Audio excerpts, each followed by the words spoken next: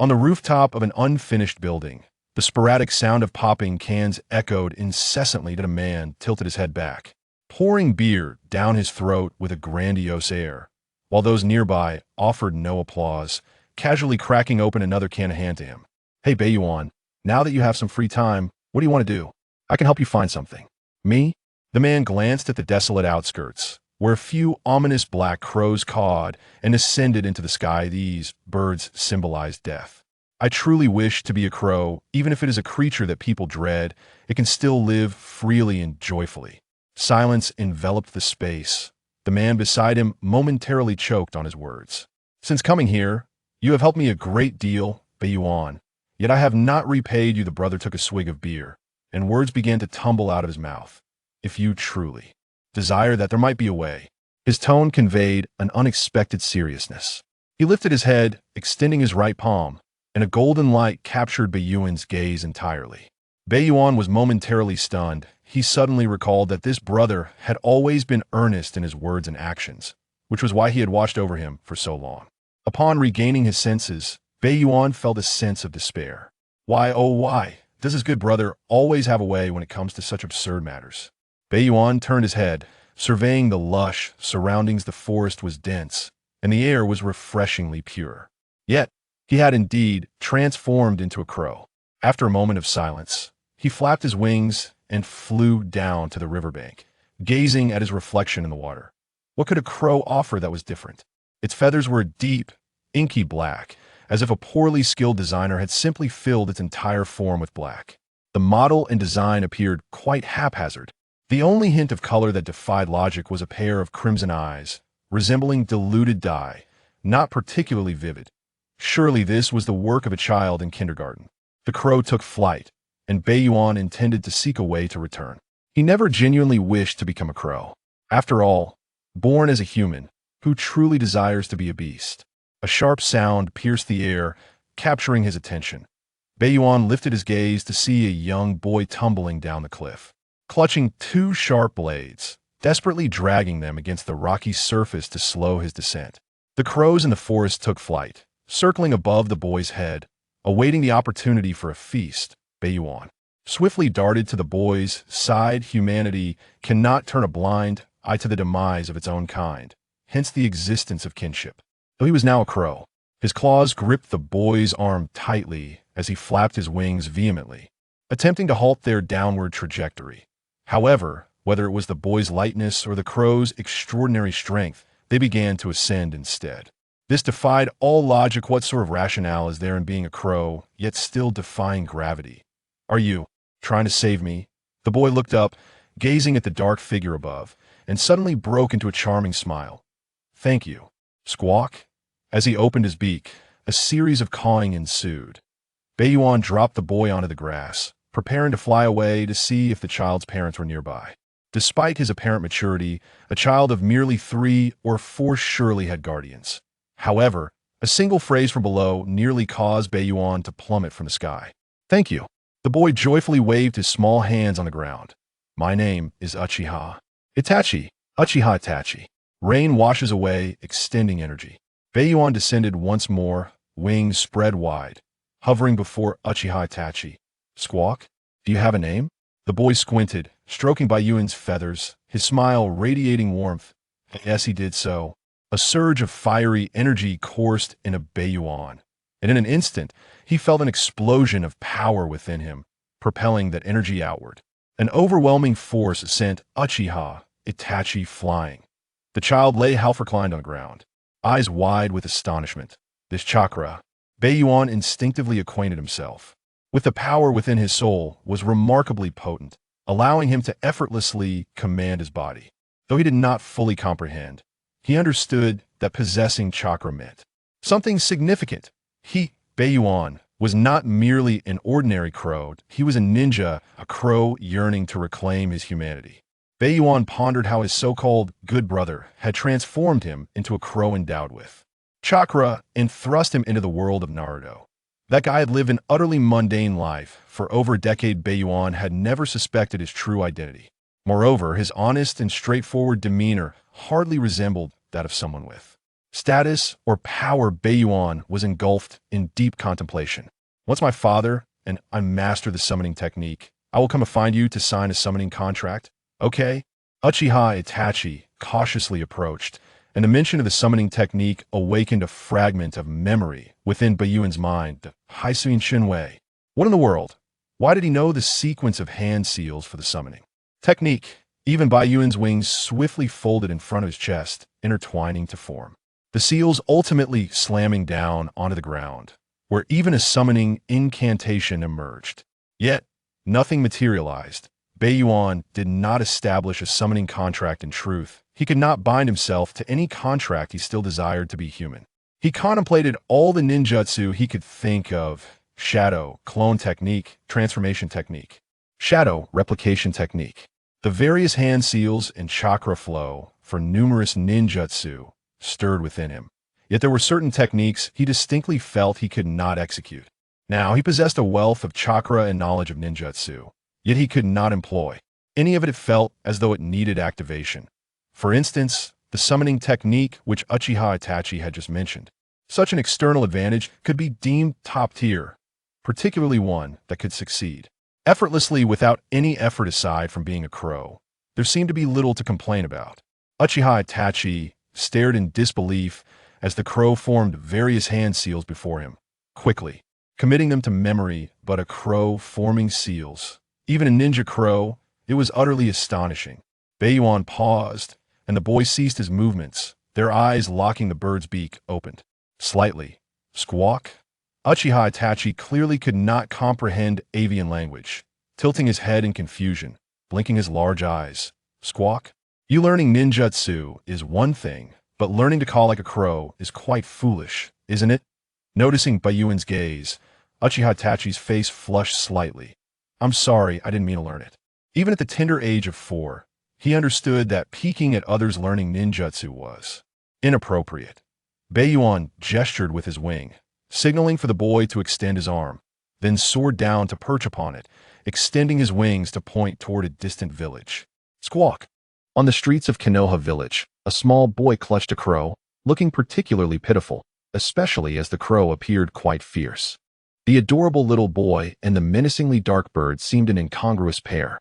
A group of rambunctious children dashed past them, their attention caught by the crow perched on Itachi Uchiha's arm, and they scattered in a flurry of noise. Even a little girl, who seemed inclined to speak, hesitated upon glimpsing Itachi's crimson eyes, biting her lip nervously before retreating. Itachi, who was already not adept at social interactions, found that the presence of such an intimidating bird further diminished the chances of engaging with others. This was merely our village, and Itachi paid it no mind, instead pressing his slightly sore arm and softly murmuring, "Konoha Ninja Village." The crow, noticing his discomfort, lightly took flight and settled on his shoulder. Its size now surpassed that of the boy's head, prompting Itachi to tilt his head slightly to make room, which was nonetheless a relief. The crow's feathers brushed gently against his cheek, warm and somewhat ticklish. Those children are the same age as me, Itachi mused, tilting his head to watch their figures fade down the street, his tone tinged with melancholy. But we are clearly ill-suited to associate. He did yearn for companionship. However, he found himself lost amidst the conflicts of ninjas, showing little interest in the playful games of childhood. The crow flapped its wings softly, patting the boy's hair as if to offer comfort. The boy's cheeks flushed slightly, a smile gracing his face as he headed toward the village's commercial street. Ahead lay a takoyaki stall, its flavor mediocre, yet during the summer festival, long lines formed, making it difficult to procure. Curiously, it was common to encounter adult ninjas at the skewered food stalls, though he was not particularly fond of the taste. The stories of ninjas are enthralling, but the adults can be quite noisy when intoxicated. My father is no exception. This dango is sweet, but my father dislikes sweets, Itachi rambled, relishing this rare opportunity to speak. Throughout his life, he had only shared such verbosity in the presence of his younger brother, whether with sweet words or stern admonitions. The boy noticed the crow's gaze fixated on the dango shop, and with a hint of excitement, he asked, "Do you want to eat this? Let's buy some." The crow let out a feeble caw, clearly aware that the boy was more eager for sweets than it was. After all, what child can resist the allure of sugary treats? Perhaps it was Uchiha Fugaku's refusal to indulge his son's sweet cravings that left a lasting impression on Itachi. The crow observed the boy, who cheerfully fished out some coins, recognizing that the true sweet-toothed individual had endured a lifetime of hardship. Once it understood the intricacies of chakra and the activation of ninjutsu, it pondered whether could crows also partake in sweets. Itachi held the little bag, his eyes shifting between the chan of Dango and the crow, involuntarily swallowing hard. The crimson hue of his eyes seemed to flicker, as the crow could discern the boy's intentions all too well. The raven abruptly extended its sharp beak and swiftly snatched a red dumpling, gulping it down with remarkable speed. Despite a desire to assist you, it seemed reluctant to part with even a single dumpling. Are the members of the Uchiha clan always so calculating? Inwardly, Kitahara mumbled to himself, savoring the taste of the dumplings, which seemed rather overly rich. Do you not enjoy eating? The little boy observed Kitahara turn his head away, seemingly disinterested in the dumplings, while he happily took a bite himself. The bag of tricolored dumplings soon approached emptiness. Uchiha Itachi finished the dumplings, satisfiedly burping, but then appeared to realize he had lost some composure, prompting the little boy to quickly straighten his posture. Kitahara stared in disbelief. Hey, these tricolored dumplings are hardly worthy of being a snack. Yet you treat them as a meal. Glancing at the remnants of the dumpling dough on the boy's face, Kitahara instinctively extended his wings. Thank you. Uchiha Itachi quickly wiped the corners of his mouth, revealing a polished and perfect smile. It appeared that he hadn't felt such joy for quite some time since returning from the battlefield. The last occasion was when his father praised his shuriken-throwing skills. Itachi, are you not returning home? Grandmother, I shall return shortly. The weather is growing colder. Do not let Lady Mikoto worry. The elderly woman trembled as she departed, a round fan peeking from behind her long robe. It seemed that since the conclusion of the Third Shinobi World War, no kind-hearted lad had been seen helping the elderly back home. Yes, Itachi straightened his posture in response, his hair closely pressed against the raven's wings. After a while, he extended his arm, gesturing for Kitahara to perch upon it. Would you like to accompany me home? Naturally, Kitahara, not being a true raven, was quite intrigued by the life of a ninja in Konoha. Itachi silently patted the raven's wings. He needed to concoct a good story about this raven. Whether it was today's leap from the cliff or the sneaky indulgence in sweets, it would surely provoke a reprimand from his parents. But that was of no concern. Uchiha Itachi possessed a talent for storytelling. The Uchiha clan's residence remained in the bustling district of the village. Perhaps it was the law of attraction or some other reason, but the area was bustling with ninjas coming and going. Today marked the day of burial for the heroes who perished in the Third Shinobi World War, and the sorrow was evident on their faces. The weight of life's significance is so profound. Why must there be war? The little boy's emotions were inevitably influenced by those around him as he quietly stepped into his home, closing the door behind him. Is Itachi back? Perhaps due to Itachi being the only child, his parents' attention and doting were particularly pronounced. His mother, Mikoto Uchiha, emerged from the room to greet him while speaking. Mother, are you cooking? Itachi observed the apron his mother wore. Typically, at this hour, he would assist in the kitchen to lessen her burdens. But today, a raven? A pet? How did you bring it home? She quickly noticed the raven perched on her child's arm. Her curiosity piqued. Itachi has always exhibited a remarkable maturity from a young age, rarely showing concern for external matters. Today, he brought home a crow. Shaking his head, he pondered for a moment before answering. No, this is a friend I made today. His mother, Mikoto, noted that her son typically shunned little girls and ignored little boys. Just a few days prior, she had discussed with her husband Fugaku whether Itachi might feel too isolated and if they ought to consider ways to address it. Consequently, Itachi befriended a crow, which marks the first time he has openly acknowledged a friend in front of his parents. Can you tell me about it? For instance, how did you two meet? Mikoto inquired, glancing at the fierce-looking crow, whose crimson eyes suggested it was not easily intimidated. Stories devoid of the phrase long ago lack soul. However, given that this was not the time to amuse his mother or compete for the title of best actor against the masked man, Itachi simply offered vague responses, omitting all other details. It is a ninja crow, and quite intelligent, he stated. Ah, that's impressive, Itachi. Mikoto smiled, gently ruffling her son's hair. I will go prepare dinner now. When your father returns, ask him to tell you about the spiritual communication with your ninja beast. For now, could you help your friend find a place to stay at home? With an unwavering smile, Mikoto graciously accepted her son's new crow companion and offered her suggestion. Itachi nodded vigorously. This was the first time Kitahara had encountered such a gentle approach to parenting. He had seen numerous parents across various countries and regions, and it was always the case that when children brought home pets or other items, parents would express annoyance and insist it should not happen again. So, why would a mother like Mikoto, who seemed so accepting, have any reason to be harsh with Itachi in the future?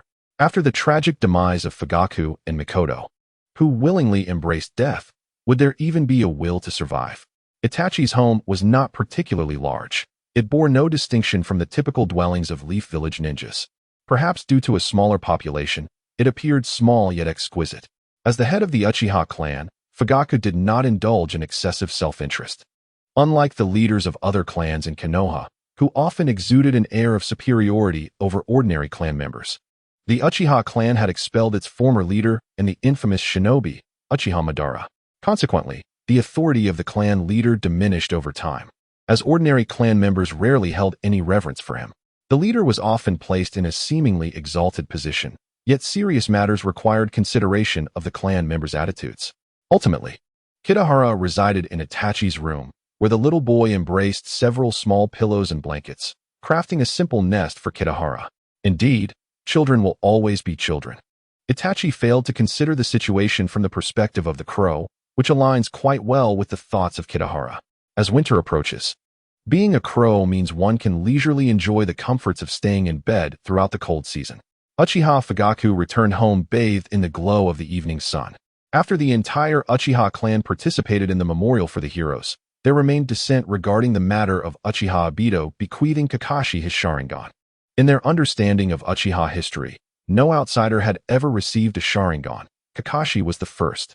Fugaku had to exert considerable effort to soothe his clan members, explaining that the Sharingan was willingly bestowed by a Uchiha in their final moments, representing the bond between Obito and Kakashi.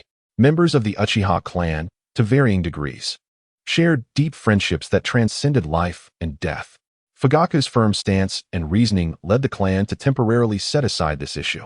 As for the clan members proposing candidacy for the fourth Hokage, Fugaku could hardly be bothered to respond. In terms of both merit and renown, Minato Namikaze and Orochimaru were undoubtedly the most likely candidates. The notion of the Uchiha clan leader aspiring to occupy that position seemed as fanciful as dreaming in vain. A misstep could even provoke conflict with the future fourth Hokage. Upon hearing the sound of the door opening, Itachi hurriedly ran to greet his father. "Father, is something the matter?" "Not particularly, just the usual," Fugaku replied. "Where did you go today?" He casually removed his black cloak and handed it to his wife, then slightly bent down to ruffle Itachi's hair. Only then did he notice a crow perched upon Itachi's shoulder. A ninja crow? At first glance, Fugaku perceived that the crow possessed chakra. The moment Itachi's three-tomo Sharingan activated this chakra, Fugaku suppressed the urge to activate his Mangekyo Sharingan under the gaze of his Sharingan. The chakra emanating from the crow resembled an unfathomable abyss. Typically, one would not notice the pits in the ground, but when standing beside an abyss, one realizes its depth. The Sharingan. Kitahara understood that the Sharingan in Fugaku's eyes was far more than just three-tomo. This father, whose educational methods for his two sons were significantly flawed, was a deeply concealed individual, despite his Mangekyo Sharingan being revealed only to Uchiha Itachi. The Uchiha's Genjutsu is renowned across the world. From a mere glance to the grand illusion of Izanami, Kitahara's chakra and spiritual energy within tightened instantaneously, fearing he might fall prey to Genjutsu and be controlled by Fugaku. "Itachi, where did you find this ninja crow?" Fugaku did not scrutinize Kitahara for too long, as he quickly abandoned the thought of further observation. Ninja beasts come in many forms. Perhaps this crow fortuitously acquired an unusual chakra, yet unless it possessed unique skills or secret arts, it would hold no significance. Unable to unleash its chakra or abilities, a ninja beast remained just that, a ninja beast. Likely, the only utility this crow would have in the future would be its seemingly resilient physique. The young boy, fixated on the red tomo in his father's eyes, realized his father's inquiry only after hearing it, and promptly lifted Kitahara from his shoulder, looking up to respond. He is a friend I just met today? Father." It seems that he sensed the feathers and body of the raven in his arms were somewhat stiff, and Itachi instinctively stroked the back of Kitahara. Mikoto looked at her husband with concern. Is there something wrong? No. Fugaku shook his head, smiling as he patted Itachi's head. It appears to be an ordinary ninja raven. Yet its chakra and physical strength are quite formidable. Well done, Itachi, truly my son. While a child's growth requires encouragement, should one not also commend good fortune when it arises? Kitahara felt a bit bewildered. What had little Uchiha Itachi done? After Fugaku praised his son, why did Mikoto also have a look of satisfaction, wanting to pat their child? Oh dear, you cannot educate children like this. Fortunately, Uchiha Itachi had been mature and rational from a young age. Be it family affection or admonishment, he remained neither proud nor disheartened, and at present, it seemed he had little to be proud of. The family of three, accompanied by a raven, gathered at the dining table. Mikoto prepared a plate of fruits and cooked dishes for Kitahara, who nodded in gratitude. Ah, indeed, as Itachi said, quite intelligent. Mikoto chuckled lightly as she placed a small bowl of soup beside Kitahara.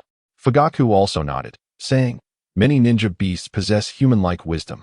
Yet it is rare for a ninja raven to have such intelligence. Haha. After all, Itachi found it. Kitahara buried himself in his meal. I've begun. Crunch, crunch. Itachi attempted to intervene with Kitahara. Hey, you need to learn etiquette? Caw. Itachi, you also need to use chakra to communicate with it. Late at night, Kitahara once again witnessed Itachi's meticulousness. He even got up in the middle of the night to cover the raven with a small blanket. When Kitahara was startled by his actions, Itachi quietly asked, are you thirsty? Caw. Kitahara turned to look at the puzzled little boy. He had originally been contemplating many things. The source and activation of the chakra and ninjutsu within his body, the impending crises and trends in the ninja world, and the Sharingan of Uchiha Itachi. Yet, he was still just a kind-hearted, naive child. Kitahara gradually became accustomed to life with Uchiha Itachi. Every morning, they would routinely head into the woods to practice shuriken techniques and basic physical skills, and in the afternoons, they would stroll through the village, occasionally visiting bustling districts for afternoon tea and listening to stories from ninjas. The jutsu within him had been activated several times. It was indeed necessary for someone to actively mention the technique in front of him. The issue lay in these activated ninjutsu, which seemed somewhat off. Techniques like the shadow clone jutsu and the body replacement jutsu. Did that mean he could only activate the more mundane techniques? Speaking of which, the summoning technique seemed to be a jutsu that any ninja could master. Kitahara's spirits had been low for several days until he activated the shadow clone jutsu, which suggested he might be capable of activating a forbidden technique, the multiple shadow clone jutsu. In a small training ground within the forest, Kitahara stood atop a tree stump, struggling against a wild fruit that he had pecked to shreds. A gust of wind suddenly swept through the woods, swirling dust and leaves, coating the fruit's flesh with grime. Caw! The raven's cries were filled with discontent. A figure abruptly landed on the ground and leaped into the air, launching 4 shurikens that struck wooden targets in succession. Upon landing, Uchiha Itachi turned to his companion and said, apologies, I shall treat you to cake later, right? Beiyuan, however, appeared somewhat reluctant. It was evident that the young boy merely wished to reward himself. Through the connection of chakra, Itachi grasped Beiyuan's sentiments and, with a resigned scratch of his cheek, remarked, however, it feels quite peculiar to go for Ichiraku ramen. After all, every time we visit, this raven behaves rather discourteously, either fixating on the owner or incessantly staring at some ninja patron. I have advised him numerous times, yet Beiyuan shows no inclination to alter his demeanor. Furthermore, if we dine out, Mother will inquire whether she should adjust the menu, questioning if her cooking does not suit my palate. She is due at the hospital in the morning, so perhaps we could go then. Beiyuan flapped his wings, scattering fruits on the ground. The first visit to Ichiraku ramen should be hard to resist, especially with the allure of handmade noodles. Moreover, it is one of the gathering spots for ninjas. Most from Konoha have dined there, as it serves as a catalyst for activating their innate jutsu. Perhaps a training ground would be more suitable, but given Itachi's age, it is unlikely he could mingle with other ninjas. Beiyuan realized he had fallen into a flawed line of thought. He could very well venture to the ninja training ground alone, rather than waiting for the boy to grow up. Perhaps Itachi's care had rendered his days too comfortable. Shadow clone technique. This was the new technique he had activated the day prior, and it was opportune for the moment. Itachi glanced in surprise at Beiyuan as he formed the clone. Instinctively, he followed the sequence of hand seals to perform the jutsu. The B-rank technique posed a certain level of difficulty. Itachi could not possibly master it based solely on a simple hand sign, especially after his chakra had been nearly depleted from recent training. This was not an ordinary clone technique, but a novel one. Itachi memorized the sequence of the raven's wing seals and patted his shoulder, saying, "Come, let us go to Ichiraku Ramen. To be honest, I still find great interest in it." Baiyuan, alighting on the boy's shoulder, had barely sent his clone to a nearby training ground when it was pierced by a shuriken. How could one casually approach a ninja training ground? The targets used for training were bizarre and varied. A raven that suddenly approached could easily be mistaken for a living target. "We must pick mother up this afternoon. We cannot linger too long." Itachi set Baiyuan on the long table at the ramen shop before clambering onto a chair himself. Baiyuan nodded obediently, tapping the menu with his sharp beak. "Sir, please bring a serving of chashu ramen and soy sauce ramen." "Received." "Ah, you have brought your raven to our little establishment again, young Itachi." The chef looked up at the strange pairing at the table and retrieved a plate of yellow beans from below, placing it before Baiyuan. "It seems he enjoys ramen quite a bit." "Indeed. Thank you very much," the young boy replied, bowing his neck slightly. The chef shook his head in resignation. "There is no need to be overly courteous, young man." Among the clientele of Ichiraku Ramen, ninjas constituted a significant portion, and they were generally quite generous. Uchiha Itachi lacked the arrogance typically associated with other members of the Uchiha clan. Despite his infrequent visits, his politeness and his association with the crows left a profound impression on Shouda. The patrons of Ichiraku Ramen were dwindling. As the recent conflict with the Hidden Stone Village had concluded, and the victory of the Third Shinobi World War had been largely secured, the Hidden Leaf Village had accumulated numerous commissions, alongside post-war tasks and the reconstruction of outposts, all necessitating the participation of ninjas in various missions. However, there was one individual in Konoha who could not possibly embark on any missions. The ultimate weapon of the village, the Nine-Tails Jinchuriki, Kushina Uzumaki. "Itachi, what brings you here?" Kushina exclaimed, surprised to see him. As he attempted to leap down to greet her, she gently pressed her hand on his shoulder, saying, "No need to be so formal with me, kid. You haven't answered my question yet. Where's Makoto? Mom said she was going to the hospital for a checkup." He replied, Is Makoto unwell?" "It's nothing serious." Itachi shook his head, recalling the flushed faces of his parents that morning. "Just a routine check." "And what of Lord Minato? I heard that the Mist Village scoundrels are intent on reigniting the war. So he has gone on a mission," Kushina said, exhaling deeply, a palpable air of frustration surrounding her. Cooking is such a hassle. At that moment, Shouda presented 2 bowls of ramen, placing one in front of Itachi and the other before the newcomer. "What would you like today, Kushina?" "Just some tonkatsu ramen will suffice." Her gaze was drawn to the crow, which was diligently nibbling on the beans. "Does this crow enjoy ramen as well?" "It's my first time encountering such a ninja beast." Despite having the 9 tails sealed within her and having witnessed various ninja beasts, including talking ninja dogs, she found it perplexing to see a bird that relished ramen as a regular person would. Yet, Itachi managed to find a fitting explanation for the peculiar sight. It must be due to Shouda's delicious ramen. As North, who had been preoccupied with his game, snapped back to reality, he realized that a remarkable person had arrived. The crimson eyes suddenly turned toward Kushina, piercing through all barriers, revealing a fearsome creature, the 9 tails, the most potent being in the ninja world. Compared to other tailed beasts, the 9 tails had faced a rather bleak fate. The Hidden Leaf Village showed little interest in harnessing its power, merely acknowledging its notorious reputation.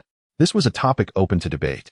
Considering the last time the 9 tails unleashed its might, it had been under the control of Uchiha Obito, a rather ignoble affair. Subsequently, the so-called terror of the 9 tails was further sullied when it was decisively subdued by Senju Hashirama. In comparison to future events, those past encounters paled in significance, for it was the god of shinobi who had vanquished the 9 tails, compelling his wife, Uzumaki Mido, to seal it away. Was this truly the action of a human? Was this humanly possible? In the aftermath, the 9 tails was forced to embark on a tenant lifestyle, now residing within the belly of its second landlord.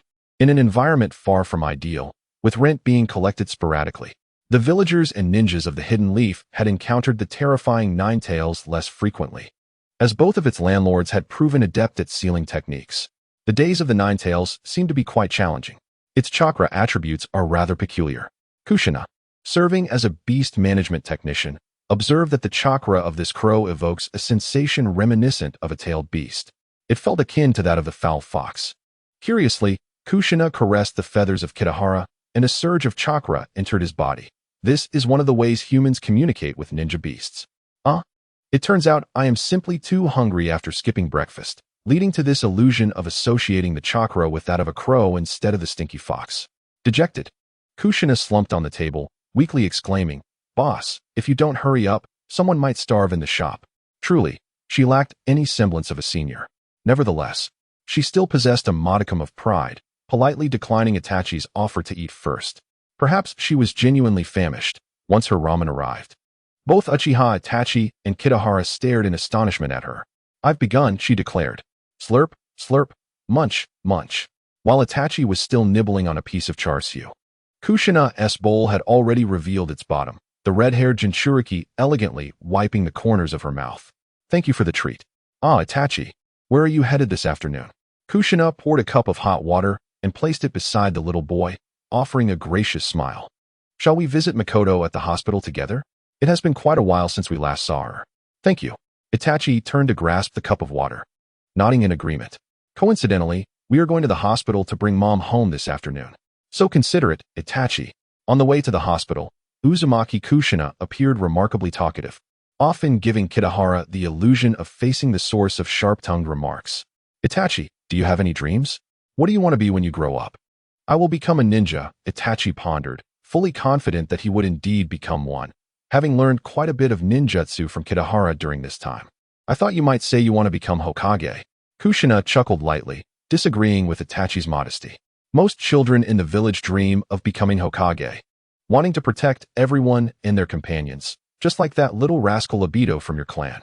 Her voice trailed off, as Uchiha Obito had perished in the Great Ninja War, and even his remains could not be recovered. The name Uchiha Obito had recently been mentioned frequently within the clan. Itachi had learned about his story, how he fell in battle while saving his comrades. "Aunt Kushina, no one desires to die, right? Then why do ninjas fight?" This question is one I too have been contemplating. It all boils down to interests, perhaps. Kushina lowered her head, catching sight of the confusion on the boy's face. She placed a hand on his shoulder and said, "Perhaps we cannot resolve such conflicts now, but that does not mean we are powerless. As long as we strive to grow stronger and eliminate the wars between nations, peace will surely come to the ninja world." "Young lady, your assertion has some flaws. It sounds rather strange. Although your reasoning is correct, your thinking seems to remain at a rudimentary level." Upon his initial encounter with the ultimate art of verbal evasion, Uchiha Itachi's countenance suddenly radiated a resolute determination. The young boy came to realize that strength, indeed, represented a means to resolve conflicts.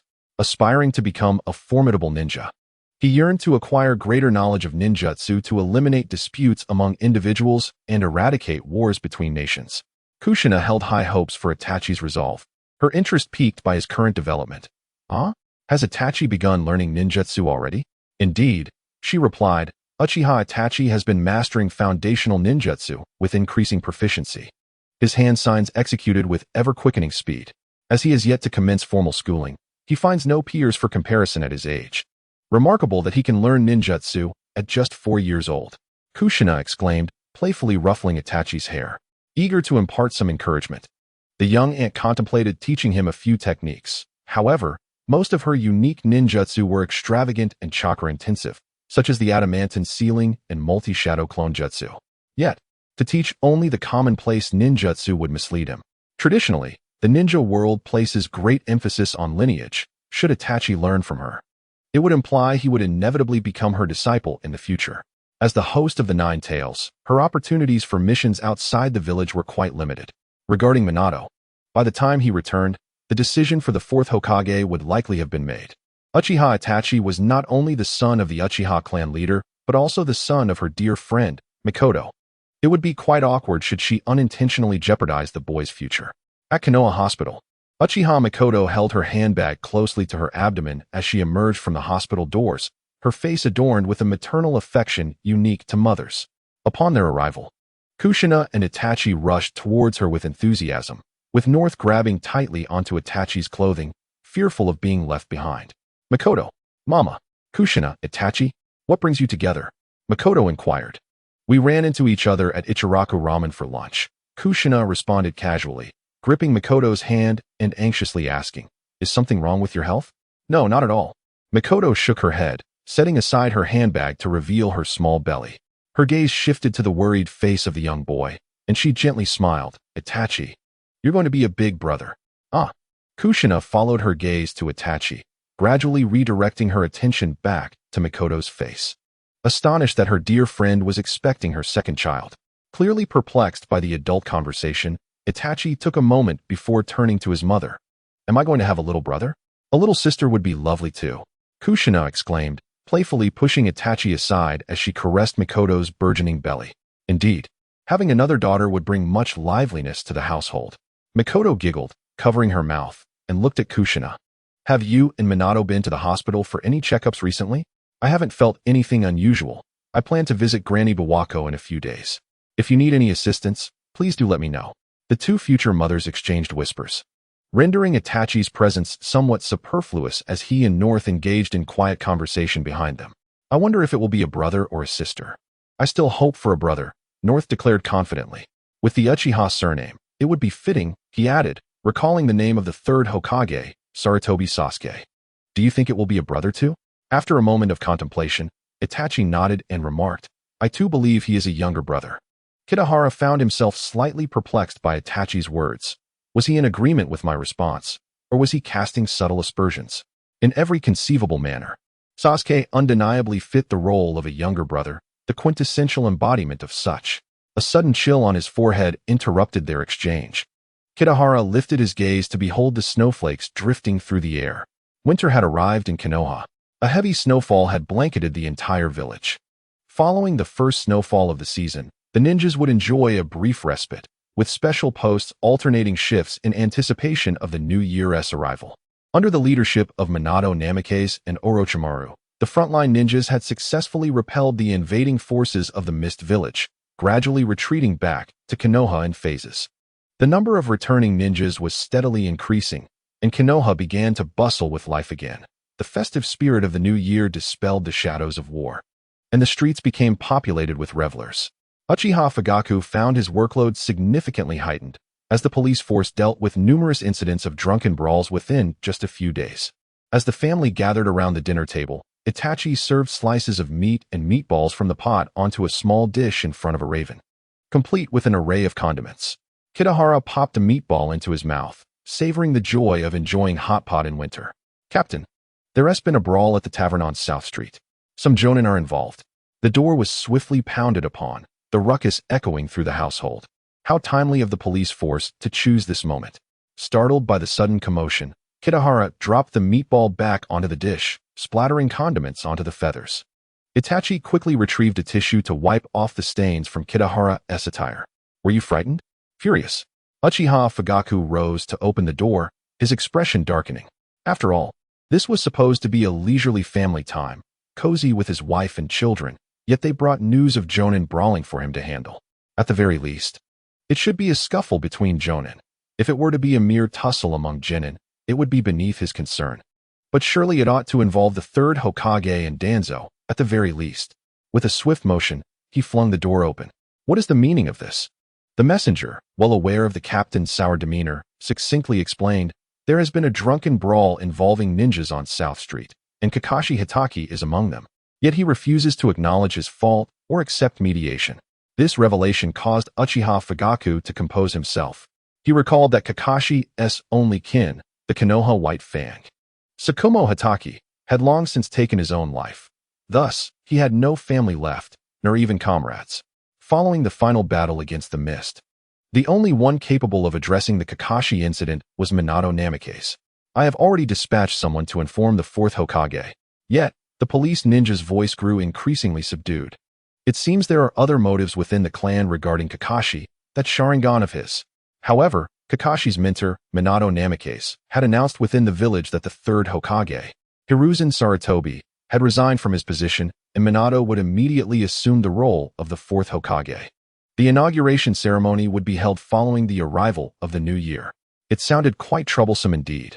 Fugaku, disregarding the need to change his attire, hurried towards the police force, feeling immensely grateful that most of his clansmen were unwilling to serve during the festive holidays. Apart from the forced allocation of tasks, his trusted subordinates were willing to step forward to share the burden. After Fugaku departed, Itachi found himself in a state of despondency. Father, Koharu, upon hearing Kakashi's name, leaped onto Itachi's shoulder, exclaiming joyfully, "Let us go see. Mother, I'm off to find father." Itachi hastily donned a garment and pursued the direction in which Fugaku had left. Mikoto remained seated at the table, observing as the young boy dashed like the wind before her. She lowered the flames in resignation, muttering, "Come back soon." The Leaf Police Force was exclusively associated with the Uchiha clan, and as the son of the clan leader, Itachi had unhindered access. Sometimes, after wandering around Konoha with Koharu, he would visit the police station, waiting for Fugaku to finish work so they could return home together. Just as Itachi and Koharu arrived, they were greeted by a cacophony within the police station's hall. Someone who could kill their own comrades could never fathom our pain of losing a companion, lamented a gruff voice, filled with sorrow. Fugaku was endeavoring to mediate. "You're drunk. Kakashi Hitaki is a leaf ninja, and your comrade too. Apologize to each other. We are all from the same village. I would never acknowledge such a person. No, Captain, let us lock them all up. Kakashi's guilt is indisputable. With the new year approaching, it's best to allow them to return home for the holidays, don't you think? How should they die? What is this book? Why did you pick it up? That is evidence of Kakashi attacking others. It's merely a scuffle. Don't treat it as a murder case." The atmosphere was quite lively. Setting aside Kakashi's complicated identity, it was merely a typical drunken brawl. The crux of the matter lay in the attitudes of both parties involved and the stance of the police force. Fugaku's arrival at least resolved the internal discord within the police department. However, Fugaku's firm decision to release the two could undermine the authority of the police force, leaving them to await reconciliation from both families. Meanwhile, on Kakashi's side, "Hey, Itachi, what are you doing out here?" A striking figure with vibrant red hair, Kushina, accompanied by a gentle golden-haired man, stood before Itachi. Minato Namikaze, the newly appointed 4th Hokage. What could have been resolved with a mere command from the Hokage? Minato chose to appear as Kakashi's mentor, likely to avoid giving the impression that the Hokage was overly domineering, especially considering the involvement of the police force. Mishandling the situation could deepen the rift between the Uchiha clan and the village. Kushina willingly accompanied him into the Uchiha clan, showcasing their strong bond. "Aunt Kushina, I'm the 4th Hokage," Itachi exclaimed, his eyes widening at the sight of Minato beside Kushina. Minato smiled, bending down to greet the young boy warmly. Taking his hand, "Itachi, you are Fugaku and Mikoto's eldest son, aren't you? It's quite cold outside. Let us go inside together." Casual encounters can significantly enhance one's rapport, whether it be with a father, mother, or son. The entire family appeared rather unremarkable, yet Kitahara immediately noticed Kakashi Hitaki. Intrigued by the subtle shifts in expression on the white-haired youth's face, most likely the nuances in his masked eyes, the once defiant gaze gradually softened, while his tousled hair fell gently as his head bowed. 4th Hokage, Lord Hokage. The arrival of Minato Namikaze, the 4th Hokage, rendered those present somewhat apprehensive. He approached Fugaku. Engaging him in conversation, "I apologize. My disciple has caused trouble for the police force and has intruded upon your family's dinner." "It's nothing. It is my duty," Fugaku replied with a resigned shake of his head, turning towards Kakashi and the others. "It is now in the hands of the Hokage." Having gleaned the events leading up to the incident, it appeared that someone had drunkenly insulted Kakashi, berating him both overtly and covertly. Within that tirade, a jonin had derided Minato's suitability for the role of Hokage, which likely incited Kakashi's reaction. "I sincerely apologize. My abilities have yet to earn the recognition of everyone in the village, and you speak the truth." Minato gently expressed his regret, but his tone swiftly turned stern. The transformation of his demeanor startled all present. "However, you should not belittle Kakashi. The battlefield is ever-changing. His actions are for the village, to ensure the survival of more of our people, including us." Seemingly unaccustomed to such gravity, Minato's voice lowered a few decibels. Words of error can wound more deeply than physical blows. "I am sorry, Lord Hokage." The jonin, faced with the reprimand of his superior, felt a shift in his mindset. After a moment, he bowed to the white-haired youth. I apologize, Kakashi Hitaki. Kakashi, due to the resignation of the third Hokage, I was compelled to assume the role of Hokage. This is the truth. Minato began to impart his wisdom, as was customary for Hokages after the second. A ninja must endure what is beyond the capacity of ordinary individuals. A ninja must trust their judgment and act rightly. You have done nothing wrong in the war. Why concern yourself with the opinions of others? Do not hold yourself accountable for the mistakes of the entire war. But that was Rin. Tears brimmed in Kakashi's eyes, cascading down his cheeks and dampening his mask. It is precisely because she is Rin that she made the right choice. Should I ever determine that my existence poses a danger to Konoha, I would choose for you to end my life. Minato embraced his disciple, gently patting his back. Rin must have understood you. She simply underestimated the significance of her own life. Indeed, Rin understood, yet the other boy who remained alive would certainly not. Kitahara observed the tearful Kakashi, suppressing the urge to comment. Once the white-haired youth's emotions settled, Minato continued. So, Kakashi, the ninjas in the village are your comrades. Shouldn't you apologize for engaging in a fight with them over a verbal dispute? I'm sorry, Kakashi conceded, persuaded by his teacher. Kneeling in dejection to offer his apology, Minato scanned the crowd and stated solemnly. Both parties acknowledge their mistakes and implicitly accept mediation. In my capacity as Hokage, I command that they be released to return home. Moreover, as a high-ranking ninja, engaging in brawls within the village is deemed a serious offense. Upon your return, both of you are required to compose a letter of self-reflection and submit it to the Konoha Police Department after the new year. Do you have any objections? Understood. Yes. Ultimately, all present, whether involved in the disturbance or members of the Uchiha clan from the Konoha Police Department, were thoroughly convinced by the handling of the situation by Minato Namikaze. The authority of the Hokage remained undiminished by his arrival, commanding respect for his adept management of affairs. Likewise, the standing of the Uchiha Police Department was honored, as the 2 letters of self-reflection from the high-ranking ninjas indicated that this matter would continue to be addressed by the police force. It is likely that during the tenure of the 4th Hokage, many within the Uchiha clan would come to acknowledge him. The 4th truly is remarkable. Itachi Uchiha appeared to undergo a spiritual awakening, though it was unclear whether he referred to the effectiveness of the methods or the eloquence of speech. The crowd from the police force dispersed. Minato Namikaze, Kushina Uzumaki, and Fugaku Uchiha engaged in conversation ahead, while Itachi followed closely behind with the younger generation, Kiba and Kakashi, creating a scene of harmony. Under the streetlights, the men, constrained by their identities or temperaments, spoke little, thus allowing Kushina to control the rhythm of the conversation during this journey. Given her carefree nature, this was not surprising. However, her words bore little substance. And only the most obedient Itachi listened attentively and responded earnestly. The young boy had always held great respect for his elders and seniors. Itachi, after the new year, will you come to witness the Hokage's inauguration ceremony? Itachi looked toward the blonde-haired figure and replied, I will definitely go. Have you recently learned any new jutsu? Let me see how it is, Minato inquired. Itachi placed Kiba on his shoulder, his little face solemn as he nodded. Yes. Rat, ox, tiger, rabbit, dragon, snake, horse, goat, monkey, rooster, dog, pig. Shadow clone technique. A swirl of smoke gathered around Itachi, and 2 identical young boys stood before the crowd. Even though it was not a simplified version of the shadow clone technique, his age alone was enough to astonish everyone. What? Huh? As a father, Fugaku Uchiha was aware that Itachi was studying ninjutsu under a crow, and that intelligent ninja beasts understand various techniques. Learning simple techniques like the body replacement technique in advance is not unusual for a child. Their eagerness to learn deserves praise. However, at this moment, Itachi, the shadow clone technique is a B-rank ninjutsu. Dad, what is B-rank ninjutsu? Itachi asked, his eyes wide as he looked at Fugaku. Whenever his father learned that he had mastered a new technique, he would always commend him with a phrase like, You truly are my son. You little rascal. Kushina Uzumaki said as she approached and pinched his cheek. Listen to me, ninjutsu is categorized into 5 ranks. S, A, B, C, and D.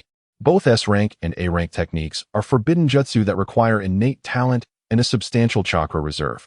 Thus, ninjas are generally prohibited from learning or even coming into contact with them. Techniques such as the Flying Thunder God of Minato and Kakashi's Chidori fall into this category. Consequently, B-rank, C-rank, and D-rank ninjutsu have become the commonly employed techniques in the combat repertoire of ninjas.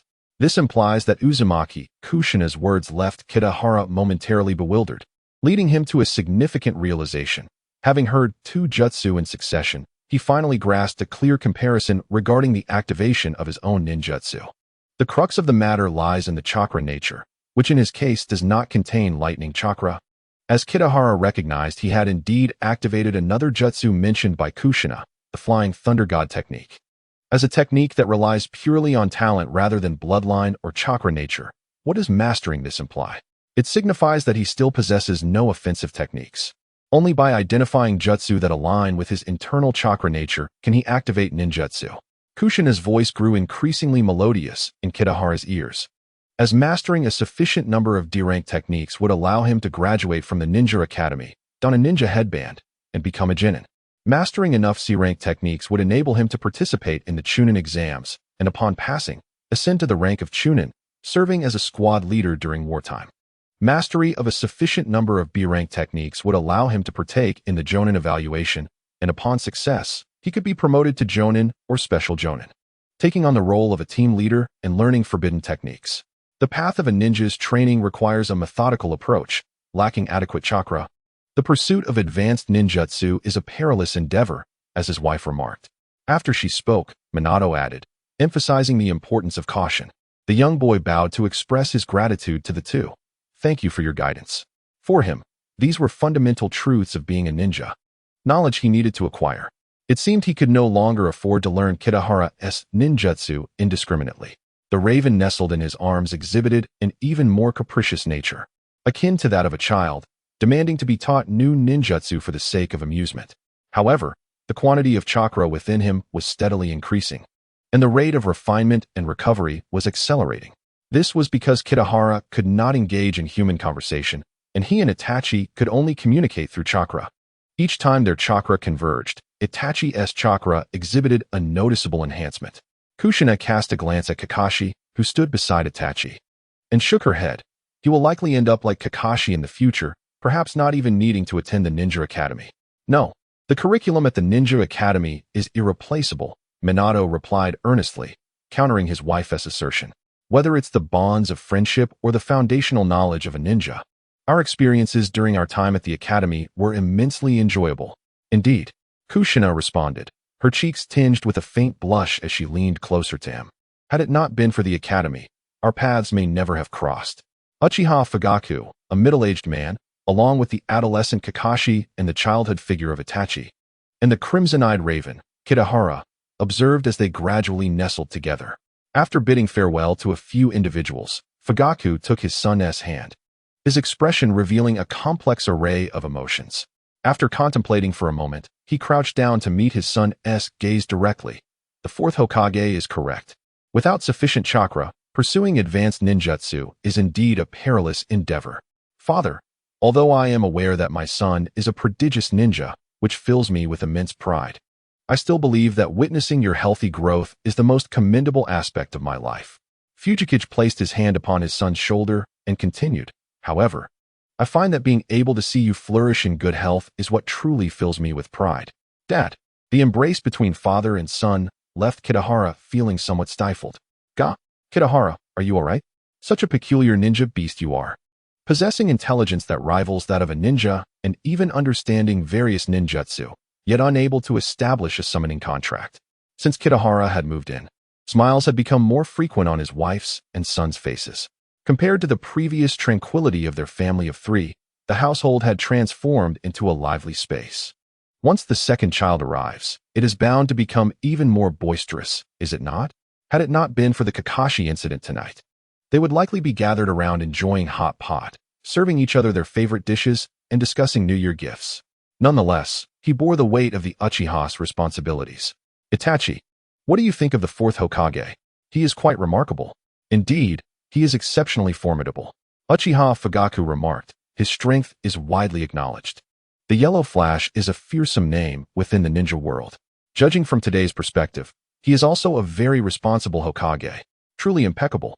After the succession of Minato Namikaze, rumors began to circulate within Konoha. It was said that he was merely a puppet controlled by the third Hokage, who continued to wield power over the village. With the mission assembly still supported by the third Hokage, Sarutobi Hiruzen.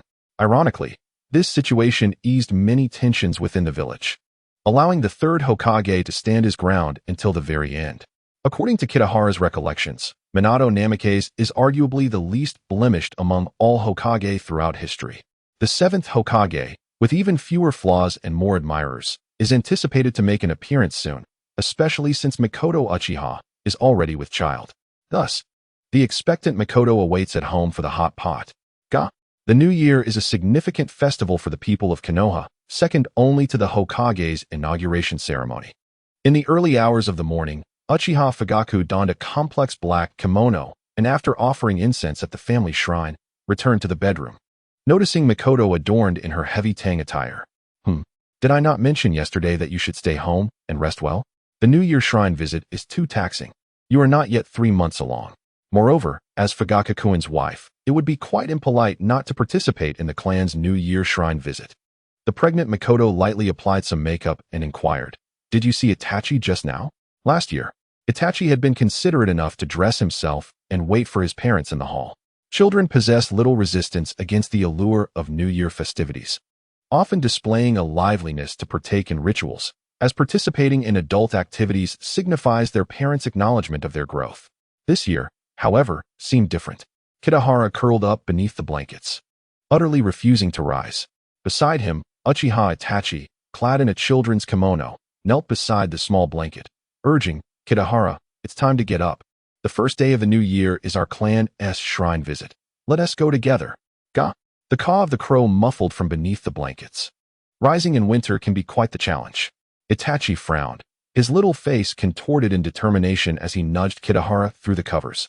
On the first day of the new year, one must not linger in bed. The initial pilgrimage of the Uchiha clan refers to the custom on the first day of the new year when clan members, regardless of age or gender, gather to pay their respects at the Minami Shrine, renowned for their mastery of fire release and the Sharingan. The Uchiha pay homage to a somewhat peculiar deity, the river god of the Minami River, who is believed to bestow blessings for abundant rainfall, a necessity during the arduous farming days of the Warring States period.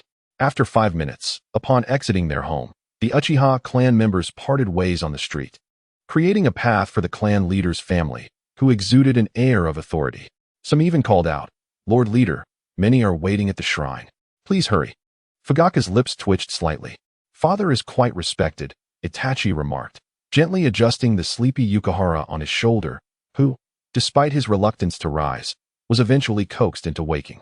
Fugaku remained silent, while Mikoto, with a hint of amusement in her eyes, noted, "Just like last year.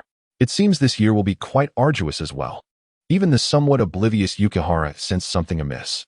As the crowd moved forward, he observed that the event lacked solemnity. Many youths and children donned simple loungewear, in stark contrast to the clan leader's family, who were dressed in splendid attire. To his surprise, he even spotted someone in a ninja outfit, a boy with large eyes, who elicited cautious reverence from those around him, clearly someone not to be trifled with. "Do you also have an affinity for crows?" the boy inquired, standing beside Itachi as if his presence were perfectly natural. His refreshing voice reached their ears. "I am Shursui, Uchiha Shursui." The little boy tightened his small face, stating, "Uchiha." Itachi. "Well, relax," Shursui said, bending down to place an arm around the boy's shoulders. "Is it customary to dress so elaborately for the New Year pilgrimage?" "I suppose it is, considering you are the leader's son." "Itachi, take your time with Shursui." Fugaku turned to see Shursui standing next to Itachi and, with a hint of exasperation, continued, "I appreciate your help, Shursui. Mikoto and I need to proceed swiftly to commence the pilgrimage." Shursui nodded toward the couple, assuring, "Rest assured, I will take good care of him." As a rising prodigy within the Uchiha clan, Shursui had achieved a remarkable task completion rate post his first-grade graduation, earning the right to participate in the Chunin exams and subsequently ascending to the rank of Chunin. Most notably, at a mere 8 years of age, he had already manifested the 3-Tomo Sharingan, leading the clan to believe he would undoubtedly awaken the Manjikyu Sharingan, heralded as the future pinnacle of the Uchiha. The two future Uchihas seemed destined to cross paths. The young boy appeared rather disheartened, his head hung low, lamenting, "It's all my fault. I forgot that father is supposed to be the first to pay his respects. The crow perched on his shoulder was clearly the one reluctant to rise. Upon hearing Itachi's words, Shisui couldn't help but burst into laughter. Ha! The clan leader would never blame you. If anyone is eager to be the first to pay their respects, he would be even more pleased than before. The young boy and the crimson-eyed crow gazed curiously at Uchiha Shisui, pondering, surely, the clan leader has never mentioned this to you. Uchiha Shisui did not keep his audience in suspense. He gazed towards the Nanga shrine situated on the mountain and softly recounted the traditions of the Uchiha clan. According to legend, in a time long past, perhaps even preceding the warring states, this shrine was once graced by shamans and priestesses of considerable stature. The former oversaw the rituals of worship, while the latter dispensed purified water. However, with the rise of ninjas and the onset of warfare, these powerless shamans and priestesses fell into oblivion. Subsequently, the responsibility of presiding over the shrine's first prayer of the year devolved upon the clan leader and his family, with the leader taking the place of the shaman and his wife assuming the role of the priestess. This was an arduous task.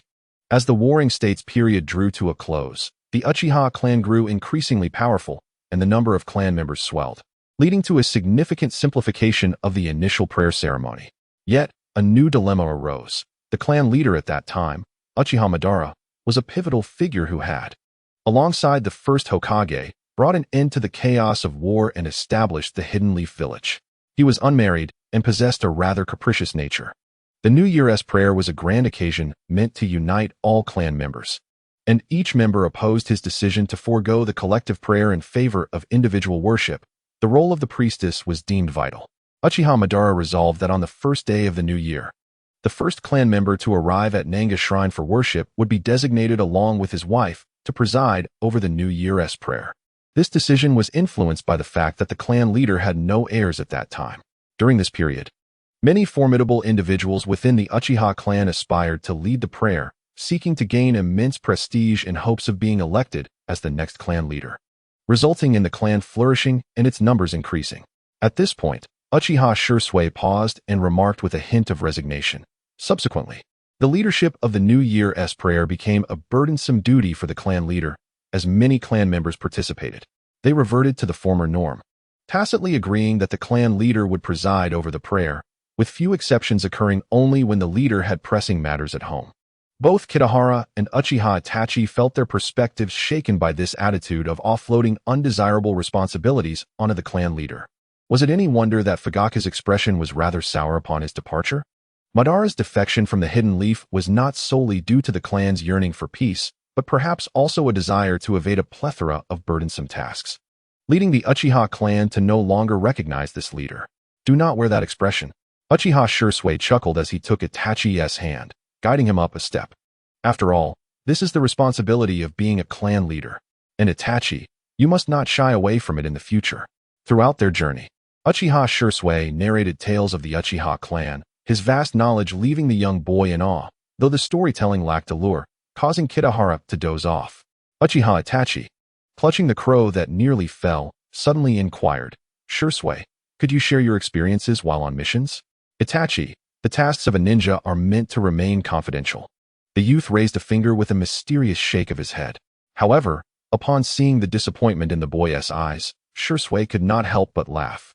But during my missions, I encountered many intriguing occurrences and acquired some fascinating bits of ninja knowledge. Would you like to hear about them? May I? Of course. Uchiha Shisui pondered for a moment before nodding. Those tales are unrelated to the missions. However, should he aspire to become a ninja in the future, Itachi must heed one crucial point. Even matters that seem unrelated to the task at hand may inadvertently reveal clues. A look of subtle conflict crossed Itachi's youthful visage, prompting him to exclaim, then perhaps I shall refrain from listening. Ha ha ha. Shisui turned to observe the boy's expression, chuckling softly. You are quite perceptive, Itachi. Suddenly, the caw of a crow pierced the air, startling him. In an instant, the chakra of Uchiha Itachi coalesced into a shadow clone, charging swiftly towards Uchiha Shisui with unwavering resolve. The boy's figure dissipated upon impact, leaving behind several black feathers that fluttered in the breeze. These were the remnants of Shisui's crow clone. Such speed is truly remarkable. With crimson eyes, he gazed towards a nearby tree, where a young boy was forming hand seals, The mesmerizing three-tomo Sharingan in his eyes shone brightly. It was Uchiha Shisui, who had just evaded capture. Illusionary restraint technique. Sharingan release. Shisui murmured, shaking his head in disbelief. How could the illusion of the Sharingan be completely rebuffed? After being struck by Itachi's clone, brimming with chakra, he had attempted to subdue the raven with a jinjutsu, fearing harm to Itachi. Instead, he found himself ensnared in an illusion, not a reflection of the world, but rather a manifestation of pure mental prowess. Quiet down, Itachi called out, cradling the crow's wings. Upon sensing its calmness, he shouted towards Shisui. All is well, Shisui. Ka. He felt a newfound purpose in the shadow clone technique. Breathing deeply, he recognized the raven's formidable mental strength. At the named shrine, Itachi stood on the shoulder of Uchiha Itachi, his crimson eyes surveying the multitude of Uchiha clan members ascending the mountain steps. Beside him, Uchiha Shisui wore an expression of exasperation as he regarded the raven. Mother. The young boy instantly spotted his mother below. Uchiha Mikoto stood gracefully at the wooden workshop, smiling as she held a wooden ladle, several wooden buckets arranged beside her. Each clan member passing by dipped their fingers into the buckets, kneeling before Mikoto, who sprinkled a few droplets of water upon them as a ritual of purification. Though it appeared a position of great honor, the combined numbers of Uchiha ninjas and ordinary folk exceeded 1,000, implying she would stand there for several hours. Fortunately, Mikoto was also a ninja, her physique robust and resilient. When it was Itachi's turn, Mikoto gently sprinkled water over both him and Itachi.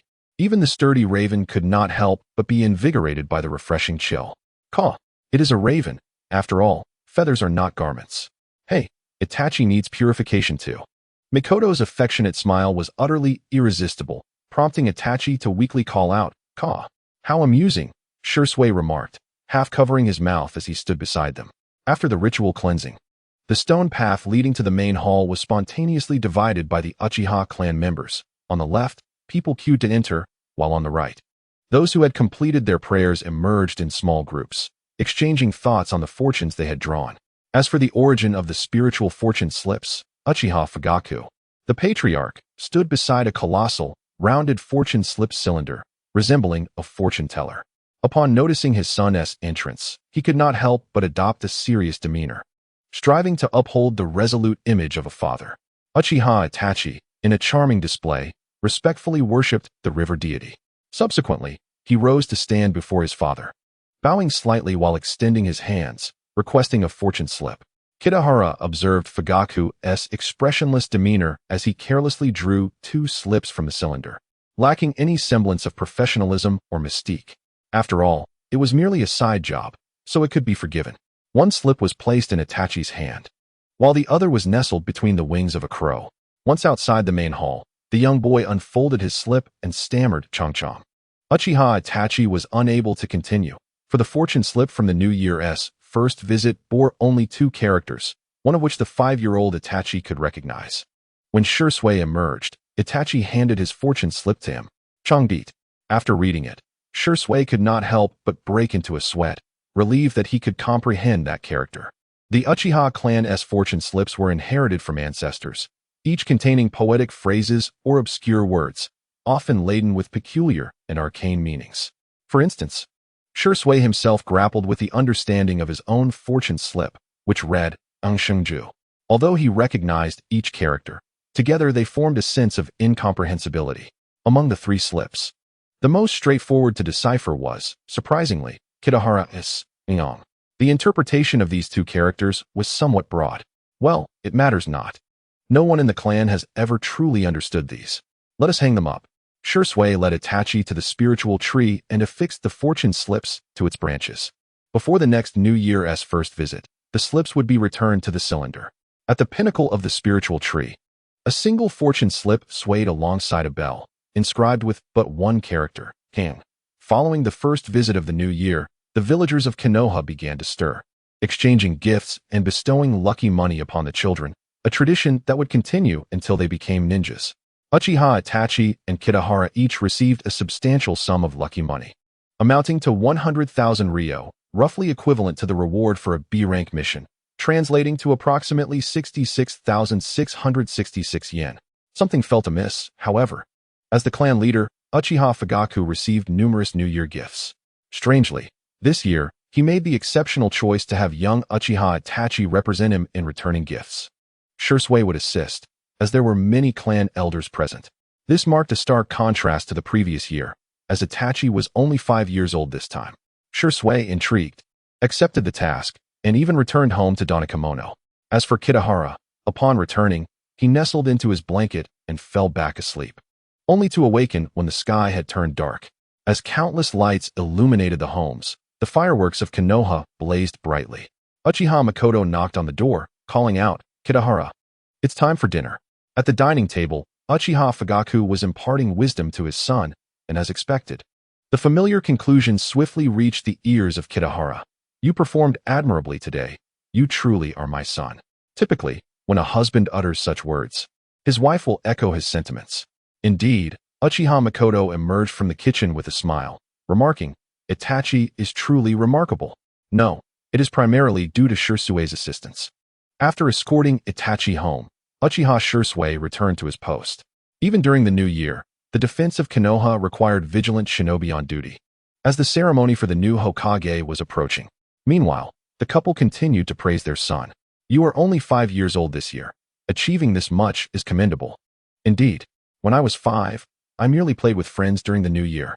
It seemed they always found reasons to commend their son, and Kitahara had grown accustomed to their familial dynamics. On the second day of the new year, the villagers of Konoha gathered in droves before the Hokage building. Today marked the inauguration of the new Hokage. In this era of peace, the process for Minato Namikaze to become the 4th Hokage was quite intricate. Yet a benevolent elder assisted him in overseeing every detail, from the trust votes of the Jonin to the appointment by the feudal lord of the Land of Fire. The previous Hokage, Sarutobi Hiruzen, had practically managed everything for Minato, including matters regarding his wife, Kushina Uzumaki, who would need guidance for childbirth, as the risks associated with being a Jinchuriki were considerable. Thus, it can be said that there are no chosen ones in this world. Rather, there are those who bear the burdens for others. Itachi led Kitahara to witness the bustling crowd, akin to a marketplace in a small town, as this was Konoha's grandest event. Had it not been for Hiruzen's resignation, some shinobi might never have experienced such a spectacle in their lifetimes. However, with a stroke of luck, perhaps this familiar old friend, the ramen chef in a tall hat, could engage in jovial conversation with the 7th Hokage. Ah, fate. On the Hokage building, while the Uchiha clan held no positions of power within Konoha's upper echelons, the independent chief of the police force still had a place from which to observe. All the villagers were focused on the Hokage tower, wistfully yearning to become Hokage, a childhood dream for every citizen of Konoha, and an aspiration that lingers into adulthood. Now that the war had concluded, the 4th Hokage was still in his 20s. Was that not rather young? Hey, think before you speak. If it weren't for the 4th, how could the war have ended so swiftly? You fool. You know that's not what I meant. I just believe that Jiraiya-sama or Orochimaru-sama would be far more suitable. But the 4th Hokage was the greatest hero of the 3rd Shinobi World War. The two ninjas began to argue fervently, escalating to punches and kicks. They started fighting, Itachi remarked, tilting his head in bemusement. The onlookers rushed in to mediate, pulling apart the combatants. However, both parties continued to exchange heated words. As figures clad in masks from the Umbu and the police force appeared before them, they engaged in a skirmish within the village. Our original task was to escort them to the Umbu, led by the police force. The leader waved his hand. Disperse. Suddenly, the Umbu vanished, leaving only the police force, who stood dazed for a moment before taking hold of two ninjas and departing. This brief interlude did not provoke much thought among the onlookers, for a familiar silhouette emerged atop the Hokage building, the diminutive elder who had guided them through two great ninja wars. I am Sarutobi Hiruzen, the 3rd Hokage of Konohagakure. Wow. Hokage-sama. Long life. Sarutobi Hiruzen held considerable esteem in the eyes of the villagers, at least in their minds. The old man with the pipe was their sole memory of the Hokage. Silence. I have a few words to share. His voice, though not loud, managed to temper the fervent atmosphere, and the villagers ceased their clamor. Kitahara vaguely recognized the elder's words. They seemed familiar, but from when? I am the host for today's Hokage inauguration ceremony. Since the outbreak of war, many of our loved ones and friends have sacrificed their lives on the battlefield. their legacies inscribing the victory of Kanahagakure. Every life must eventually meet its end. Life is a singular journey for each individual, and I am no exception. The new generation of ninjas is now capable of shouldering their rightful responsibilities, inheriting the will of fire that courses through them. Everything we do is for the future of our village, to perpetuate the essence of the will of fire. Where leaves dance, the fire endures. The flame shall continue to illuminate our village and nurture the emergence of new leaves. As he spoke passionately, a tremor of emotion gripped Sarutobi Hiruzen, and many villagers found tears welling in their eyes. Even a young man clad in a green bodysuit could not hold back his tears, his clenched jaw betraying his urge to weep openly. Uchiha Itachi appeared notably moved, his eyes gradually reddening as he murmured, "The will of fire." Hey, little brat. Don't do that. I'm a bit worried. By the way, have you ever heard of loyalty and filial piety? A surge of chakra flowed into Uchiha Itachi, and Kitahara, having grown weary of the third Hokage's speech, felt drowsy. Yet, Itachi's reaction jolted him awake, with Kitahara's chakra coursing through him. Uchiha Itachi's eyes transformed into a vivid crimson, the tomo faintly visible. Each strand of chakra carried a fragment of Kitahara's thoughts, gradually calming Itachi's emotions, his Sharingan gleaming ominously. "Kitahara, let us return and converse thoroughly," Itachi whispered to the crow perched beside him. In the realm of ninjas, the concepts of loyalty and filial piety seemed to emerge for the first time, embodying the essence of human history. Yet, the ninja world lacked any truly honest individuals. Uchiha Itachi, however, now resembled a dutiful child. The speech from the Hokage's tower drew to a close. Sarutobi Hiruzen beckoned Minato Namikaze to his side and removed the conical hat that symbolized his Hokage status.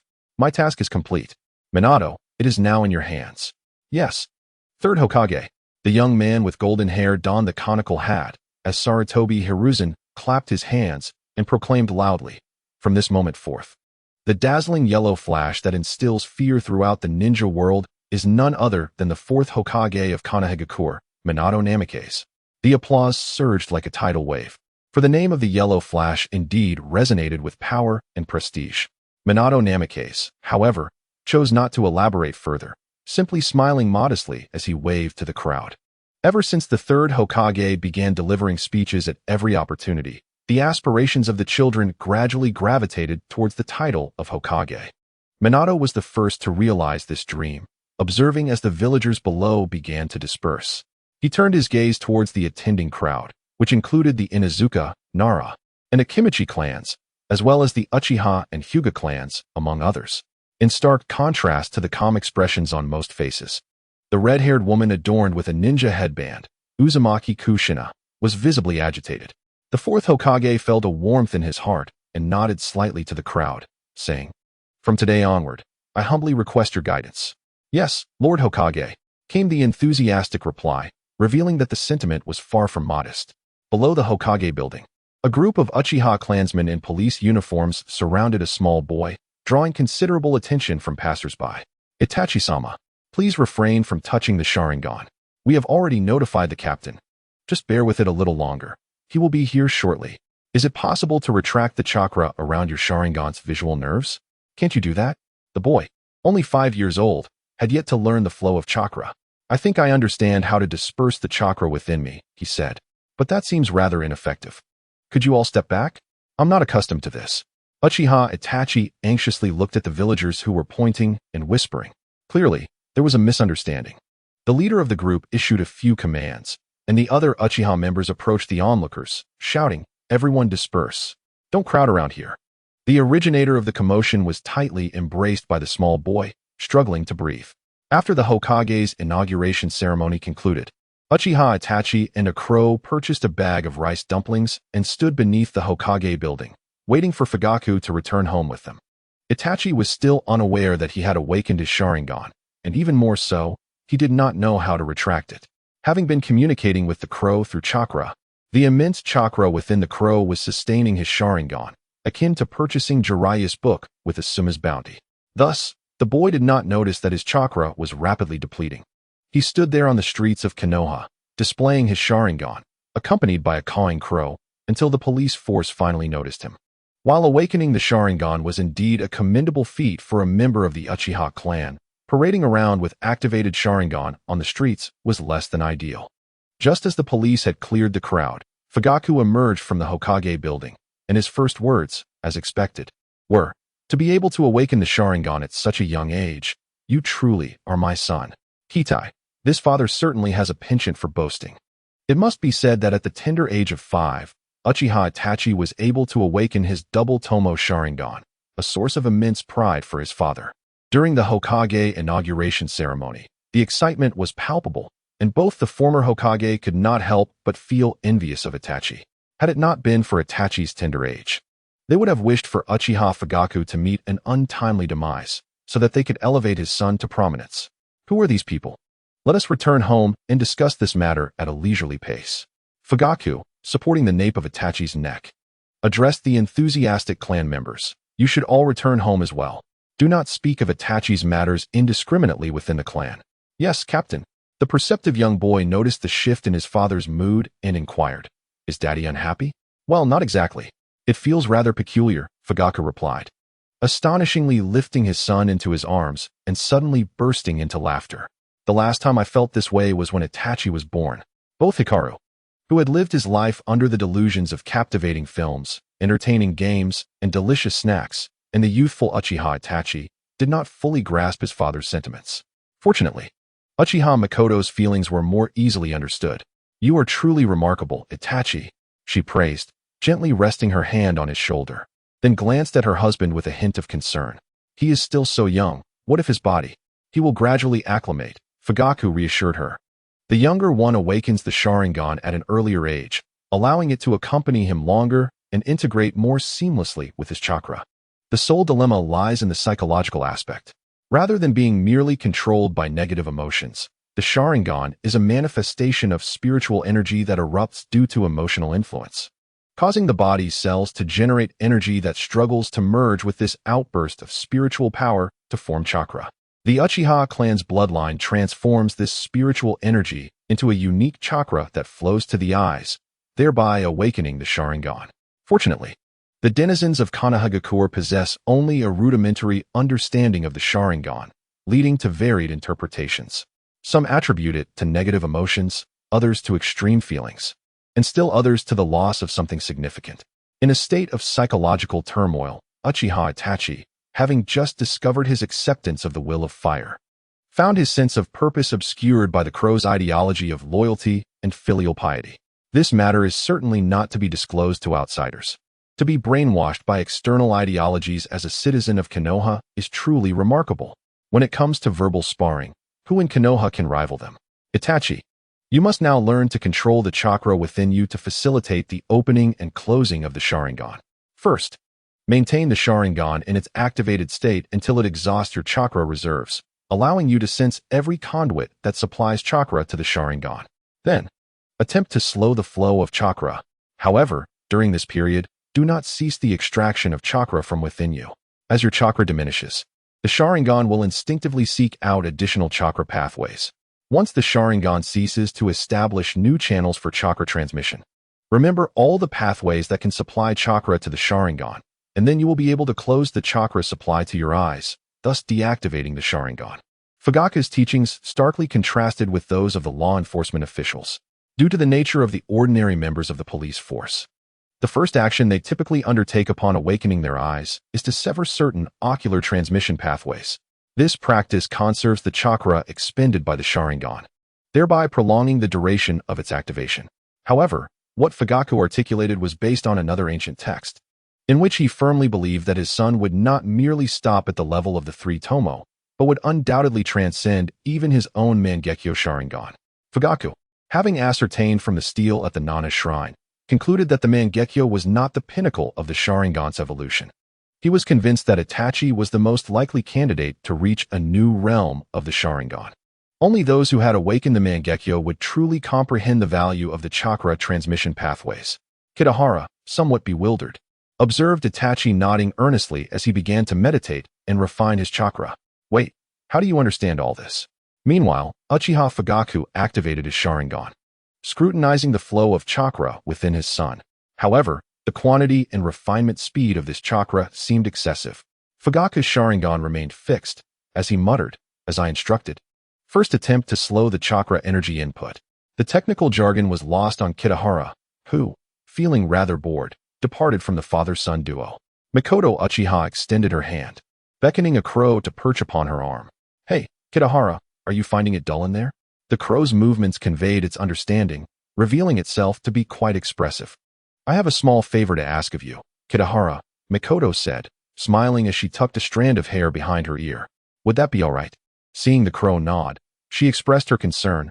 Regarding Itachi, I truly do not know if this situation is good or bad.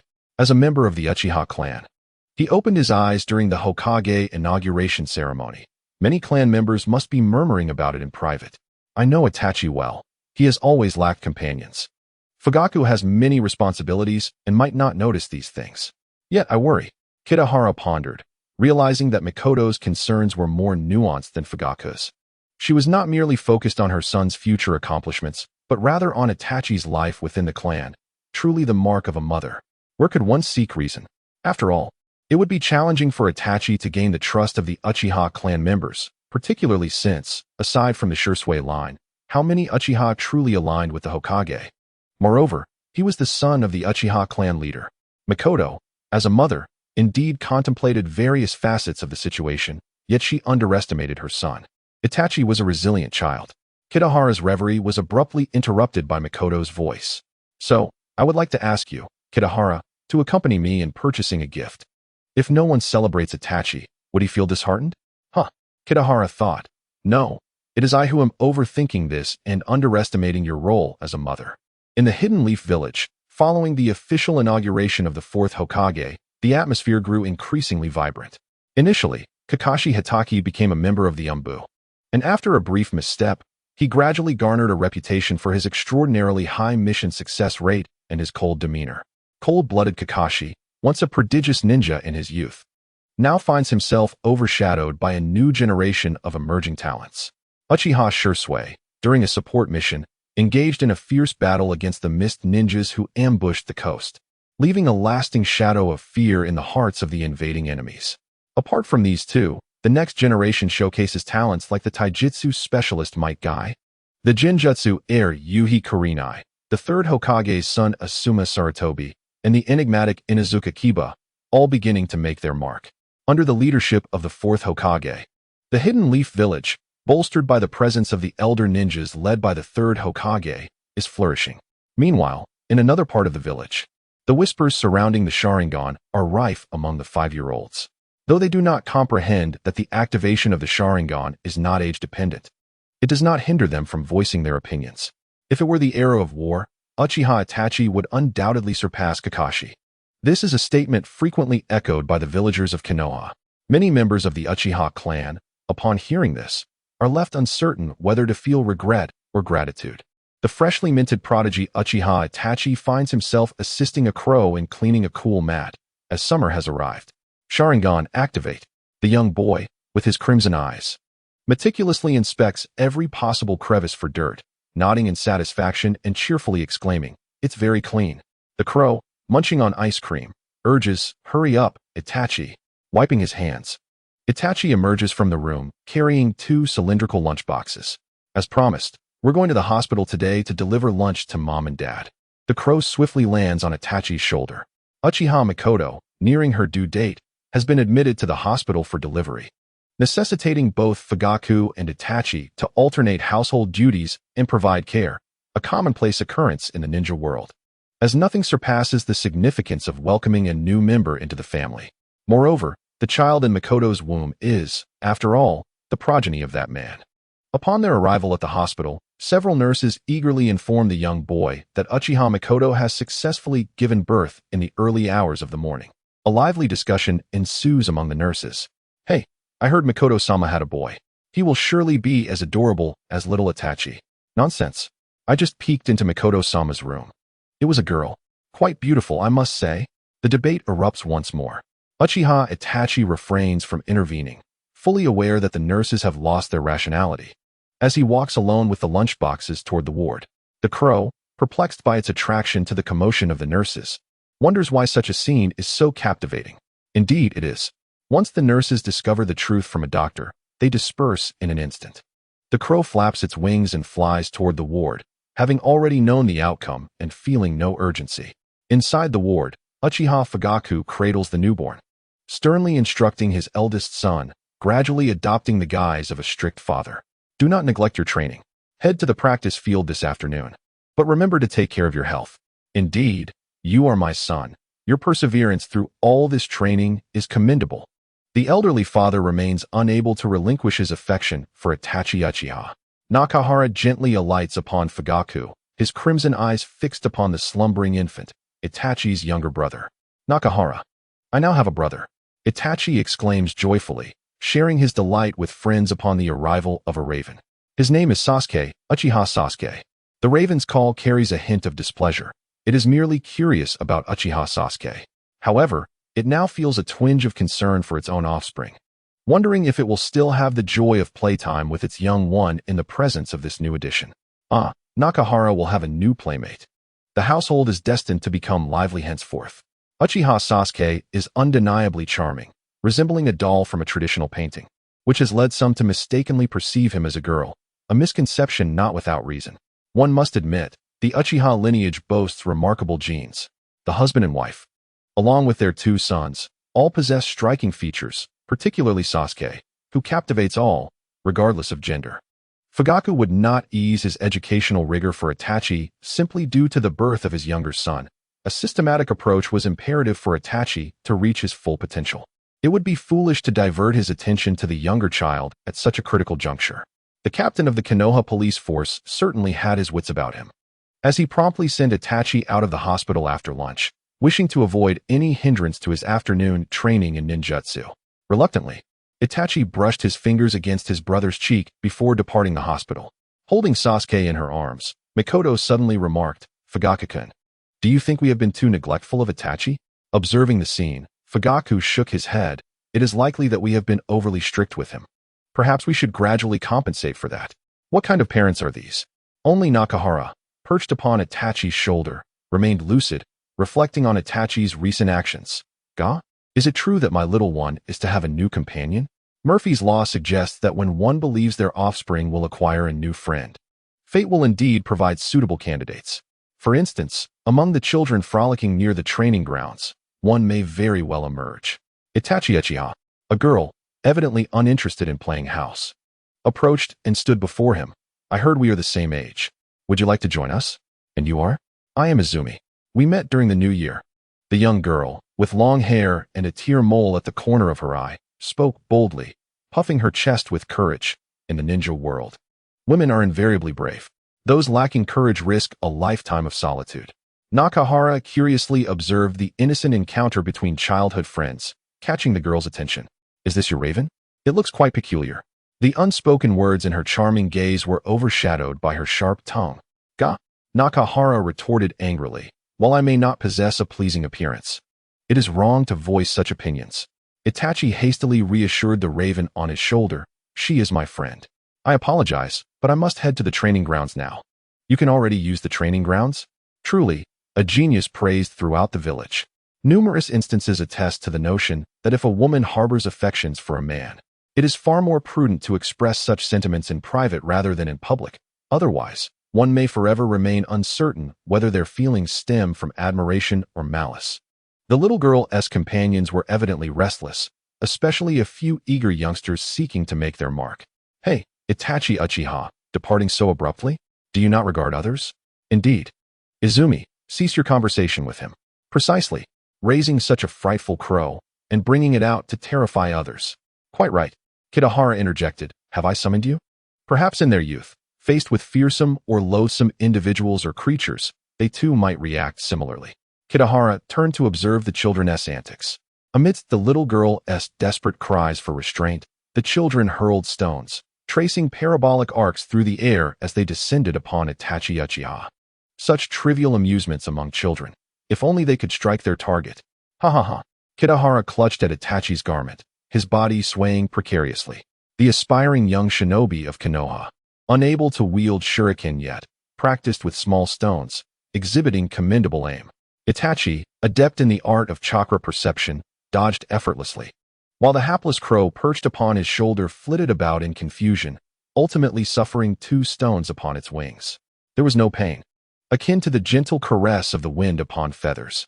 The issue was that the rowdy children quickly discovered their source of amusement. Look at that ugly crow. How hideous. Strike it. It must be stealing food as it flits about the village. Bring it down. Please, just don't hit Itachi. I practice shuriken daily. I assure you. I won't miss. The charming youngsters seemed to shift their focus, finding renewed delight in the disheveled crow, which had become quite the nuisance. Fire style, fireball jutsu. Itachi's youthful voice resonated as a tremendous fireball erupted from his lips, the air filled with the sound of shattering stones, flames searing the ground and leaving behind a charred black scar. One small boy was rendered inconsolable, wailing in fright, while the remaining children stood dumbfounded. Even the more mature girl, Izumi, felt tears welling in her eyes. Itachi Kitahara flapped his wings, offering a nod of approval. Well done. Itachi, resigned, closed his eyelids and pressed down on Kitahara's back.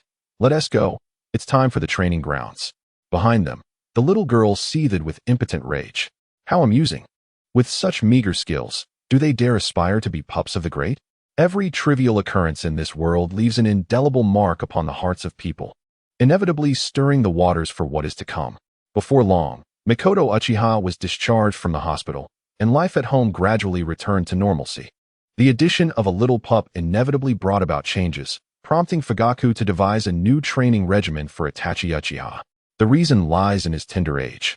In the morning, he practices physical techniques and shuriken throwing, while the afternoon is devoted to ninjutsu training, the intensity proving overwhelming. As for the schedule, you may arrange it yourself, but do take care of your health. Fugaku observed a fleeting look in his son's eyes and continued, in ordinary times, Itachi could benefit from making more friends. Yes, father, the little boy replied obediently, kneeling. Fugaku further remarked, the Uchiha family of Hazuki has recently returned to the clan, though they have yet to relocate to the clan's grounds. Itachi might still. Just then, a sudden wail erupted from the infant cradled in Mikoto's arms, abruptly halting their conversation. Caw! The caw of a crow instantly silenced little Sasuke's cries. Standing on Mikoto's shoulder, Kitahara watched intently as the infant ceased his tears, his mouth puffing up with a hint of impending spit. The crow, unyielding as ever, fixed its crimson gaze upon him. Caw! Caw! Sasuke was indeed full of vigor.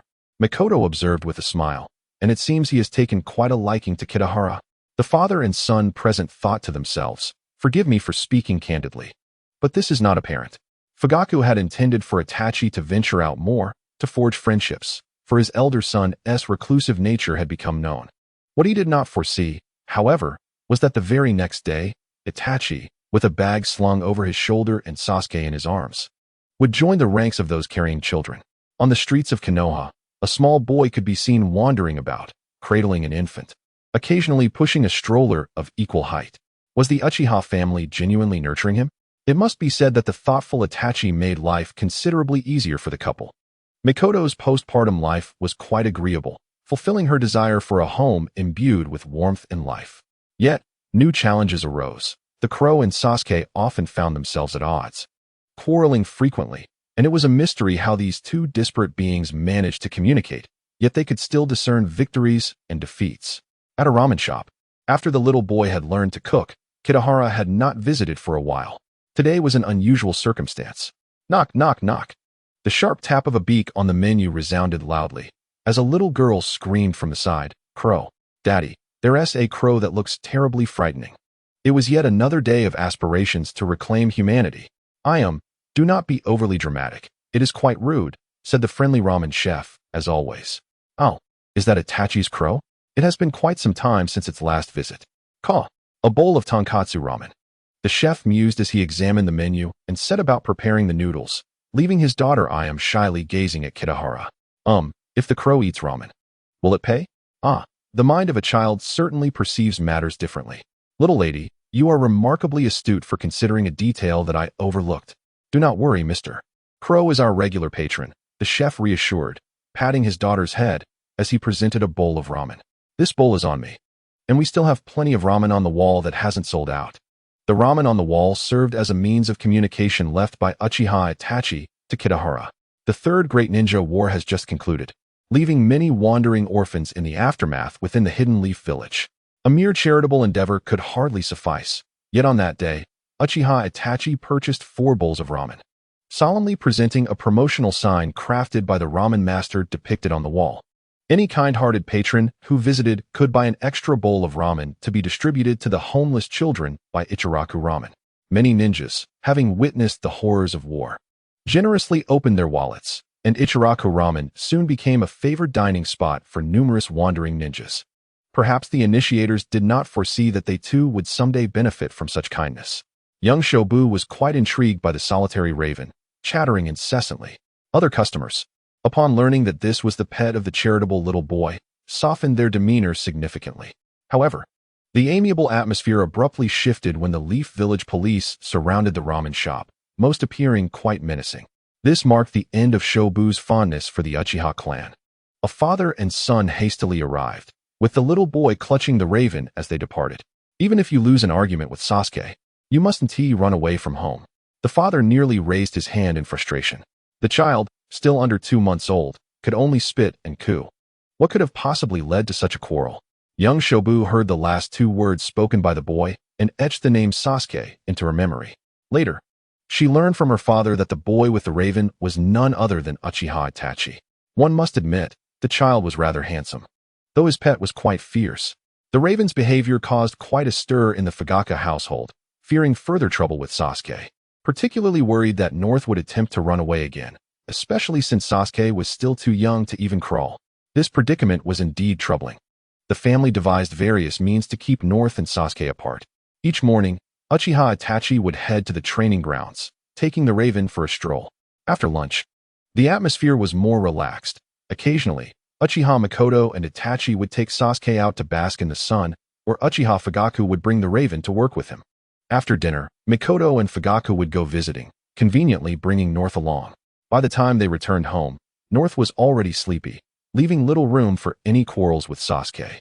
Rumors began to circulate within the Leaf Village, stemming from 2 sources, the police force and Ichiraku Ramen, which were unable to manage the situation amidst so many witnesses. How could the esteemed leader of the Uchiha clan be unable to resolve a dispute between a pet raven and an infant? They even recklessly dispatched the police force to search for a raven. It was said that the entire village was abuzz with this incident. During dinner, Makoto chuckled as she recounted the tale. Fugaku found the meal somewhat stifling. Pausing before glancing helplessly at the other side of the table, another argument had erupted. The atmosphere was quite lively there. Poo poo poo. Wah. Caw caw. Sasuke, be good now, don't cry. Your brother is right here. You mustn't spit at others. Remember your manners. Don't be upset. North, please go eat your meal. Sasuke is still so young. You mustn't hold it against him. Uchiha Itachi, drenched in perspiration, separated the crows from the infant and returned to his seat. Fugaku handed him a tissue, exclaiming, "Well done, Itachi. Indeed, such tasks are best suited for you." Uchiha Makoto served a cold beverage, placing it before her son while stifling a laugh. "Dad, Mom," the little boy said, his face displaying a myriad of exasperation. All right. Uchiha Fugaku, dismissing the playful teasing, rose to change into his uniform. "I'm off to the police force to arrange the duty roster. Kitahara, would you care to join me?" Kitahara, savoring his kanji, shook his head. "The police force is utterly disheartening. Every time I go, those people's gazes are rather peculiar." Fugaku merely spoke in passing. His workload had been rather taxing lately. Recently, the barrier defense in Konoha had been experiencing frequent issues, leading the village to suspect that someone might have infiltrated Konoha by compromising the barrier. Consequently, the 4th Hokage, Minato Namikaze, proposed that personnel be drawn from the Konoha police force to form an emergency team, thereby reallocating the saved Umbu manpower elsewhere. Although Hokage advisor Danzo Shimura questioned the police force's capabilities, suggesting that Root could supervise any anomalies in their stead, essentially threatening to undermine the Uchiha's position, Fugaku was resolute in uncovering any potential intruders in Konoha, determined to prove that the Uchiha were not mere decorative figures. "Itachi, your mother wishes to visit Kushina shortly. Is something amiss with Aunt Kushina?" Uchiha Itachi, who had not seen Uzumaki Kushina in quite some time, noted that since the 4th Hokage's ascension, His wife had adopted a reclusive lifestyle. Uchiha Makoto shook her head, gently rubbing Sasuke's face. I encountered her today. It seems she is nearing her due date. Surely, she will be Sasuke's peer. Aside from today's serendipitous meeting, there was an additional reason. Uzumaki Kushina had few friends in Konoha and, being pregnant, would inevitably experience some anxiety. Makoto intended to visit her dear friend, though that blunt, fiery redhead might not fully comprehend what anxiety entails. I will take good care of Sasuke, the little boy declared, cradling his younger brother. His gaze subtly darting towards the burping crow.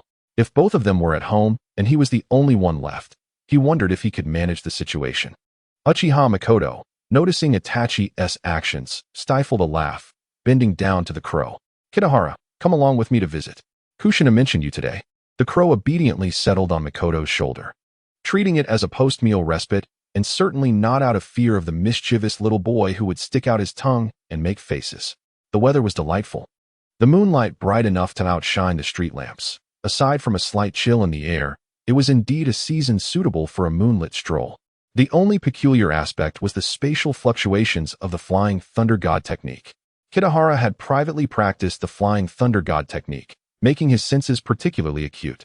Was this how the fourth Hokage managed to save time to cook for his wife? Truly, Minato Namake's was remarkable. In that case, perhaps he could simply inscribe a seal with chakra on Itachi and within the room, thus eliminating the need for daily travels. As the lights in Kushina Uzumaki's home dimmed, Makoto Uchiha expressed her astonishment, reasoning that it was inappropriate for a pregnant woman to be moving about at this hour. She ought to be resting at home or in a hospital ward preparing for childbirth. Could it be that she has gone to the hospital? Makoto pondered. Observing the pronounced curve of Kushina's abdomen, it seems the time is near. Nakanishi discreetly scoffed, unable to comprehend her words. What do you mean by near? Are you suggesting that Kushina is about to give birth? That destined child, a master of the dumpling technique, the nine-tails Jinchuriki, easily loses her composure when quarreling with a child. Nakanishi lifted his gaze to the moonlit sky, feeling the chakra within him begin to coalesce. The reason Naruto Uzumaki became the nine-tails Jinchuriki was due to the previous host losing the nine tails, ultimately sacrificing her life. Thus, the fluctuations in space-time were not solely the consequence of Minato Namake's Flying Thunder God technique.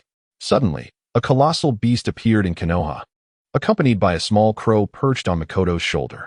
The nine tails, they exclaimed in unison, its imposing presence sending shivers down their spines.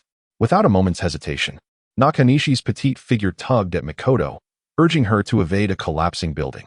That is the nine tails. Nakanishi, we must return home. Makoto cried in panic, awkwardly raising her arm to shield herself from the fierce winds. There are still 2 children at home.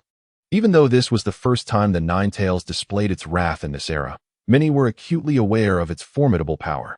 The brash youngsters from Sunagakure and Kumogakure had frequently relied on tailed beasts in battle. Particularly, the weakest among them, Sunagakure, had witnessed the havoc wreaked by that chubby tanuki, which was merely a one-tail. Now, the most powerful of all tailed beasts, the Nine Tails, had made its presence known in Konoha. However, to assert that Konoha's shinobi were afraid would be an exaggeration. To be candid, when compared to the terrifying legends of the Nine Tails, the accounts of the first Hokage, Hashirama Senju, defeating it were palpably more tangible. Furthermore, the tailed beasts that had appeared on the battlefield had all been dealt with. While Konoha's shinobi may not possess the might of the first Hokage, they embodied his will of fire. This, however, led to an awkward dilemma. If one were to speak frankly, one might call it optimism, but a more flattering term would be arrogance. Until the moonlight illuminated the fox, revealing the slim chances of overcoming it, the villagers of Konoha would likely be reminded of their childhood fears of the most powerful tailed beast, etching this moment into their memories. Class 17, arrange for non-combat personnel to take refuge. Quickly report to the 3rd Hokage. 5th Squad, follow me to restrain the Nine Tails. Reinforcements. Reinforcements. Amid the chaos, the shinobi surged forth, coordinating their efforts to avert greater losses, diligently executing the tasks within their capabilities. The only miscalculation was perhaps an underestimation of the Nine Tails. If a few Chunin or Jonin could divert the Nine Tails' attention, it would not have been deemed the ultimate weapon. Be cautious. Do not approach too closely. Use shurikens and explosive tags.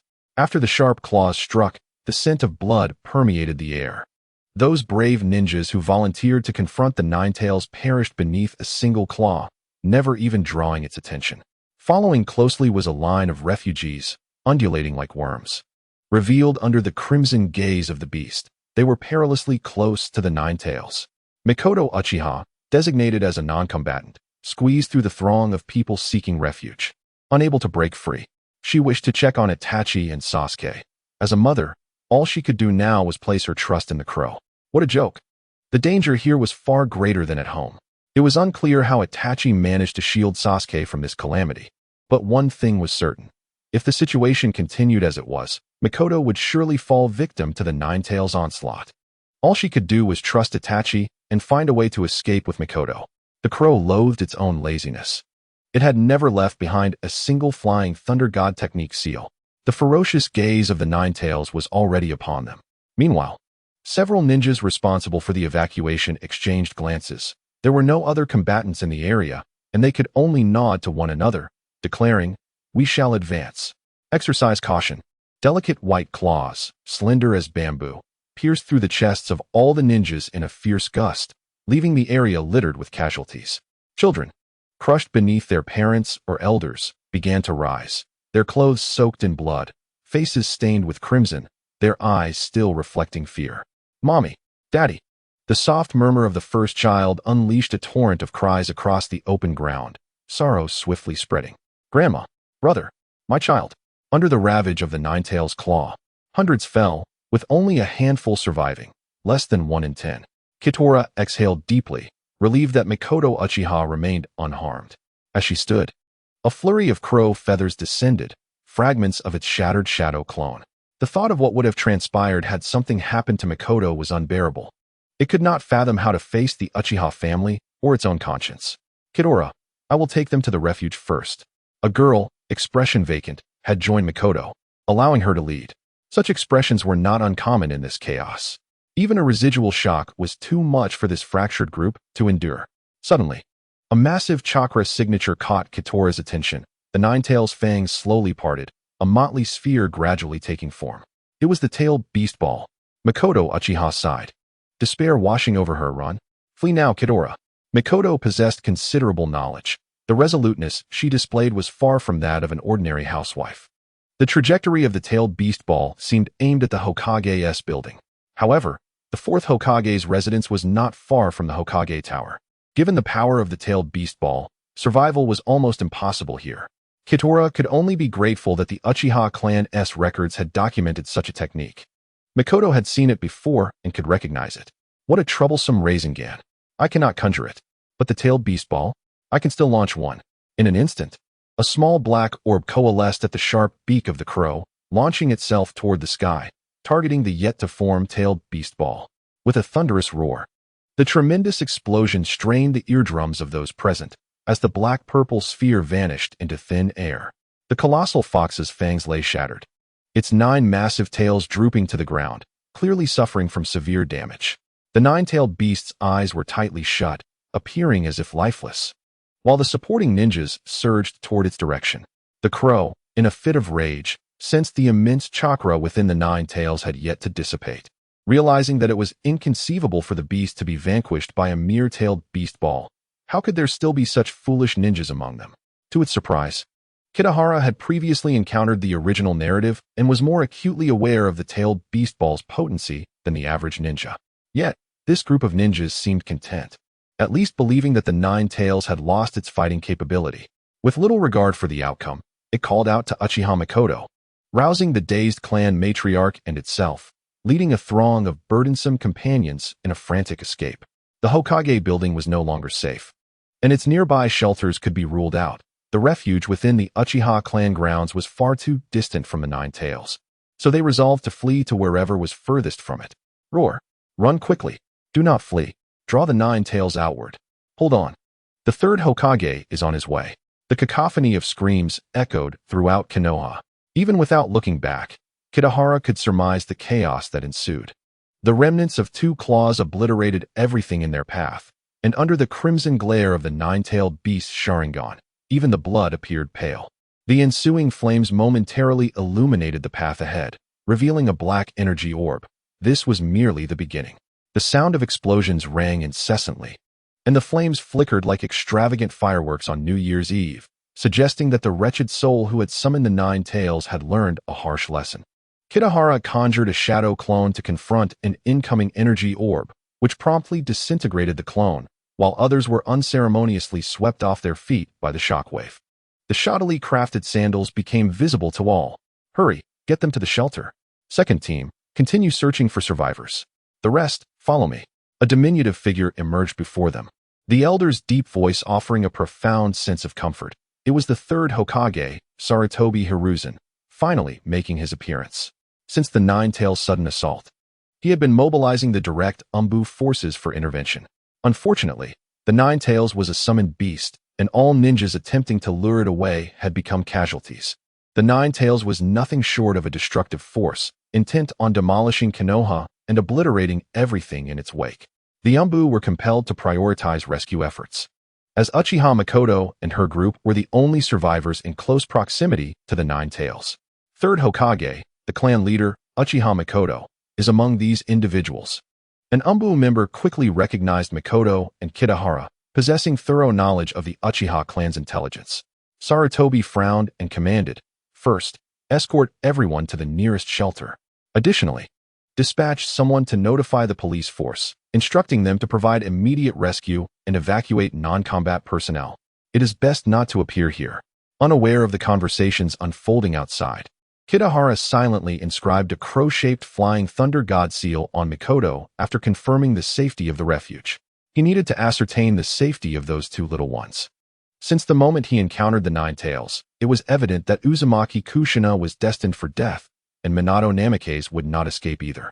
However, when faced with such formidable figures, one must at least pay their respects, for perhaps some assistance might be rendered.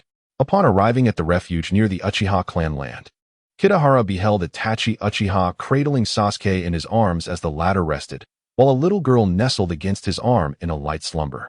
She looked familiar. Perhaps named Izumi? No, it should be Uchiha Izumi. Her mother belonged to the Uchiha clan, while her father was from outside the clan.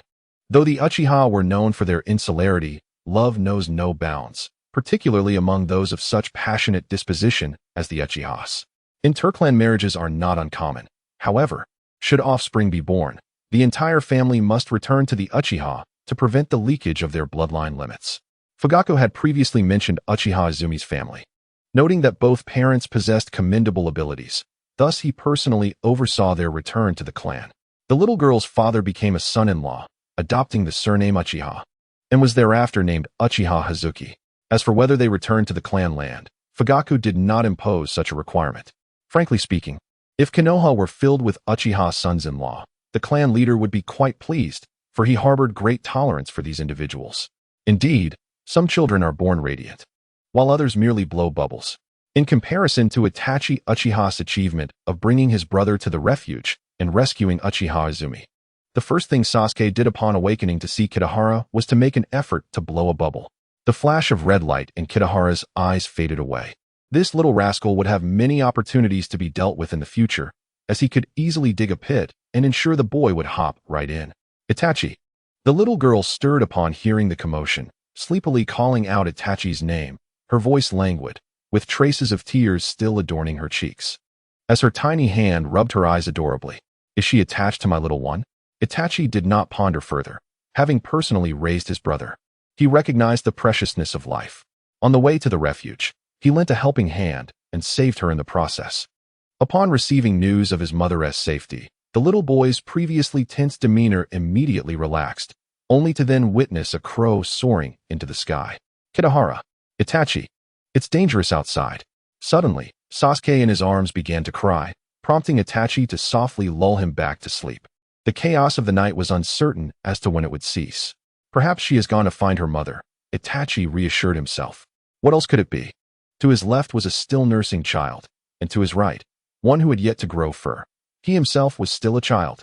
This night in Konoha was fraught not only with disaster, but also with sinister happenings, like the conspiracies wafting through the thick smoke. Uchiha Fugaku received wartime orders from the third Hokage to shelter and assist non-combatants. What did the third Hokage mean by this? Maintaining the safety of the village is indeed the duty of the police force. Fujitake could not help but question. The masked members of the Umbu possess a distinct personality. The Umbu is solely responsible for relaying orders, while the police force is tasked with their execution. What are the Hokage's commands? Fujitake nonchalantly posed a question, skillfully exploiting the middle-aged man's cunning. A palpable awkwardness permeated the air. Oh, as a direct subordinate of the Hokage's Umbu, while we have been unable to locate the great leader, we do have the guidance of our former leader, remarked an Umbu ninja. They indeed did not seek out Minato Namikaze, and it is likely they would not find him. Within the entire Umbu, only one direct subordinate of Minato, Kakashi Hitaki, exists, and he is but a novice just entering the Umbu. The others are ninjas nurtured under the third Hokage's tutelage. The fourth Hokage would surely not concern himself with such trifles, given his evident rapport with the third, yet the prominent clans of Konoha, along with the Jonin and other advisors, would undoubtedly seize the opportunity to question and challenge. Advisors? Other advisors? I am a member of the Hokage's advisor Danzo Shimura's direct Umbu training unit, directly accountable to Lord Danzo. The commands regarding the Konoha police force were jointly issued by the third Hokage and Lord Danzo. The Umbu ninja silently commended himself. The cohort from the Umbu training unit now refers to themselves as Root, and other Umbu have long harbored disdain towards them. The Root ninjas are not numerous and lack specific positions, relying solely on Danzo to snatch opportunities. It is one thing for him to encroach upon the police force's duties. But does he aspire to usurp those of the Umbu as well? To put it bluntly, it is akin to begging for scraps. Fujitake of the Uchiha simply waved his hand, acknowledging the statement. He did not directly respond to whether he would comply with the command. Before the Umbu ninja departed, he remarked pointedly, Elder Fujitake should understand that the further the Uchiha distance themselves from the Nine Tails at this juncture, the safer they shall be. Whether it pertains to the catastrophic losses incurred in the battle against the Nine Tails or the formidable Sharingan within the beast's gaze. It is indeed true that the Uchiha can only ensure their post-war innocence by keeping their distance. The Uchiha's honor must remain unsullied. I shall dispatch non-Uchiha personnel to confront the Nine Tails. This was Fujitake's final response.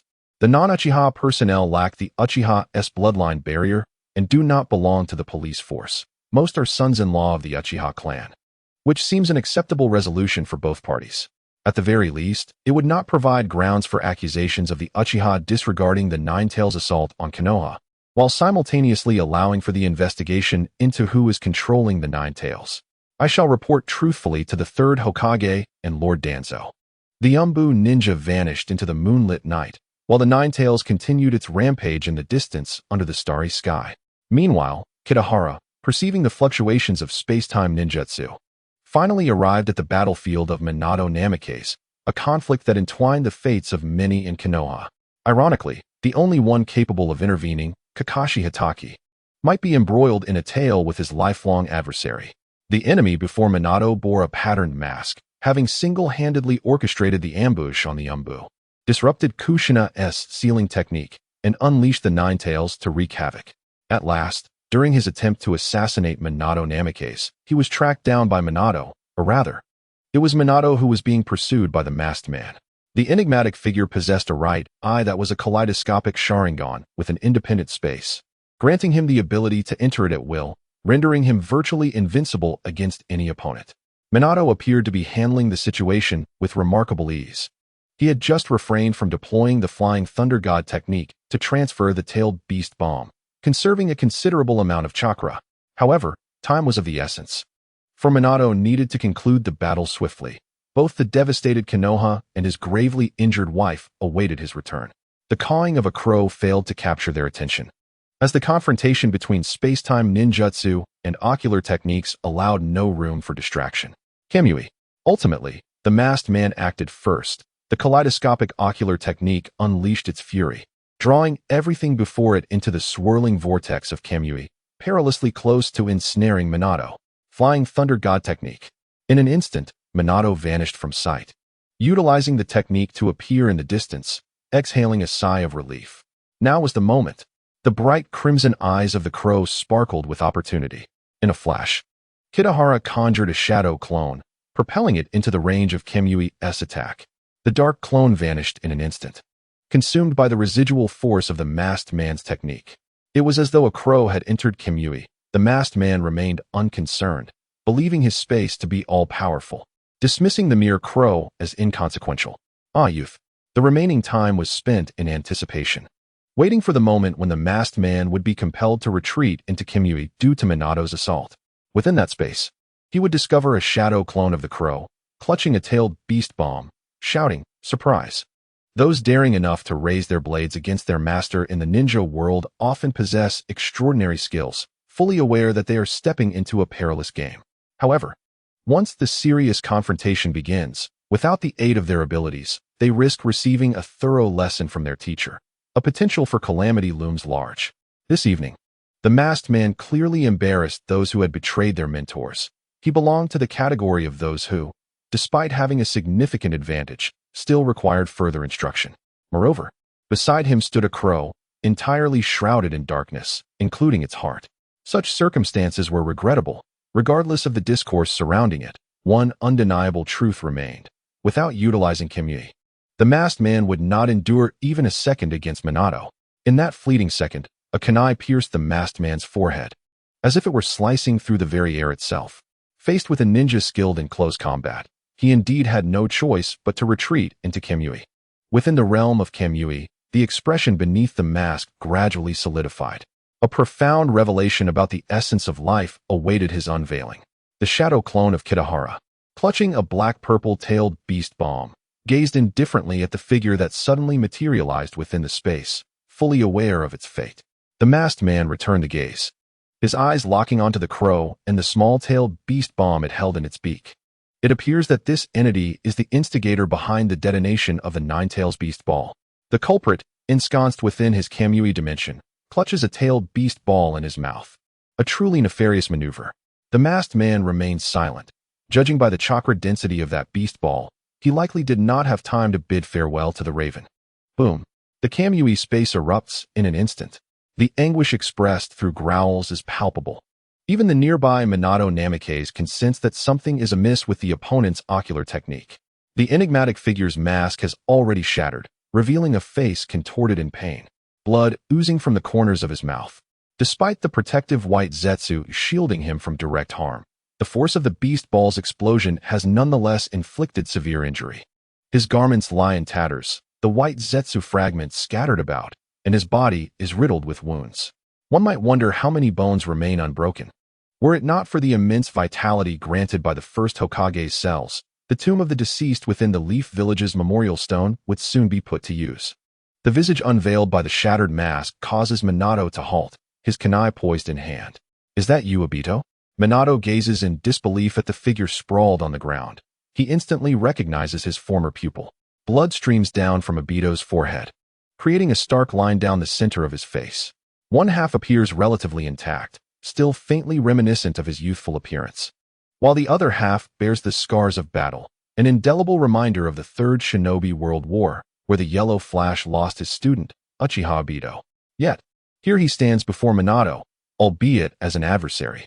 Minato, comprehending the depths of Obito's temperament, poses a question that is both an inquiry and an assertion. Because of Rin, it? Obito's gaze, filled with wrath, locks onto Minato.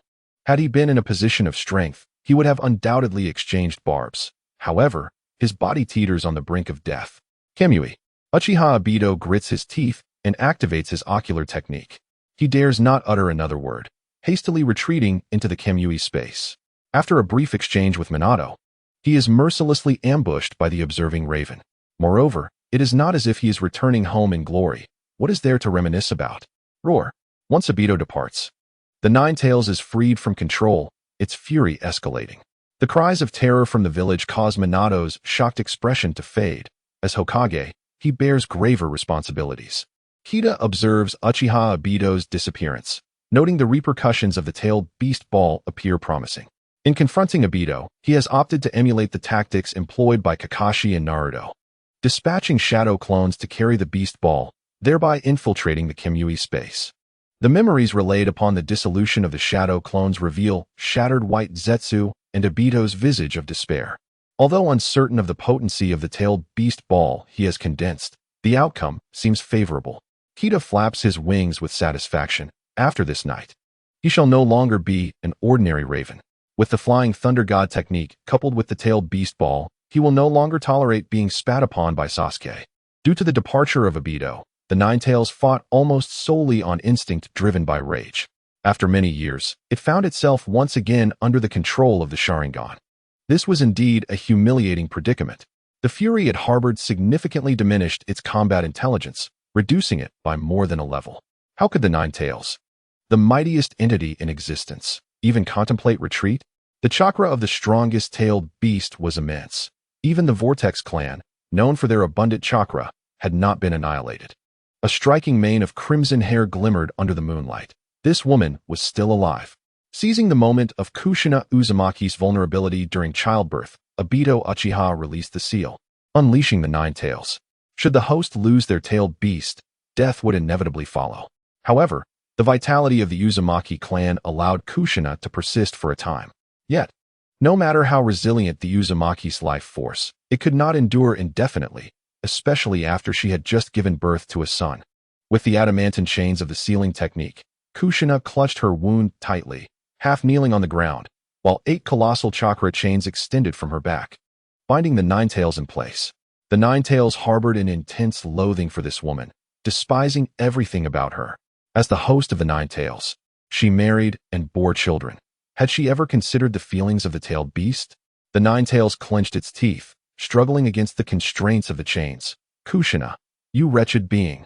At that moment, Minato Namikaze, employing the flying thunder god technique, rushed to support his weakened wife. You should have waited for me. Kushina, nearly relying on sheer willpower to persist, spoke in a voice barely above a whisper. I am the Ninetales host and your wife. Konoha is where I grew up. Even if I have but a breath left, I believe I should be here. However, after utilizing the adamantine chains, Kushina was on the brink of death. Minato, still possessing a significant amount of chakra, embraced his wife tightly and vanished from the spot, taking the Ninetales with them to safety.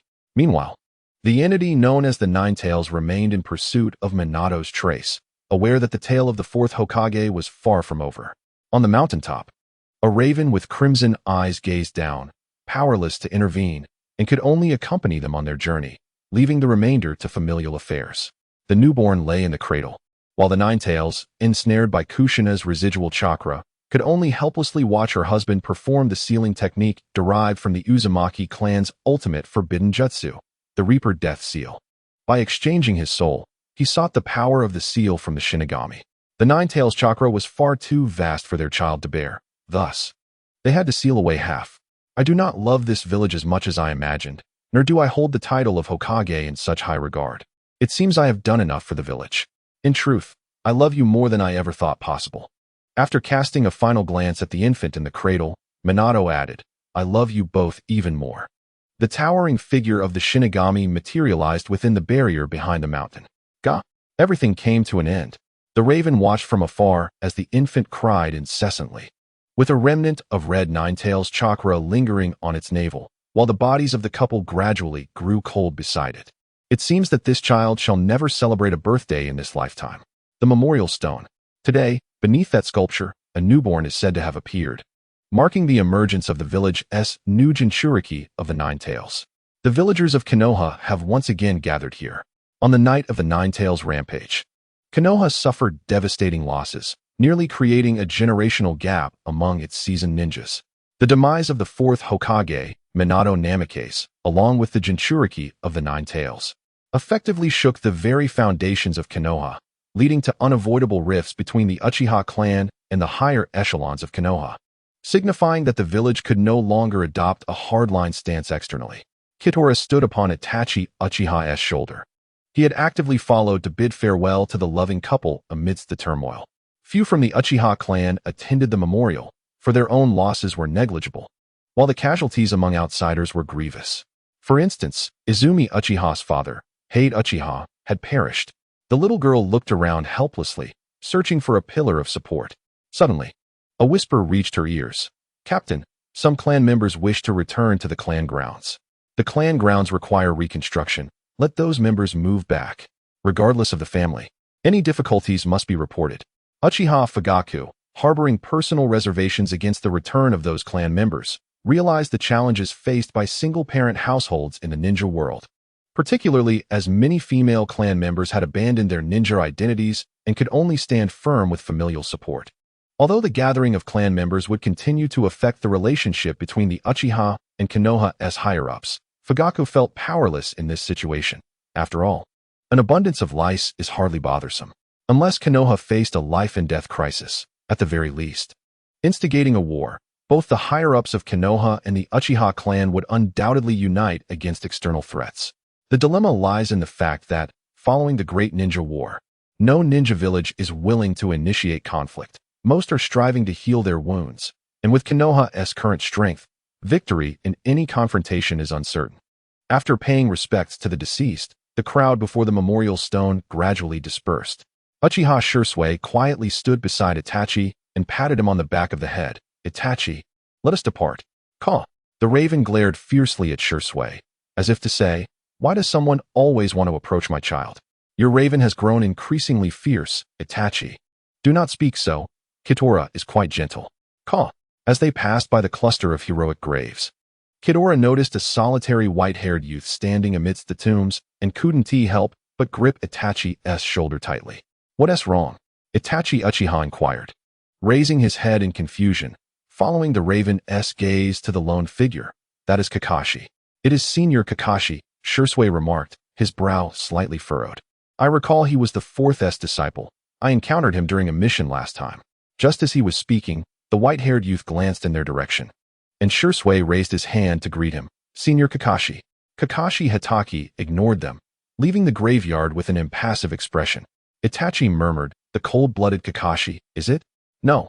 I have always felt that he is a person with kindness in his heart." Uchiha Shursui once fought alongside Kakashi, and as he reminisced about those moments, he found it difficult to connect the Kakashi of yore with the silver-haired youth of today. The cawing of crows echoed mournfully over the cemetery, enhancing the desolation of the place.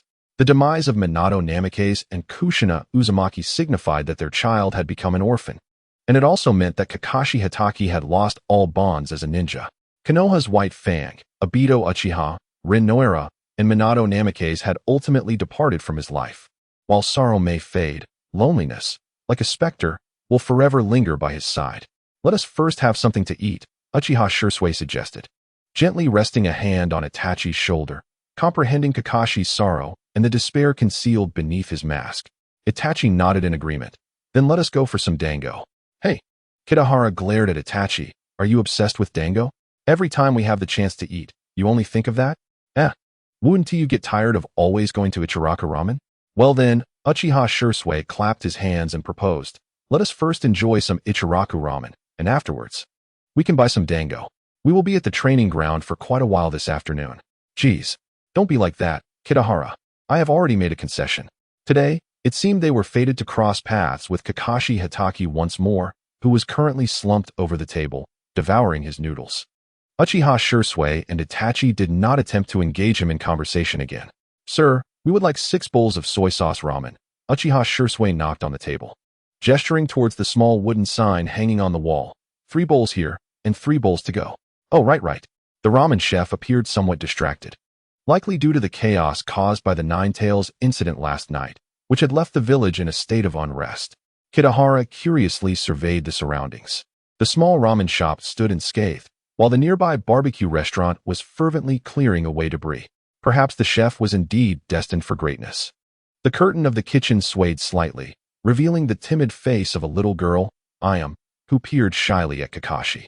However, her evasion techniques seemed rather futile in the presence of a ninja. Ahem. It appeared someone had choked on the soup. Fortunately, the little girl quickly noticed the new patrons in the shop, all of whom looked rather charming.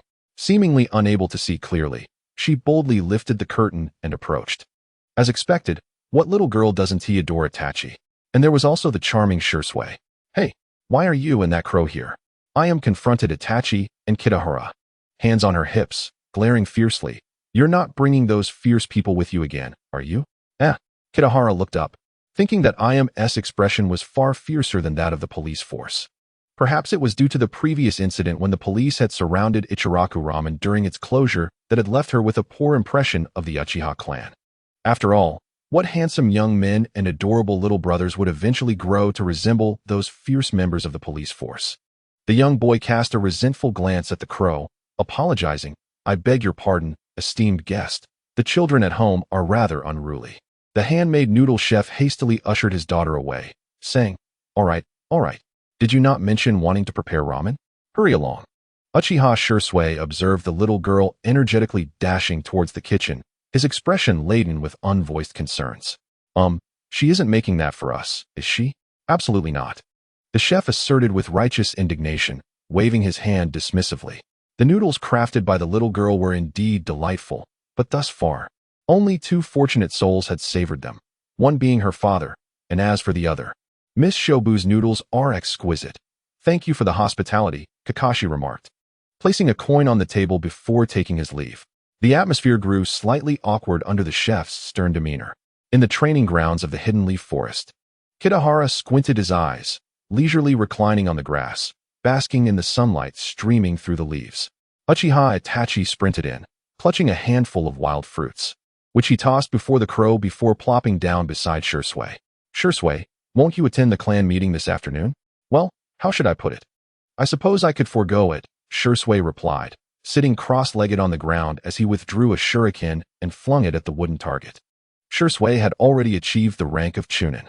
The young boy was quite fond of the ninja headbands. It seemed that virtually every child in Konoha shared this enthusiasm. Thud, thud, thud, thud. All four shurikens were released simultaneously, yet struck the target in succession, creating four distinct sounds. Only then did Shursui turn contentedly to the boy beside him. "No, it's merely that I do not wish to go." "Oh." Not hearing any further inquiries, Shursui playfully ruffled Itachi's hair. "Huh, I thought you would ask me why." "Caw." Accompanied by the crow's hoarse call, a wild fruit was flung into the air, tracing an elegant parabola before landing squarely on the young Chunin's head. Unfazed, Shursui rubbed his own head and picked up the fruit. "Hey, don't throw back the fruit you've already eaten." The crow disregarded him.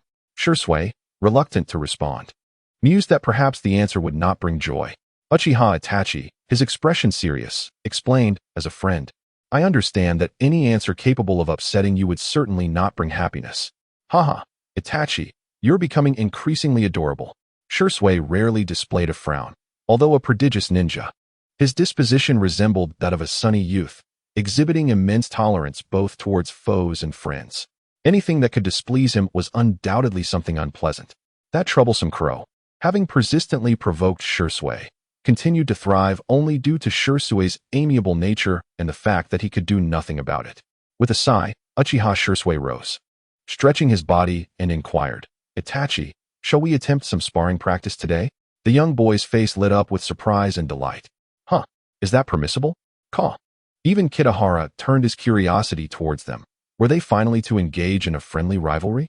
After witnessing an extraordinary battle a few days prior, it is evident that unless both Uchiha possessed the Mangekyo Sharingan, their respective ocular techniques would indeed be quite dazzling in combat. However, having discovered a novel application of the body flicker technique, I am eager to put it to the test. Let us commence without delay. This is my first duel with Shursui. Uchiha Shursui, with a stern demeanor, instructs, in the case of a practice battle between ninjas.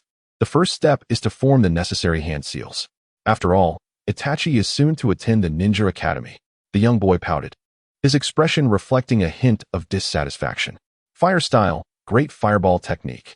Aware of his inferior strength, he hastily initiated the assault. A colossal fireball erupted, generating a wave of heat. Upon being struck, Uchiha Shursui vanished in a cloud of smoke, leaving a piece of wood to fall to the ground. It was a substitution technique. Itachi dared not linger in place, gracefully leaping onto a tree branch, seizing two shuriken in hand, while diligently searching for Uchiha Shursui's whereabouts. The speed of his hand seals and the volume of chakra he wielded were far beyond that of an ordinary 5-year-old. Uchiha Shursui, concealed behind a large tree, marveled at the display. Clang! The sharp sound of metal striking metal reverberated through the air. A shuriken curiously curved around the trunk, appearing before Shursui. Ah, quite perceptive. The young Chunin deftly deflected the shuriken with a kunai, casually hurling another shuriken. As Itachi's mentor in shuriken techniques, he effortlessly discerned Itachi's position based on the trajectory of his throws. Boom! The ground trembled with the sound of an explosion, prompting the observing Kitahara to spit in disbelief. That was underhanded. He even infused the shuriken with flames. This was no mere shuriken throwing technique. It was his signature ninjutsu, fire style, Phoenix Fire technique. By imbuing the shuriken with fire chakra at the moment of release, he triggered an explosion upon contact with the target. The young pup, too inexperienced, clumsily attempted to block with a shuriken, only to be caught directly in the blast. Itachi's body was singed, and his arm bore the marks of the encounter. Fortunately, Shursue's shuriken detonated mid-air. Otherwise, this battle could have been swiftly concluded. Now, it seems the time has come to experiment with my new technique, the body flicker technique. Uchiha Shursui boldly emerged, forming hand seals as he charged toward the young boy. As his speed intensified, the two residual images appeared on the grass. A stark contrast to the previous iteration of the body flicker technique. Previously, the body flicker technique relied on the creation of multiple false images through the use of the clone technique, dependent on Uchiha Shursue's distinctive chakra signature, allowing all clones to materialize at will. However, the iteration he developed today bore no signs of clones. It resembled the afterimages produced by rapid movement, equally capable of becoming corporeal at will, yet relying solely on pure velocity. In an instant, Uchiha Itachi's eyes turned crimson, two tomo faintly illuminating within. Sharingan, activate. The kunai sliced through an afterimage. Only 5 years old, with his double tomo activated, Shursui and the remaining afterimage simultaneously unleashed their Sharingan, his triple tomo gleaming brilliantly. The sharp beak of Beiyuan rubbed against the air, harboring doubts that Uchiha Shursui merely sought the thrill of overpowering the inexperienced.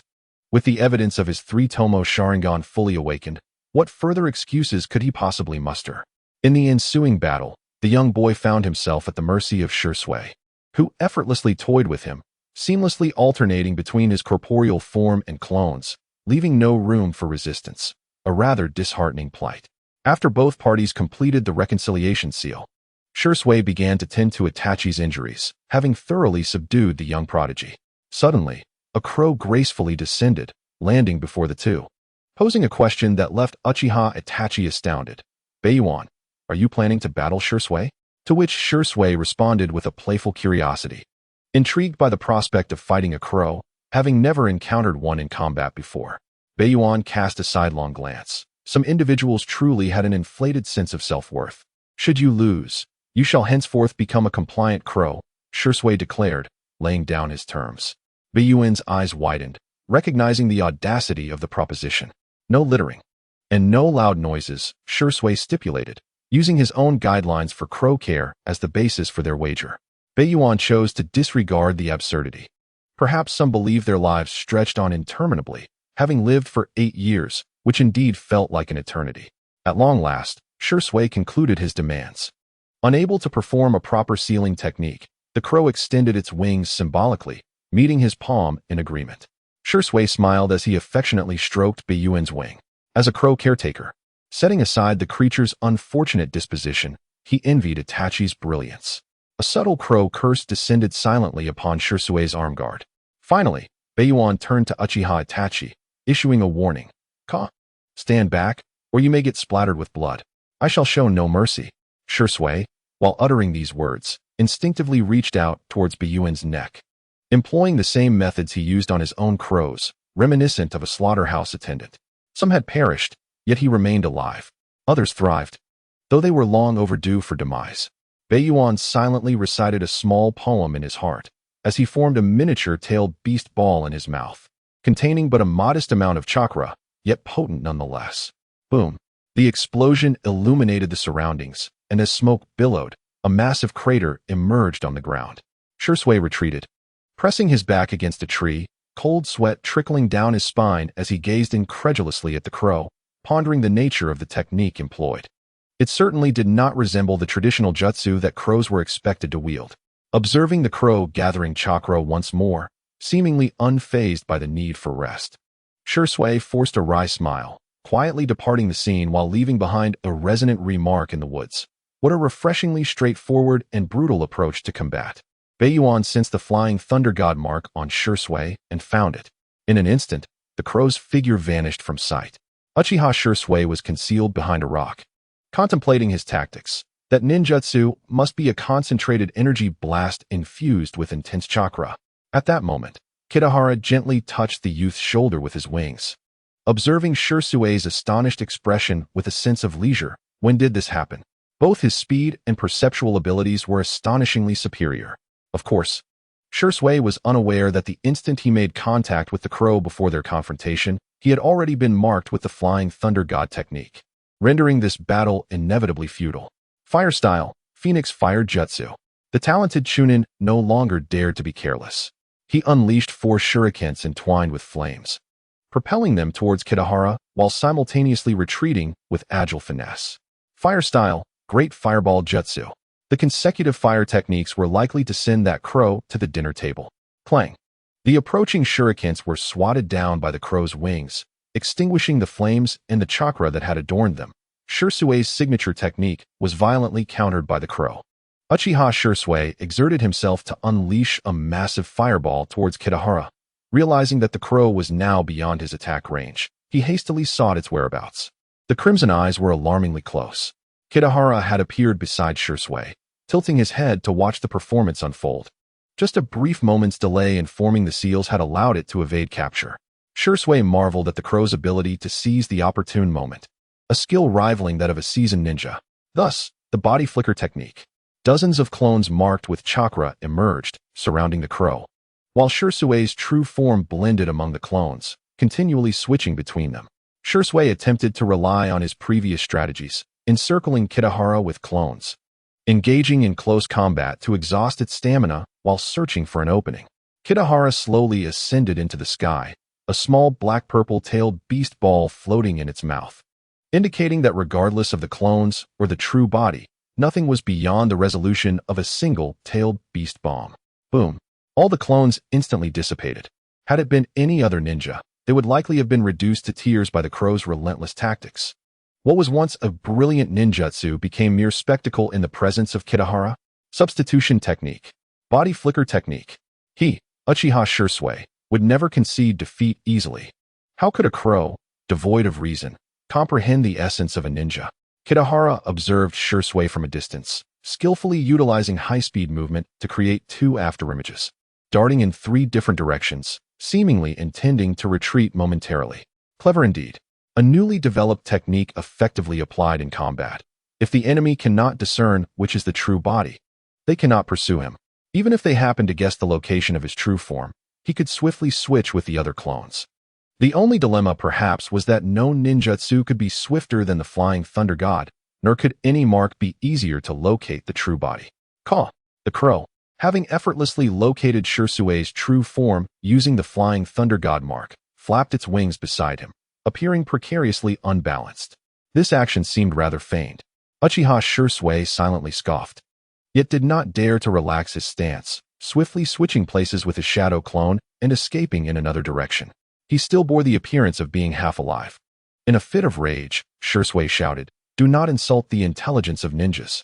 In your current state, even Itachi would not be fooled." Kitahara pondered in silence, contemplating whether this individual was on the verge of defeat, having begun to lose his rationality and spout nonsense. Publicly deriding his acting skills, he often pretended to be exhausted, resting on the shoulders of the younger generation.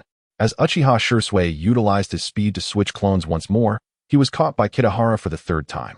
Deciding to cease his futile efforts, Shursui halted and raised a hand in a gesture of surrender. Realizing that victory was out of reach, Uchiha Shursui gracefully opted for capitulation. After all, it was merely a practical exercise for a new body flicker technique, which evidently still had its flaws. If even Itachi, with his Sharingan, struggled to discern it, how had Kitahara managed to figure it out? How could Shursui allow himself to be bested by Kitahara? Upon learning the outcome, Uchiha Itachi gazed in astonishment at the triumphant Kitahara perched on his shoulder, exclaiming, "It's just a crow." The once proud head drooped, clearly longing for redemption. It seems the new technique still has many imperfections.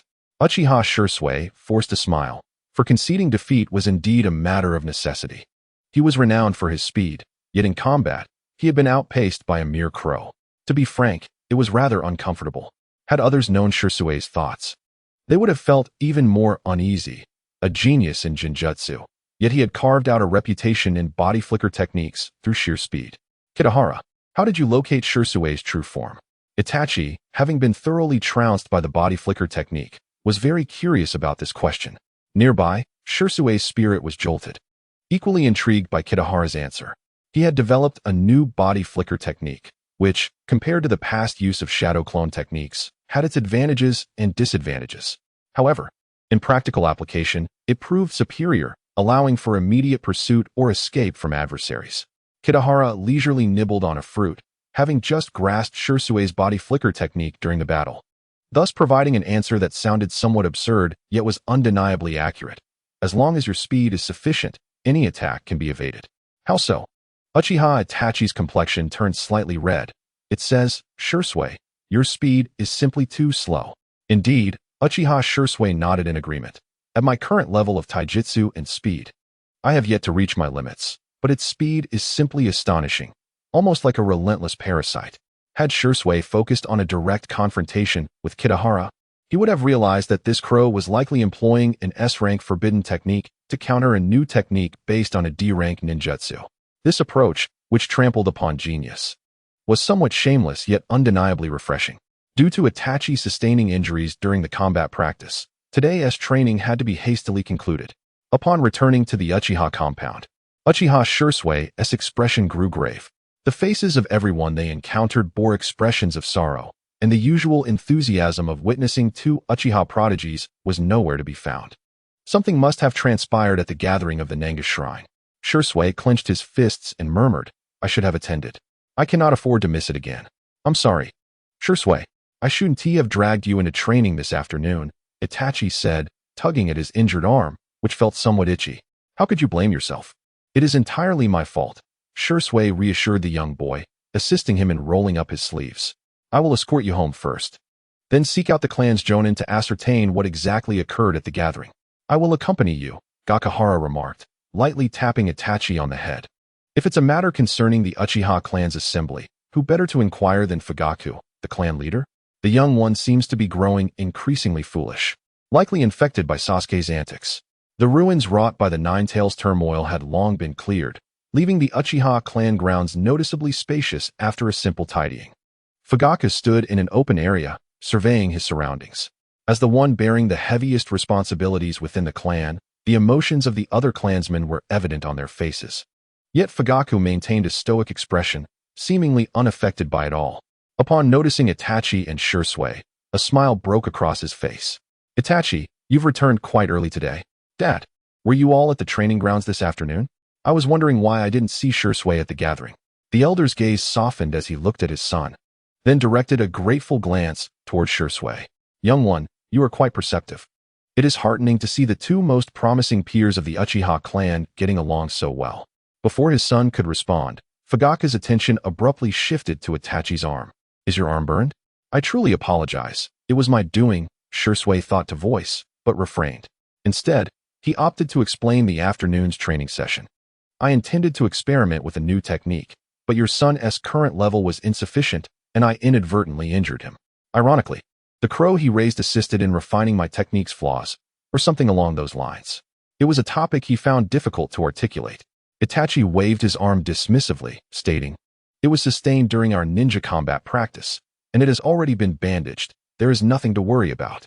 The young boy demonstrated considerable eloquence, glossing over the incident while emphasizing the outcome, rendering the ninja combat practice as merely a minor training exercise. Gakahara perceived Itachi's subtlety. Such eloquence. Some ninjas struggle to articulate even a single coherent sentence. The crow discreetly glanced at Shirsue. Fugaku chuckled heartily. No doubt you are my son. You are already capable of engaging in combat practice with Shirsue. This time, Itachi found himself at a loss for words. How commendable it is that our young one has become a target for practice.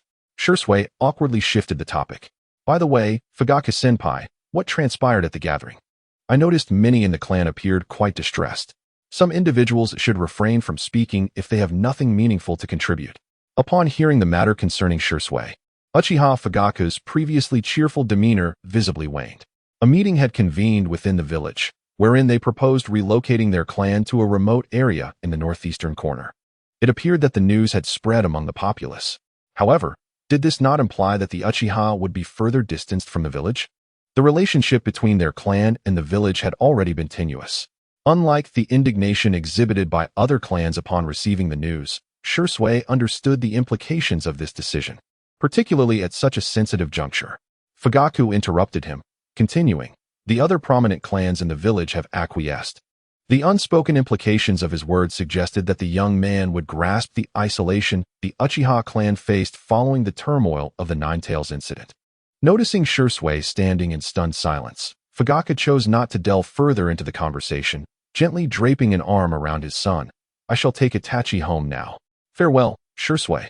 The reconstruction meeting among the upper echelons of Konoha, following the Ninetales upheaval, was a political maneuver, perhaps a subtle coercion directed at the Uchiha clan. Should the police force initiate a rebellion, the village would swiftly take action. Given the current circumstances, numerous prominent clans would not remain passive, even the oft-overlooked Yamanaka clan. If the Uchiha consented to this relocation, it would serve as a slow boil, isolating them from the village's core. Even if they instigated a rebellion, the Uchiha could rely on the Anbu to reclaim their influence in the future. The leaders of Konoha understood this dynamic and naturally aligned themselves with one another. "Dad, are we moving?" Uchiha Itachi, still oblivious to the complexities of the situation, merely wished to ascertain whether their family would indeed acquire a new home. "Indeed," Fugaku replied, gazing into his son's eyes, a gentle smile gracing his lips.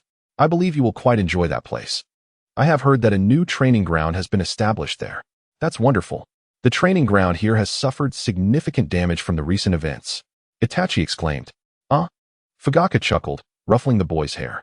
"That was merely to ensure your spirits remained high. To speak candidly, irrespective of strategic considerations or the relationship with the village, the Uchiha clan undeniably required a new residence. With the population steadily increasing and housing becoming scarce, Fugaku's family of 4, alongside a raven, faced a pressing need for more space. With 2 sons, a single marriage would render their home insufficient. The plight of their clan leader was indeed dire.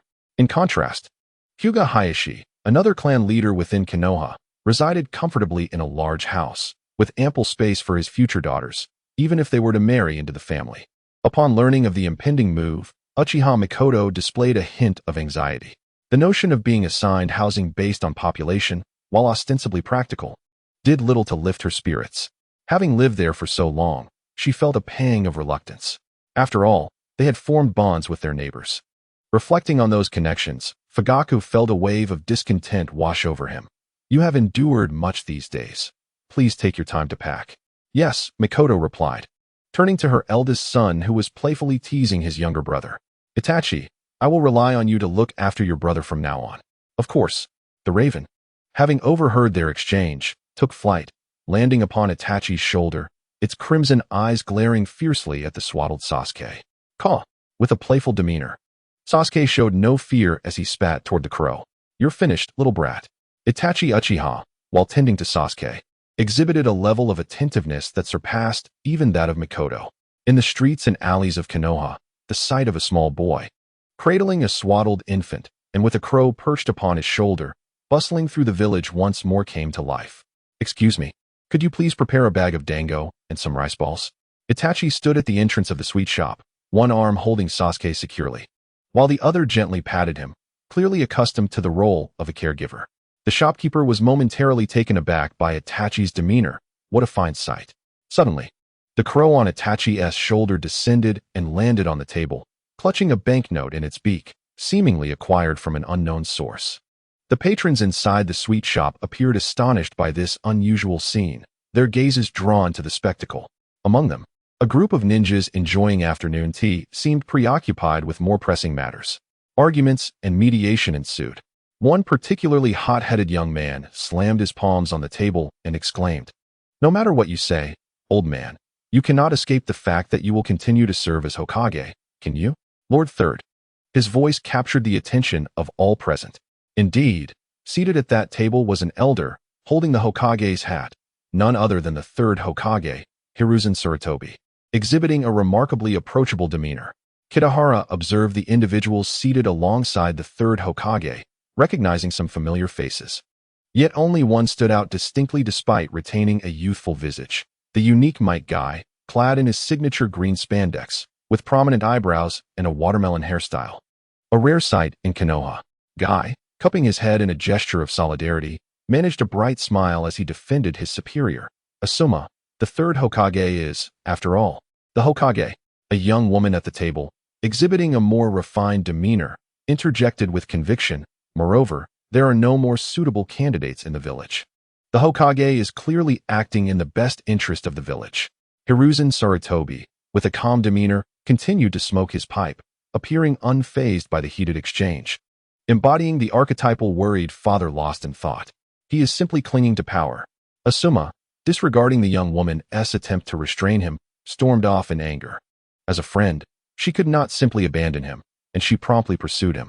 Mike Guy took a deep breath, suddenly standing up and rushing out of the sweet shop with a grand declaration. Rest assured, Lord Third, I shall persuade him with all my might. Hiruzen continued to smoke, seemingly devoid of any expectations regarding their endeavors. Ultimately, he exhaled a large smoke ring and meandered out of the sweet shop. Smoking in public was considered indecorous. However, given Hiruzen's stature and demeanor, no one dared to approach him with a reprimand. Here are your dango and rice balls. The shopkeeper's voice broke the reverie, drawing the third Hokage's attention. He looked down to see Itachi Uchiha cradling the child, alongside the crow extending its claw to grasp the food bag. Ah, it's Itachi. What a well-behaved child. The voice of Sarutobi Hiruzen resonates with the deep sorrow of parenthood. Had his wife, Sarutobi Pihua, still been alive, Asuma would not have burdened him so. Is this the second child of Fugaku? A girl, perhaps? What is her name? Hiruzen, puffing on his pipe, cast a glance at the sleeping infant swaddled nearby. No, he is my brother, named Sasuke. Coughing, Hiruzen nearly forgot this detail. Fugaku had mentioned naming his second child after their father, Sarutobi Sasuke. It felt strange, as he suddenly recalled his own father from years past, likely viewing him in much the same light as Asuma now. What a fine name. Once he regained his composure, Hiruzen gently stroked Sasuke's sparse hair, wishing, grow up quickly to become a reliable man. Uchiha Itachi gazed at his younger brother's cherubic face, affectionately rubbing his forehead. Did you hear that? Sasuke, you must grow up fast. Sasuke, eyes closed, emitted soft sounds, yawning slightly. The commotion outside had exhausted him, and he slipped back into a deep slumber. Suddenly, a crow landed atop Itachi's head, clutching a small bag, its crimson eyes disdainfully surveying Sasuke, likening him to a piglet that only knew how to sleep. The third Hokage observed the actions of the crow and remarked, is this the raven that Itachi raised? The village has been abuzz with stories about you. It certainly appears rather fierce. It is my friend, Itachi replied, using one hand to pet the crow atop his head. In truth, it has a gentle disposition. Hiruzen interjected. This child's eye seem problematic. Clearly, it does not resemble a good bird, and the earlier gaze it cast was fierce enough to tear Sasuke apart. Its aura feels distinctly unfriendly, with an indiscernible chakra intensity. Typically, when a leader is at a loss for words, an oblivious subordinate should leap forward to report trivial matters, providing an excuse for departure. As the direct department under the Hokage, the Umbu must alleviate worries. Indeed, a masked Umbu suddenly emerged, kneeling before Hiruzen. Yet this Umbu ninja, aside from Kakashi Hatake, was one of the few with white hair in all of Konohagakure. Hokage-sama, the Umbu has received a top-secret report. Kakashi exclaimed, his tone resolute. Hiruzen resumed his pipe, seemingly unfazed by their presence in public, extending his hand towards Kakashi. Just hand me the scroll. The individual delivering the information is currently in your office. He wishes to see you personally. Hiruzen was pulled away by Kakashi. He was typically busy, particularly fond of hands-on involvement. Today was merely meant for a leisurely afternoon tea. Instead, he faced sharp ridicule from his own son, leaving his mood far from delightful. He had hoped to chat with the small child and share some wisdom, yet now Kakashi was about to deliver even worse news. The encounter with the third Hokage was but a minor interlude. Uchiha Itachi remained indifferent to it all. He purchased a bag brimming with confections and sought out a picturesque location, where he could playfully tease his younger brother for a while. Kitahara, too, found merit in his idea, believing that if teasing his brother could be transformed into scolding the child, it would be much better. After all, one need not wait for a rainy day to reprimand a child. Today, however, proved to be rather unfortunate, as their usual spot was claimed by others. This location, being in close proximity to the memorial stones, attracted visitors whose thought processes seemed rather questionable, including, but not limited to, Uchiha Itachi and Shursui. Now, they could only watch as a young girl seated on the grass rose to her feet. Uchiha Izumi waved her tiny hands and dashed toward them, calling, "Itachi-kun." Kitahara suddenly recalled a fable about waiting by a tree for a hare. Uchiha Itachi, evidently, was akin to the hare in this tale. Konoha belonged to everyone. At least for now. This place was not the personal domain of Uchiha Itachi, and naturally, they could not chase Izumi away, especially since they were familiar relatives. Is it from that sweet shop in the town center? Did Itachi also enjoy the sweets from there? Uchiha Izumi immediately spotted the bag of treats dangling from the crow's claws and exclaimed in delight, "I often go there to buy dango. But it's quite difficult to get them." Indeed, the shop's dango typically sold out by the afternoon, and Uchiha Itachi was well aware of the store's inventory. The crow gloomily regarded the bag on its talons, truly a master of stealth. However, did they truly find a shared passion?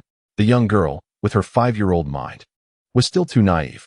Kitahara understood Uchiha Itachi's obsession with sweets all too well and felt compelled to offer a friendly reminder. At this moment, a gentleman ought not to engage in trivial chatter, but rather share the sweets from the bag with the little girl. Is that so? Uchiha Itachi's face contorted with indecision, casting an awkward glance at Izumi. "I didn't buy many dango, Izumi. Do you like rice dumplings?" "Uchiha Izumi-ka?" The crow chirped cheerfully. Is this truly what a man should say? Just because he didn't purchase many dango, he expected her not to compete for them? Give it up, little girl. A man who wouldn't even share a single skewer of dango with you is not worth your time. In the air, only the sound of Sasuke, blissfully unaware, snoring and blowing bubbles while nestled in his brother's embrace remained. Was the one in Itachi's arms his sister? Uchiha Izumi was not the first to make such a remark, nor would she be the last. Their words could not attest to Sasuke's beauty, but merely indicated his boyish charm in his early years. Uchiha Itachi remained unfazed, patiently explaining. A hint of inexplicable pride surfacing as he introduced his brother. "This is my younger brother. His name is Sasuke. Would you like me to hold him for a moment?" Izumi silently clenched her teeth. The sight of the young boy cradling his brother was hard to bear. Reminiscent of a boy who might sniff his idol's socks to determine if they could be worn the next day. Sasuke had finally drifted into slumber. Uchiha Itachi discreetly glanced at Kitahara and continued, "Perhaps it's best to refrain. If someone else holds him, he might easily cry. What could this young child possibly mean?" Uchiha Izumi persevered, asserting, "My movements will be gentle." Perhaps she believed that women possess an inherent advantage in this regard, effortlessly earning the trust of young children. Itachi reluctantly unfastened the straps and placed his younger brother into Izumi's embrace. He then retrieved a bag of snacks and pulled out a skewer of dango, pondering whether he needn't share it with Izumi. Wow. Sasuke, true to expectations, cried out in the unfamiliar arms. The expression on the little girl's face gradually turned blank. What on earth? Itachi hurried over to soothe the child, but a crow swooped down even faster, landing before Sasuke with a loud caw. Caw. What else can you do besides spitting? Kitahara fumed. Itachi suddenly felt less inclined to take over. After all, Sasuke was too preoccupied with Kitahara to pay him any heed. Thus, it mattered not whose arms he found himself in. Izumi observed the boy's actions, her smile taking on an oddly sinister edge. "Itachi, what should we do now? Should I give him back to you?" "Don't worry, once Sasuke tires from crying, he will fall asleep," the boy remarked, casting another glance at the crow. "Or perhaps, once Kitahara grows hungry, it will all come to an end." This was likely their final visit before moving. The Uchiha clan's new residence would soon be completed, and winter was fast approaching. After the new year, both Itachi and Izumi would reach the age to enroll in the Ninja Academy. "Itachi-kun, you will surely become a ninja, won't you? Will you attend the Ninja Academy?" Uchiha Izumi murmured, clutching her little braid. "I should be able to apply directly to become a genin." The crow regarded Izumi as if she were simple-minded. Was she merely stating the obvious? With the Sharingan activated, would she not pursue a career as a ninja, but instead choose to be a chef? However, Uchiha Itachi replied earnestly, "I am not well versed in many aspects of being a ninja. Attending the Ninja Academy is essential for my education. The next year, we should be able to meet at the Ninja Academy. Please take care of me, Itachi-kun." I will also become a ninja. A gentle breeze tousled the little girl's long hair, and a faint blush graced her cheeks. She had received the news she longed for and expressed her heartfelt sentiments. Kitahara glanced at the softly seated Izumi before turning back to the boy, now showing a slight change in expression, finally realizing something was amiss. Itachi had encountered few women. Apart from the tempestuous Kushina, who would strike at a moment's notice, he had only known the gentle nature of his mother. Thus, he held a great deal of tolerance for those who appeared soft on the surface, yet possessed a resolute strength within, and Izumi fit this description perfectly. I should head home now. After a brief moment of distraction, Itachi swiftly scooped up Sasuke and beckoned for the crow to come along. Uchiha Izumi paused, her expression gradually twisting into confusion. What kind of person are you? Kitahara, perched on Itachi's shoulder, looked back at the still bewildered Izumi, pondering if perhaps this girl would grow to be an oblivious and straightforward individual in the future. Once the Uchiha clan's crisis was resolved, life would undoubtedly become more interesting.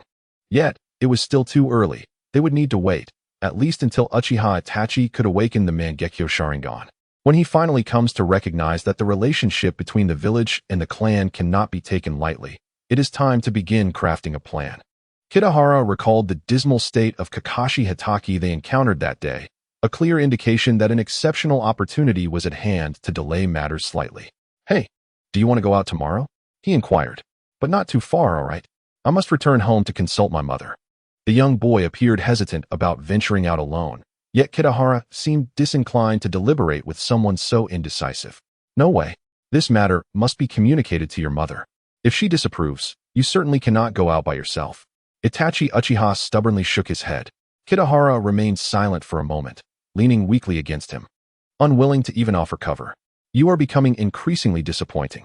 During dinner, upon learning that Kitahara wished to venture out alone, Mikoto Uchiha pondered for a moment, inquiring about his plans, and surprisingly acquiesced. Fugaku, upon hearing this, wore a look of disbelief. It's a crow. Why does it wish to go out and play? Oh, but Kitahara is a bird too. Yearning to see the scenery, Mikoto replied with a warm smile, serving a bowl of soup in front of Kitahara. Moreover, it's not like he is going out for more than a day, right? The crow nodded vigorously at Mikoto's smile, reluctant to argue. Fugaku sighed, acknowledging, indeed. We have all been quite busy lately, and Haven T had the chance to take him out to see the world. Perhaps I should consult the police force? The clan members will certainly have their objections, Itachi remarked, observing his parents' troubled expressions. He set down his chopsticks and raised his hand to speak. Kitahara glared at the young boy. Could you refrain from ruining my plans? The following morning, 2 bento boxes and a waiting chunin, who was a genius, had appeared on the family table, anticipating the crow's awakening. Last night, the clan leader and his wife had personally delivered the commission, and Itachi's acquaintance, Shursui, found his schedule relatively free, leaving him without a reason to decline. Furthermore, that crow was quite intriguing. This morning, Shursui sat in Itachi's home, having sipped 3 cups of tea while awaiting the still sleepy Kitahara. Itachi held Sasuke in his arms at the door, bidding farewell. Shursui, I'm counting on you. If Kitahara acts up, please be lenient. After all, I cannot overpower him. There's little I can do. Shursui chuckled lightly, extending his arm to beckon the crow to perch on him. Let us be off. Generally, Leaf Village ninjas are not permitted to leave the village lightly. Yet there are still opportunities to maneuver within this restriction, such as heading to the mission gathering place to accept an external task. The primary purpose behind prohibiting ninjas from wandering freely is to restrict the elite shinobi ranks. Given that a powerful jonin may at any moment be summoned by the village's higher-ups, the 3rd Hokage was not on duty at the mission gathering place, and Shursui casually selected a nearby task to eliminate bandits, fitting for a designated Umbu ninja, with no objections from the gathering place. Let us complete the task first. There's a small town nearby that is usually bustling. How about we go there and take a look? Shursui said, securing the mission scroll into his ninja toolkit. The crow perched on the shoulder of Uchiha Shursui seemed indifferent to the situation, as it showed no signs of unease. It was not until they left the village that the crow suddenly took flight. Hey, where do you think you're going? Shursui exclaimed as he leaped onto a tree. Watching the crow, Kitahara saw farther away. With no other choice, he clapped his hands and formed seals, summoning jutsu, cawing loudly. The flock of crows that Shursui had raised emerged from the incantation, swirling around him in a lively display. Intercept that crow and bring it back immediately. The summoned crows obediently flew towards Kitahara's direction. Doubting the capabilities of his summoned crows, Shursui decided to create a shadow clone to complete the task. As for himself, he could only tiptoe along the branches, hastily pursuing the elusive Kitahara. 2 minutes later, Shursui's expression was a complex mix as he observed Kitahara perched atop a treetop, indulging in fruit. Watching his crows flit back and forth, gathering wild berries and delivering them to Kitahara, Shursui found himself at a loss for words. Upon seeing his bodyguard and guide, the crow dutifully brought a piece of fruit. "I'm not really hungry," the young boy replied, shaking his head. Suddenly, the flock of crows halted mid-flight, circling above Shursui while cawing. As their master, Shursui understood their message. The little creatures had evidently transformed into Kitahara's interpreters within those 2 minutes. The distance to the Fire Nation's daimyo's residence was considerable, yet at their current pace, they would arrive in ample time. Kitahara silently rejoiced, having been accompanied by Shursui for over a year in the ninja world without ever having left the Leaf Village, completely unaware of the location of the daimyo's residence. The primary purpose of this outing was to visit the Fire Nation's daimyo's estate. The position of Hokage in Konoha could only be tenuously filled by Sarutobi Hiruzen, who needed to finalize his appointment at the daimyo's residence. While the Hokage's movements remained a secret within Konoha, they were not so within the daimyo's estate. After all, no matter how powerful the Hokage was, he could not silence the daimyo. Given the nature of the Fire Nation's daimyo, news of the Hokage's report or appointment would spread quickly across the land, as it was too small for such news to remain undiscovered. If indeed the daimyo's residents could not trace the origins of the news, Kitahara would simply regard the trip as a leisurely excursion, seeking opportunities elsewhere. The reason for choosing this particular day was primarily due to the previous day's actions of Hitaki Kakashi, who had revealed a presence. As the most capable ninja in Konoha Zumbu, the cold-blooded Kakashi's missions typically involved assassination and intelligence gathering. Escorting a messenger with vital information was a task that ordinary ninjas could handle, at most requiring the Umbu's discreet protection. Thus, it was highly probable that the individual transmitting the information was indeed Kakashi himself. Such a naive cub would not ponder these complexities. It was only someone as astute as Kitahara, with a clever mind, who could deduce the process from the known outcome, unlike his foolish brother, Sasuke, who remained oblivious at this stage. The outcome is as follows. Danzo dispatched Root to assassinate the third Hokage, Hiruzen Sarutobi, in an attempt to seize the position of Hokage. However, the plan inadvertently targeted his deputy, Kakashi Hitaki. Ultimately, even Kakashi could not be eliminated, primarily due to Kakashi's sudden betrayal and the significant limitations of Root's capabilities. What they aimed to do was to ignite the flames further. If Root's strength were to experience a noticeable enhancement, it is highly likely that the issues surrounding the Uchiha clan would be sidelined, whether it be the burdens of responsibility on Fugaku or Itachi's development. They would be afforded a considerable buffer period. As for how to execute this, that would depend on their methods. Today, while accompanying Shursui to the mission assembly, the usually diligent third Hokage was conspicuously absent from the Konoha assembly hall. Hiruzen Sarutobi was most likely not in Konoha today, or rather, he was officially absent from the village. One could ascertain this by inquiring for news at the daimyo's residence. The only companion was a rather uninspiring guide, Kitahara, who glanced disdainfully at Shursui, who was bouncing through the woods, and exclaimed, "Caw, caw, caw." The chorus of crows translated Kitahara's words. Uchiha Shursui, hearing the cacophony of the summoned creatures, felt a headache coming on. "I understand. Let's hasten our pace." Since he had brought a young Chunin along, it was imperative for him to discern the true nature of Root, to prevent future deception by the so-called friends of his ancestors. The daimyo's residence in the Land of Fire, in any aspect, could not compare to the prosperity of Konoha Village, as the creativity brought forth by chakra is boundless. The daimyo's residence resembled, to some extent, a bustling marketplace. It appeared economically thriving, yet this was merely due to the concentration of populace. Kitahara's conjectures proved accurate. "Hey, I heard that today the leader of the ninja from Konoha has arrived and is currently paying respects to the daimyo. These ninja are always embroiled in conflict. Yet at the very least, they protect the Land of Fire.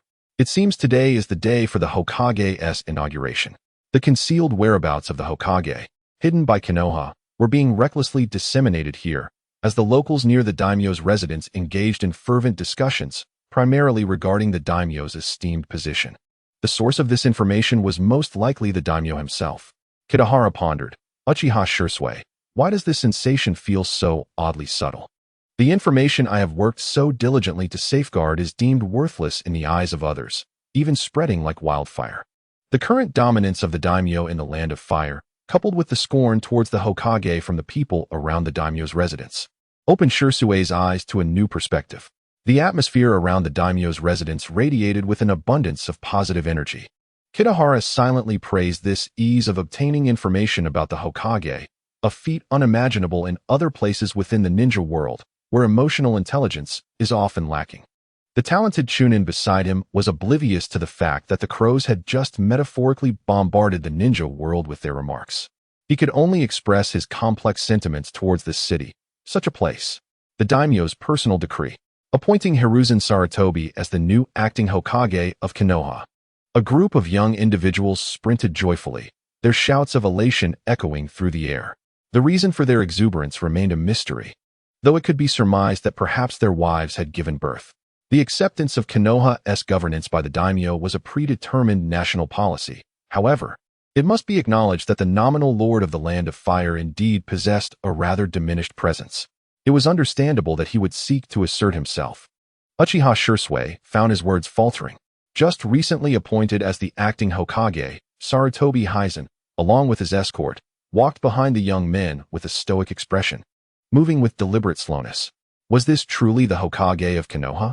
Was he not the previous Hokage? I recall seeing him frequently at the daimyo's residence during my childhood. Could one of his age still hold such a position?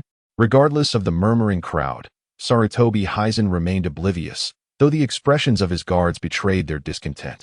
As if they wished to take action. We should follow. Something seems amiss with the Hokage.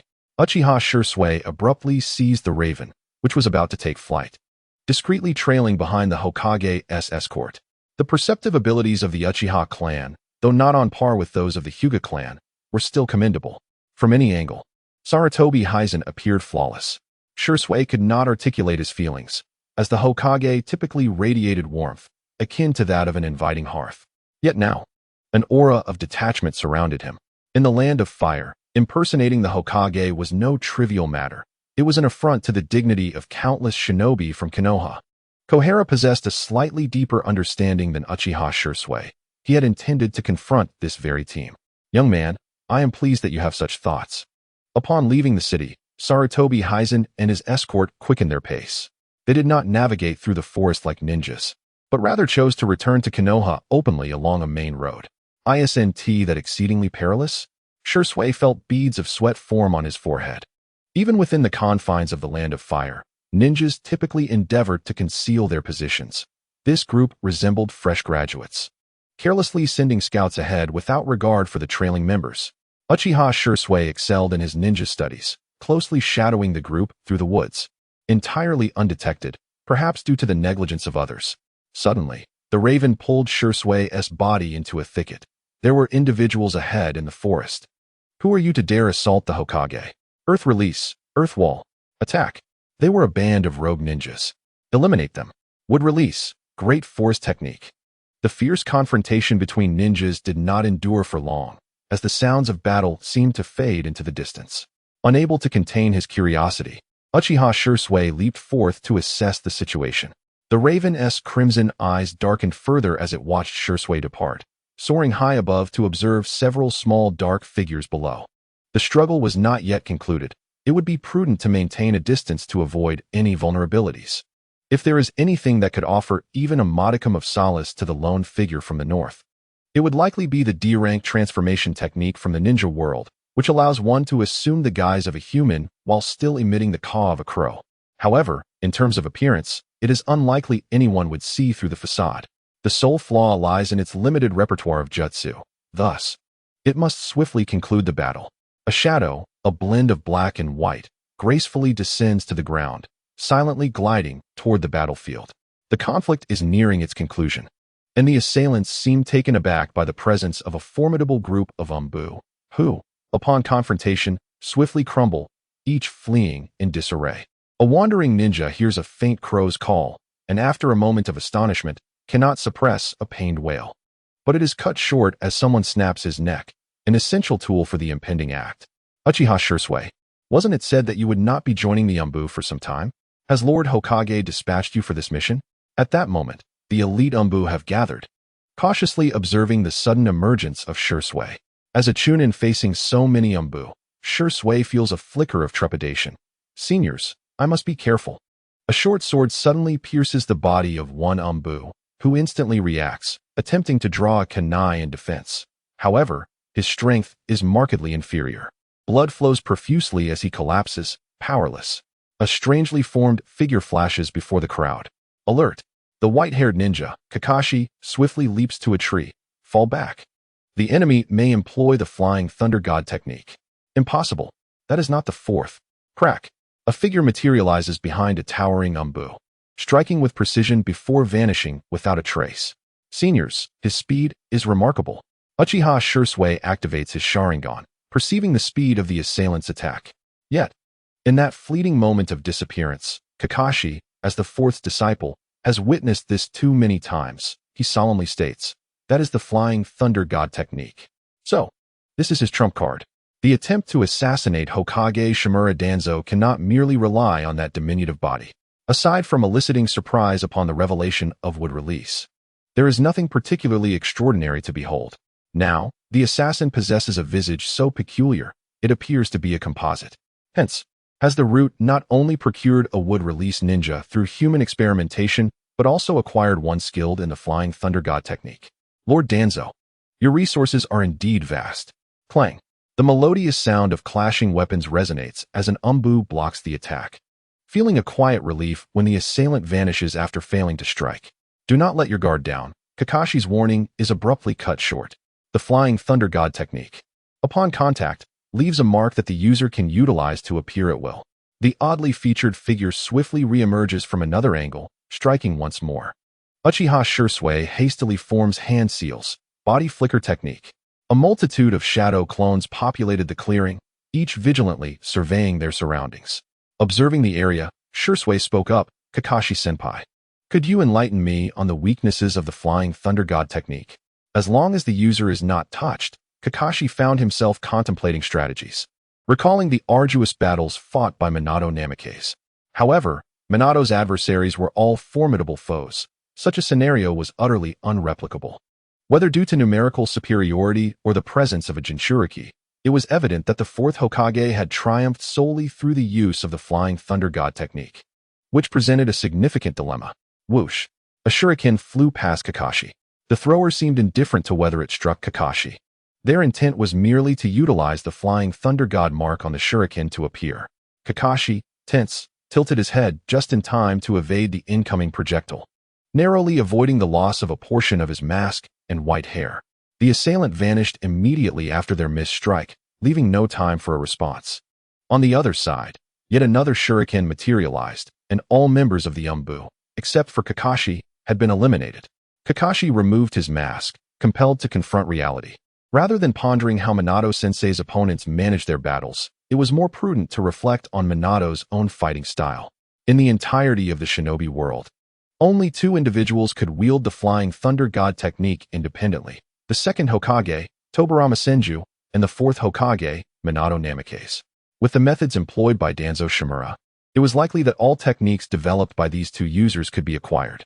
In a solitary confrontation, the only option would be to await death. Shursui Uchiha. Kakashi leaped down from the branch, landing beside Shursui's clone.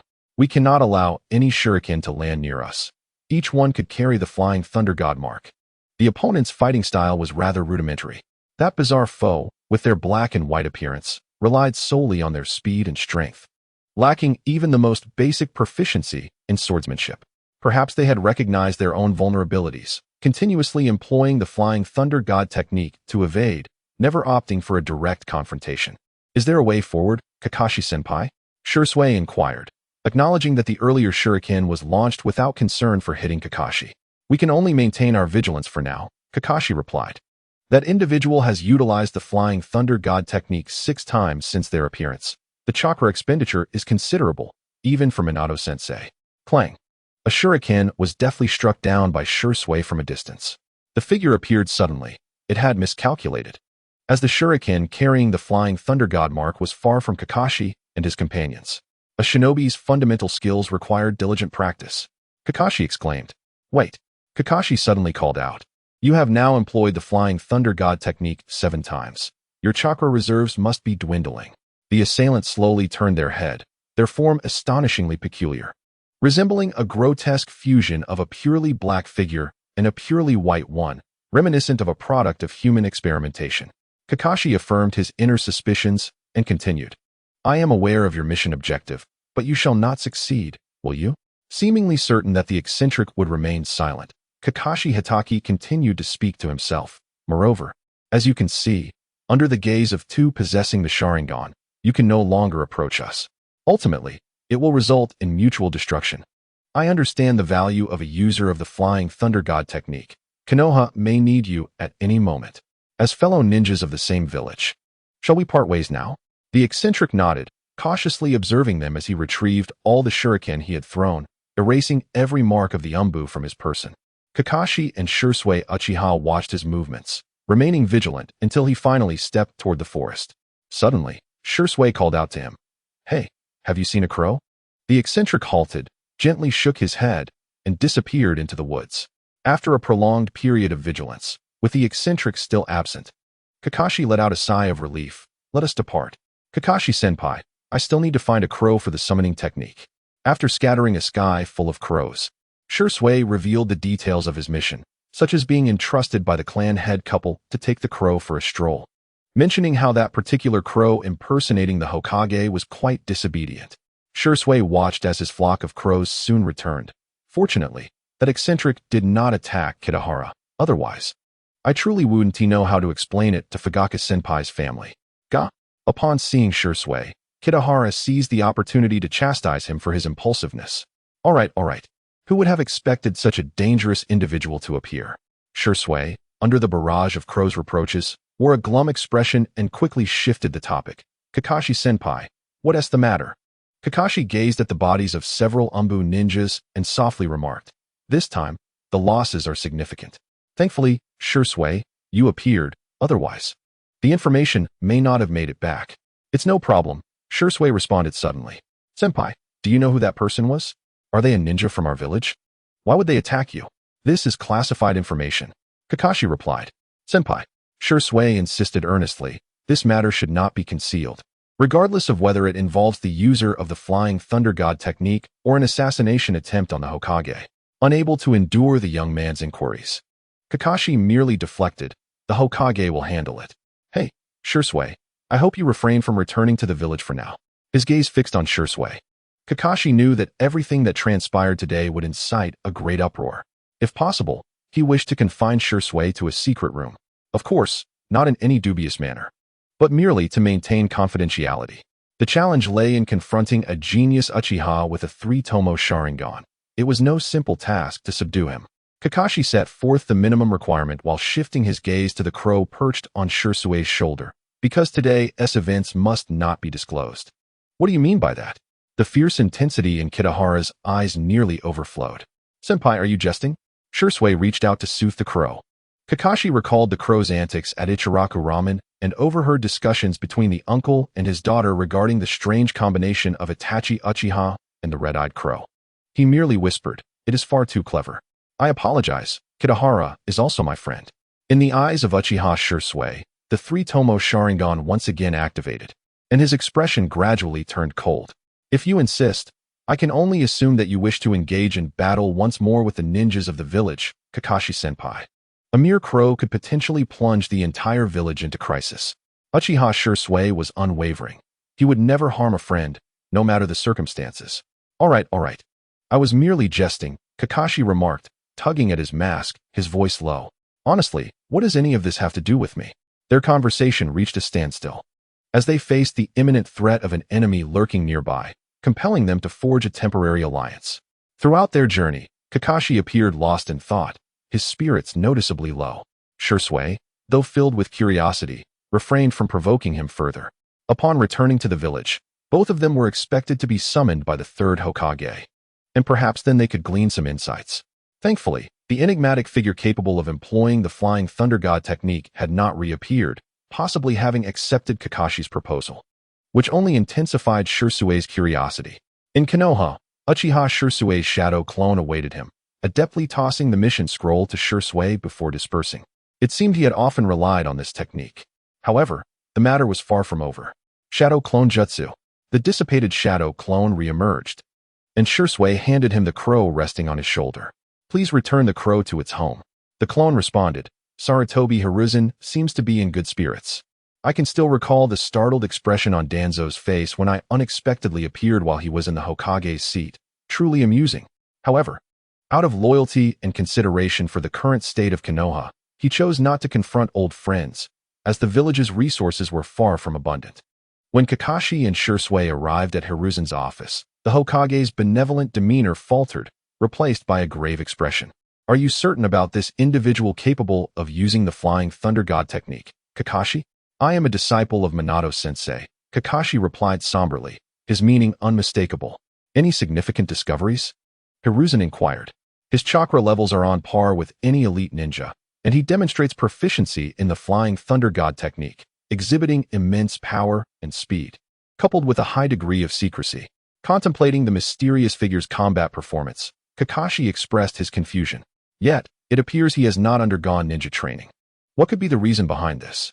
The taijutsu and kenjutsu he employs are riddled with flaws, and his combat experience is severely lacking. Moreover, throughout the entire confrontation, apart from the Flying Thunder God technique, he did not utilize any ninjutsu, and his shuriken throwing accuracy was alarmingly poor. Kakashi glanced at Shirsue as he spoke. The latter, being another source of intelligence, was even more perplexed. By my calculations, his shuriken throwing presents no real threat at all. He is undeniably a formidable ninja, yet lacks the ability to throw even a basic shuriken. Besides the Flying Thunder God, he tarnishes the very profession of a ninja. I see now. It truly aligns with his style.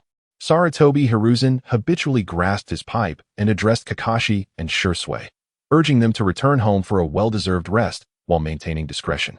I apologize, Hokage-sama, Kakashi replied. Shirsue knelt on one knee, acknowledging the weight of responsibility resting upon him. It is indeed possible that Fugaka-senpai's family may become aware of this news. Once again, Shirsue recounted the troublesome tale of the crow. Is that so? Sarutobi Hiruzen suddenly seized a document from the table, tearing it into fragments and discarding it into the wastebasket. It matters not. Upon your return, kindly convey a message to Fugaku for me. Understood. He continued, the Leaf Village's police force need not relocate for the time being, as the security within the village still requires their oversight. We cannot afford a distance too great from the village. The third Hokage spoke in a solemn tone, exhaling a dense plume of smoke that enveloped him, obscuring his expression. Shirsue nodded in comprehension. I understand. However, I have heard that the clan has commenced the construction of a police station in the new clan territory. It is merely a trivial matter. As the captain of the police force, he is free to allocate resources as he sees fit. At that moment, Uchiha Fugaku was at home, deep in contemplation on how to privately investigate the matter, especially considering an assassination attempt on the Hokage. Such a notion was undeniably exhilarating. Relying on the crow for secrecy was an impossibility. It would undoubtedly embellish any story it conveyed. The formidable wood-release ninja and the peculiar user of the Flying Thunder God technique, a cadre capable of rivaling the elite Umbu in ambush, caught Fugaku off guard as he listened to Itachi's explanations. Not to mention, the mere presence of a wood-release ninja was enough to instill fear. Throughout the entire ninja world, aside from Konoha's first Hokage, Hashirama Senju, no other wood-release ninja had ever emerged. To illustrate the might of wood-release, one could reference the Uchiha clan during the Warring States period. Whenever wood-release was mentioned, it was customary to invoke the memory of the Uchiha clan, known for their Sharingan, the foremost bloodline limit in the ninja world. Yet, during the Warring States period, they were subjugated by Hashirama's wood-release and ultimately compelled to surrender and join Konoha. Even their clan leader, the fearsome Uchiha Madara, met his demise at the hands of Hashirama, with a statue still standing at the Valley of the End. The backdrop of such formidable strength is a dream for many. Take, for instance, a certain financial expert who often boasts of having once engaged in battle with the first Hokage and emerging unscathed. The Uchiha clan was not composed of such individuals. They would find the situation too painful to bear. According to the crow's intelligence, there existed a would-release ninja within Konoha, and Fugaku's mood could be easily surmised. Fugaku-kun, has something occurred? Uchiha Mikoto inquired as she sat beside her husband, offering him a cup of hot tea. Since Kitahara returned, you seem preoccupied. There are minor matters within the clan, Fugaku replied, blowing gently on the steam rising from his cup and shaking his head. I will take a break the day after tomorrow and can assist at home. Is that permissible? That should be fine, shouldn't it? Mikoto raised her finger to her lips. Shoo. Sasuke has finally fallen asleep in his room, and Itachi has taken Kitahara out. Oh, I forgot to mention to them that the recent matter should not be discussed outside. Fugaku, having already surmised the identity of the suspicious individual, was particularly disinclined to stir up unnecessary trouble. Itachi Uchiha, despite his tender years, possessed a wisdom that would surely lead him to recognize that the assassination of the Hokage was not a matter to be publicly divulged. Everyone was aware of the remarkable intelligence of Fugaku's eldest son, save for the crow perched beside him, which felt that Itachi's mind was somewhat amiss today. However, when a young girl gently tapped his shoulder and informed him that the crow might be unwell, offering her services as a veterinarian, Itachi astonishingly believed her. I have treated many animals, the little girl declared, placing her hand on the crow. Your crow appears lethargic, and its heartbeat is irregular. It may have been frightened. After a brief moment of contemplation, Itachi nodded in agreement. Indeed. Fortunately, you encountered me today, the girl said confidently as she produced a medical kit that looked quite professional. Squawk. The crow began to struggle violently in the boy's embrace. It was merely experiencing an emotional turmoil. After the fervor of battle subsided, the panic from having killed those several Anbu ninjas resurfaced within Kitahara, reassuring himself that they were surely not innocent, yet the sense of dread lingered. Who could have anticipated that Konoha harbored such a meddlesome little doctor? First, she stroked the animal's back to help it relax, then located its veins, and finally prepared to administer a sedative. Squawk. The crow, which had slightly relaxed, suddenly became alert, thrashing about once more. As if physical therapy could remedy psychological issues, she must be the one with problems. Itachi held the crow tightly, eyeing the thick needle in the girl's hand. Are you really capable of this? Of course. It contains the sedative I prepared, she exclaimed. Let it have a good sleep. During its slumber, the animal's body will naturally regulate itself. The girl spoke with such authority that, setting aside her age and the syringe in her hand, and disregarding her patient, Kitahara found her reasoning quite compelling. As an observer, Itachi was persuaded. However, salvation came from an unexpected source. No doctor exists who can cure every ailment, and troubles inevitably follow, even for a small veterinarian. Inuzuka Hana. So you are here. I have finally found you. A burly man, holding a small kitten, bore an intimidating visage as he seized the girl's arm. This time, you shall not escape. But I saved its life. The girl protested, desperately trying to break free, though their strength was clearly unequal. Did you not tell me that you could restore it to health? That is why I sought your aid. Inuzuka Hana, a bit anxious, stood on her tiptoes to emphasize her height. It fell from a tremendous height, and it is not a ninja cat. It must have sustained some injuries. No running away. Compensation is required. During the last inspection, I had already expressed my apologies to you and Magu, and I had given you 50,000 taels, which was all the money I possessed. The little girl, teary-eyed, bit her lip, refusing to let her tears fall. How could that be sufficient compensation? Magu is my very life. Uchiha Itachi and the raven in his arms tilted their heads simultaneously. The situation was becoming quite clear. An inexperienced young veterinarian had saved the life of a cat, only to be extorted by its owner, and had even given away 50,000 taels. What a gullible fool. Caw. Caw. If that cat is his life, then let us rid ourselves of both the cat and its owner. Eliminate them, for the sake of helping. Uchiha Itachi's countenance darkened. Kitahara, that young veterinarian, is a kind-hearted individual, and it seems she possesses remarkable medical skills. I still require her assistance for your treatment. Release her. Uchiha Itachi stepped forward, gripping the brawny man's arm. She has done nothing wrong. Do not malign her good intentions. Little brat, what business is it of yours? Caw. Kitahara urged from the air, feeling exhausted and reluctant to fly today. In such circumstances, a confrontation was inevitable. It was better not to preach, as if every shinobi in the world were to be a sage. Moreover, With your prowess, you would only deceive that little rascal, Sasuke, in the future. Uchiha Itachi cast a disdainful glance at the brawny man, lamenting inwardly, and unleashed a kick that sent both the man and the cat soaring through the air. As bystanders witnessed the scuffle, some applauded while others adhered to the rules and summoned the Konoha police force. Why is there yet another fight? The officers arrived with grim expressions, surveyed the scene, and revealed smiles of admiration. Truly, he is the son of the captain. After a moment of silence, Uchiha Itachi explained. He was attempting to extort a young girl, and I happened upon the scene. Oh, understood. We shall apprehend him immediately, without waiting for Itachi to finish. The officers took the fallen man into custody. Clearly capable of handling the situation justly, they nonetheless displayed a facade of favoritism, which explained why the police force was not well regarded in the village. Thank you. This person often pursues me and is quite a nuisance. Inuzuka Hana approached to express her gratitude, glancing at the raven nestled in Uchiha Itachi's embrace. This raven is so fierce. How could it ever kill? It was but a jest, Uchiha Itachi reassured, patting the raven's wing, then turned in astonishment to the little girl. Can you understand Kitahara's words? Inuzuka Hana covered her mouth with a light laugh, squinting playfully as she waved her hand. Because I am a veterinarian. Phew. Thankfully the syringe didn't tea-break earlier. Caw. Kitahara soared into the air, declaring, She's a little lunatic. Don't heed her. Uchiha Itachi, presenting a card of goodwill, stated, Kitahara, she is a good person. Oh. Your raven is indeed amusing. Hana remarked. It is my first friend. Well then, it seems unwilling to receive a shot. Is there another method? Uchiha Itachi gazed helplessly at the raven hovering midair before turning to the young girl. Inuzuka Hana truly possessed remarkable insight, suggesting, then let us try to do something that brings it joy. Perhaps it will ease its mood. Kitahara swiftly descended to perch upon Itachi's shoulder.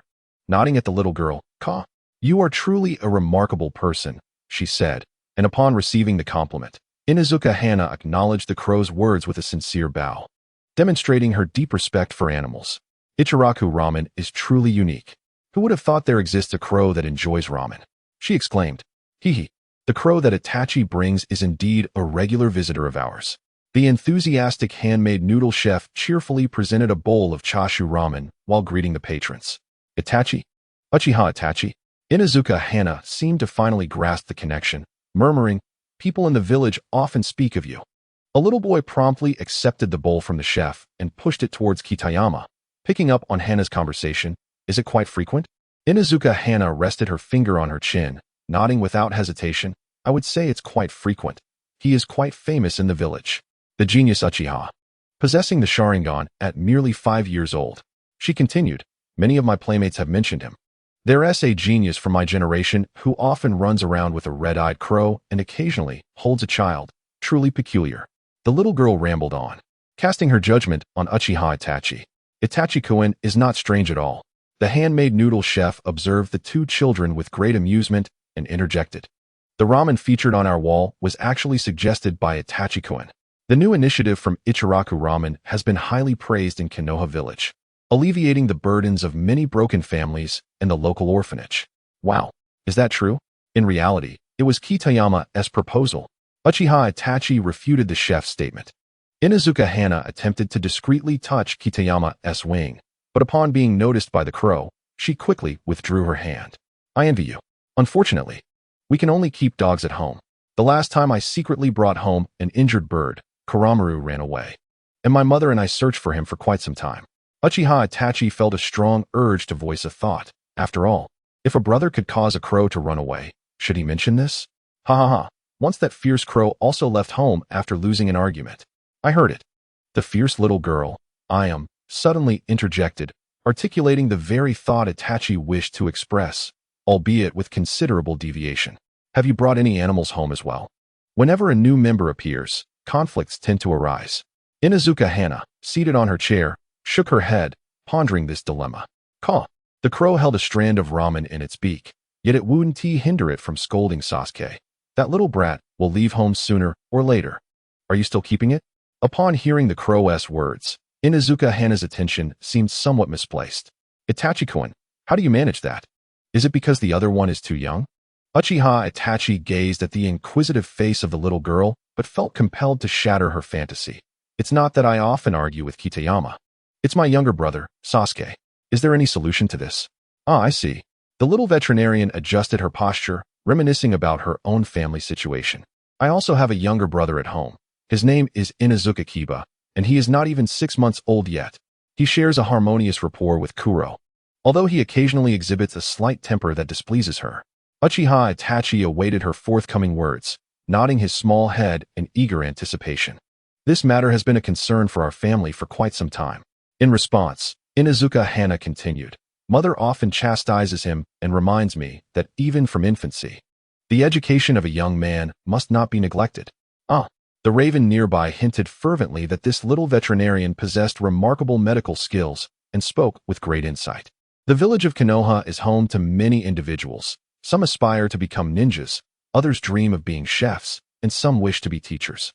Inuzuka Hana harbors the desire to become a veterinarian, as her affection for small animals is profound. Due to her tender age, her mother, Inuzuka Zaku, advises against her treating others' pets, so she secretly tends to sick animals, often spending her allowance on their care. Whenever she encounters a kitten fallen from a drain, a stray puppy on the street, or a lethargic raven, the young veterinarian readily lends her aid, aspiring to be a trusted veterinarian for both people and animals alike. With her innocence, charm, and spirited nature, she possesses her own ideals and life goals, steadily progressing toward them. Kitahara mused that if one had never watched Naruto, they might believe that Inuzuka Hana was the true protagonist. After enjoying a bowl of ramen and engaging in light conversation, the raven's spirits lifted considerably. The little girl retrieved her notebook to document this medical case. If Kitahara falls ill, he can seek my help later, Inuzuka Hana said. Packing her tools and waving goodbye, let us meet at school. Yes, goodbye. The little veterinarian was utterly unpretentious, harboring no ulterior motives even in the presence of such an adorable boy as Uchiha Itachi, embodying a refreshing breeze in the ninja world. Upon returning home that evening, Uchiha Fugaku was in high spirits. He had just exchanged thoughts with Shursui, who had departed moments earlier, and the thoughtful Chunin returned home burdened with contemplation. Conversely, Uchiha Fugaku wore a contented expression, based on Shursui's detailed intelligence and the actions of the third Hokage. He deduced that the mastermind behind the recent incident was the Hokage advisor, Danzo Shimura, for that brooding old man certainly had motives.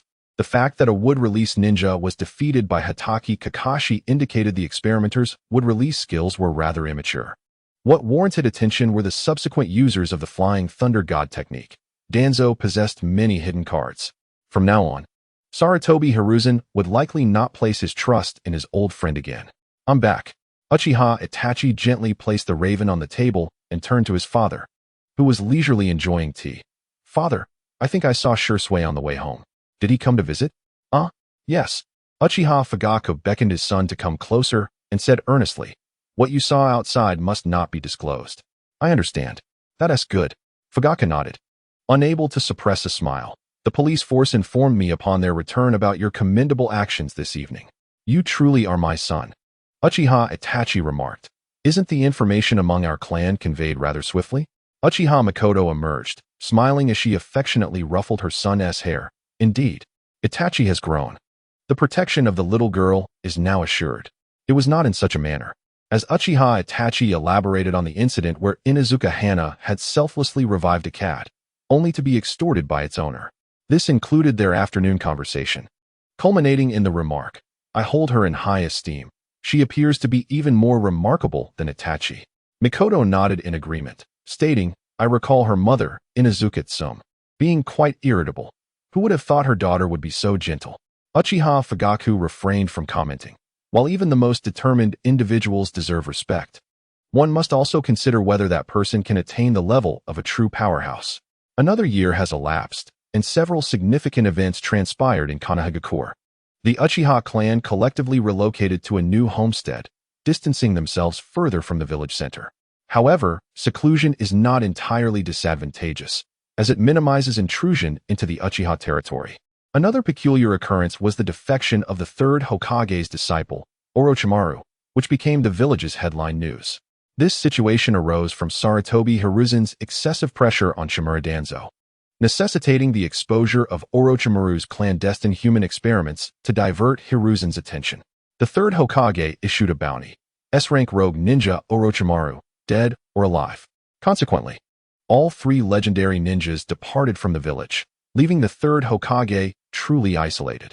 In swift succession, he initiated a new series of actions, presiding over the promotions of Jonin and Special Jonin, thereby expanding the scale of the Jonin assembly. Shortly thereafter, at the dawn of the new year, he executed a restructuring of the Umbu leadership, relieving Shimura Danzo of his command over the Umbu training division. The Umbu members who had anticipated the promotion of Kakashi Hatake were taken aback. Only one individual was elevated. This was a 17-year-old Chunin, promoted by Sarutobi Hiruzen to the position of Umbu interrogation squad leader, named Morinayabiki. In addition, Sarutobi Hiruzen reformed the mission assembly, implementing stringent restrictions on daily village missions, endeavoring to conduct them in the form of ninja squads to avert any potential defection among ninjas. Furthermore, the allocation of graduates from the Konohagakure Ninja Academy reverted entirely to the Hokage, who appointed Jonin captains and graduating members, much to the dismay of several prominent clans in Konoha. The actions of Sarutobi Hiruzen bore no relation to Fugaku. While the police force continued to offend various individuals throughout the village, perhaps their only connection was the commencement of the Ninja Academy. The third Hokage, Sarutobi Hiruzen, would be delivering a speech at the academy, necessitating that the parents, including Uchiha Fugaku, endure a session of trivial discourse, which was rather irksome. In April, spring arrived with gentle winds and warm sunshine. Today marked the first day of Itachi's enrollment at the Ninja Academy. Makoto, while tending to Sasuke, glanced at her husband, Fugaku-kun. The school requires parental accompaniment. Yes, I am prepared, Uchiha Fugaku replied, clad in his customary attire, as he eagerly anticipated his eldest son's venture into the Ninja Academy. If only the speeches of the Hokage could be omitted. As the village's formidable warriors dwindle, Sarutobi Hiruzen has increasingly prioritized the education within the Ninja Academy, now even involving himself in the school's daily management. It is truly perplexing how vigorous the old man remains. Uchiha Itachi had meticulously organized his stationery. Having begun his studies early after relocating, perusing numerous records of ninjutsu from the Uchiha clan, while Shursui generously provided ample learning materials. As for Kitahara, his demeanor appeared slightly exuberant. Initially, he assumed the academy would only teach basic techniques like the transformation technique. However, Shursui mentioned that many ninjutsu and their corresponding strategies would be covered in theoretical courses, alongside some simple C-rank ninjutsu. Naturally, clan-specific techniques, such as the Great Fireball technique, would never appear in the curriculum. Instead, they would focus on more common ninjutsu like the Fireball technique or Water Bullet technique. After breakfast, Uchiha Fugaku and his son departed with a crow, while Sasuke crawled around the house, peering at his father and brother leaving, whimpering continuously. Hearing his younger brother's sorrowful cries, Uchiha Itachi helplessly turned, extending 2 fingers to gently flick Sasuke's forehead, saying, "Sasuke, be sure to behave while at home. Where the leaves dance, fire continues to burn eternally."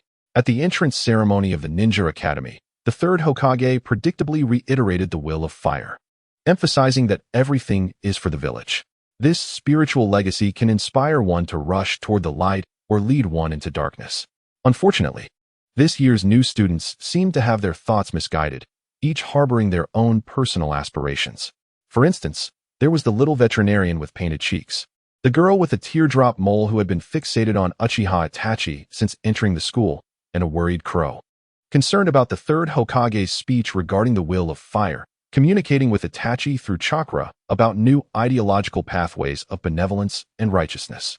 One must remain vigilant. Under the influence of the third Hokage, countless naive youths may have plunged into the depths of the will of fire, a constant source of trepidation. The weak should be treated with compassion. As ninjas, when confronted with the innocent and the weak, it is not only incorrect to strike them down indiscriminately, but rather imperative to protect them. The strong should act with righteousness. Uchiha Itachi murmured, his Sharingan swirling incessantly, and after a considerable moment, his gaze finally stabilized upon the 3 Tomo. "Kitahara, thank you." "Not at all," Kitahara replied, somewhat apprehensive, as such ideological misunderstandings could lead to peril. He was only partially acquainted with the concepts of benevolence and righteousness and now worried about Uchiha Itachi's well-being. While he might not embody the dark side of the will of fire, the prospect of the young boy suddenly adopting a radically different demeanor was concerning. For instance, should Kaguya Otsutsuki emerge from her seal, Uchiha Itachi abruptly opened his Sharingan, declaring, "As the moon collapses, I, Uchiha Itachi, am left with naught but my eyes." A state of stupor seemed equally unacceptable. Itachi concealed his Sharingan with quietude, as if nothing had transpired. The third Hokage, addressing the audience, could not suppress a faint smile. For among the entire ninja academy, only Itachi Uchiha stood out as a prodigy worthy of special attention.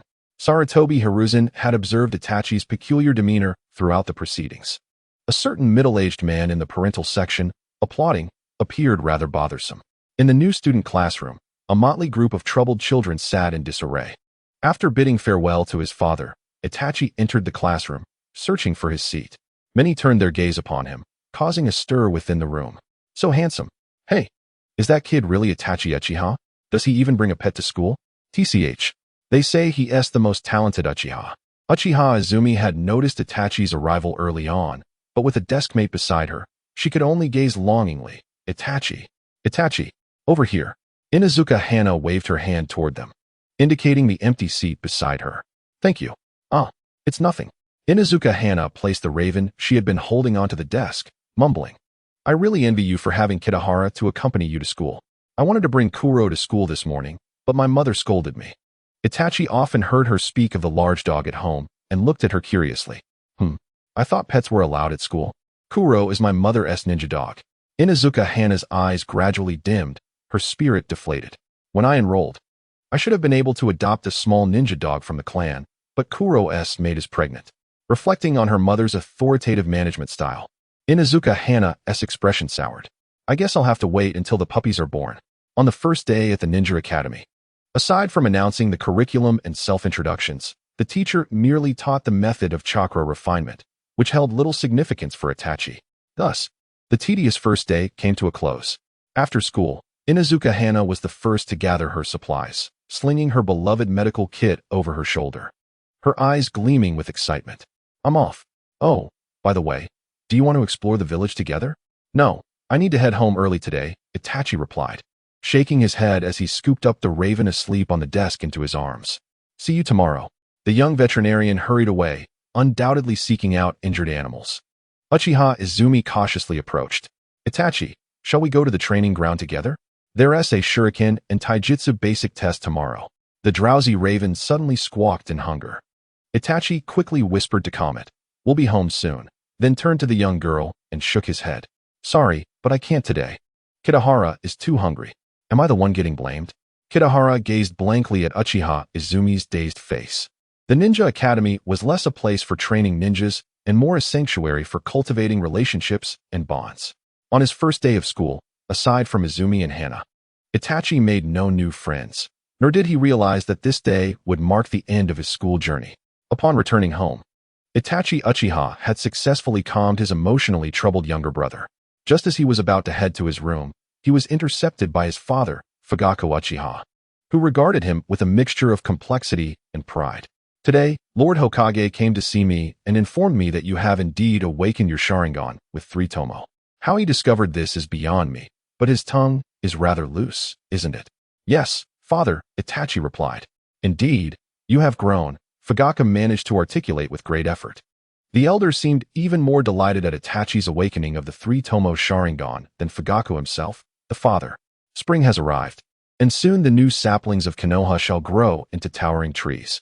Itachi has just unlocked his 3 tomo Sharingan, and I intend to have him graduate directly. But Lord Hokage, he has only just begun his first day of school. He is still unclear on the fundamental concepts of being a ninja," Fugaku thought, his mind swirling with a blend of pride and embarrassment. "I am aware of my son's exceptional capabilities, yet graduating after merely 1 day of schooling is rather unprecedented. His body and chakra are indeed capable of supporting the 3 tomo, which, in any case, would meet the standards of a ninja." Lord Hokage, as he spoke, tapped his pipe. "The knowledge acquired under the guidance of a Jonin leader will exceed what he would learn in the academy. Are you suggesting that Itachi be assigned elsewhere?" According to tradition, the majority of ninjas graduating from the Uchiha clan would typically return to the police force, with only a select few choosing to serve as general ninjas in the village. As the son of the clan leader, Itachi, by virtue of both talent and lineage, was expected to join the police force. Should fortune not favor him, he would likely have to inherit the position of clan leader in the future. Indeed, Sarutobi Hiruzen confidently turned to Fugaku and continued, "Jiraiya has recently returned to the village. The legendary Jiraiya, one of the Sannin?" Sarutobi's intent was unmistakable. Should Fugaku acquiesce, his son would become Jiraiya's apprentice, thus positioning him as a candidate for Hokage in a different sense. It was as if he had openly placed a honey-coated bread before Fugaku, enticing him with the prospect of having a Hokage candidate as a son. The examination that Itachi was to undertake transformed into his personal graduation assessment, with the evaluators being Sarutobi Hiruzen, Fugaku Uchiha, and the renowned Jiraiya. In the Ninja Academy, the students were abuzz with a rumor that a young newcomer, who had only participated in the entrance ceremony yesterday, would be graduating today. This tidbit had inadvertently slipped from one of the first-year teachers during a young girl's persistent inquiries, thus spreading the news among the students. The graduation exam was to take place at a training ground near the Uchiha clan, leaving many eager spectators among the students feeling disheartened. No wonder that boy has no friends. At the training ground, Fugaku felt as though his ears were being assaulted. "Hey, old man, I didn't return to the village to help you with students. Hurry up and tell me about Orochimaru. Jiraiya, I am getting old. Kakashi is quite capable.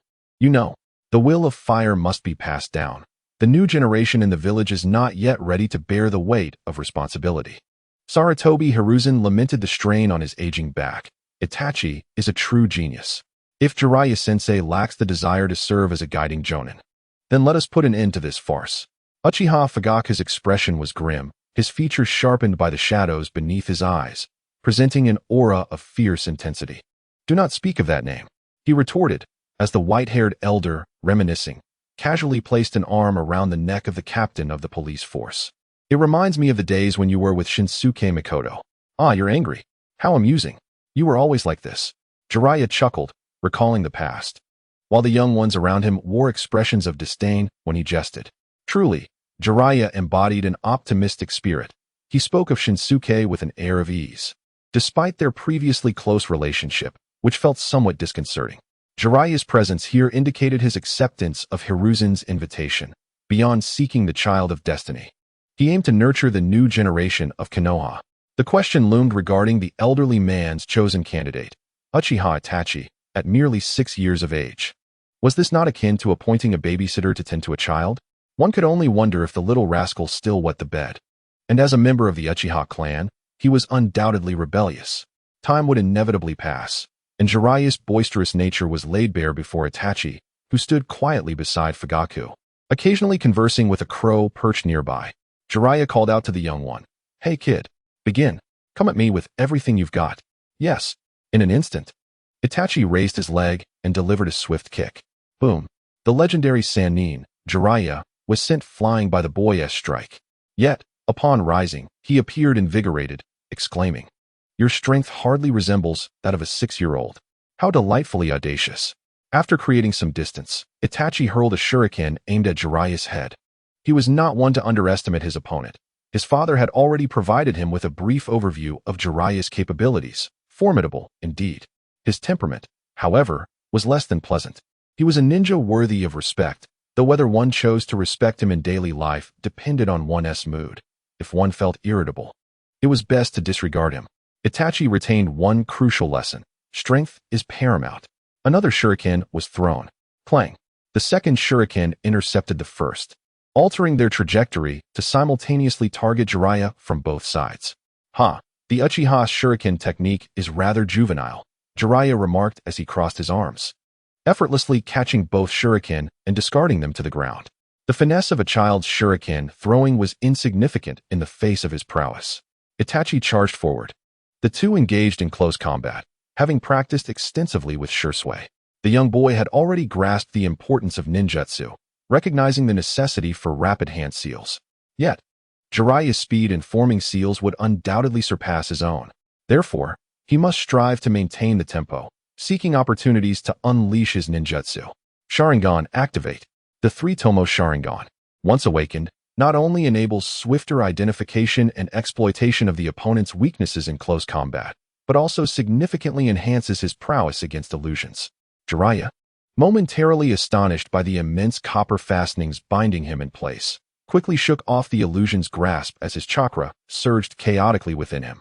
He abruptly collided with a crimson shuriken. Fire release, Phoenix Fire Technique. This was a technique taught by Shursui to Itachi, and it was the sole ninjutsu that required no hand seals.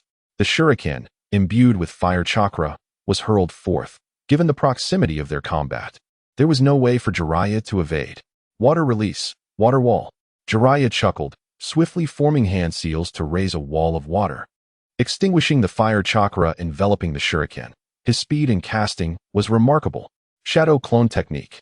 Uchiha Itachi suddenly created a shadow clone, a maneuver that left the two spectators outside the arena puzzled, as this technique seemed unnecessary and a waste of hand seal time and chakra. After all, Jiraiya could easily obliterate it with a single punch. As Itachi's shadow clone charged forward, Jiraiya indeed prepared to strike with such force. Yet, at the very last moment, he halted, gazing at Itachi's clone with a knowing smile. Inside is nothing but fire chakra. Child, do you think I would fall for such a trick? Shadow clone Great Explosion. Earth release, Earth Flow Wall. Boom. A massive hole erupted through the earthen wall.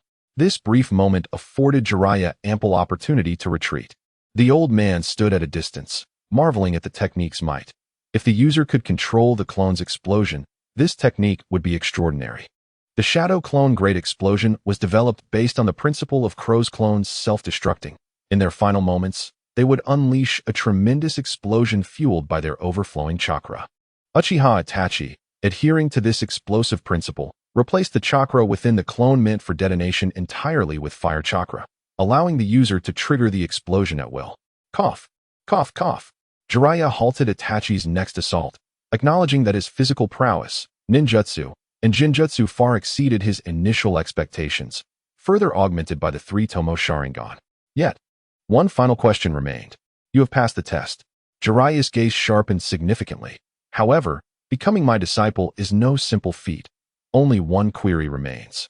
That is, with such adorable looks, do you happen to know many beautiful older sisters? By the end of his statement, his demeanor had become utterly undignified.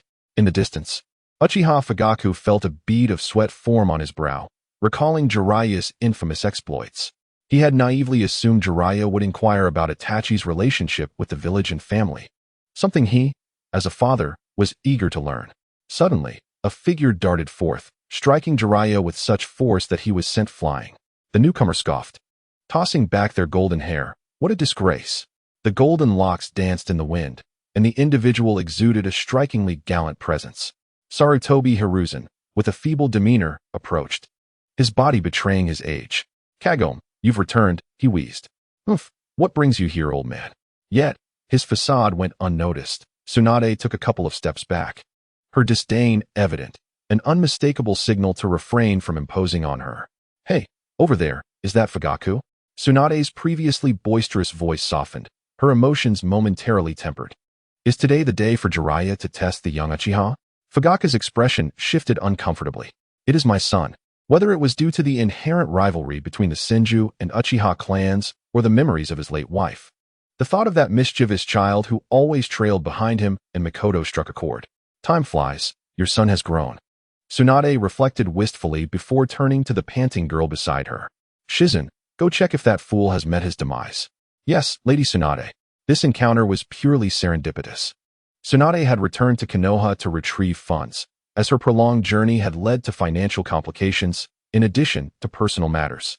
Upon her arrival, she quickly learned of Orochimaru's defection and Jiraiya's return to the village, hastening to gather information at the Hokage building. She understood all too well the foolish intentions of that imbecile. As their comrade, she was familiar with both their natures. Both Jiraiya and Orochimaru were obstinate individuals. Should a conflict arise, particularly in the event of a defection, it would undoubtedly be intolerable for Jiraiya. Conflict was inevitable. Jiraiya would surely fear inflicting fatal harm on his former comrade, while Orochimaru would dread the possibility of surviving an encounter. The outcome was predictable. This fool would likely find himself entangled with Orochimaru, necessitating her intervention. Meanwhile, Jiraiya sat up, pressing a hand to his forehead, and glanced at the dazed Itachi beside him. Irritation creeping into his voice. Kid, are you not going to come help me up? Apologies. Jiraiya noticed a crow perched on Itachi's shoulder and remarked, Oh? You have a crow as a summon? Such creatures are hardly useful. Why does it feel so chilly? Kitagawa suppressed the urge to manifest a tailed beast ball. This person was clearly unhinged. Lord Jiraiya, he is my companion. From now on, you should address him as teacher. Understood. Seeing the boy's obedient demeanor, Jiraiya felt a fleeting resemblance to a certain golden-haired youth from his past. Lowering his voice, he leaned closer to Itachi. About that question I posed earlier. Shizen, clutching a pink piglet, approached them with concern. Lord Jiraiya, are you all right? Ah, it's you, Shizen. The silver-haired man shot a glance at the blonde woman conversing amiably with Fugaku from a distance, gritting his teeth. Tsunade's punch will surely leave me in a world of trouble. Is there a danger to your life? The timid girl asked. Only 15 and not yet adept in medical ninjutsu, especially with Tsunade. Even if there were, it wouldn't be something easily mended. Uchiha Itachi could only watch as his new teacher cradled his foot in pain, recalling his father's biting remark. Your character is deplorable, extremely deplorable. After the evaluation concluded, those present had various matters to attend to. The third Hokage remains exceedingly busy, while his two disciples seem disinclined to show him the reverence he deserves. They have much to discuss, yet must return to their duties alone.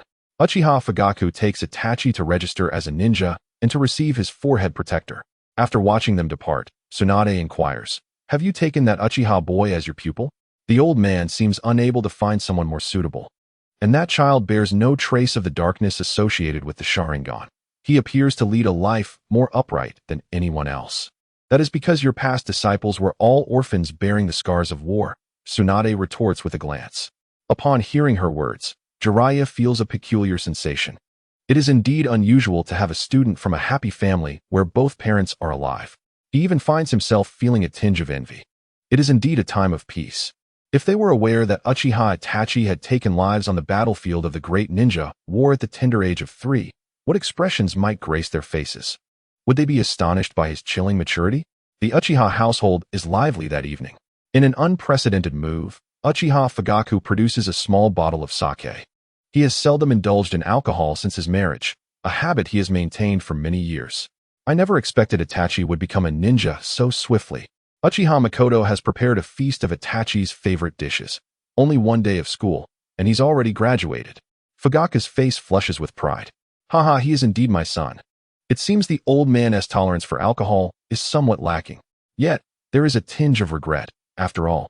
The academy imparts a wealth of knowledge about being a ninja. Itachi, do not lament such matters. They hold little significance. Fugaku emphasizes, rapping the table. Jiraiya-sensei is an exceptional ninja. Truly, there is none in the entire ninja world more outstanding than him. After graduating from the Ninja Academy, Fugaku began to admire the accomplishments of the legendary 3 of Konoha. Through 2 ninja world wars and numerous S-rank missions, there is scarcely a challenge that Jiraiya has not surmounted. Without a doubt, he is the most revered ninja in the ninja realm, aside from his notorious lecherous nature. More importantly, Jiraiya wields considerable influence over the Hokage, likely belonging to that rare breed who could obtain the position with a mere beckon. This fact is undeniable. Frankly speaking, he is rather infuriating. From the eldest to the youngest in Konoha, who does not aspire to have their statue perched atop Hokage Rock. Yet, Jiraiya appears utterly indifferent. He has also trained a Hokage. The 4th Hokage, Minato Namikaze, was Jiraiya's sole disciple in the village. Uchiha Itachi is poised to become Jiraiya's second openly acknowledged pupil. Itachi, my son, congratulations on becoming a ninja. Uchiha Fugaku raises his cup, exclaiming, from this day forth, act according to your own will. Transform the Uchiha, transform Konoha. Fugaku, you have had too much to drink, Uchiha Makoto says with a bittersweet smile, discreetly turning away to wipe her tears. The pressure upon her is immense. Itachi, please drink less. Itachi's brow furrows as he speaks. Sasuke, beside him, clutches his brother's arm and babbles excitedly, likely unaware of how seldom he will see his brother in the future. The dinner table buzzes with noise. After the 3 in the household fall into a deep slumber, Itachi and Kitahara stand in the courtyard, gazing at the night sky. Kitahara, what do you think of Jiraiya-sensei? Encountering him is indeed a fortuitous event. However, with Uchiha Itachi entering Jiraiya's tutelage, the Fugaku family found themselves powerless to prevent their student from accompanying his teacher on his journey of training. Given Jiraiya's unconventional teaching methods, it was inconceivable that he would assign Itachi to menial tasks. Uchiha Itachi has, in a profound sense, departed from the Uchiha clan, which may well be the intention of Hiruzen Sarutobi, allowing Itachi to be more readily immersed in the will of fire. Should a future leader of the Uchiha clan openly support Konoha, it would indeed signify their true integration into the village. The news of Uchiha Itachi becoming a ninja stirred considerable excitement within the academy, yet it was hardly a rarity in the broader context of Konoha, where many graduates of similar age existed. Everyone was aware that the peculiar little boy was unlikely to follow the conventional path of graduation. It was indeed astonishing for someone to graduate on their very first day of school, yet it remained within the realm of acceptability. At the gates of Konoha, Jiraiya, with resolute determination, planned to depart the village the following day, intending to take Uchiha Itachi on his inaugural ninja mission to hunt down the S-rank rogue ninja Orochimaru. Based on his assessment, Itachi's chakra levels and physical prowess were already commendable, with his jinjutsu skills being particularly advanced. He would at the very least contribute to intelligence gathering. Taking a freshly graduated genin out of the village for an S-rank mission was certainly a task befitting a teacher. Those with strength often exhibit a certain audacity. However, this decision was motivated not only by the third Hokage's entrustment, but also by the recent news concerning Orochimaru. It was certainly not due to Tsunade's simultaneous departure from the village, thus necessitating a companion. Two stoic guards watched the farewell with impassive expressions. Uchiha Mikoto cradled her youngest son, while Uchiha Fugaku wore a troubled expression as he observed Jiraiya engaging in conversation with Tsunade. Jiraiya-sensei, the Uchiha clan has always upheld a strict family discipline. I hope you will exercise caution. Fugaku admonished. Haha, Fugaku, you needn't worry about my teaching methods. Just look at Minato. Jiraiya laughed heartily in response, affectionately ruffling Itachi's hair. The boy's hair was surprisingly soft to the touch, an unexpected delight. Although Jiraiya might seem a bit unorthodox, his prowess as a mentor was commendable, with Itachi being the genuine graduation certificate of his tutelage. Enough of this, Tsunade exclaimed, delivering a playful smack to Jiraiya's head before guiding Uchiha Itachi away. The usually composed Shizune could only awkwardly apologize to the Fugaku couple. My apologies. Lady Tsunade's temper has not changed much. Mikoto chuckled softly, bowing slightly to Shizune. I entrust you with him on this journey. This peculiar little team surprisingly harmonized well. Tsunade and Jiraiya strode ahead with carefree spirits, while Shizune attended to the younger Uchiha Itachi behind them. Each held a beloved pet, creating a warm and harmonious scene. Save for the crow occasionally drooling enviously over the piglet. This piglet is truly well cared for. Whether roasted or grilled, it would surely be delicious. Alas, Jiraiya had no intention of continuing his journey alongside the two women.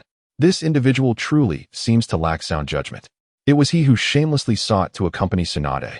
Yet midway he diverges from her only to believe he could catch up. What a folly. Tsunade, unperturbed, glanced at the serious Jiraiya and disdainfully remarked, Tisich, don't die on me. I want to be able to save you. Jiraiya could only scratch the back of his head and offer an awkward chuckle. At the campsite by the brook, Jiraiya relished the benefits of having a disciple by his side, with firewood, wild fruits, and grilled fish readily available, requiring almost no effort on his part. Well done, Itachi. Take a look at this secret technique scroll. Yes, Jiraiya-sensei, Itachi Uchiha nodded, accepting the ninjutsu scroll from Jiraiya's hand, his brow furrowing as he inquired, is this the four limbs reseal? Indeed, this technique seals the opponent's limbs, restricting the flow of chakra within their body. It is not only an effective means of combat, but also greatly beneficial for a ninja's training. I intend to temporarily seal your limbs to enhance your physical training and chakra control. Observing the boy's slender arms and legs, Jiraiya continued, moreover, this sealing technique serves as a supplement to physical arts, directly sealing an opponent's ninjutsu, thereby providing an effective means of self-protection. Itachi's combat style often leaned toward ninjutsu whenever the opportunity arose. Just as they were engaged in a spirited exchange of punches and kicks, he would suddenly unleash a ninjutsu. Who could withstand that? The observing crow, relishing the spectacle, found such techniques convenient. The myriad of strange ninjutsu posed too much hassle. Instead, one could simply utilize body flicker technique to swiftly engage, apply the four limbs reseal, create distance with flying thunder god, and finally unleash a long-range tailed beast bomb. After lunch, upon employing the four limbs reseal, Jiraiya noticed the boy's tightly furrowed brow and suddenly wore a mischievous grin. The old man seized Itachi by the collar and casually tossed him into the brook. First, you must practice your chakra control. Even with his chakra flow hindered, Itachi managed to stabilize himself on the water's surface, looking quizzically at Jiraiya. Sensei, have you practiced chakra control? Jiraiya stroked his chin, feeling at a loss. What exactly does this old man want me to teach him? I don't even possess the Sharingan. I often spar with Shursui by the Southie River. Itachi explained as he returned to the shore, stepping lightly on the water's surface. This implied that such rudimentary skills need not be showcased. Sensei, I wish to learn more about ninjutsu, Itachi stated earnestly, as he now sought a deeper understanding of fundamental knowledge, such as various strategies to counter different techniques. A well-meaning Jiraiya paused in surprise. I understand. Without a doubt, water-style ninjutsu counters fire-style. However, in the world of ninjas, nothing is absolute. There exists a fire-style technique that water-style cannot counter, which instead amplifies its potency. Jiraiya smugly showcased his favored ninjutsu by utilizing chakra to create oil. Like this, fire-style, great fireball. Instantly, flames ignited above the brook. Itachi, momentarily taken aback, suddenly began forming hand seals. Water-style, bubble wave. Countless snow-white bubbles burst forth, gracefully dancing down to the river's surface, swiftly extinguishing the flames of the burning oil. Uchiha Itachi remarked, "This is a rather impractical water-style ninjutsu." However, the remainder of his thoughts remained unspoken as the young boy gazed at Jiraiya's dazed eyes. The water-style bubbles were a chaotic creation, derived from the Uchiha clan's encounters on the battlefield with the Mist Ninjas, possessing little practical significance. Upholding the principle of conservation, the clan members documented it nonetheless. Before commencing his schooling, the fervently studying Uchiha Itachi, in addition to learning the clan's fire-style jutsu and the Sharingan Jinjutsu, focused on these battlefield acquisitions. His innate attributes included fire, wind, and water. Fortuitously, the Uchiha clan had once been dispatched by the Hokage to the coastal front lines, thus acquiring considerable knowledge of various water techniques from the Mist Village. Kid, there's no benefit in following this old man. What did he send you here for? Speak honestly. Jiraiya threatened, gripping Uchiha Itachi's collar fiercely. Teacher, I don't comprehend what you're saying. On the first day of instruction, Jiraiya had managed to sidestep Itachi's confusion with a hasty introduction to elemental ninjutsu. Itachi felt profoundly that having Uchiha Itachi as a disciple posed the greatest challenge of his teaching career. Any queries regarding enhancing a ninja's combat prowess were easily addressed. Yet by nightfall, Itachi had gleaned much knowledge about ninja camping and vigilance, which he found quite enlightening. I never expected you to take such an interest in these matters, Jiraiya expressed incredulously. Nowadays, very few ninjas are willing to delve into such intricate details. This little boy possesses a determination and perseverance that most ninjas lack. Uchiha Itachi nodded earnestly. It's quite valuable knowledge. Let your crow keep watch tonight, Jiraiya suggested. Allow me to take charge, Itachi replied. Early in the morning, Uchiha Itachi fetched fresh water and wild fruits. Kitabayashi cheerfully seized a fruit, eagerly pecking at his breakfast for the day.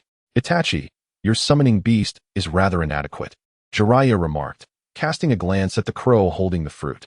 He began to enumerate its shortcomings. It cannot keep watch at night, nor can it fish. And it certainly isn't as industrious as other reconnaissance beasts. Uchiha Itachi offered a wild fruit, silencing Jiraiya with the offering. Teacher, have a fruit. He understood Kitabayashi's temperament well. Merely accompanying him to endure the elements was commendable enough, and he felt it unreasonable to demand more. Moreover, before departing, Uchiha Makoto had entrusted him with the care of Kitabayashi. Teacher, where are we headed now? I am off to retrieve my companion, Jiraiya replied with a hearty laugh. He has lost his way, and I shall bring him back to the village. Is it Orochimaru? Oh, you know of him as well? One of the legendary three ninjas of Konoha, the cold-hearted Orochimaru. Uchiha Itachi recalled their encounter at the memorial stone, where he had been told that life held no meaning. Jiraiya's demeanor shifted dramatically. He leaned in closer to Uchiha Itachi, warning him, do not heed that fellow's nonsensical ramblings. Every word he utters is untrustworthy. He once promised to assist me, yet has completed none of his promises. Understood. At that time, I was still quite young and influenced by his words. Speculated that perhaps by approaching death infinitely, one could discover the essence of life. This fellow, he even preys on children. Jiraiya couldn't help but facepalm. Then reprimanded fiercely, "Are you an idiot without a brain?" And what happened next? Uchiha Itachi, gently stroking the raven's wings, couldn't help but reminisce. Later, I was rescued by Kitahara. Tracking Orochimaru is an exceedingly perilous endeavor, and Jiraiya did not allow Itachi to join the fray. Had it not been for the third Hokage's request, he would have even planned to have Itachi undertake minor tasks within the village. Jiraiya gazed at the young boy, silently resolving that as they approached Orochimaru's base, he would leave Itachi in a nearby town. According to the intelligence provided by the third Hokage, it wouldn't be long before they encountered that scoundrel. The land of wind is rather barren. Much of its territory consists of desolate wastelands, perpetually subjected to the ravages of sandstorms, with scarce resources. The ninja of Sunagakure possess a profound understanding of wind release. Isn't that easily countered? Foolish child. As one of the great nation's ninja villages, how could they rely solely on wind release? In addition to wind release, they excel in puppet techniques, toxins, and a unique bloodline limit known as magnet release. Are they formidable? Indeed, very much so. Jiraiya nodded earnestly. I once encountered a couple skilled in puppet techniques who inflicted significant losses on Konoha. Had it not been for Shikamaru's exceptional swordsmanship, our victory would have been far from assured. After a moment's contemplation, he added, puppet masters are by no means invincible. They have many nemesis, such as that woman Tsunade, who can dispatch a puppet with a single punch, leaving the elder Chiyo utterly speechless. Lady Tsunade is indeed formidable. Itachi concurred, acknowledging that at the very least, it was gratifying to witness Jiraiya being sent flying during the assessment. Jiraiya could go on endlessly about her. Of course, Tsunade is the strongest woman in the ninja world and also the most powerful medical ninja. We were once comrades. Thanks to Tsunade, the ninja world began to have medical ninjas accompanying teams, allowing so many to survive on the battlefield. Mikoto was a contemporary of Tsunade's younger brother, Senju Ropetree. Unfortunately, that year Tsunade nearly caught up with me. Meanwhile, the Raven, listening intently, cast Jiraiya a disdainful glance, as some individuals inevitably drift into flights of fancy while speaking. The issue was that Itachi was unaware of the truth and could not expose Jiraiya's words. Thus, the rapport between the master and disciple grew increasingly pleasant. Aside from the Raven, who wished to cover its ears, in the entire ninja world, regarding erudition, be it local customs or the unique jutsu of various nations, there was hardly anything Jiraiya did not know. This thirst for knowledge about ninjas was also a trait possessed by Uchiha Itachi. One person delighted in lofty discourse, while the other preferred quiet listening. Jiraiya felt a profound sense of accomplishment, and Itachi reaped countless insights. Unbeknownst to the pair, they were being observed by someone. The mysterious masked man and Zetsu were concealed high in a dense tree, shrouding their presence. That child, is he the Uchiha whom Jiraiya has taken as his disciple? His name is Uchiha Itachi. The black and white speckled pitcher plant softly conveyed the intelligence it had gathered. Everyone in Konoha was aware that he had awakened the Sharingan. And although he was merely 6 years old, this hardly seemed extraordinary. The masked man let out a cold snort. It was said that he activated the Sharingan during the inauguration ceremony of Minato Namikaze, not long after the commencement of the Ninja Academy. Itachi Uchiha attended only one day of classes before graduating, and the following day, Jiraiya, who had returned to the village, took him as a disciple. The awakening of the Sharingan must be intertwined with a deep obsession of love and hatred. It appeared that the boy named Itachi had chosen to forsake the Uchiha clan. The mysterious masked man became slightly intrigued, as he had grown weary of that clan. Black Zetsu cautioned, "You cannot allow a Beto to act on his whims. Itachi Uchiha is the future clan leader of the Uchiha. If he truly matures, your endeavors in Konoha will be in vain. The rift between the Uchiha clan and the higher-ups of Konoha may lead to unpredictable outcomes due to Itachi's existence. Their objective is to weaken Konoha's power, not to witness its resurgence. He nearly perished in Konoha, yet achieved nothing." White Zetsu interjected, "That cannot be said. At least Obito caused his mentor's demise. Bang. The masked man struck Zetsu's head into the tree trunk. Your incessant chatter is tiresome. The masked man gazed at the two, who were conversing merrily in the distance, and inquired, he is just a child. If we eliminate him, Uchiha Fugaku will surely lose trust in the Hokage, won't he? Hee, how merciless. White Zetsu seemed unable to restrain his reckless spirit. After all, he is the son of the clan leader. Is this truly wise? Black Zetsu quickly interrupted White Zetsu, steering the conversation back to the matter at hand. Jiraiya, one of the legendary Sannin, is not one to be taken lightly. Obito, your body has not fully recovered. Has it? Do not worry about Jiraiya, the masked man replied, shaking his head. If I am not mistaken, that fellow is likely intent on pursuing the defector Orochimaru. We will have ample opportunity. What a ridiculous bond. Zetsu fell silent for a moment, opting to remain quiet. They spoke so jovially. Yet one could not help but wonder who was frequently visiting Konoha, whether to pay respects at graves or to spy on the white-haired man. On the third day, Jiraiya unfurled a scroll that bore a map. He glanced at the surrounding environment and waved his hand. Itachi, no need to prepare breakfast today. We shall visit a nearby town. Is it far? Itachi Uchiha pointed to the still slumbering crow and murmured, the early morning may leave me quite hungry. Still in bed? Jiraiya, having lost his temper, replied, no need to prepare. We will arrive shortly. Let us take him along. True to his word, after a short while, the outline of the town came into view, with traces of cart tracks along the way. Is this truly a town? Itachi Uchiha had never encountered such a sight before.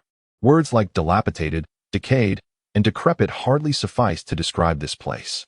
The townsfolk appeared tense, with a few deranged women running through the streets and some menacing figures patrolling with large blades. Jiraiya had seen many such towns. He believes that Uchiha Itachi, having grown up in the prosperous Konoha, has never been exposed to the cruelty of the outside world.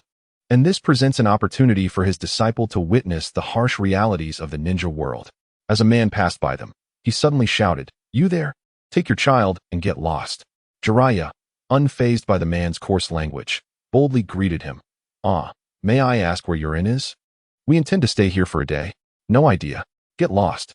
After hurling an insult, the man menacingly waved a knife at them. The words of the sage from the land of toads were swallowed back. Indeed, the atmosphere here was rather unfriendly. It seemed the time for his sacrifice had come. Itachi, let us find an inn first. Jiraiya patted Itachi's head and discreetly glanced at a corner of the street. I will gather information about this small town later tonight. Uchiha Itachi shook his head, saying, Teacher, you should rest well. Allow me to go. No, you are too young for this. Suddenly, Kitahara, for reasons unknown, flew onto Jiraiya's shoulder, purely curious about Jiraiya's sources and gathering places. Can Kitahara accompany you? The raven appeared rather fierce, while those capable of providing information were too timid to withstand shock. Jiraiya shook his head, adopting a serious demeanor. Kitahara, undeterred by his attitude, resolutely insisted, Ka. As a result, that night, after settling Uchiha Itachi in the inn, Jiraiya had no choice but to venture out with the raven. Although he could not comprehend the raven's cawing, he solemnly declared, once we arrive, you must behave and not disturb me while I gather intelligence, understand? The raven obediently nodded, being just a bird, unable to do much else.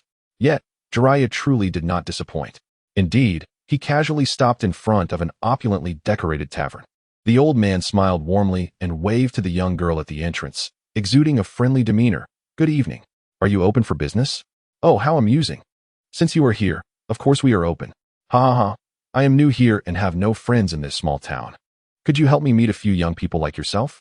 Jiraiya beamed with an innocent smile. Kitahara remarked, I've learned. What good is that? To speak candidly, Jiraiya indeed had a knack for making friends, and soon he had gathered quite a number in the tavern, perhaps because he was the only customer, with the raven not counting. Grasping a bottle of sake with one hand and embracing a newly made friend with the other, he remarked, the tavern doesn't seem very lively. Why hasn't anyone come to join you in merriment? Is there something more entertaining happening in town lately? Perhaps it's because too many children have gone missing recently. A girl, casually observing Jiraiya, said, are you unable to sleep tonight? April weather can still be a bit chilly. Jiraiya waved to another new friend. One needs a bit of sake and something else to warm the body. In the observant gaze of Kitahara, a realization dawned. Knowledge had been acquired yet again. But what significance did this hold? In this tavern, aside from a mere plate of beans, there was not even a soul to attend to it. Everyone was preoccupied with the illustrious Jiraiya. Despite the copious amounts of alcohol Jiraiya consumed in this establishment, he managed to extract a wealth of information from the blossoming young maidens with just a few casual remarks. Recently, this quaint town had been plagued by a spate of missing children, with even reports of abductions occurring under the cover of night. Such circumstances had led the townsfolk to harbor a sense of wariness towards outsiders. It was no wonder that upon their arrival, they encountered a myriad of peculiar occurrences, including a rather irritable brute whose intentions seemed unexpectedly benevolent. Another curious matter had arisen from the nearby mountains, where strange noises echoed, leading the residents to speculate about the migration of immense beasts. A group was formed to investigate, yet they vanished without a trace. Previous attempts to seek assistance from the Hidden Leaf Village or wandering ninjas had yielded no fruitful results. At last, the ordeal came to a close. Jiraiya unceremoniously deposited a drunken maiden upon the table and beckoned, "Little Crow, you should return to the inn." Kitahara gazed at him in disbelief. "Hey, maintain a more respectable demeanor. I intend to search the outskirts of the town." Jiraiya took another swig of his drink and continued, "If I have not returned in 2 days, take Itachi back to the village." It seemed he believed he had uncovered vital information regarding Orochimaru, and Kitahara found solace in his confidence, deciding to patiently await his return. The illustrious Jiraiya held a deep respect for every individual pursuing their own path as a ninja. Even though Orochimaru was a rogue ninja, as long as he posed no threat to Konoha, it was unlikely Jiraiya would resort to extreme measures. Whether Jiraiya could contend with the current Orochimaru remained a topic of debate. At this juncture, Orochimaru was indeed at the pinnacle of his power, unmatched in ninjutsu, forbidden techniques, jinjutsu, and taijutsu alike. Yet, it was evident that Orochimaru excelled in nurturing young talents, as evidenced by the sheer physical prowess displayed by Sasuke and Itachi during their duels. Since Orochimaru's departure, Sasuke had noticeably grown frail. The once vibrant offspring appeared pitifully emaciated. Kitahara pondered whether he should inquire if Itachi wished to venture out for a late-night meal. As Kitahara flew through the window into the room, he surveyed the disheveled bedding. "I was only out for a brief moment. Where's my cub?" A dark voice emerged. At last, Jiraiya had departed from this place. Suddenly, a grotesque figure emerged from the ceiling, casting an eerie presence as he surveyed the empty room. "Huh, where is that little brat? Despair, did you not leave a clone here? Hurry." As the air whirled, another figure materialized, their reproachful tones silenced upon spotting a raven. Kitahara's crimson eyes widened in astonishment. Gah, what a serendipitous reunion, transcending miles to meet again. Perhaps the last encounter had left an indelible impression, for upon locking eyes, they recognized one another instantly. What is it like to encounter an old acquaintance in a foreign land, only to find oneself face to face with a formidable adversary steeped in bloodied enmity? The enigmatic masked man tightened the corners of his eyes, the scars on his body still throbbing with pain. "It has been a long time, and it turns out that my demise is shared with a mere shadow of a crow. Ha ha ha. Obito, what is the matter with you?" Zetsu sensed that something was amiss with his companion. Gah, body flicker technique. The figure of Kitahara vanished in an instant. Obito's Sharingan could only catch a fleeting glimpse of a shadow. Zetsu, run. The carnivorous plant dared not inquire further and swiftly sank into the ceiling. The crow's wings tightened abruptly, and its ordinary plumage became as sharp as a blade, cleaving Zetsu's head in two. For Zetsu, this injury was nothing more than the loss of a white Zetsu clone. When Obito witnessed Zetsu summon another clone to mend his wounds, he felt a slight sense of relief. He then refocused his gaze on Kitahara. "Indeed, you were able to ensnare me last time. You are certainly not an ordinary ninja crow. Obito, it is the one who nearly obliterated me during the last Nine Tails incident.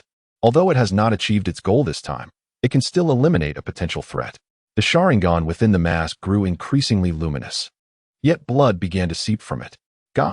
Kitahara's piercing cry seemed capable of shattering eardrums. This person dares to seek control over it. What an opportunity. If the Sharingan fails, there will be no time to unleash Kamui. Kitahara decisively charged forward, and the unprepared Uchiha Obito was sent flying by the force of its wings. In an instant, a tailed beast bomb coalesced in its mouth, aimed directly at Obito. Boom! A tremendous explosion reverberated, shaking the small town. As the smoke cleared, Uchiha Obito stood within a vast crater, spitting in disdain. Humph! Unable to be controlled by the Sharingan? After being struck by Kitahara's wings, he had instantly reacted, entering the Kemui dimension, narrowly escaping disaster. Otherwise, he might have perished here. Even so, blood began to ooze from beneath his mask. The force of the wing strike inflicting further injury. The crow had witnessed his true form, prompting Uchiha Obito to remove his ornate mask. Obito, are you alright? If we cannot even handle a mere crow, how can our plan proceed? From Obito's sleeves emerged 2 chains with a clatter. What is there to fear from a crow? I was merely careless. Possessing the power of the Mangekyo Sharingan, how could he possibly lose? Nevertheless, Obito's heart raced, for the previous surprise had been quite significant. He could only silently remind himself. Kemui can absorb nothing. It is solely for evading attacks. Kitahara's gaze settled on Obito's chest, where a diminutive crow seal had appeared upon their brief contact, now moving restlessly. After being marked by Flying Thunder God, how will you escape, young man? Once you enter the Kemui dimension, it is akin to opening the door to a time-space realm. The user of Flying Thunder God can enter based on the mark on your body. As for the notion of not being able to exit afterward, isn't that what shadow clones are for? Shadow clone technique.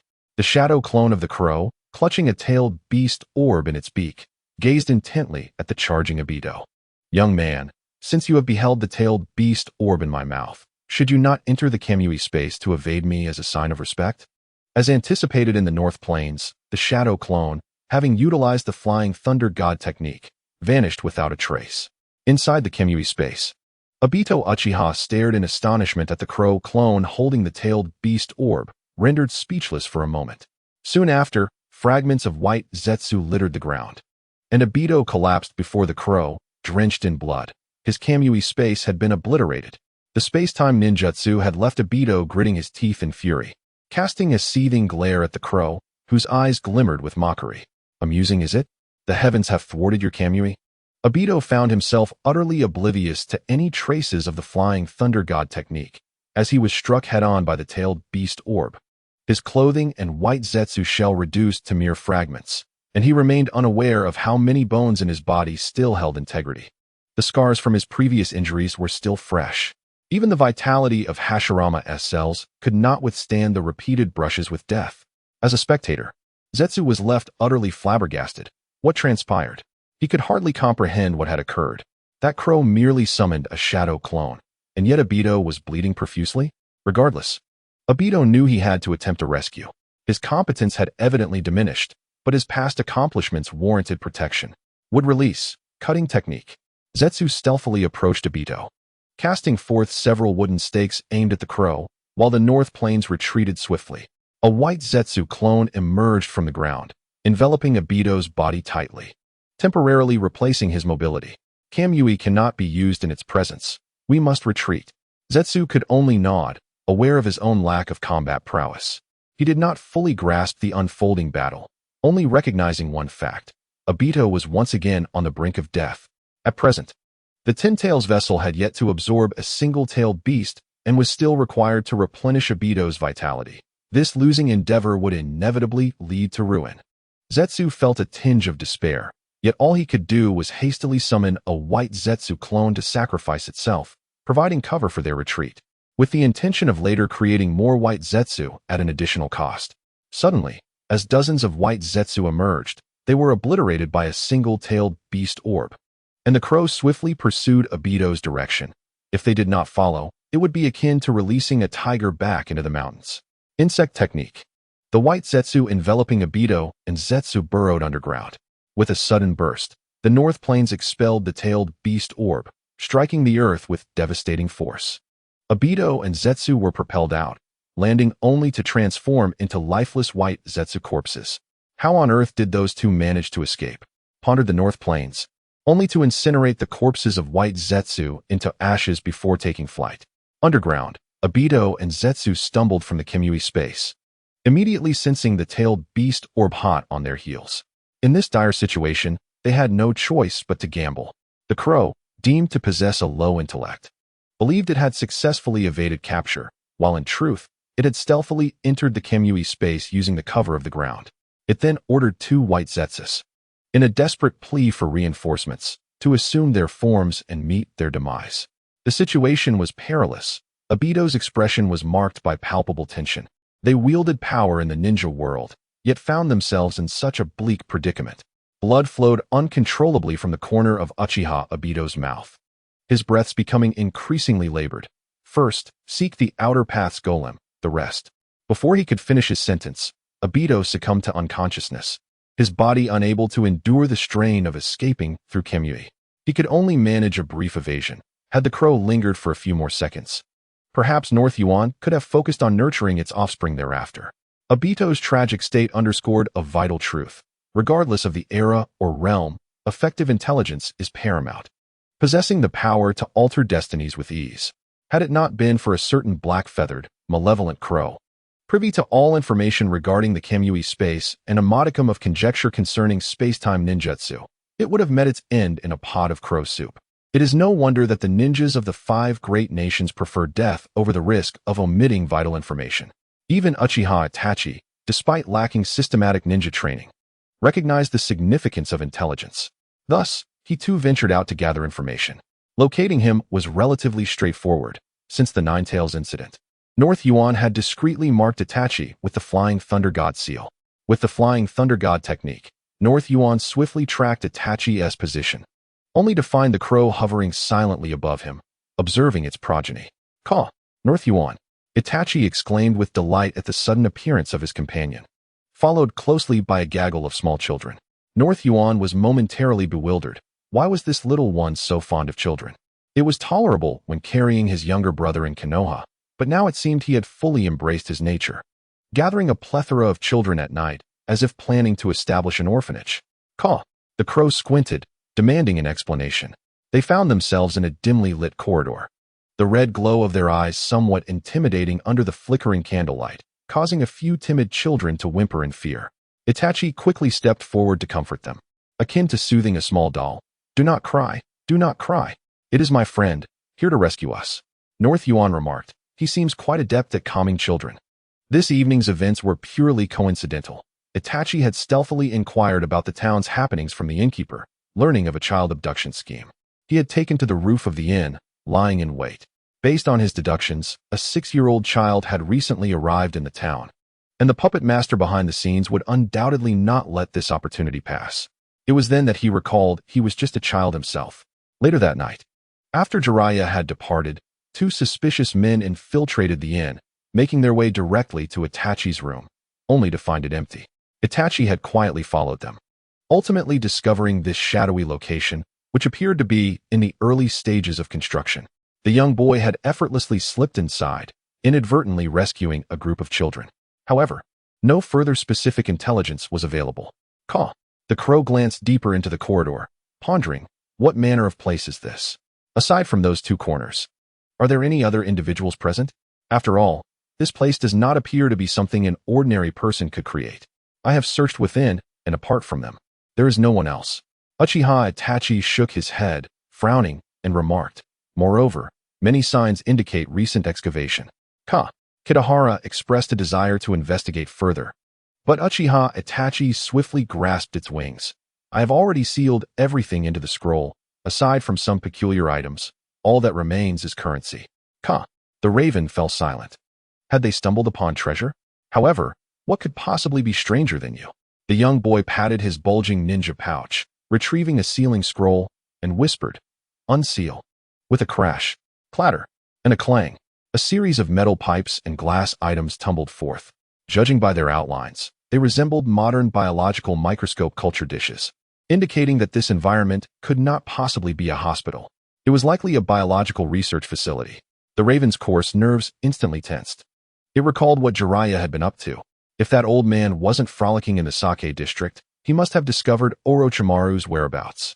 This is Orochimaru's experimental base. Kitahara mechanically lowered his head, gazing at Uchiha Itachi. Yes, this is indeed Orochimaru's laboratory. The young boy seemed to have known this all along. Producing an item from his ninja pouch, it was a picture frame featuring a group photo of the 3 legendary Sannin from their youth: the precocious Orochimaru, the self-assured Tsunade, and Jiraiya, who was being choked by the 3rd Hokage. The raven was utterly dismayed. Orochimaru had defected from Konoha, and now, after so much effort to keep a photo as a memento, why had it been taken away? There was something else behind the frame. Uchiha Itachi pointed to the seal on the back of the frame. Perhaps due to frequent openings, the brown varnish on the frame had begun to peel. Crack. Itachi extracted a slender notebook from the compartment. If it were Orochimaru's experimental notes, even if only from this period, the boy's adventure would indeed yield great rewards. What could it be? Cloning technology? Cell transplantation techniques? Records on the reanimation jutsu? Or perhaps genetic modification technology? Regardless of which, it held little significance for Itachi and Kitahara, barely better than nothing. If it were records of Orochimaru's ninjutsu research, that would be considerably more valuable. Kitahara called out to Itachi. Read it out loud. The young boy nodded and opened the notebook. In the future, 2 companions will join us, Tsunade Senju. The direct descendant of the first Hokage, ranked first in physical techniques at the Ninja Academy, exceptionally powerful and proficient in medical ninjutsu.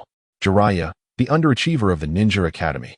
Perhaps this division is meant for balance. He cannot be trusted in the future, and his safety must be ensured. Jiraiya is prone to mischief, which could lead to his demise on the battlefield. A loan of 12,000 ryo to Tsunade, as she is exceptionally extravagant with money. A loan of 5,000 ryo to Jiraiya, to compensate for losses incurred during missions. According to Jiraiya's heroic rescue plan, I was injured by Tsunade tonight, and the medical bandages proved to be ineffective. A preliminary assessment revealed that 3 of my bones were broken. Kitahara's spirits were rather low, filled with mundane details. The notes written by the owner were endearingly naive, while the crow seemed perplexed. Itachi Uchiha swiftly perused the pages. Reaching the last one, the death of life always arrives swiftly, and any bonds formed with it are exceedingly fragile. I cannot accept death. One must seek eternal life. Only through immortality does everything that occurs in life gain meaning. It's over? Kitahara felt a tinge of disappointment. Although he had uncovered many of the Konoha Sannin's youthful misdeeds, they proved to be of little value. Nevertheless, it aligned with the truth that this base was recently constructed, implying that Orochimaru had yet to activate it. Furthermore, across the ninja world, whether it be uniquely developed jutsu or biological scientific technology, all were immensely valuable. Orochimaru surely carried them with him. With a dejected demeanor, Kitahara landed atop Itachi's head, urging him to depart this place. It appeared that aside from acquiring some travel funds, this excursion yielded no other rewards. Kitahara, I seem to have lost my way, the young boy said, blushing as he scratched the back of his head, looking particularly embarrassed. Itachi Uchiha, cradling Kitahara, circled the entire base once more with a group of little ones in tow. Kitahara had to admit that getting lost here was a common occurrence. Despite Itachi marking their path with kunai and traversing many different areas, they could not find an exit. The base was far too expansive and likely played a significant role in Orochimaru's defection plan. Additionally, the exit was exceedingly concealed, so much so that even Itachi's Sharingan could not detect it. If only the young boy would glance upward, he would not be so troubled by the exit issue. Kitahara halted the young boy's steps, looking up towards an external vent. With a gesture from his crimson eyes, Itachi reluctantly nodded. Fire release, great fire dragon technique. The dragon-shaped flames pierced through the vent, creating a substantial hole in the base from within. The crow soared through the opening, and in the distance, the lights of a small town could be faintly seen. After the crow confirmed that it was safe, Itachi Uchiha lifted a child and leaped into the air, one after another, escorting a group of little ones out. It seemed he would later need to return each of them home. The genius Uchiha was almost transformed into the kindergarten class leader. After rescuing the last child, Itachi peered through the opening at the base below. Kitahara, let us destroy this base. Has Orochimaru provoked you? The base below was vast. Even using earth release techniques to excavate, it would be challenging. Moreover, during their previous circling, Kitahara had observed a plethora of large instruments yet to be installed. His experiments were exceedingly sinister. If not destroyed, Itachi cast a glance at the rescued little ones, lightly tossing down dozens of explosive tags into the underground entrance. Then raised his hand to form hand seals. Fire release, Phoenix fire technique. Fire release, great fireball technique. Fire release, great fire dragon technique. Boom, crash, bang. As the 3 consecutive fire techniques of the Uchiha series detonated, a cacophony of collapsing sounds resonated through the underground base, causing the earth to tremble. The ferocious force of the explosive flames surged forth from the cave entrance, illuminating the darkness with a fiery glow. Baihara cast an envious glance at the young boy, pondering whether he felt a sense of relief after experiencing such an artistic baptism. Regrettably, he still struggled to master the fire technique, merely drooling in anticipation. Uchiha Itachi awkwardly adjusted his fingers and noticed the gathered children in the distance, his smile unexpectedly radiating a sweet affection. "Let us depart." Shadow Serpent Jutsu. Just as they prepared to leave, dozens of menacing pythons lunged at Itachi's nape, their sharp fangs dripping with venom. In that instant, Baihara clutched Uchiha Itachi's shoulder, narrowly evading the onslaught of serpents, their forked tongues flickering ominously. The crow, nearly drenched in cold sweat, was torn between disgust and fear. It was only natural for a bird to fear snakes, after all, for it was merely a small crow. Having escaped this peril, Baihara followed the direction of the serpents and spotted an unwelcome figure clad in the standard Leaf Village ninja attire, which fit Orochimaru quite well. However, this single uniform merely served as a reminder of his past as a leaf ninja, as the absence of a forehead protector lent him an unsettling allure. Descriptions of Orochimaru invariably conjured notions of sinister cunning. He resembled a true serpent, embodying all the traits associated with such creatures. Moreover, this individual possessed the audacity of a mythical serpent, having entangled himself with many prominent figures in the shinobi world, even having toyed with the very essence of death itself.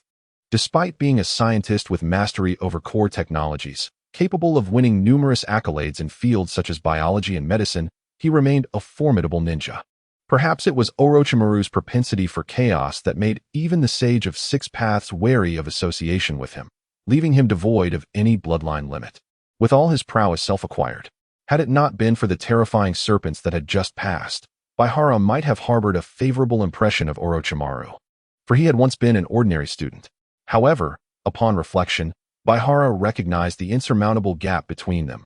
Orochimaru was a prodigious genius, whereas he was merely an average student. The distance akin to that between a Nobel Prize and a semester scholarship. Every scientist possesses a high level of refinement, and Orochimaru was no exception. Upon encountering Uchiha Itachi, his expression softened with a semblance of cordiality. "Ah, Itachi." Baihara, curious, observed Orochimaru and then turned to Itachi, questioning the nature of their relationship. Is their bond truly so amicable? It is indeed, Orochimaru. Uchiha Itachi, regaining his composure, gazed at the once respected Leaf Village inhabitant, a figure he had once trusted in his youth, albeit naively. Baihara remarked, having obliterated the base, one should refrain from dwelling on inconsequential matters. Struggling to comprehend the sentiments of the Leaf Ninjas, for Orochimaru's achievements felt distant and abstract to him. However, Itachi Uchiha, having witnessed the brutality of the ninja world war alongside his father, had also observed Orochimaru skillfully commanding the Leaf Ninjas to victory. "Ah, Itachi, what a fortuitous encounter. Would you care to join me?"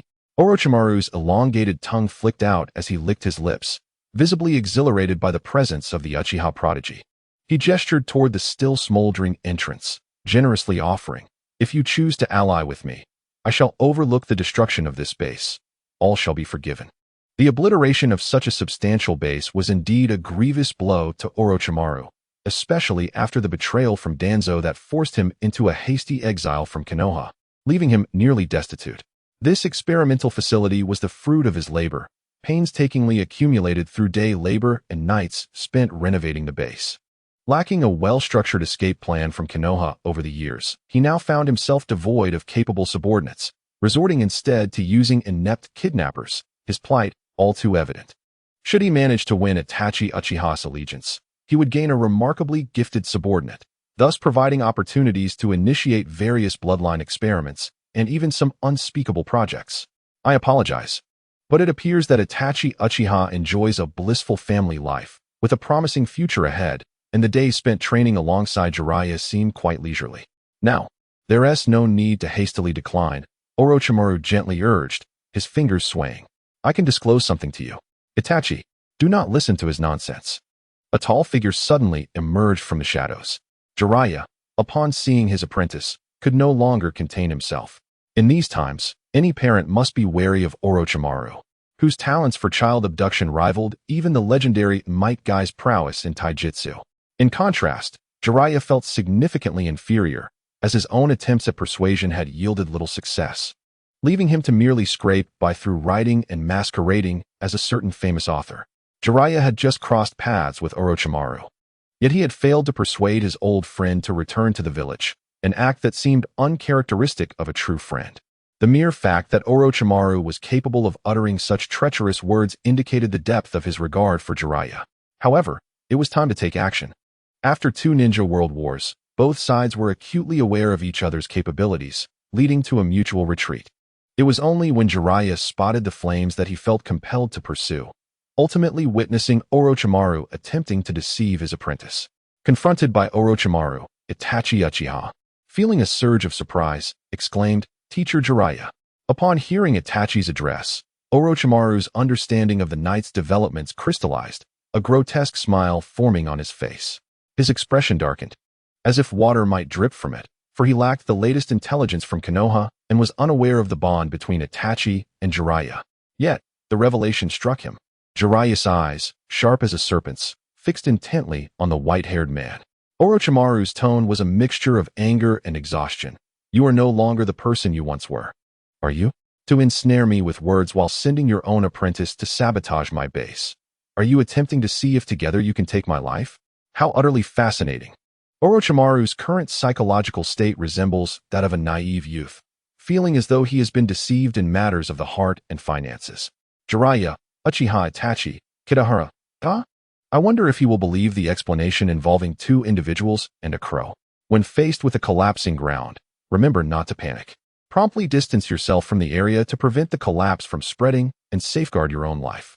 With a thunderous roar, due to Uchiha Itachi's explosive actions, the underground base began to collapse. The sound of the ground giving way was deafening. Jiraiya and Orochimaru stood in silence, rendered unable to argue against the scene unfolding before them. As a mentor, Jiraiya felt the weight of his disciples' actions and wished to commend him. Yet they were confronted with the increasingly irate Orochimaru. It seemed prudent not to provoke him further. Ha. Orochimaru staggered toward the edge of the collapse, seemingly muttering to himself while chastising. "Do you even comprehend what you have destroyed?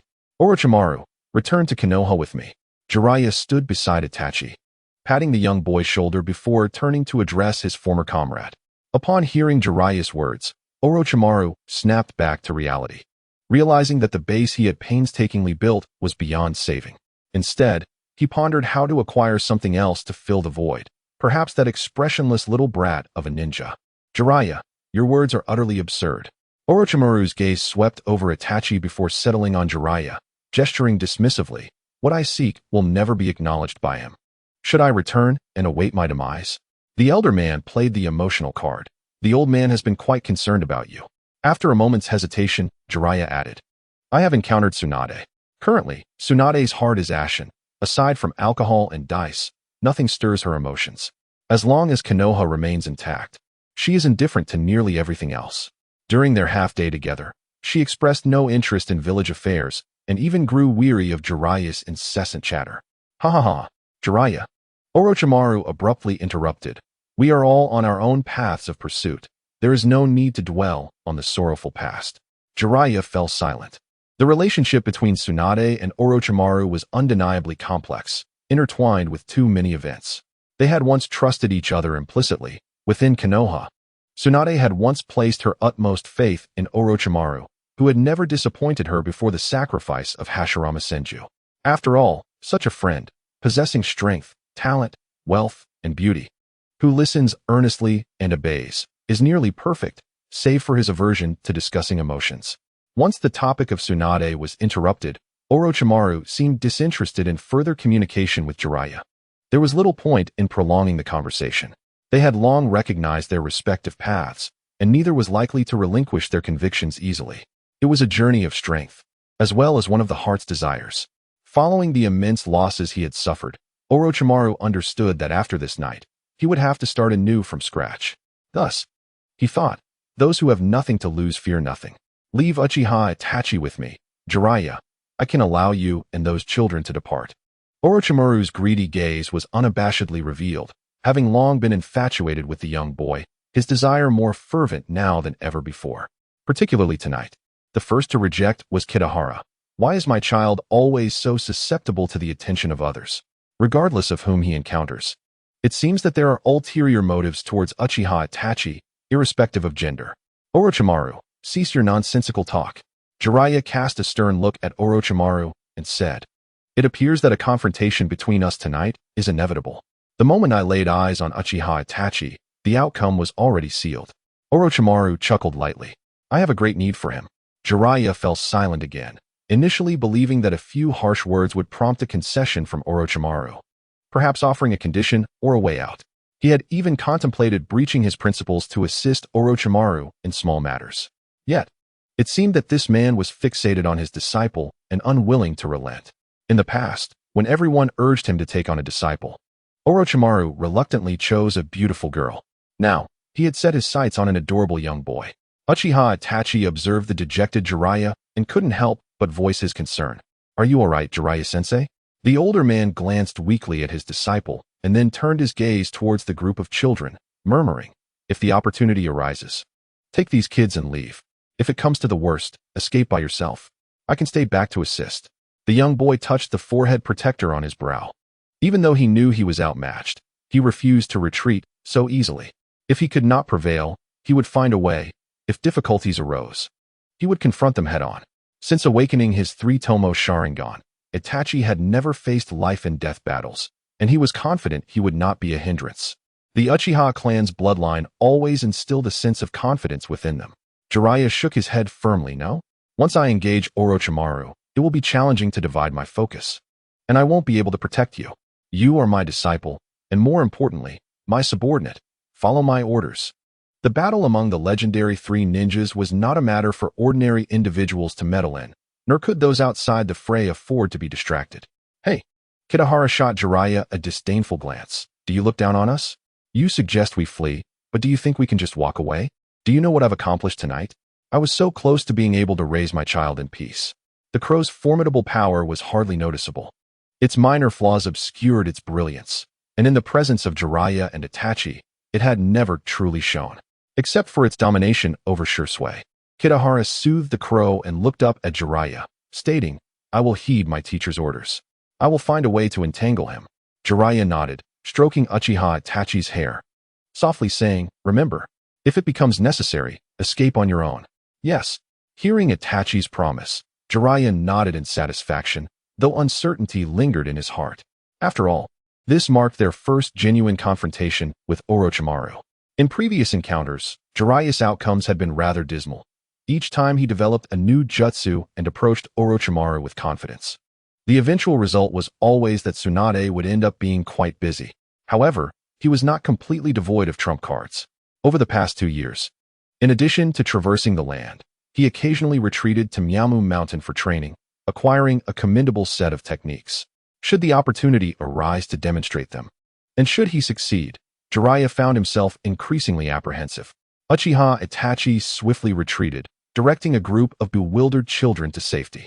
Orochimaru watched the actions of the kindergarten leader with a sly grin, licking his lips. Jiraiya, regardless of the outcome, I must thank you for delivering such a cherished gift to me. Yet, how greedy of you to wish to depart with this group of children unscathed. Summoning technique. There is no need for further probing. Let us settle this matter directly. With these words, a colossal purple serpent materialized from the ether, crashing onto the ground and causing the earth to tremble once more. In the context of the legendary Sannin of Konoha, their summoning beasts might, in some respects, eclipse their own prowess. After all, on a grand battlefield, the strategic advantage of large summoning beasts is undeniable. Orochimaru's summoned beast was the legendary Manda from the secret realm of Riichi Cave. Its strength remained somewhat ambiguous, but its appetite was certainly considerable. Orochimaru. Although this offering appears delectable, its quantity is insufficient. Manda cast a glance at the throng of children below, their size akin to mere ants, and swiftly calculated their numbers, far too few to satiate its hunger. Kabayama lifted his head, gazing up at the mountain-sized serpent, feeling profoundly enlightened by the presence of such a premier summoning beast. Reflecting on his own stature, he recalled a reckless child from Konoha who would incessantly spit at him, leaving him utterly powerless to retaliate. Then, during his training, there was an audacious old man who consistently criticized him for his laziness and gluttony, and again, He found himself without a retort. Thus began his path to transformation. With a flap of its wings, the crow soared high into the sky. A moment later, it realized that the massive serpent posed no need for such elevation to evade its attack. After all, the comfort of a young one's shoulder seemed far less taxing than the burden of a creature like Manda. He would leave the resolution of this matter to Jiraiya. All right. Now please cease your tears.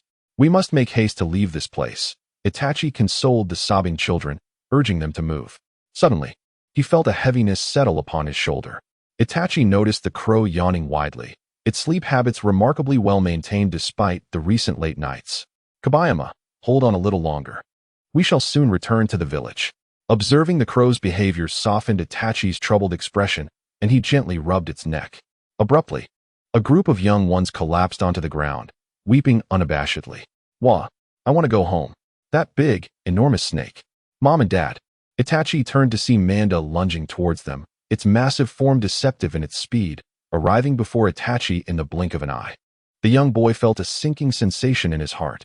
Master Jiraiya was utterly incapable of resisting. In fact, he was completely ensnared by Orochimaru.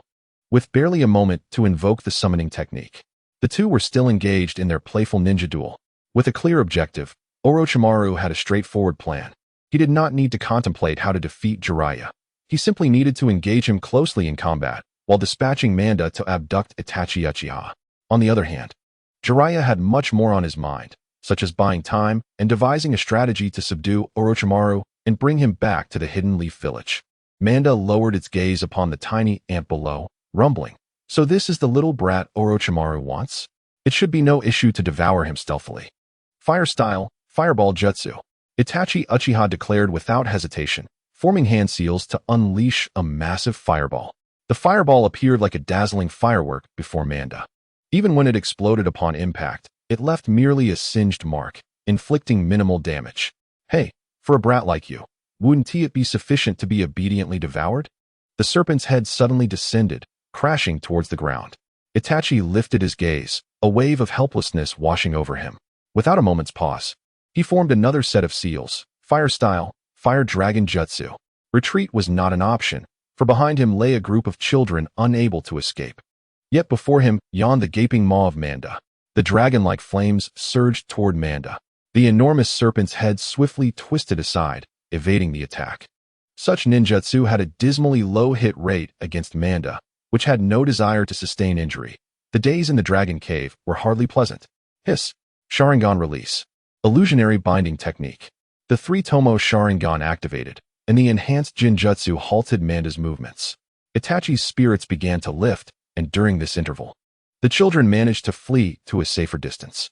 The illusionary binding technique, a commonly employed Jinjutsu of the Sharingan, manipulated the opponent's mental energy upon making direct eye contact, making them feel as though they were bound by nails.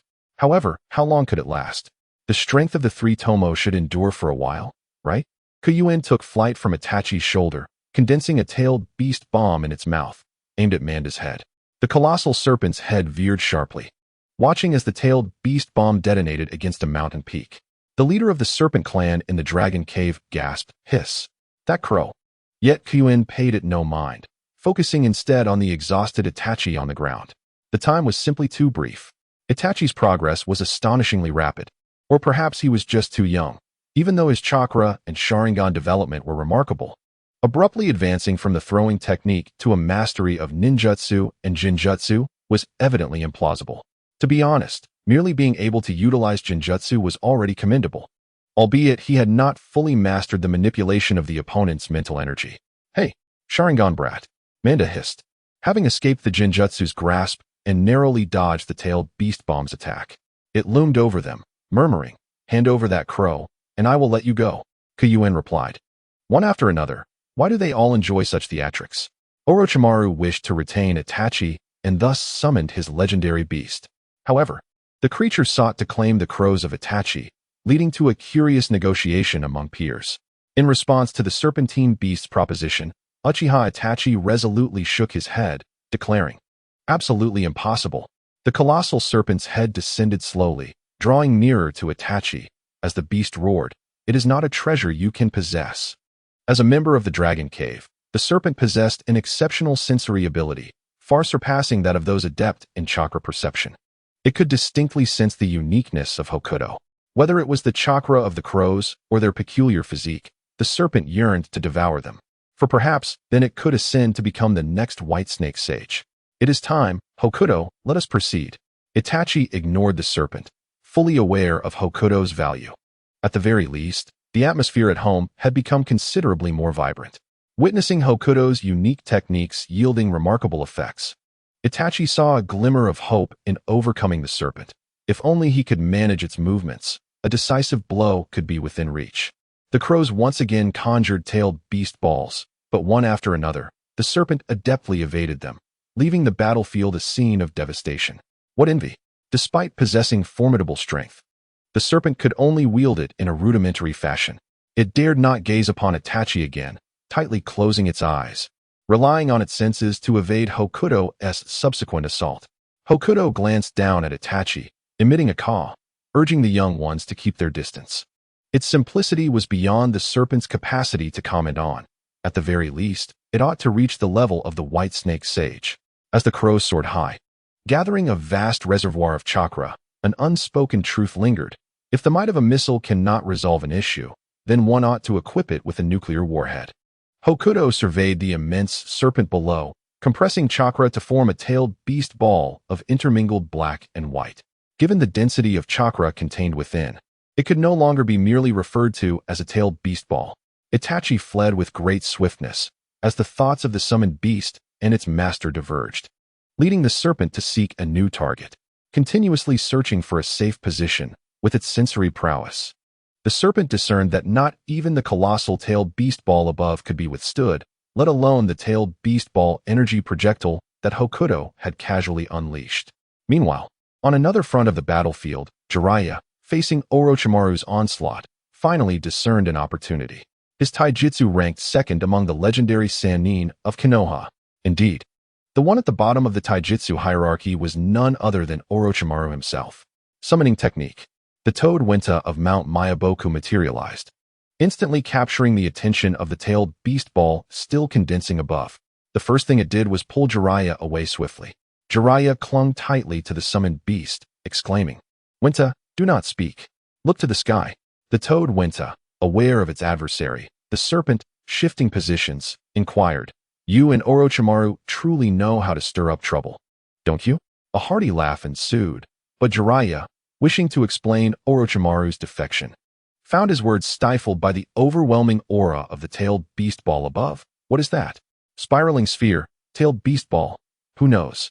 The frog, Wenta, was unable to discern the situation clearly.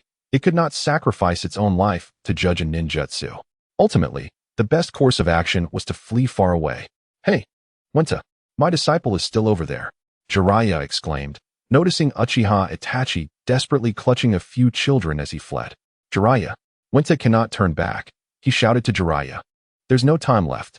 If that crow in the sky is targeting you and Orochimaru, it is unlikely to pose a lethal threat." "A crow?" Jiraiya exclaimed, a cold sweat breaking out on his forehead, though he could not see who was gathering chakra above. The perception and vision of the toads from Mount Myaboku would never deceive him.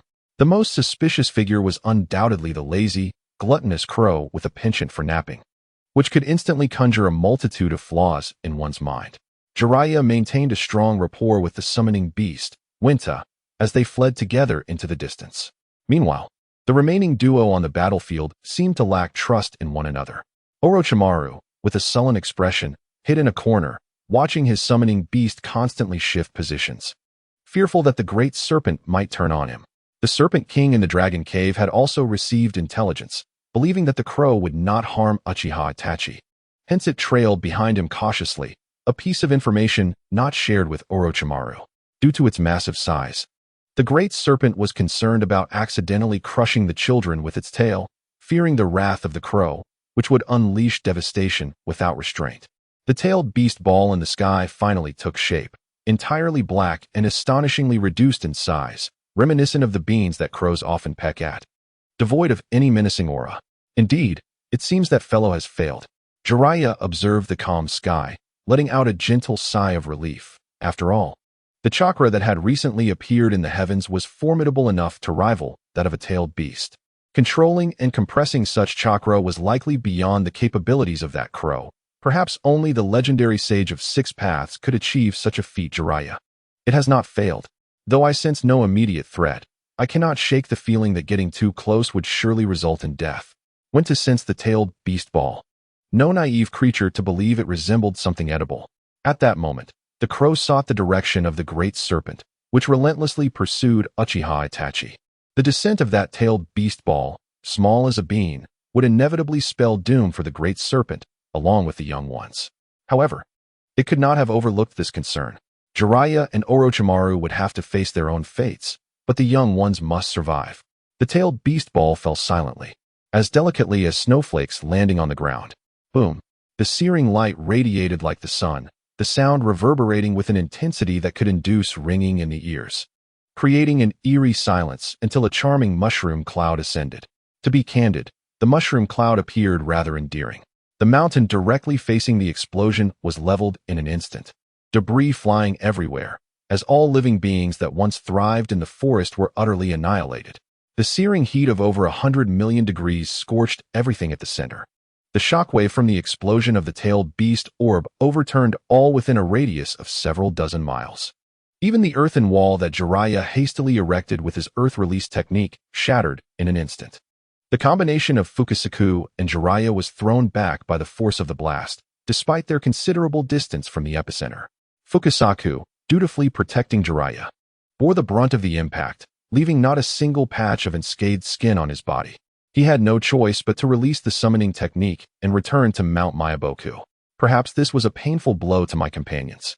Meanwhile, the great serpent displayed remarkable cunning, as it saw no necessity, nor did it possess the awareness of a summoning beast, to sacrifice its own life for Orochimaru's protection. At the moment of the explosion, the great serpent abruptly dispelled the summoning technique and vanished from sight, an unexpected maneuver indeed.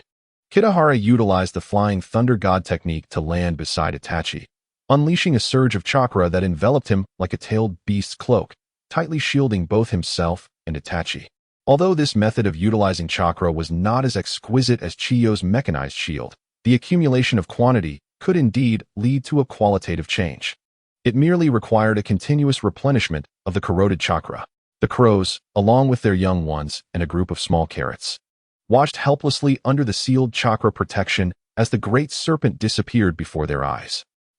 It seems that the summoning technique has been dispelled, Itachi weakly remarked.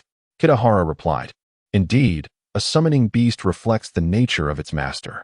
The great serpent, accustomed to selfishness, abandoning Orochimaru to save its own life is entirely natural.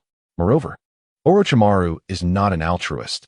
He found a place he deemed safe without informing the great serpent, did he? Orochimaru's hiding spot was indeed relatively safe. Situated outside the core area of the tailed beast orb's attack, and the massive boulder ahead could somewhat withstand the impact. Nonetheless, he sustained severe injuries from the shockwave caused by the shattering stone, transforming into a white serpent, shedding his dead skin, and silently slithering through the fractured earth. This place was no longer tenable for him. The tailed beast orb, super concentrated by the crows, might belong to the category of solitary ultimate techniques, completely empty. Yet, one cannot state it thus. The once dense forests on the hills had vanished, transformed into a vast, artificial lake. Kitahara secretly praised himself for this splendid technique, which was indeed beneficial to the populace. In a bygone era, a certain nation prospered enough to construct reservoirs with atomic weaponry. His maneuver bore a similar resonance. And without any radiation, the nearby residents would likely express their gratitude, wouldn't they? However, the accumulation of chakra took too long, and there was a certain deviation in accuracy. For now, it could only serve as a strategic nuclear weapon in need of further refinement. Kitahara, you won't harm Master Jiraiya, will you?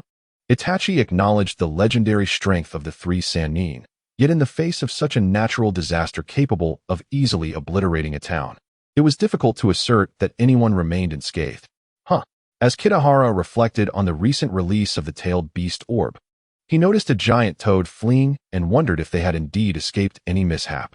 After the children surrounding Itachi calmed down from their panic, they became lively again, chattering about wanting to return home.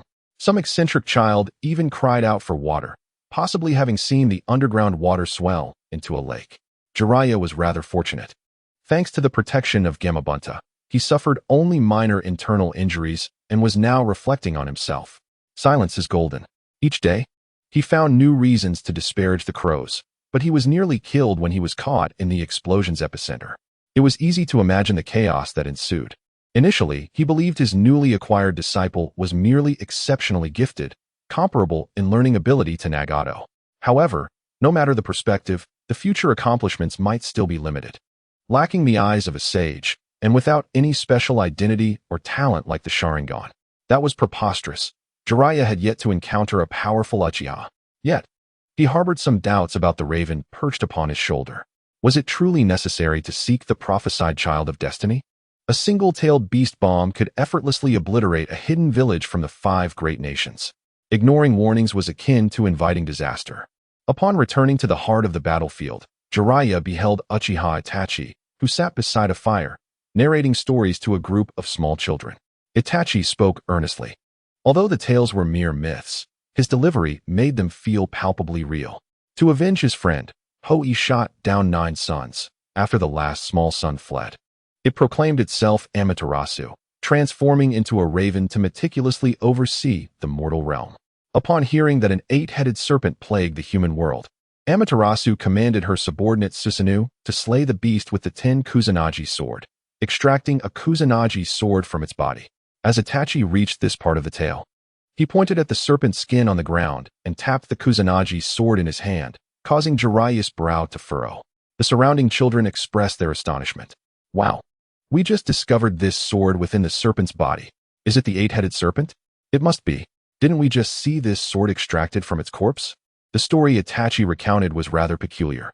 Jiraiya had no inclination to correct the inaccuracies. Instead, he approached with reddened eyes, excitedly caressing the serpent's skin and murmuring, Orochimaru, So he truly hasn't perished.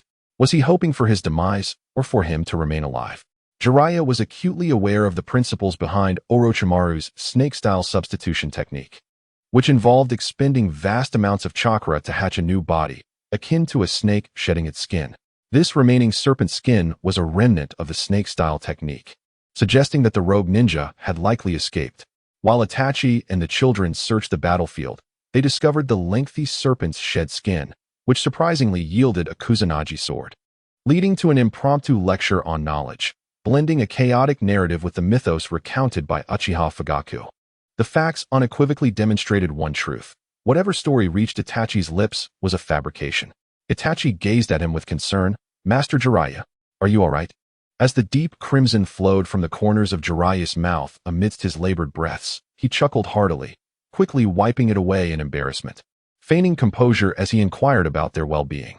Thanks to Kitahara's protection, we have suffered little harm, came the reply. However, Itachi furrowed his brow and murmured, the great serpent must have fled after dispelling the summoning technique. Jiraiya then remarked, so, Orochimaru utilized the great serpent's substitution technique to recover, and the great serpent returned to the dragon cave after dispelling the summoning. Thus, the result of this tailed beast ball has led to the most tragic fate for him and Gamabunta. What have they done to deserve this, especially Gamabunta, who emerged the latest yet bore the heaviest injuries? Furthermore, with his current state, returning alone would instill fear in the toads of Mount Mayaboku regarding Jiraiya's summoning. Was that explosion caused by the crow you brought?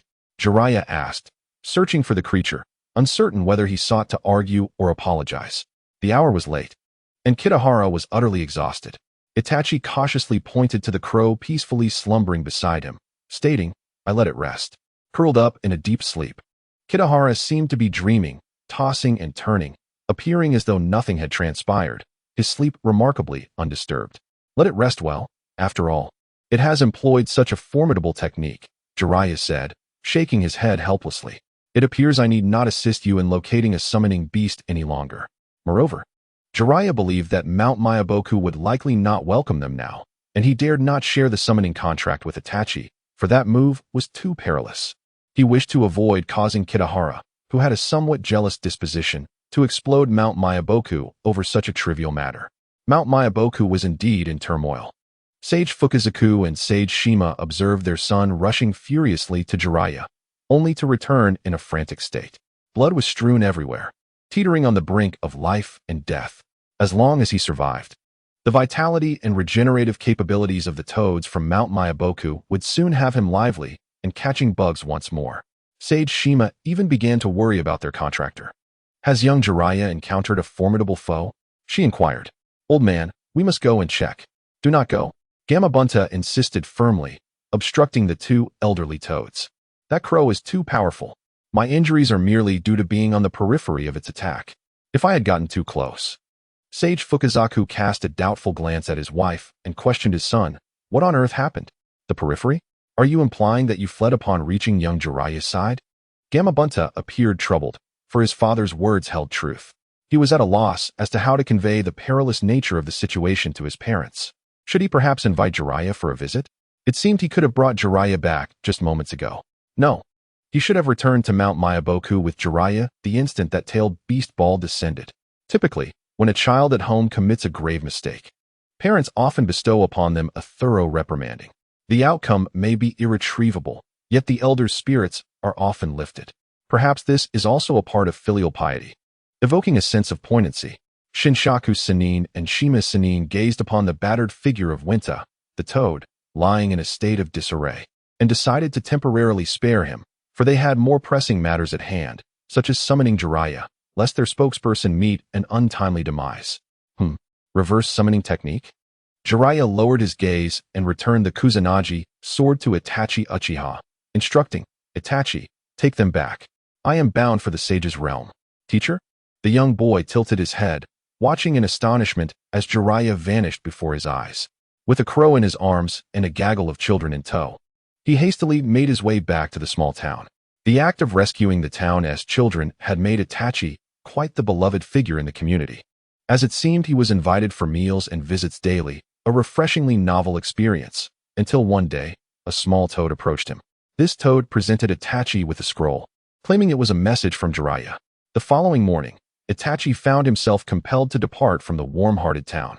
The kind soul who had initially urged them to leave was stationed at the town gate, and upon seeing Itachi emerge with his crow, called out cheerfully, Good morning. Lord Itachi, are you off to train again today? Indeed, Itachi mused, then declared, I shall be leaving today. Should you require anything, you may find me in Konoha. The crow, Gakahara, let out a weary croak. He had not been sleeping well of late, plagued by dreams that someone was lamenting the unpalatability of crow soup. They were bound for a new destination today, the Land of Wind, where Jiraiya had indicated he would await their arrival. The complications lay within the Land of Wind itself. Strictly speaking, they would be crossing national borders and were likely to encounter inquiries from the Sand Ninja. If they wished to avoid such scrutiny, they would need to find a way to enter clandestinely. I had thought we could return to Konoha. Gakahara cast a sidelong glance at him, clearly implying, Are you once again pining for that ill-mannered little brat at home? Itachi nodded without hesitation. Aside from Sasuke, there are also our parents. Does Gakahara not wish to return and see them? Alas, the crow replied, while I may yearn for them, the sight of that little brat Sasuke would surely dispel any feelings of nostalgia. Is the purpose of having a younger brother merely to transform one into a doting sibling? It certainly seems so. The bonds of brotherhood in the ninja world are indeed appalling. The relationship between Uchiha Madara and Uchiha Izuna nearly ruined his rapport with Senju Hashirama, who, for the sake of his own brother, endeavored with great care. There is a peculiar notion that Gakahara could suspect Indra's reincarnation harbors some ulterior motive. Does he believe his brother Ashura to be utterly inadequate, thus desperately attempting to be reborn into a family blessed with a commendable sibling? Yet, no matter how he strives to escape his destiny, he remains forever ensnared. Upon their arrival at the border of the Land of Wind, Itachi and Gakahara were greeted by Jiraiya. The elder man's wounds had healed considerably, and he bore a proud smile. Engaged in conversation with the two elderly toads perched upon his shoulders. Upon spotting Itachi, Jiraiya rushed forward with delight, exclaiming, Itachi, at last, on his shoulder. The sage of the deep, Shinzwa, struck Jiraiya's head with a punch, interrupting his words. He then descended to the ground alongside Sage Shima, humbly bowing. Lord Kitahara, we are the attendants of the great toad sage of Myaboku Mountain, Shinzwa, Shima. It is a profound honor to meet you here. Uchiha Itachi, I, Jiraiya it. Kitahara ga? How could it not be aware of its connection to Myaboku Mountain? Was the great toad sage aware of the hidden benefactor who brought it to the ninja world? However, to speak candidly, raising offspring is quite an intriguing endeavor. If returning were an option, it would be splendid. Yet, before that, one must address the looming crises concerning the young ones and find a way to distance Sasuke. Kitahara had somewhat assumed too much.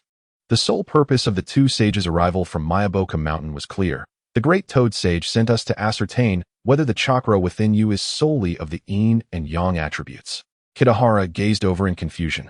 Ga? I informed the great Toad Sage about Kitahara, and the sage had once glimpsed fragments of the future, Jiraiya explained, rubbing his forehead as he stood. It seems that the notion of a crow possibly being the impending fourth sage is not entirely unfounded. One might say so, young Jiraiya. Sage Shima nodded. The moment we beheld you, we were convinced that the future encountered by the great Toad Sage is indeed accurate. Ga? Kitahara suddenly appeared perplexed. How had it unexpectedly become a sage? If it were the kind that commanded the elements and soared to the heavens, that would be acceptable. But the trio of sages in the ninja world was a rather convoluted affair. The great Toad Sage, perpetually in a drowsy state, was uncertain when he might awaken. Yet it was known that he spent most of his time asleep, causing concern about a sudden ascension. As for the White Snake Sage, no one knew her abilities. Nor could anyone ascertain her true purpose. If not for the genius pharmacist Kabuto, she would merely be an inconsequential figure. The Slug Sage, it was said, had only one living creature in the Wetbone Forest. Such a massive slug could be deemed a rare protected species in the ninja world.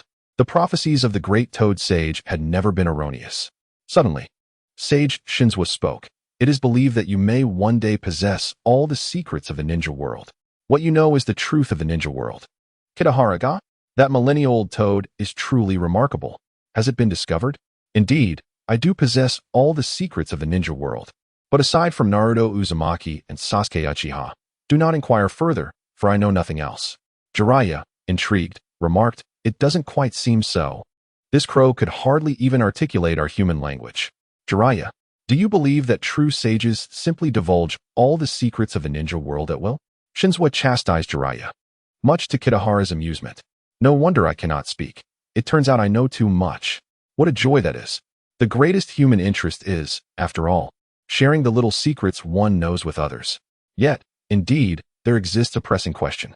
Beiyuan found himself unable to divulge any information about the future to Uchiha Itachi. Strictly speaking, he had no intention of revealing secrets. Rather, he aspired to alter his destiny through his own strength. Was it a transformation of thought, or merely a reflection of fatalism? The arrival of the two Toad Sages served multiple purposes, one of which was to assess the yin and yang chakra levels of the raven, determining whether it was indeed a sage. A mere flicker of perception seemed sufficient to conclude the matter. The aura it emanated, akin to an abyss, suggested it could very well be a sage capable of keeping secrets. As for the yin and yang attributes, the absolute balance of these forces could harmonize natural energy to its utmost degree, implying the endless sustenance of sage chakra. For the first time, Beiyuan realized he could absorb natural energy, as if he had unlocked the gateway to sage chakra. Suddenly, his form began to swell. He was cautioned not to hastily consume energy, particularly high-energy sources, as inactivity could lead to excessive weight gain.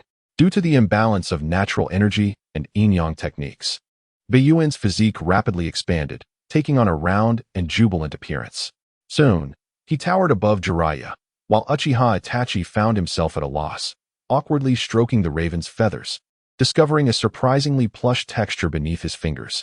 Alarmed, the young Beiyuan turned to the two toads, exclaiming, "Quickly, look! What is happening?" The elder toad had never encountered such a phenomenon. Relying on years of experience to conjecture, it may be a consequence of excessive natural energy absorption. Another possibility was voiced by Sage Shima, who interjected, "Yin-yang chakra is most readily fused with natural energy. It could be that the great sage Beiyuan absorbed too little natural energy, causing a tumult within its vast chakra reserves." Uchiha Itachi was bewildered, struggling to comprehend, while Jiraiya understood the implications.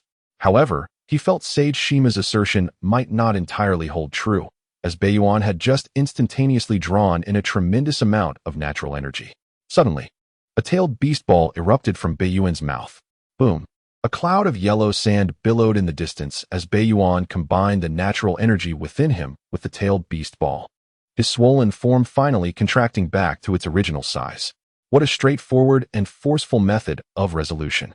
Sage Shinsaku, witnessing the raven's crimson eyes, quickly revised his statement, declaring, "No, it is indeed the swiftest and most effective approach. Natural energy is inherently volatile, prone to causing internal anomalies. Yet this raven managed to resolve the issue with remarkable ease. The prophecies of the elder toad sage had proven accurate. Shinsaku and Shima concluded that this so-called future sage required further growth or guidance. Little did they expect that he already possessed such formidable power. The prospect of this being stirring the winds of the ninja world from within a secluded cave was indeed formidable. It appeared that great sage Beiyuan required no guidance from them at all. Sensing the sage chakra within Beiyuan, Sage Shinsaku bowed and proclaimed, "May all your endeavors be successful." Beiyuan, puzzled, gazed at the two elderly toads as they vanished from sight, leaving him with numerous unanswered questions. Uchiha Itachi too was filled with inquiries, turning to Jiraiya, "Teacher, are they your summoned beasts?" "No, that cannot be said, can it?" Jiraiya stammered, shaking his head. Although he could summon every toad from Mount Myaboku, aside from the great sage, it was due to the contract he had forged with the land of sages. They belonged to the mystical realm of Mount Myaboku. After a moment of contemplation, Jiraiya thought he might divulge more about the unknown to Itachi. He originally intended to seek an opportunity to inquire at Mount Myaboku whether Uchiha Itachi could learn sage mode or establish a summoning contract. The issue was that this disciple had a peculiar fondness for his crow. There was no denying that. Beiyuan could neither form a summoning contract nor possess the talent for summoning ninjutsu. Jiraiya had thought Itachi was merely keeping a pet. Who would have imagined that this child was nurturing a great sage? "Itachi, it appears that you are truly fated to be estranged from Mount Myaboku." Jiraiya, gazing at his bewildered disciple, could not help but sigh, saying, "Let me tell you about the land of sages." "The land of sages?" "Indeed." Jiraiya nodded, glancing at the crow perched on his disciple's shoulder. "It is currently refining sage chakra and is on the verge of becoming the fourth great sage in the ninja world." The young boy remained oblivious. Sage chakra? Great sage? Fourth? It seemed Jiraiya's disciple possessed little knowledge in this regard.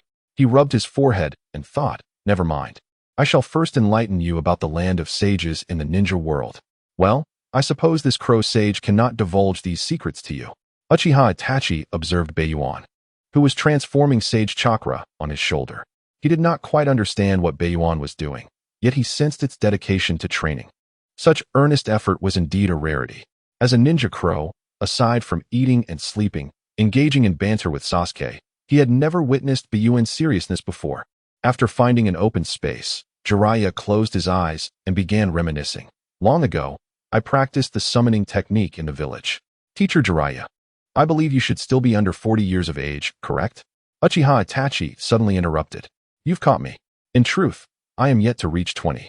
After a brief silence, Jiraiya nodded earnestly and began to ramble. "I must be 18. That seems rather implausible. My father mentioned you were his senior.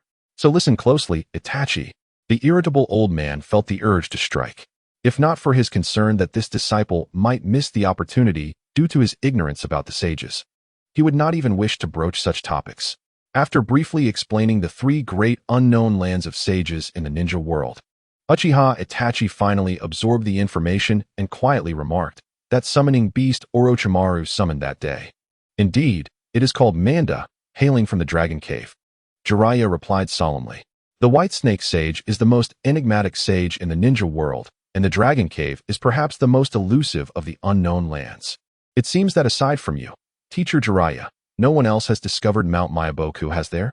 Uchiha Itachi suddenly interjected, "Following this logic, Lady Tsunade, that topic is rather complex."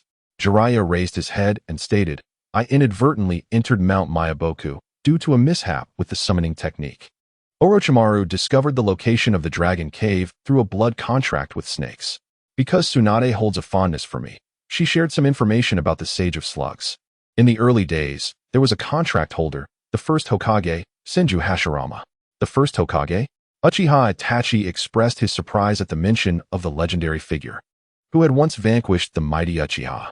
Jiraiya, filled with admiration, paid little heed to Itachi's presence as he exclaimed, "Indeed, to my knowledge, the first Hokage was also the very first human to achieve sage mode."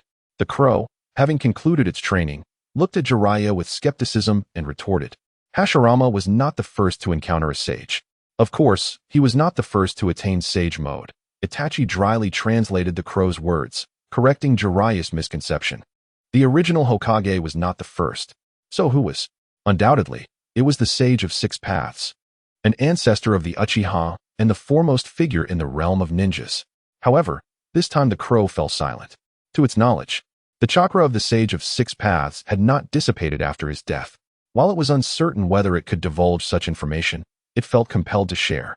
The crow secretly congratulated itself for not telling a lie, knowing it could not be criticized for such a matter, and seized the opportunity to teach Jiraiya a small lesson. Itachi sensed that the crow's information was laden with ill intent and weakly advised. Jiraiya-sensei, the crow suggests you inquire about someone named Gamamaru. I believe it would be best if you refrain from doing so. Ha ha ha.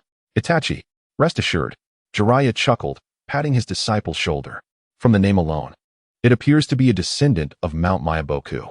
I shall seize the opportunity to ask Wanta. When faced with the unknown, one must maintain a sense of reverence and humility towards nature. Relying solely on habitual thinking can lead to significant misfortunes. For instance, a certain Hokage often bore the disdainful glances of his wife's family, unaware of the reality, assuming that the husband was inept. Jiraiya made a grave error. After a conversation with Itachi regarding the sacred grounds and sage mode, he became exceedingly curious about the first individual to master sage mode and discreetly utilized reverse summoning to venture to Mount Myaboku. Jiraiya speculated that Gamamaru might be a descendant of the Sage of Slugs, either a second or third generation, even enthusiastically inquiring if he had left behind any debts in his youth. It is not uncommon for a male to possess a somewhat obscure past. Uncertain of the reasons, Jiraiya found himself pursued and soundly beaten by the Sage of Slugs until he was awakened by the wise Great Sage of Toads, who did not hold his transgressions against him and provided him with the answers he sought. With a bruised visage, Jiraiya returned to face Itachi and the crow, only to be met with further disillusionment. While Itachi's mastery of sage mode was understandable, the crow's actions were highly questionable. It was unheard of for a sage to directly transmit sage chakra. With a surge of sage chakra, Kitahara communicated and transmitted it into Itachi's body, forcefully merging his spiritual energy and physical energy with natural energy, thereby enabling a swifter transition into sage mode. Sage mode activate. Itachi Uchiha exclaimed with a childlike voice, his eyes instantly turning crimson. Simultaneously, a pair of enormous obsidian wings unfurled gracefully from his back. The oppressive aura sent dust swirling into the air. The new crow sage mode was undeniably more aesthetically pleasing than the sage mode of Myaboku Mountain, not to mention Kitahara's attentive service to the young one. Jiraiya felt a pang of envy. For him to enter sage mode, he required the assistance of Fukasaku and Shima to absorb natural energy, a process that was painstakingly lengthy and fraught with the risk of failure. In sage mode, Itachi swiftly formed a hand seal, sage art, fireball technique. He unleashed a torrent of flames, which suddenly coalesced into a massive fireball. Unlike in his ordinary state, this fireball continuously absorbed the surrounding natural energy, its temperature escalating, and its size expanding, sending waves of scorching heat rushing forward. Boom! The flames scorched the sandy ground, gradually melting the earth into crystalline formations under the sun's radiant light. This mere C-rank fire release technique, under the enhancement of sage arts, rivaled even the B-rank Great Fire Dragon technique, boasting an even wider range. Jiraiya-sensei, you've returned. Itachi exclaimed joyfully, flapping his wings as he soared before Jiraiya. Sage mode. We succeeded. Jiraiya felt somewhat reluctant to speak, noticing the scars on Jiraiya's face. Itachi's joyous demeanor shifted to one of concern. Sensei, are you injured? Jiraiya found himself even more disinclined to converse. His physical wounds were one thing, but his heart bore its own scars. Itachi seemed to intuit something, expressing surprise. Sensei, you're not truly going to Myaboku Mountain, are you? That day, when Kitahara communicated through chakra, he felt a mischievous delight emanating from the crow, indicating that this matter was far from simple. With a caw, the crow flew atop Itachi's head, casting a challenging glance at Jiraiya as if to say, "Didn't I tell you so?" The great toad sage had revealed to him that the first to successfully cultivate sage mode was, in fact, the Sage of Six Paths. Jiraiya clenched his teeth. recalling the great Toad Sage's contemplative nostalgia upon hearing his question about Gamamaru. Young Jiraiya, it has been 1,000 years since I last heard that name. If my memory serves me correctly, my name should be Gamamaru. The ancestor of Mayaboku Mountain had not held it against him, but instead provided him with the answer to his query, even expressing a keen interest in having Jiraiya convey greetings to Kitahara. An old saying rings true: the king of hell is easy to meet, but the little ghosts are troublesome. Jiraiya lamented the practicality of such proverbs. Before leaving Mayaboku Mountain, he had endured yet another beating from Fukusaku. Itachi Uchiha enjoyed stirring the pot. Have you met that fellow named Gamamaru-sensei? Jiraiya, incensed, wished to silence him. Show some respect. That is the great Toad Sage, the master of Mayaboku Mountain. Bayuan and Uchiha Itachi shook their heads in unison, casting a sympathetic glance at Jiraiya, who seemed unaware of the irony in his position to feel pity for those he had led astray.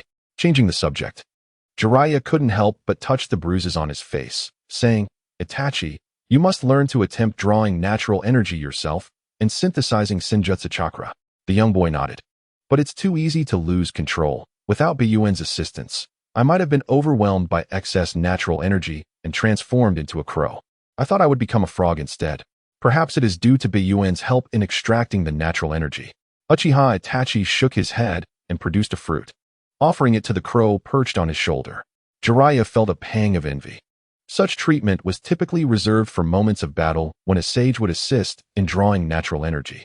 During regular training, one must perceive and absorb natural energy independently. While this notion of independence might sound commendable and potentially yield better results, one could not help but notice that the crow sage was engaged in human affairs. In everyday practice, he assisted in energy extraction, yet when the moment called for serious action, he directly synthesized Senjutsu chakra, forcibly activating sage mode.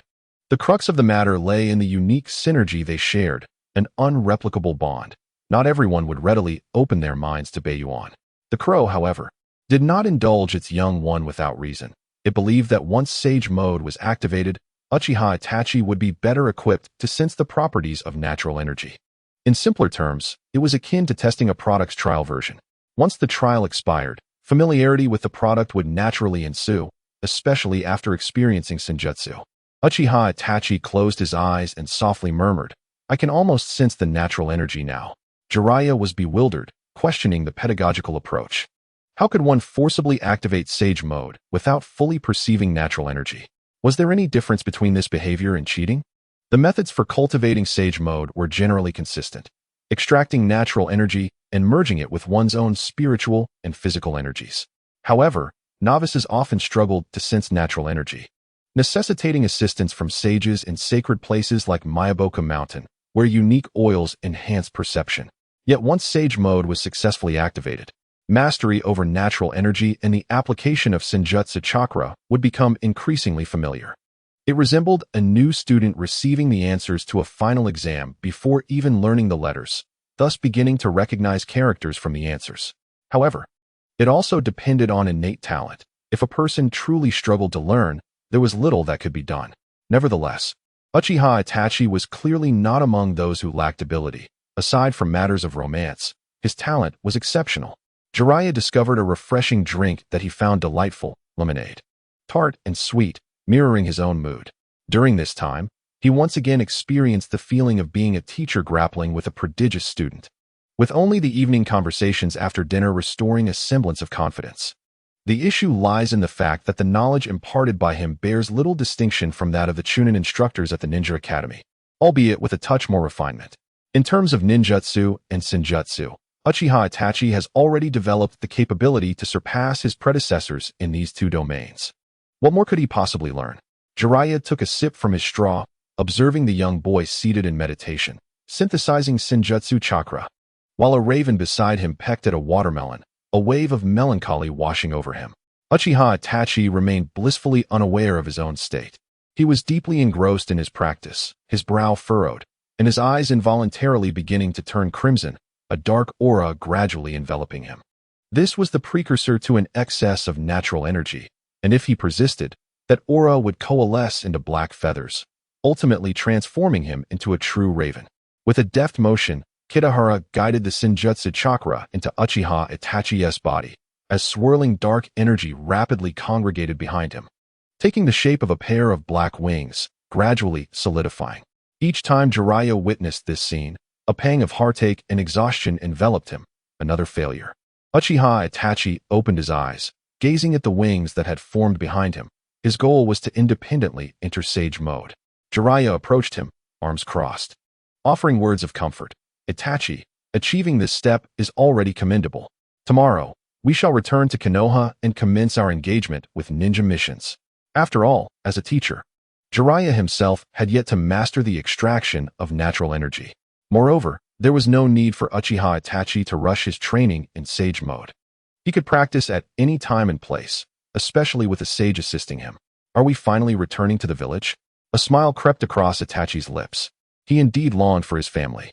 The freshly emerged sage raven, having overheard Jiraiya's words, alighted upon Uchiha Itachi's shoulder. Why would Jiraiya suddenly wish to return to Konoha? It was evident that he had little left to teach, save for two jutsu. The Rasengan, a technique developed by the fourth Hokage, was not something Jiraiya could impart without permission, while the oil fireball was a signature technique of Mount Myaboku, certainly not to be taught to the representative of the Raven Sage. After much deliberation, Jiraiya resolved to take Uchiha Itachi back to the village, where they could undertake some ninja missions, allowing his disciple to level up in the process. As one of the legendary Sannin, he could not possibly take on trivial tasks. At the very least, they would engage in missions or orders issued directly by the third Hokage. This would not only expedite Itachi's adaptation to a ninja's life, but also forge a closer bond with the village. Moreover, Jiraiya had long been preoccupied with seeking information regarding the Child of Destiny, which might very well be linked to this raven. According to the great sage of the Toads and sage Fukusaku, they believed that Kitahara likely possessed knowledge regarding the Child of Destiny. Even the slightest hint could save Jiraiya a considerable amount of time. However, this matter required careful handling, necessitating someone to act with discernment. Jiraiya took it upon himself to gather intelligence, as there were no other candidates from Mount Myaboku. If Kitahara were aware of the intelligence they sought, he would likely welcome their inquiries. After all, matters concerning the Child of Destiny are his area of expertise. Regardless of the aspect, even inquiries about the child's beloved would lead him to elaborate on Naruto's growth, ultimately resulting in him playfully suggesting that the little rascal at home should be sent away. Uchiha Itachi, with a heart yearning for home, shares Kitahara's longing for the Uchiha clan. Now that he possesses sage techniques, he no longer fears the little one at home. Their journey back to the village was not swift, as the distance from the Wind Country border to Konoha is considerable. However, Kitahara received rather unsettling news. Upon encountering Konoha's ninjas stationed at the Fire Country border, they briefly mentioned the situation in the village. Shimura Danzo had resumed his role as an advisor to the Hokage, reclaiming control over the Umbu training program, and this occurred less than 6 months after Sarutobi Hiruzen had stripped him of his power. Furthermore, Konoha had announced another S-rank rogue ninja. Jiraiya had obtained intelligence on the rogue and curiously scrutinized the wanted poster. User of the Flying Thunder God technique? Defection? Could there be another user of this technique in the village besides his eldest disciple, Minato Namikaze? The station ninja confirmed, indeed, Lord Jiraiya. It is said he was part of the Umbu training program and excelled in the Flying Thunder God technique. However, he defected after a failed assassination attempt on the Hokage. Jiraiya commented, how could someone fail at assassinating the old man with the Flying Thunder God technique? His words often sounded disconcerting, and as he gazed at the portrait, he couldn't help but critique, this is rather unattractive, isn't it? Kitahara curiously perched upon his shoulder, observing the simple likeness on the wanted poster, a figure with starkly contrasting skin tones, appearing quite peculiar. It seemed familiar. Oh, reminiscent of the entity he nearly eliminated that night. Is this not the form he used during his ambush on Kakashi and the Umbu? How could Konoha's higher-ups classify a non-existent individual as a rogue ninja? The station ninja quickly provided an explanation. This rogue had previously conspired with Orochimaru for human experimentation, which accounts for his appearance. Kitahara mused, Sarutobi Hiruzen and Shimura Danzo are remarkably competent, or perhaps it is Danzo's prowess that has conjured a non-existent ninja, conveniently placing the blame elsewhere. The reasoning was sound and convincing. Orochimaru. Jiraiya lowered his gaze to the wanted poster in his hands, feeling a twinge of fear regarding his old friend's capabilities.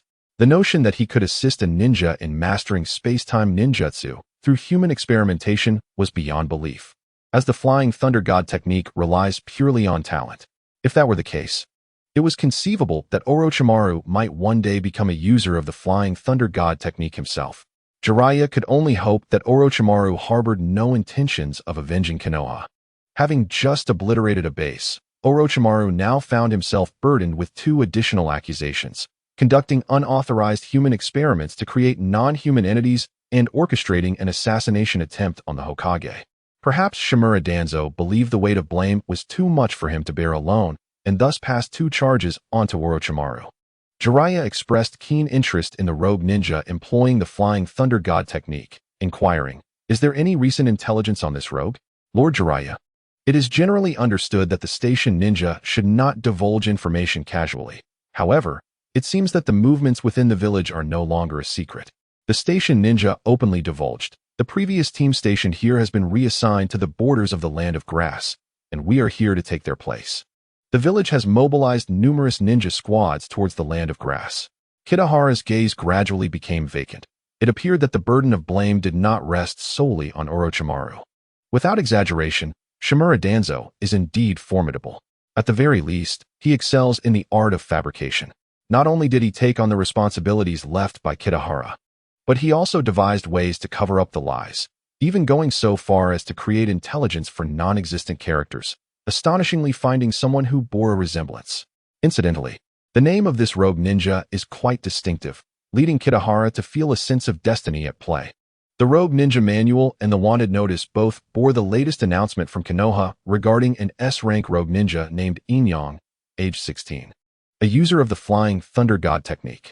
Uchiha Itachi quietly recited the information of the rogue ninja and inquired, "Teacher, is a user of the Flying Thunder God technique very powerful?" The young boy was not well versed in the technique, as currently, there exists only one individual in the ninja world who possesses the Flying Thunder God technique, having witnessed its use multiple times in his presence. Historically, there have been only 2 users of the Flying Thunder God technique, the 2nd Hokage and the 4th Hokage. The implication was clear: both of these users were Hokage.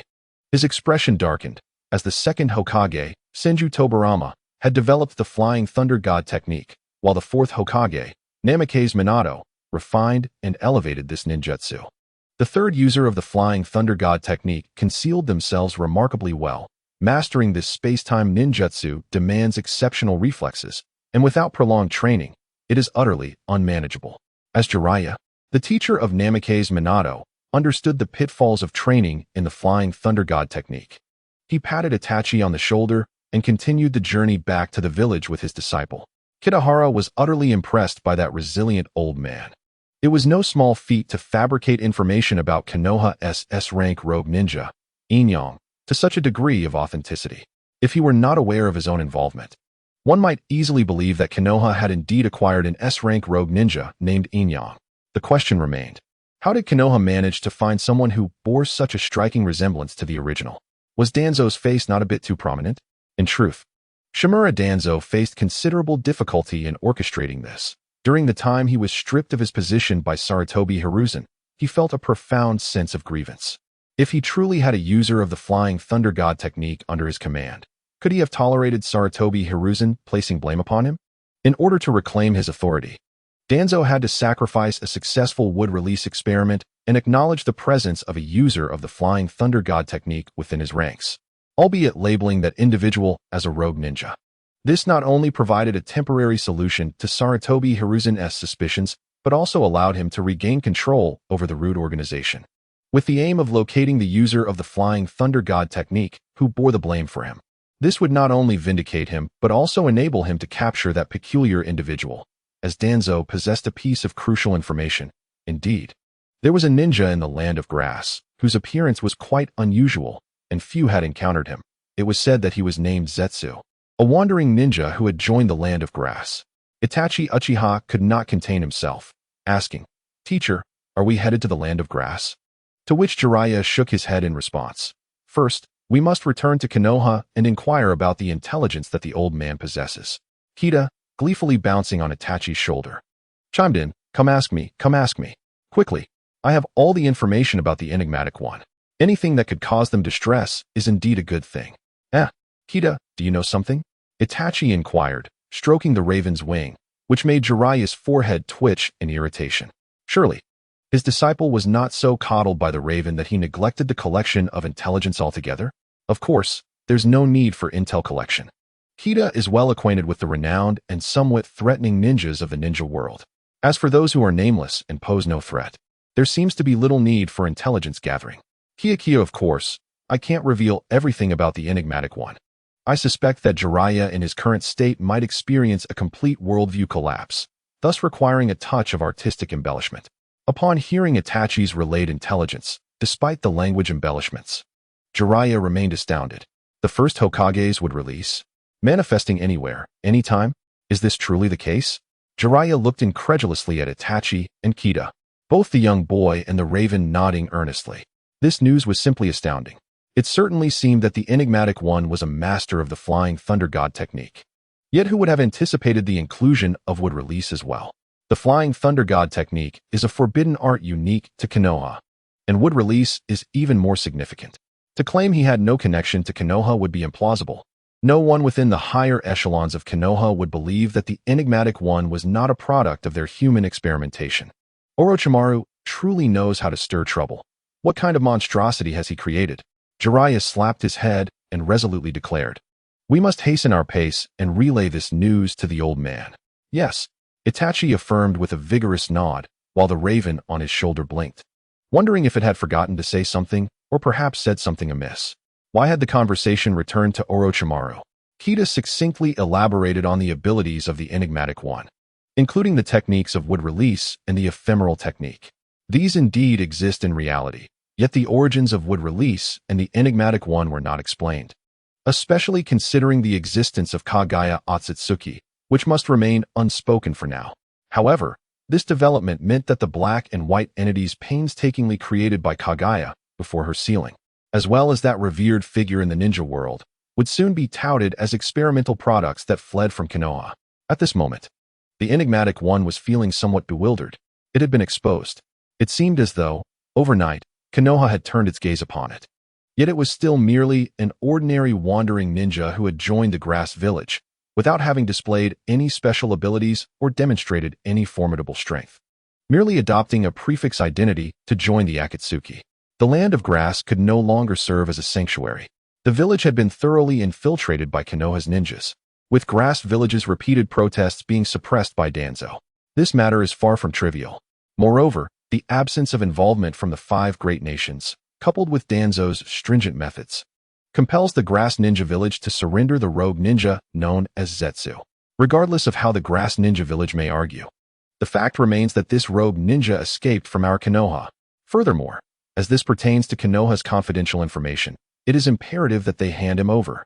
This is the directive issued by Lord Danzo to Root and Miyambu. Jiraiya and Itachi Uchiha, racing back to Konoha, had no time to return home and made their way directly to the Hokage's office. After all, Zetsu possesses the wood release, indicating that Konoha's assessment of his abilities was flawed. Is the intelligence accurate? Sarutobi Hiruzen, still puffing on his pipe, wore a troubled expression, though he had already come to believe Jiraiya's words. No matter how one looks at it, Zetsu's existence is fundamentally logical. The first Hokage cells are not scarce, and additionally, his Umbu has recently incorporated wood release ninjas acquired from Danzo. It appears that Danzo continues to shroud certain details in secrecy. Jiraiya nodded, placing his faith in the judgment of Mayaboka Mountain, and earnestly stated, "Old man, we can undoubtedly trust the great sage of crows. Since this rogue ninja now identifies himself as Zetsu, let us disseminate this information." Kitahara pondered, "Did I forget to mention something? Or did I err in my words? When did Zetsu become a rogue ninja of Konoha? Some truths cannot be concealed. It is better to reveal them sooner rather than later. Konoha has withheld many secrets from the lower-ranking ninjas to maintain stability, but if they continue to keep Jiraiya in the dark, it would imply a lack of trust. The third Hokage does not intend to obscure the intelligence provided by Danzo. However, he cannot directly disclose that his old friend once attempted assassination, for it would tarnish the reputation of the elder Konoha leaders due to the actions of Shimura Danzo alone. Upon compiling the intelligence from both sides, they arrived at a conclusion. The newly emerged rogue ninja, Zetsu, was created by Orochimaru and is highly skilled in the Flying Thunder God technique. Yet he has never revealed his would-release abilities and has been privately dispatched by Orochimaru. After Orochimaru's defection, Zetsu decisively chose to betray Konoha. As for his reasons for heading to the Land of Grass, it may be that there are Orochimaru's strongholds, or perhaps he has other plans. This has been corroborated. The border outposts between the Land of Fire and the Land of Rain transmitted intelligence regarding Orochimaru, and remnants of snake skin were found on site, confirming his identity. After a skirmish with Jiraiya and his apprentice, the rogue ninja fled north, engaging in combat with an unidentified individual in the Land of Rain, which is conveniently adjacent to the Land of Grass. Kitahara remarked, "Although I do not understand why Orochimaru is so intent on making his presence known, my instincts tell me he must be wronged. This is redundant. He is indeed responsible for the situation. Nonetheless, Konoha has inadvertently acquired news of Zetsu. He is undoubtedly one of the most enigmatic figures within the future Akatsuki organization and the opposing forces. Yet he has been exposed due to the machinations of a power-hungry elder. After all, who would typically take the time to scrutinize a small ninja village for the emergence of an additional character? Do you need me to make a trip to the Land of Grass?" Jiraiya perused the latest intelligence from the Land of Grass, where the current situation was rather tumultuous. This region bordered the villages of Awagakure, Sunagakure, and Konohagakure, hosting 4 or 5 small nations, each living in a state of heightened paranoia. The Third Shinobi World War had not long since concluded, and most of the major ninja villages were still nursing their wounds, likely apprehensive about the resurgence of conflict. I dispatched Kakashi Hitaki, who had previously encountered the enigmatic Zetsu. In truth, Hiruzen Sarutobi had nearly sent forth all available ANBU operatives, including those trained by Danzo, and had stationed numerous ninja squads along the border. Reports indicated that Zetsu had resided in the Land of Grass for some time. While this nation had consistently been an ally of Konoha, it did not preclude the possibility of it being manipulated by Orochimaru and Zetsu. Additionally, the neighboring major power, the Land of Earth, was under the influence of the cunning Inoki of Awagakure, a formidable adversary. Aside from the distant Kirigakure, all other major nations had fallen victim to his machinations. He was a wily and astute character. Following a series of high-level meetings, Danzo himself arrived. Given that Zetsu had defected from his very ranks, Hiruzen suddenly produced a document, handing it to Jiraiya while casting a subtle glance at Itachi Uchiha. "Take a look at this. The situation within the village appears somewhat precarious."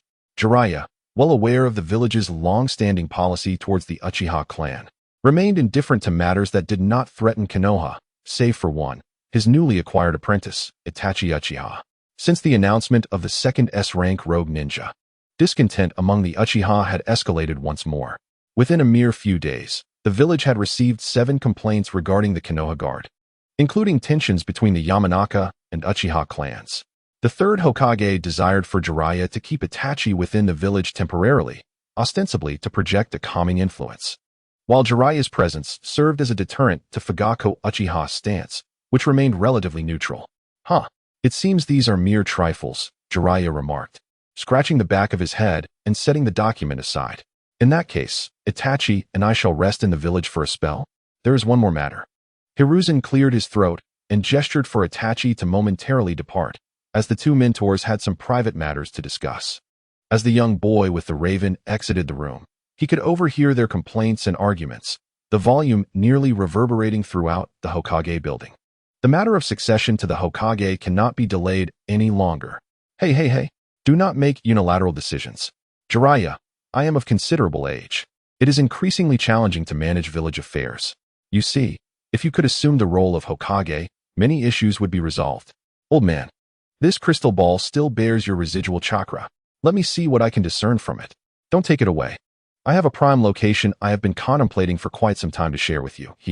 Itachi and the raven exchanged glances, bewildered. Shortly thereafter, Jiraiya emerged, a satisfied expression on his face as he patted the young boy's head. "Itachi, you may return home now. I have a somewhat personal matter to attend to." "I feel like following Kitahara." Uchiha Itachi nodded, accompanied by a crow, as they hastened towards the clan grounds, murmuring along the way, "First, let's visit Mom and Dad and Sasuke. Then, if time permits, I shall pay a visit to Shursui." Kitahara called lightly, "If time allows." Perhaps I should also check on Uchiha Izumi, right? It might be better to see the little veterinarian instead. However, prioritizing a visit to Shursui over seeing Izumi. The cub remarked, "You truly are remarkable." Kitahara and Itachi's social circles largely overlapped. Counting their friends in Konoha, they could only name Shursui, Uchiha Izumi, and Inuzuka Hana. Uchiha Itachi enjoyed practicing combat with Shursui, while Kitahara preferred competing for snacks with the little veterinarian, who was typically quite busy and carefree. As for Uchiha Izumi, it seemed inappropriate to merely refer to her as a familiar face, considering that Itachi and Izumi were still friends, and the little girl's evident feelings were quite clear.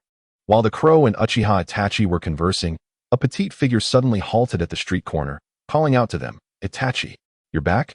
Kitahara fell silent. Indeed, some individuals could not withstand being mentioned. How could this girl catch a cold like that? Upon seeing Uchiha Itachi, Uchiha Izumi, whose intelligence and emotional quotient plummeted, completely overlooked the crow. Regardless of whether it was Shursui or Inuzuka Hana, they would certainly greet them in turn. Such a love-stricken mind. "Izumi, what are you doing here?" Uchiha Itachi inquired curiously, as it was typically expected for girls her age to be in ninja school at this hour. "We have shuriken practice today. It's fine to leave a bit early. If school ends too late, it becomes challenging to buy dango," Uchiha Izumi replied while cradling a bag in her arms. At this time, both Uchiha Itachi and Kitahara distinctly recalled that the sweet shop would likely be sold out, and rushing there might not yield success. Uchiha Itachi's face flushed slightly, his gaze sharpening. "It has been a while since we last met. Shall we sit together?" "Ah," Kitahara thought, feeling a rare surge of irritation. "Come on, show some ambition. If one day you encounter a girl whose heart and eyes are filled with you, would you snatch all her dango? Would you even deprive her of the fish cakes in her snack bag?" Kitahara stared blankly at their interaction. After some time apart, Uchiha Izumi spoke endlessly about ninja school, while the young boy's chatter was unceasing. With squinted eyes, he occasionally nodded, though it was hard to discern whether he was agreeing with Izumi or savoring the long-absent treats. Both wore smiles that never faded, and in just an afternoon tea's duration, their relationship left Kitahara feeling somewhat intrusive. Was the cub yearning to plunder the cabbage? Uchiha Izumi watched as Itachi wiped the corners of his mouth, her eyes crescent-shaped as she said, "Itachi, I will soon become a ninja. I wish to grow up quickly." The response from Uchiha Itachi was a satisfied burp. He had eaten his fill. "Izumi," before parting ways, the young boy gazed into Uchiha Izumi's eyes, yearning to express more, but ultimately fell silent, simply stating earnestly, "Thank you." "Baihara, what on earth is happening? It's hopeless. Do you prefer Uchiha Izumi or the dango she holds?" Baihara was not accustomed to Itachi's reticence. It yearned for the cub to express every thought. The dango that Izumi carried was quite delectable. After a moment of earnest contemplation, Uchiha responded, "I may not wish for others to buy things for me in the future." Baihara, without voicing any objections, suddenly posed a question: what if it were Shursui? Upon hearing the name of his friend, Itachi bit his lip in contemplation. Baihara cheerfully tugged at his arm. "After all, apart from those two, no one else has ever bought anything for you. To speak the truth, I've increasingly found this situation amusing." Aside from Uchiha Shursui and Uchiha Izumi, even Mikoto and Fugaku had overlooked Itachi's preferences. The young boy concealed his selective tastes well, as Fugaku hoped he would become a pillar of strength for the family in the future. Baihara was not a ninja. It spotted Uchiha Mikoto watering flowers in the yard and swiftly dashed over, racing towards the unsteady little Sasuke, who had managed to take a few steps in such a short time, despite having crawled on the floor when they left Konoha. The moment Sasuke caught sight of the raven, he stretched out his tiny arms towards its wings. His unsteady body lost balance, and with a thud, he fell to the ground, bursting into tears. "Sasuke, what happened?" Uchiha Mikoto, who had been watching her son, was instantly filled with a smile, but then helplessly picked up the raven and placed it on her shoulder, bending down to assist Sasuke. Before she could reach him, Itachi's slender arms swiftly lifted Sasuke up, mirroring Mikoto's expression. "Did you come back just to quarrel with Sasuke?" Baihara's crimson eyes remained fixed on the sobbing Sasuke, yearning to convey how much it missed the days of teasing him. "Ah, still the same," Mikoto said with a smile, supporting Baihara's precarious wings, and gently inquired, "Itachi, did you just return to the village?" "Yes, we mustn't cry anymore. Okay, Sasuke?" After soothing his younger brother, Itachi turned to his mother. "We just left Lord Hokage's office." "Mother, Has father not returned home yet? A hint of worry crossed Makoto's face as she tried to suppress her emotions, nodding. Today, there is a clan meeting at the Nana's shrine, so he may be a bit late. Then I shall take Sasuke to the shrine to wait for father to come back together. Itachi hoisted Sasuke onto his shoulders, and the little cub joyously clapped and laughed. Makoto gazed in astonishment at the raven on her shoulder and smiled. Oh? Isn't Kitahara coming with us? The raven opened its sharp beak and yawned, shaking its head. It had had enough of the outdoors and simply wished for a good rest upon returning. Uchiha Makoto watched as the crow wobbled its way towards the bedroom, calling out in a loud voice from behind, "If you linger too long, it will soon be dinner time. You must not indulge in slumber for too long." Uehara was not sleeping comfortably. In a haze, he felt something pressing down on him, and it seemed a small hand was tugging at his feathers. As his crimson eyes slowly opened, he beheld Uchiha Sasuke gazing at him with innocent eyes, clutching a tuft of feathers atop his head. Caught in the act, Sasuke suddenly exclaimed, "Bed." Confused and bewildered, Uehara swiftly grasped Sasuke's collar with his beak and took off, carrying the little one into the main hall. Uchiha Fugaku and Uchiha Itachi sat at the table in silence, their demeanor suggesting an unspoken tension between them, possibly having just concluded a serious discussion. "Sasuke, come over here." Uchiha Itachi called out, smiling as he rescued Sasuke from Uehara's beak. Sasuke is quite impressive. He managed to rouse Uehara. Uehara shot him a glance, feeling as though he was being unfairly portrayed as a habitual late riser. Uchiha Makoto peeked her head from the kitchen, her gentle smile directed at the two seated at the table. "Have you finished your discussion? It is time for dinner. Itachi, could you lend a hand?" Her eyes were slightly reddened, as if she had been weeping, suggesting a recent dispute between the father and son. Indeed, had everything transpired too soon? Uehara speculated. Initially, Uchiha Fugaku had hoped for Itachi to gather intelligence from the Umbu regarding the village, but now that Itachi had become Jiraiya's disciple, he had gained direct access to the village's higher echelons.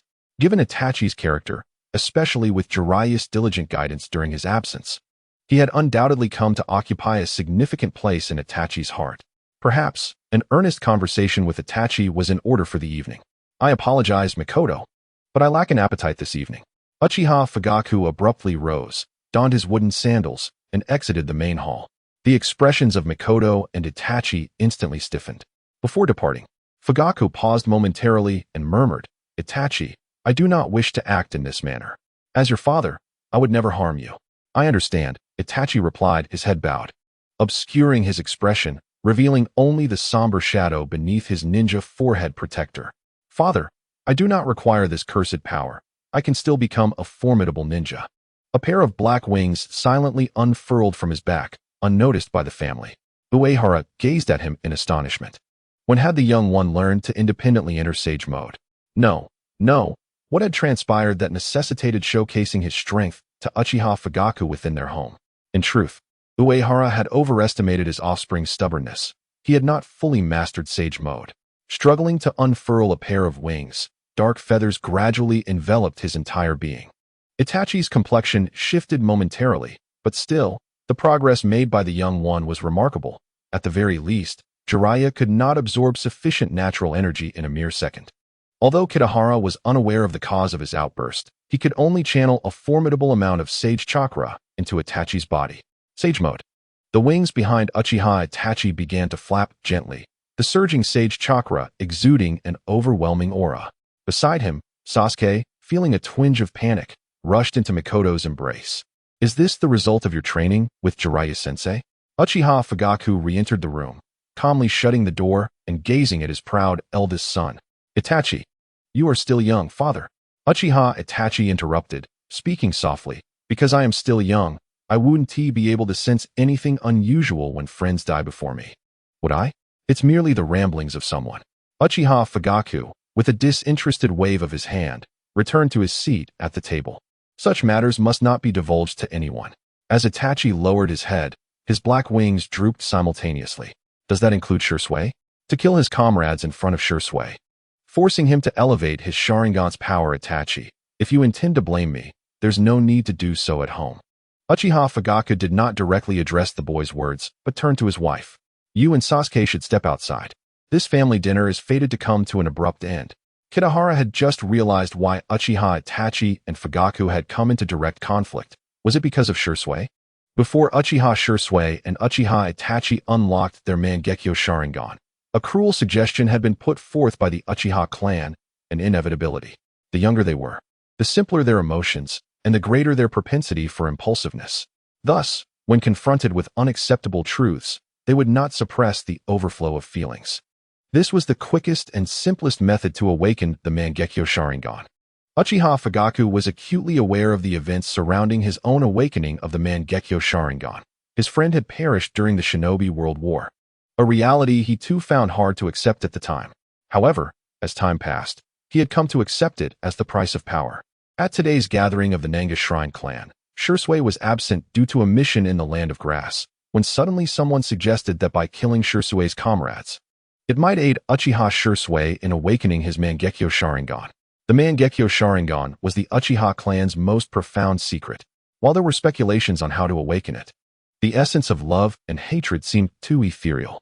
Some clan members had witnessed their friends' deaths and subsequently awakened their Sharingan. Gradually, they grew accustomed to death. Having seen countless lives come and go, even failing to manifest an additional tomo. In plain terms, it indicated a lack of talent, and as members of the Uchiha clan, how could one enhance their Sharingan's power after discarding such emotions? Itachi, you are merely 6 years old. There are many things you cannot comprehend. Regardless of how old I become, I could never accept such things. Uchiha Itachi suddenly looked at his father, the tone of his words shifting abruptly. Hasn't anyone in the clan also suggested that I awaken my Mangekyo Sharingan in this manner? Itachi, it seemed no one dared to voice opposition. Who did they wish to die before my eyes? Under the influence of the sage mode, Uchiha Itachi's eyes glowed a menacing crimson, exuding an aura of terror. Fugaku's emotions began to wane. This cannot be true, Itachi. If I had not overheard your discussion regarding Shursui. Uchiha Itachi's head gradually bowed. Father, how long do you intend to deceive me? The eavesdropping Kitahara believed he had grasped the situation's essence and was about to converse with Itachi when Fugaku unexpectedly pressed his head down onto the table. It seemed the reality was far more intricate than he had anticipated. Despite Uchiha Itachi becoming Jiraiya's disciple, the rift between the Uchiha clan and the village continued to widen over trivial matters, as some sought elevated status or their rightful place. With 2 S-rank rogue ninjas emerging from Konoha, the village's upper echelons suffered significant combat losses, prompting them to contemplate acquiring greater power. Uchiha Shursui, recognized within the clan for his inevitable awakening of the Mangekyo Sharingan, had maintained his 3-tomo Sharingan for 2 years, and they endeavored for a final gambit. Historically, it was believed that the older one became, the less likely they were to awaken the Mangekyo Sharingan. Shursui, now 10 years old and just entering adolescence, was at a pivotal moment, albeit not as secure as true adulthood, yet still a promising time. Logically, such sordid matters should be kept to a minimum number of individuals.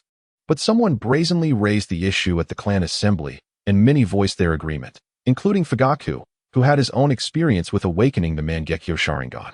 After careful consideration, he deemed the plan highly feasible. Furthermore, if there were 2 pairs of Mangekyo within the clan, it would grant them leverage in negotiations with the village. The clan leader remained neutral, neither endorsing nor opposing the notion. Uchiha Shursui shared a close bond with their family, and unless absolutely necessary, he did not intend to execute this plan. At that moment, someone suddenly proposed that the clan leader's foolish son now possessed a 3-tomo Sharingan. A piece of information that Fugaku had no idea how it had been leaked. The clan members chuckled and suggested that if Shursui were to indeed awaken the Mangekyo Sharingan, he could similarly assist Itachi in becoming the youngest to attain it. As the clan leader, Fugaku could only helplessly nod in agreement. His clan members had truly become hopeless, placing all their aspirations on Shursui's potential awakening of the Mangekyo Sharingan. After the assembly concluded, Uchiha Fugaku encountered a returned Itachi, who, with an expressionless demeanor, embraced his younger brother, his eyes reddened, clearly having heard all that transpired. Upon returning home, Fugaku wished to discuss the matter as they had in the past. But Uchiha Itachi remained remarkably calm, feigning ignorance. Unfortunately, in his life, aside from deceiving his brother, he had never truly been able to deceive anyone else. No one understands their son better than Fugaku and Mikoto. However, There may exist a non-human crow that has gleaned knowledge through other channels. If he continues to suppress his emotions, bearing all his burdens alone, the heart of a child is bound to face turmoil. Fugaku can only attempt to persuade, or, perhaps, compel Itachi Uchiha to express himself. The only unexpected development is the sudden habit his son has acquired of entering sage mode at the slightest provocation. In this state, Fugaku finds himself wishing to utter the familiar phrase, "Indeed, he is my son." The young boy gazes at his still silent father, tears brimming in his eyes, ultimately cascading down his cheeks. He steps forward, takes the crow from Fugaku's side, and strides out. After witnessing his son's departure, Fugaku smiles softly and murmurs, "Itachi, if I were to endorse this method that enables you to awaken your Mangekyo Sharingan, the one who would perish before you would only be me, the unaware father, oblivious to the formidable perceptive abilities inherent in sage mode, remains ignorant of the fact that outside, his son is weeping blood tears." Itachi Uchiha squats in a corner, sobbing uncontrollably. In the throes of profound sorrow and joy, he is uncertain of what he has gained. Even if aware, he might disregard it. Having just declared a desire to forsake such power, he finds himself unexpectedly acquiring it upon stepping outside. It would be rather ironic. The three-tomo Sharingan in Itachi's eyes begins to whirl with fervent intensity, akin to a windmill, only to eventually vanish into the void. By the time he next activates his Sharingan, he will truly comprehend what he has attained. However, during this interim, the young boy will certainly not entertain thoughts of employing his Sharingan. Thus, those who possess the gift of speech ought to express themselves more, while those who lack it must learn the virtue of silence. Fugaku remains unaware that his words have incited such emotional turbulence in Itachi.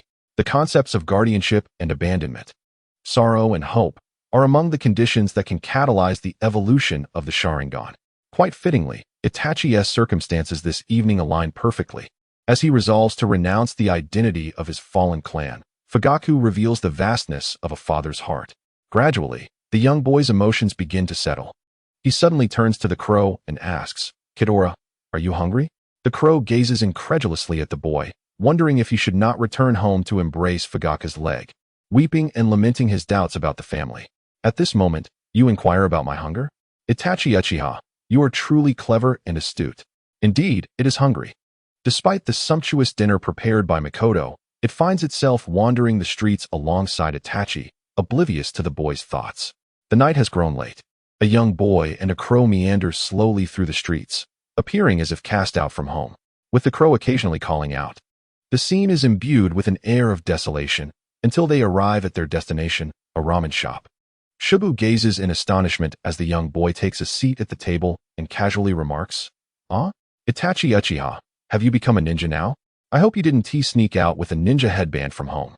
Be careful not to get into trouble." She had witnessed numerous little brats sneaking out ninja headbands from their homes, parading them in public only to face the inevitable reprimands from their parents upon returning. Some even receiving a sound thrashing right on the streets. Nevertheless, she was aware of the news regarding Uchiha Itachi's instantaneous graduation on his first day of school, merely teasing the young boy for his tender age. "My parents would never dare to hit me. After all, I am already a ninja," he insisted. Itachi shook his head. Since he began to form memories, neither Fugaku nor Mikoto had ever raised their hands against him, nor had they uttered a harsh word. Moreover, Shobu was acting quite peculiarly today. In the past, she often ignored Itachi, but today she exhibited an unusual warmth. The little girl boldly pulled over a stool and sat beside him, exclaiming, "What brings you to our restaurant?" "I saw Aunt Mikoto buying a plethora of items while I was out purchasing ingredients." The young boy paused momentarily, his voice gradually lowering. "I had a quarrel with my father." Kitahara scoffed derisively. "How can you call that a quarrel? It's merely a child venting his discontent." However, to elaborate, Fugaku did indeed bear some responsibility, considering he was the clan leader. Shobu, rather excessively, gleefully chimed, "That's splendid. I just had a spat with my father as well." Kitahara found himself perplexed. Was such behavior something to be proud of? Itachi, too, felt a sense of bewilderment, casting a reproachful glance at Shobu, realizing that the amiable uncle must have been exceedingly provoked by her antics. "Your expressions are rather disrespectful," Shobu exclaimed irritably, gazing at them for a moment before reluctantly conceding. All right. I simply felt that my father worked too hard and wanted to let him." Itachi remained silent. Though still young, he had discerned Shobu's true nature. Girls often enjoyed certain whimsical privileges. This little girl's temper was quite formidable. Once she set her mind on something, even customers would yield to her whims. Not to mention, both he and Kitahara had been the targets of her disdain on numerous occasions. While she lamented her father's toil, she simultaneously mentioned their quarrel, which struck him as oddly contradictory. Observing the unwavering gaze of the young ninja, Shobu could only hang her head in despair. Since you don't believe what I say, then I shall speak the truth. Itachi was at a loss for how to react.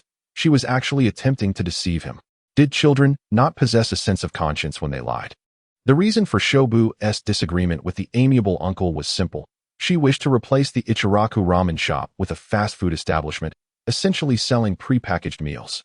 Ichiraku ramen operated for extended hours daily, often remaining open late into the night due to patrons lingering in the shop. It was indeed a laborious endeavor for the amiable uncle. In her indignation, Shobu remarked, "Look at that dessert shop.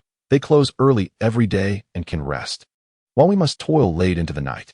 Indeed, Itachi found himself agreeing for once, sharing her dissatisfaction regarding the dessert shop's hours. The two children, whose topics were seemingly unrelated, had begun a conversation, and after critiquing the dessert shop for a while, Shobu noticed Itachi's subtle thoughts. The young girl tilted her head and said, "So, your suggestion is for us to make three-colored dumplings? How is that even possible?" Itachi, whose thoughts had been exposed, retorted, "Wait, why am I even asking for your opinion? Father clearly does not agree." Finally, Shobu realized she had been drawn into a convoluted conversation. "You are not consulting a guest. What is there to ask? Since you have already become a ninja, I wanted to inquire if you would accept my commission." Shobu intended to leave home for a while to learn how to make rice balls, but as a young girl, she would certainly require a ninja escort. The issue was that the prices at the Konoha Mission Center were not affordable for someone so young. The cheapest task would cost at least 5,000 ryo, which exceeded her budget. Thus, when the freshly graduated young ninja entered the shop, she was immediately targeted. A ninja, so small, must be quite inexpensive, right? 2,000. No, 3,000 ryo. Even the most basic escort mission required 5,000 ryo. The girl, being from a family of merchants, certainly knew how to negotiate. After all, without the commission's cut from the mission center, if anything were to go awry during the task, Konoha would not be responsible for compensation or follow-up. If a ninja were to take on a task privately with ill intentions, they could easily accept payment without fulfilling their duties, or worse, engage in malevolent acts. Therefore, Shobu was quite astute, having faith in Itachi's character. Precisely because of his integrity, Itachi was even less inclined to allow the girl to run away from home. "You are only 6 or 7 years old, right? Aren't you also just 6? I trust you." The eloquent Shobu was clearly not something Itachi could easily manage. Fortunately, at that moment, the handmade noodle master could no longer sit idly by, disregarding everything. He grabbed his daughter by the collar and brought her to the back. "Itachi, please wait a moment. Your noodles will be ready shortly. Is it all right if we only have char siu noodles available at this late hour?" "Thank you." Itachi replied politely with a nod. Teaching a son in public and a wife in private. How should one teach a daughter? The handmade noodle master took his daughter to the back, and through the curtain, he began to speak earnestly, his voice carrying to Itachi and Kitahara, blurring the lines of what was public and private. "Shobu, if you find it too tiring to help out in the shop, you don't have to come anymore." "Father, you're starting again." The young girl pouted, retorting softly, "You clearly think it's tiring to work until late at night. But seeing customers enjoy their ramen makes me very happy," the handmade noodle master replied earnestly. "At midnight, being able to enjoy a steaming bowl of noodles warms the heart." "But, Father," he suddenly laughed, "there are no buts. I understand that you want to help me. When I was very small, I even pretended to throw away your hoe just to keep you from going to the fields." "Humph, and you still want to argue with me? Aren't you the one who wants to run away from home?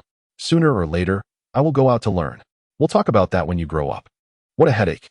Itachi had only recently become a ninja, and if Shobu wanted to commission someone, she should find a reliable ninja. It is precisely due to Uchiha Itachi's tender age and recent induction as a ninja that his privately negotiated fees tend to be quite modest, especially considering the meager savings I have accumulated. The bickering between the father and daughter, while still present, has lost its sharp edge and taken on a more familiar, warm banter. However, might we pause to contemplate the feelings of that inexpensive young ninja? Uchiha Itachi's expression darkens. perhaps influenced by the blunt truths presented by Shobu or the discussions surrounding the hand-beaten uncle. The raven, too, is in a foul mood, its belly grumbling with hunger. Eventually, someone remembers that their establishment remains open, and the father and daughter enthusiastically serve 2 bowls of noodles, yet Itachi's demeanor remains unchanged. After Shobu offers him some half-hearted words of comfort, the young boy's spirits plummet further. After leaving the Ichiraku ramen in a daze, the sky gradually darkens, and the streets of Konoha are nearly deserted. I ought to learn more about my father, Uchiha Itachi muses, as he suddenly halts upon spotting a figure darting about on the street. Under the glow of the streetlights, it becomes apparent that it is Uchiha Fugaku. Indeed, he is still concerned for his son. After all, Itachi has been away from home for too long. Just as Itachi intends to approach, 2 shadowy figures leap down and block Fugaku's path. They appear to be engaged in some sort of negotiation. As Uchiha Fugaku's demeanor grows increasingly agitated, the 2 sudden arrivals remain stoic. Who are they? Itachi observes quietly, puzzled. Are those masked individuals part of the village's Anbu? Yawn. Kitahara stretches, pondering why he doesn't simply go over to learn more about his father. The wind carries faint echoes of their conversation. We cannot let Uchiha Itachi pass this way. It is impossible. Please leave quickly. I have searched all training grounds. Itachi has not left the village. He must be in this vicinity. Fugaku-san, perhaps it is too dark. You should wait until daylight to search thoroughly. You cannot remain here, or we shall request assistance from the captain if necessary. Their discussion grows increasingly clear. And for reasons unknown, Uchiha Fugaku has not been granted permission by the Anbu to operate in this area, even though they are within the village. Taking a few steps closer, Itachi can discern the rare anxiety etched upon Fugaku's face. Jiraiya-sensei is not home, and it is so late. I do not know where Itachi could be. Father. Uchiha Itachi rushes towards Fugaku, as the revered and omnipotent image he holds of his father begins to crumble. Why is this so? His father is the captain of the Konoha police force and the clan leader of the Uchiha. He should not be in such a state. Itachi refrains from directly inquiring, instead hastening a few steps only to collide with Fugaku. In the midst of Itachi's flustered movements, the raven nearly tumbles to the ground, barely managing to take flight and perch upon Fugaku's shoulder. The bond between them had never been as intimate as it was today. Uchiha Fugaku fumbled to cradle his son in his arms, while the elderly father hesitated, murmuring, Itachi. He yearned to convey something to his son, whether an apology or a reprimand, but anxiety stifled his words. Since Itachi turned 3, they had not shared such closeness for a considerable time. Moreover, the Anbu nearby offered him no respite for contemplation. Elder Fugaku, you have found your son. Please return home swiftly. With that, the 2 Anbu members vanished in an instant. Yet both Fugaku and Itachi, along with Kitahara, could sense the Anbu still lurking nearby, monitoring their every move.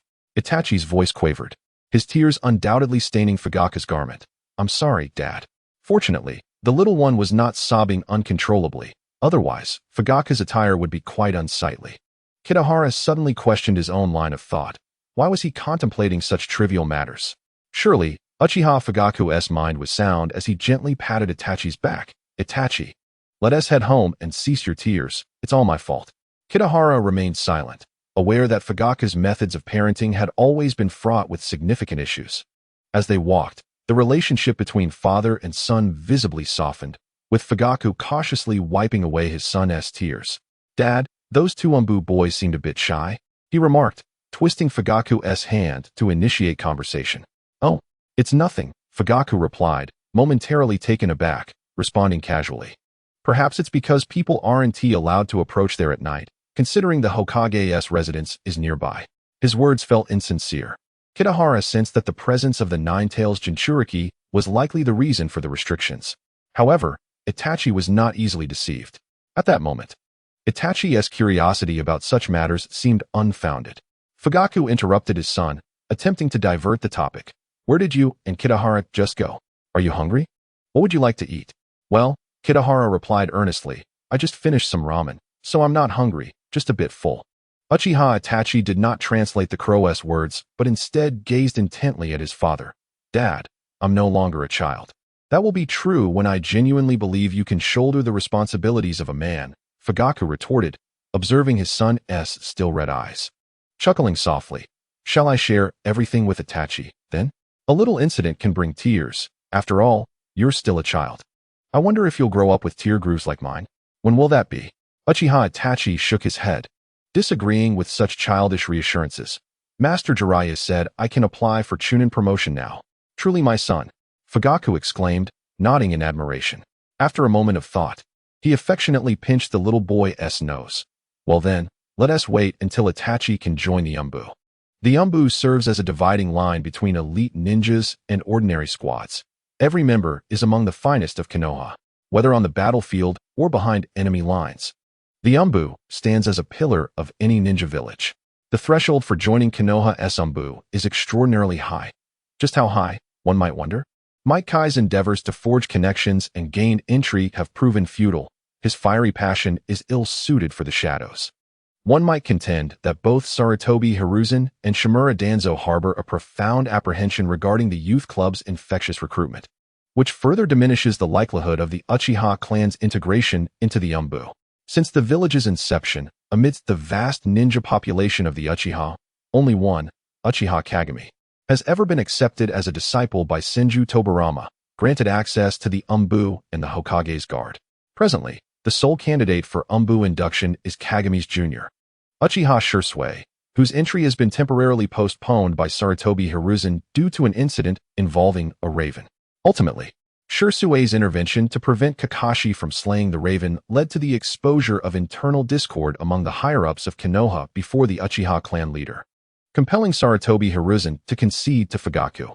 Originally, the Uchiha clan and the Konoha police force could have been unceremoniously relegated to the outskirts of the village. However, to maintain Fugaku's secrecy, the third Hokage was left with no choice but to permit the police force to remain intact. In truth, Shisui's actions will soon be validated, for his influence over Kakashi and the entirety of Konoha is akin to a transformative rebirth. Father, does Shisui's ability to awaken the Mangekyo Sharingan truly hold significance for the Uchiha clan? Uchiha Itachi fervently asserted his determination to join the Umbu. Following a fleeting moment of tenderness between father and son, the conversation inevitably circled back to its initial point. The Mangekyo Sharingan is the most formidable ocular technique in the ninja world, Fugaku acknowledged, yet he subsequently shook his head, adding, even with an additional pair of Mangekyo, it is difficult to assert that it could alter the current predicament. That cannot be. Itachi protested, but Fugaku interjected, fixing his gaze upon the knight. If our kin must resort to such measures to attain strength and survival, it would be better for us to fade gradually into history. Father, the situation has not yet escalated to that extent, Fugaku gently reassured his son. Moreover, the Mangekyo Sharingan harbors significant flaws. I will prevent them from pursuing that path. Rest assured, I have not yet lost my clarity of thought, and besides, Shisui is a friend of our family. Ultimately, Itachi, strive to mature into a true man. When that time arrives, I shall support all your aspirations. The elder father harbored unspoken sentiments. The Mangekyo Sharingan of the Warring States period was invariably acquired through the demise of one's friends. He refrained from disclosing the sordid history between Konoha's leadership and the Uchiha clan, as the attempts to alter the Uchiha's course had long been crushed by the village's upper echelons and countless clan members. As every clan member gazed upon him with hopeful eyes, and the Konoha elite regarded him with unease and hostility, Fugaku felt the weight of pressure mounting upon him. He lacked the resolute determination to instigate change, placing his hopes in the belief that his son might one day transform their current reality. A father, yearning for his son to succeed, stands before his prodigious child, yet possesses a tender heart. The chasm between father and son unwittingly dissipated once more in the deep of night. Uchiha Itachi tossed and turned, unable to close his eyes. The burdened young boy gazed at the strangely postured crow, which lay with its wings spread, pondering a question. In the summer season, does the crow not indulge in excessive slumber? With a pair of small hands, he nudged the crow's body. Beiyuan, wake up! Quack! Beiyuan groggily opened its eyes, meeting the eager gaze of young Uchiha Itachi. When did you become so unreasonable? Upon seeing the crow awaken, the boy's eyes took on a somewhat innocent expression. I can't sleep. Beiyuan replied, quack. You can't sleep, but I can. Is it that you've become unaccustomed to staying awake in the wild? Beiyuan, how long until I can join the Umbu? Shisui mentioned that he would join the Umbu, but but it's already been 2 years. I've heard he is still with the village's ninja team. Tonight, I feel as if my father is concealing many truths from me, much like his encounters with the Umbu. Yet, he promised that he would reveal everything once I joined the Umbu. Uchiha Itachi seemed to be transported back to the moment of their first meeting, chattering incessantly to the crow about his concerns. The unreliable crow had once taught him many ninjutsu techniques and had advised him not to bottle up his feelings. The crow would intermittently share trivialities, such as how taking a nap was the greatest joy in the world, and that lingering in bed was the most affectionate act, while afternoon slumber was the most vital of all pursuits. Quack! Beiyuan squinted its eyes, helplessly exposing the truth. Even joining the Umbu would not alter much. It understood Itachi's desire to alleviate Fugaka's burdens, yet reality proved that his father's dilemma was a tangled knot. Unless... Beiyuan's crimson eyes suddenly brightened, as if a realization struck, and it stared intently into Itachi's eyes. Quack! Child, become Hokage. Be the first Hokage of the Uchiha clan. A ninja who does not aspire to be Hokage is not a true ninja. One must have dreams. Who knows? They might just come true. Uchiha Itachi's expression gradually darkened. I merely wish to know what my father is hiding. At my age, no matter how I look at it, becoming Hokage feels like a distant dream. Did not the sage of Mayuboku say you could uncover all the secrets of the ninja world? Beiyuan, please tell me. Quack! The crow vigorously shook its head in refusal. Discussing those matters would lead to an endless discourse, and by the time the sun rose, they would still be unfinished. Once Shursui returns to the village, you can simply ask him. Moreover, the so-called truths that Shursui occasionally mentions are precisely what the child needs to grasp. Its burdensome secrets are too shocking, fearing they might discourage the child. After all, the leader of Konoha could serve as a guiding beacon for Itachi's future endeavors. It could not simply dismiss the current state of the ninja world, claiming it to be merely child's play. Uchiha Itachi felt a wave of melancholy wash over him as he recalled certain actions of his friend. Will we wait for Shursui to return? Quack! The crow nodded and turned over, closing its eyes. In truth, there remained many unresolved matters. Given Itachi's age and abilities, he would inevitably become a target for everyone's attention. Whether it is the arrogant and fallen Uchiha clan, the distant Shimura Danzo from the land of grass, or the third Hokage within the Hokage Tower, they all serve as obstacles in the path of the young boy's growth. Ultimately, solutions will present themselves, and it is prudent to address the Uchiha first. As a sage, I require a few loyal crows. As for Danzo, upon his return, he shall discover that numerous burdens await him in the village. Plans change swiftly, especially in this era where the familiar historical timeline of the ninja world has yet to reach the North Plains. Thus, predictions of the future are often best left to the old sages of Mayuboku Mountain. Last night, the crows inspired the boy to pursue his dream of becoming Hokage, while they themselves harbored ambitious aspirations. Yet, they encountered the greatest challenge of their lives. The bedding beneath them proved far too constricting. Never mind, for now. It is wise to grant those individuals a temporary reprieve, and the young ones are still in their tender years, with ample time ahead of them. Great endeavors cannot be rushed. During this period back in Konoha, Jiraiya often disappeared without a trace. Uchiha Itachi and the North Plains gradually resumed their normal routines, diligently practicing at the training grounds each morning, while in the afternoons, they would playfully tease Sasuke until he cried, and in the evenings, they would stroll by the lake with their family. Occasionally, the young boy would acquiesce to Izumi's requests, sneaking out to wait at the sweet shop to help her procure a bag of treats before school ended. Amidst this leisurely existence, Uchiha Itachi did not neglect his training. He finally achieved the ability to enter sage mode independently and began to delve into the study of his own sage techniques. As the prodigious young ninja's prowess soared, Uchiha Shursui, who had once periodically sparred with him, returned to Konoha, signifying the conclusion of the events in the land of grass. The indolent North Plains had yet to orchestrate Danzo's burdens when the elder returned to Konoha, triumphant from his endeavors. Through a series of cunning maneuvers during the events in the land of grass, Danzo had compelled the Tsuchikage, Anoki, to relinquish his influence over that region. Danzo's subordinates swiftly surrounded the sole ninja force of the land of grass, compelling the nation to abandon its southern border defenses facing Konoha, and verbally agreeing to a cooperative defense treaty, which meant that henceforth, Konoha would be responsible for its protection, sparing the small nation from the burden of maintaining the grass ninja village. Although Konoha could not yet directly station ninjas there, Konoha's ninja could enter and exit without restriction under the guise of protecting the land of grass, and during missions, they would not be required to engage in any disputes with the ninjas of the Grass Ninja Village. Simultaneously, Danzo did not overlook the Grass Ninja Village, as he standardized the promotion of its ninjas under Konoha's management, establishing a unified standard. This would result in a more regulated promotion mechanism for the ninjas of the Grass Ninja Village, in line with demands for elite status. Ninjas lacking strength in the Grass Ninja Village would be dismissed, while those aspiring to rise to the ranks of Chunin or Jonin would be required to submit to assessments in Konoha. Failure to do so would preclude their advancement, regardless of whether they sought higher-level missions to support their families or aspired to become ninjas. The leaders at the roots of Konoha had already charted their life paths for them.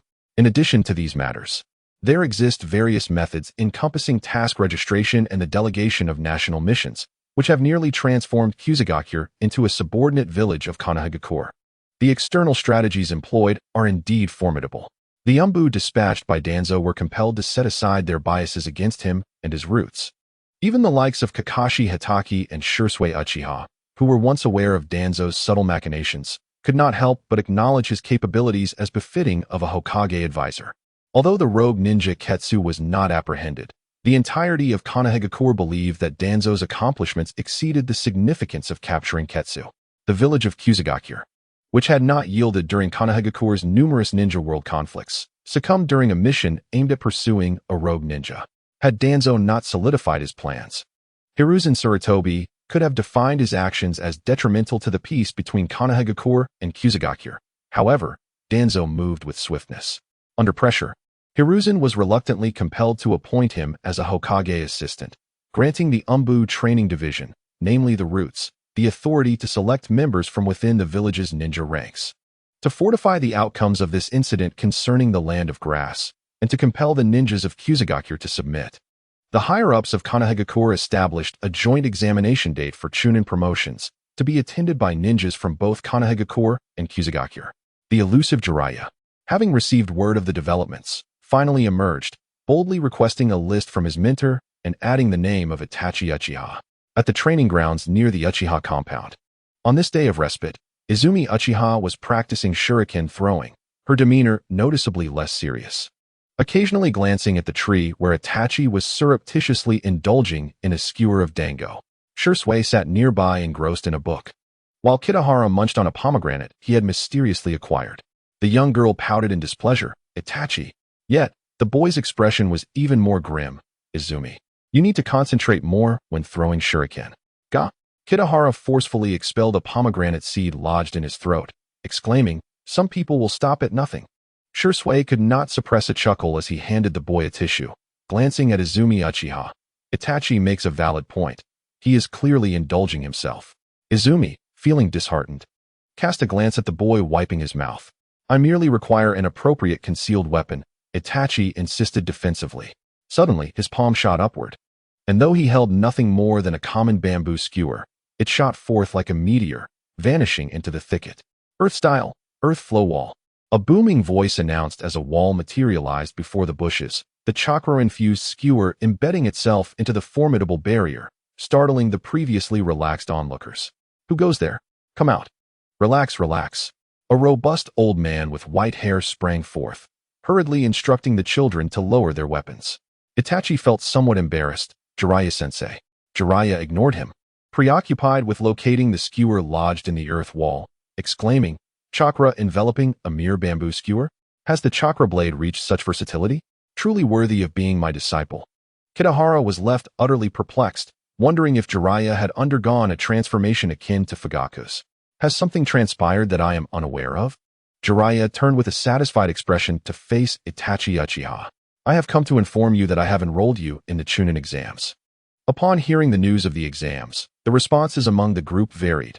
Izumi Uchiha's eyes sparkled with admiration, Shursui appeared content, while Itachi was brimming with determination. Yes, Master Jiraiya, the old man expressed, make sure to excel. It would be ideal to eliminate every participant from the grass village. Seeing that chakra blade reassures me. Jiraiya nodded and added, however, ensure that there are no casualties. After all, this is the first joint venture with the grass village, so try to exercise restraint. Indeed, I thought you were on a date with that young lady. Jiraiya cast a disdainful glance at Izumi Uchiha before looking at his disciple. Even if it were true, she pales in comparison to Tsunade during her youth. Your taste is truly lacking. Itachi timidly gestured for him to leave. Master Jiraiya. Jiraiya's visit to his disciple was merely a customary notification. As a ninja with Sage Mode, he was acutely aware that Itachi's prowess would enable him to navigate the exams with ease, a confidence stemming from his strength. However, a decade later, Jiraiya would despair upon realizing that even some ninjas who had attained Sage Mode might still find themselves relegated to the ranks of Genin, and that a rule prohibiting the use of Sage Mode could arise during the Chunin exams. The situation was rather intricate. Few would believe that someone could leap from Genin directly to the position of Hokage, a transition so vast that witnessing it once in a lifetime would suffice. Itachi possessed even greater confidence than Jiraiya. The young boy had been diligently developing his own sage techniques. And surely the Chunin exams could not prove more challenging than mediating disputes between crows and Sasuke. Moreover, when one considered it carefully, not a single Uchiha capable of awakening the Sharingan had ever remained a Genin. The individual who had once been criticized as the lowest performer had participated in the assessments multiple times and successfully advanced to Chunin. That fellow was nearly the rarest of the Uchiha clan's underperformers. The young boy would never have fathomed that, in the original timeline, a certain brat would further lower the Uchiha status, leaving the last remnants of the Uchiha clan in Konoha forever consigned to the ranks of Genin. Two perennial Genin, through their misguided antics, successfully sowed discord regarding the classification of ninja ranks in Konoha, and the Genin of Konoha eventually became synonymous with formidable strength in the ninja world. Is Itachi-kun about to become a Chunin, just like Shirsuken? Izumi Uchiha pondered, glancing around before finally observing the flushed complexion of her fellow student. Barring any major issues, Itachi scratched his head, turning to his friend. Shisui, you should be promoted to Jonin, right? Shisui Uchiha did not conceal the truth. Yes.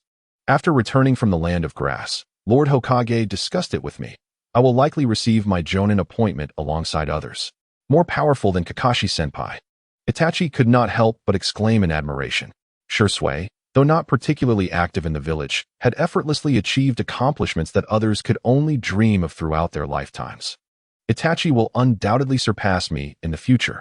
Seizing the moment, Shisui affectionately ruffled the young boy's hair, gently steering the conversation back to the topic of the Chunin exams. The Chunin exams attract a multitude of participants, including ninjas from foreign villages. One wonders if there will be any alterations to the rules. Itachi, exercise caution. One could easily find themselves besieged by those individuals. Alas, one cannot simply bring Kitahara onto the stage, though the exam rules do permit it. Uchiha Shisui converses with Itachi, unconsciously walking side by side, a habitual action forged through their shared training. However, another presence lingers in the training ground. Uchiha Izumi, feeling somewhat despondent for being unable to interject, finds that the two have already distanced themselves considerably. Alone, Izumi's spirits dwindle. What sort of people are they? Ruining others' appointments, whether it be Shisui or his younger brother. A crow, having finished its snack of fruits, leaves a mess in its wake before soaring into the air to catch up with them. Izumi reluctantly lifts her eyelids, observing the dark bird alight on Itachi's shoulder. Even a crow has joined the fray. Shisui's voice carries a tinge of melancholy. That fellow does have a rather dark heart. The registration requirements for the Chunin exams are quite stringent, and the ninjas on the list must undergo a thorough review of their completed missions. Upon receiving the news, Jiraiya shamelessly pesters the third Hokage for assistance.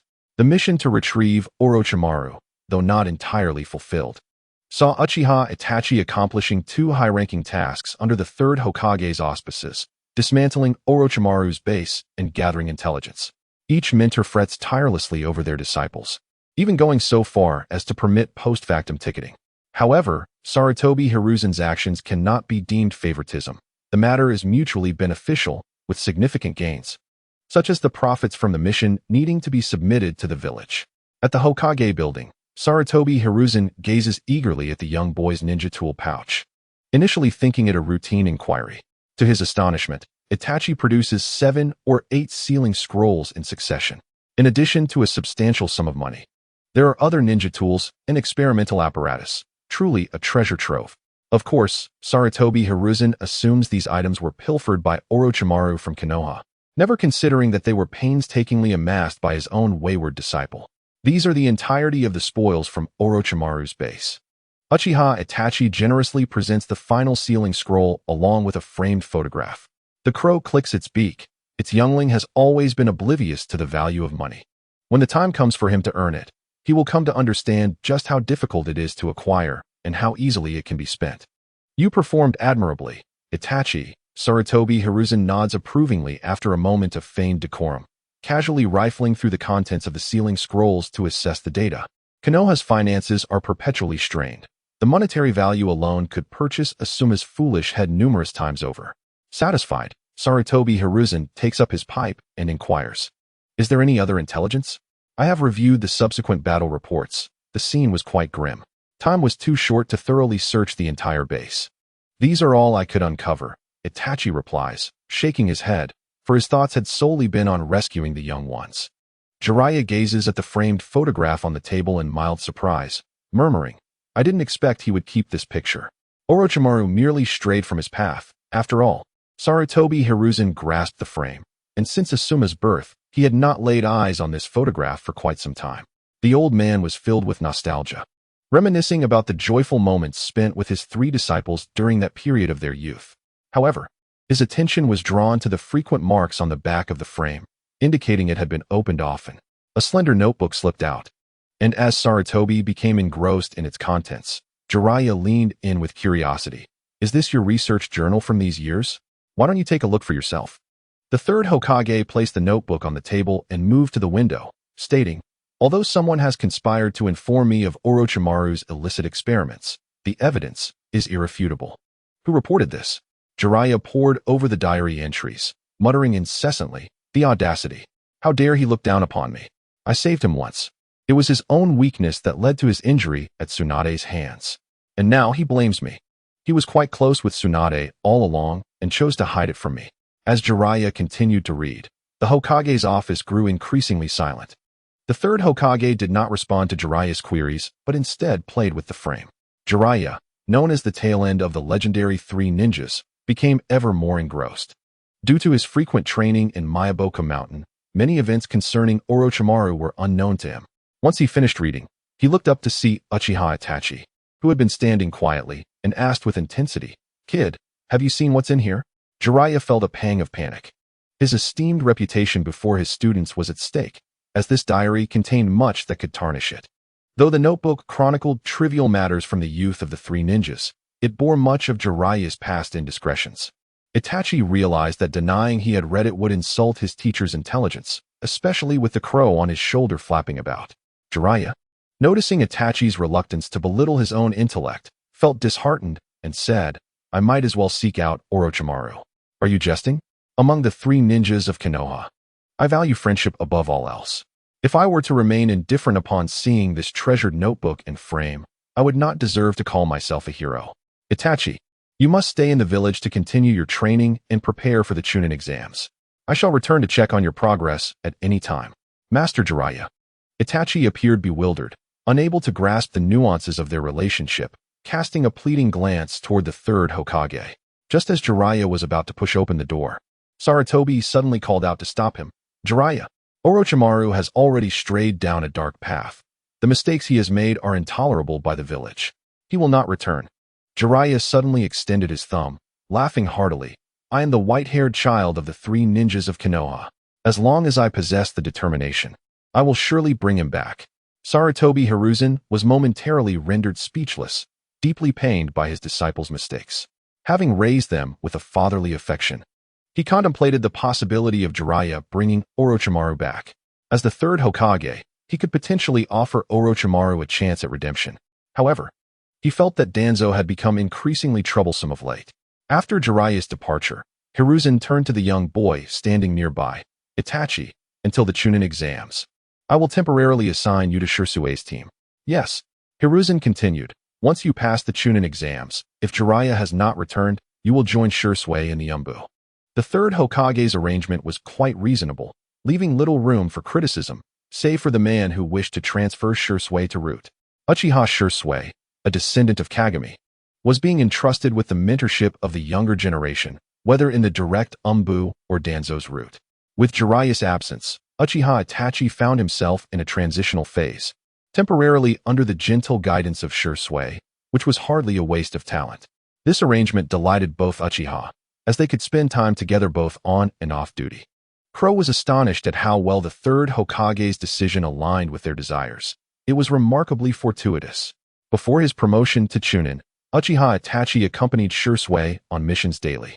After attaining Chunin status, Itachi directly entered the Umbu, fulfilling his agreement with Fugaku. Hokage's office speculated whether someone had intervened on their behalf.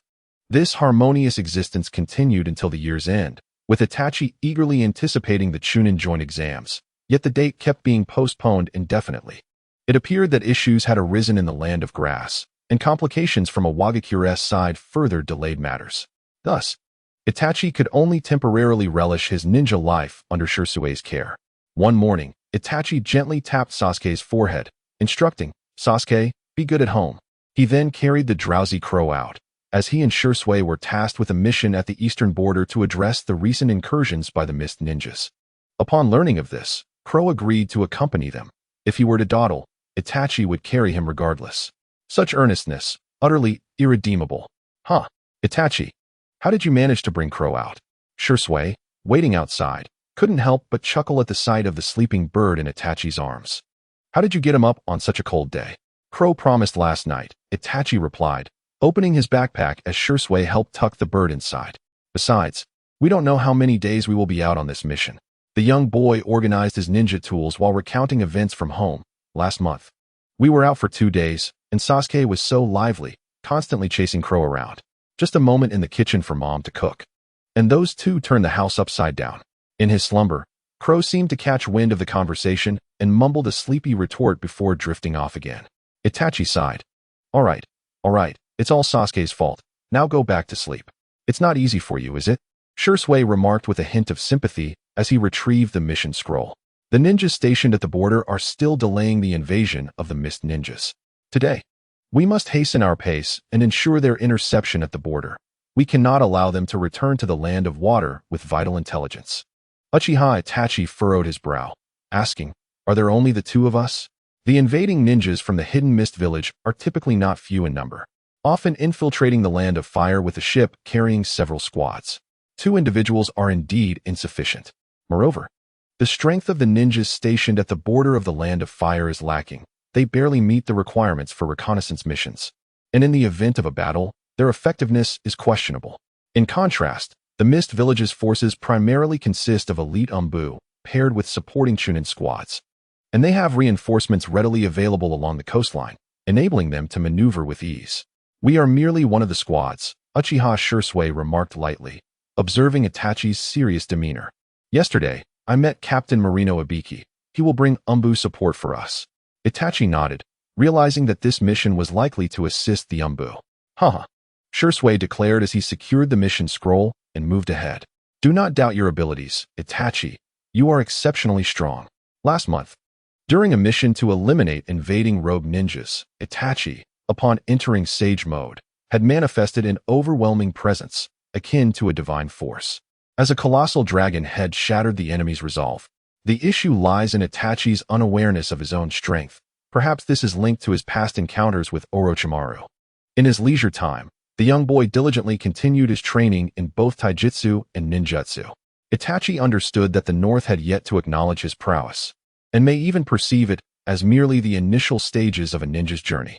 After all, the vivid memory of the adorable mushroom cloud released by the North had left a profound impression on him, coupled with the foundational ninja knowledge and techniques imparted by Jiraiya. Itachi's skills in ninjutsu and combat awareness were rapidly evolving. Even if Itachi were now promoted to Jonin, Shui would not be surprised.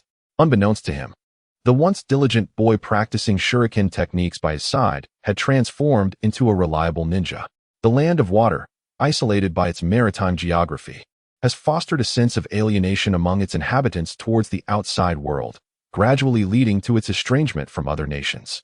Particularly since the inauguration of the 4th Mizukage, a multitude of ninjas have been dispatched to expel outsiders, resulting in a significant decline in merchants venturing to the land of water. The land of water has nearly become sequestered, relying on the Umbu of the Mist Village to probe into the daily lives of the land of fire, albeit only as a means to gather intelligence on Konoha. However, the sheer volume of such intelligence is overwhelming. Since the conclusion of the Third Shinobi World War, Konoha has paid a considerable price, acquiring insights into the daily habits of the common people in the land of fire from the Mist Ninjas. The entirety of Konoha believes that the Mist Ninjas are attempting to obscure the true whereabouts of important intelligence.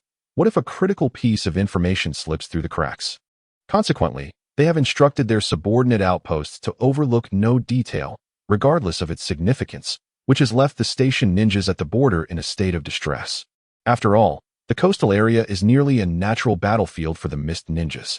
It is commendable that they can timely send out distress signals after infiltrating. Over the years, Konoha and the Hidden Mist Village have settled into a strange state of neither war nor peace. There are no large-scale conflicts. Nor do they send envoys to Konoha for negotiations. Periodically, Mist Ninjas infiltrate the land of fire to plunder, causing considerable distress to Konoha's shinobi. While the Mist Ninjas live like hyenas. As evening descended, the fiery clouds painted the sky in shades of red. A group of Mist Ninjas hurried through the forest.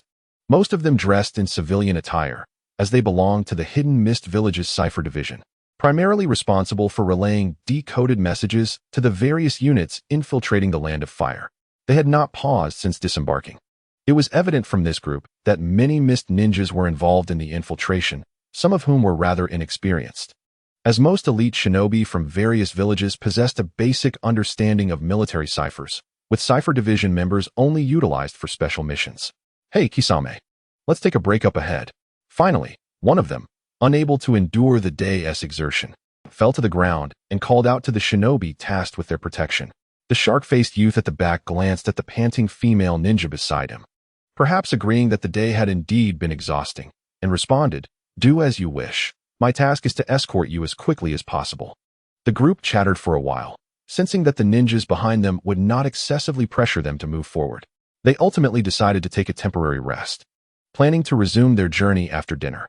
They typically only worked in the Hidden Mist Village and seldom had the opportunity to visit the land of fire, lamenting that if not for the urgent mission, they could have enjoyed a perfect vacation there. The shark-faced youth thought to himself that his colleagues must lead troublesome lives.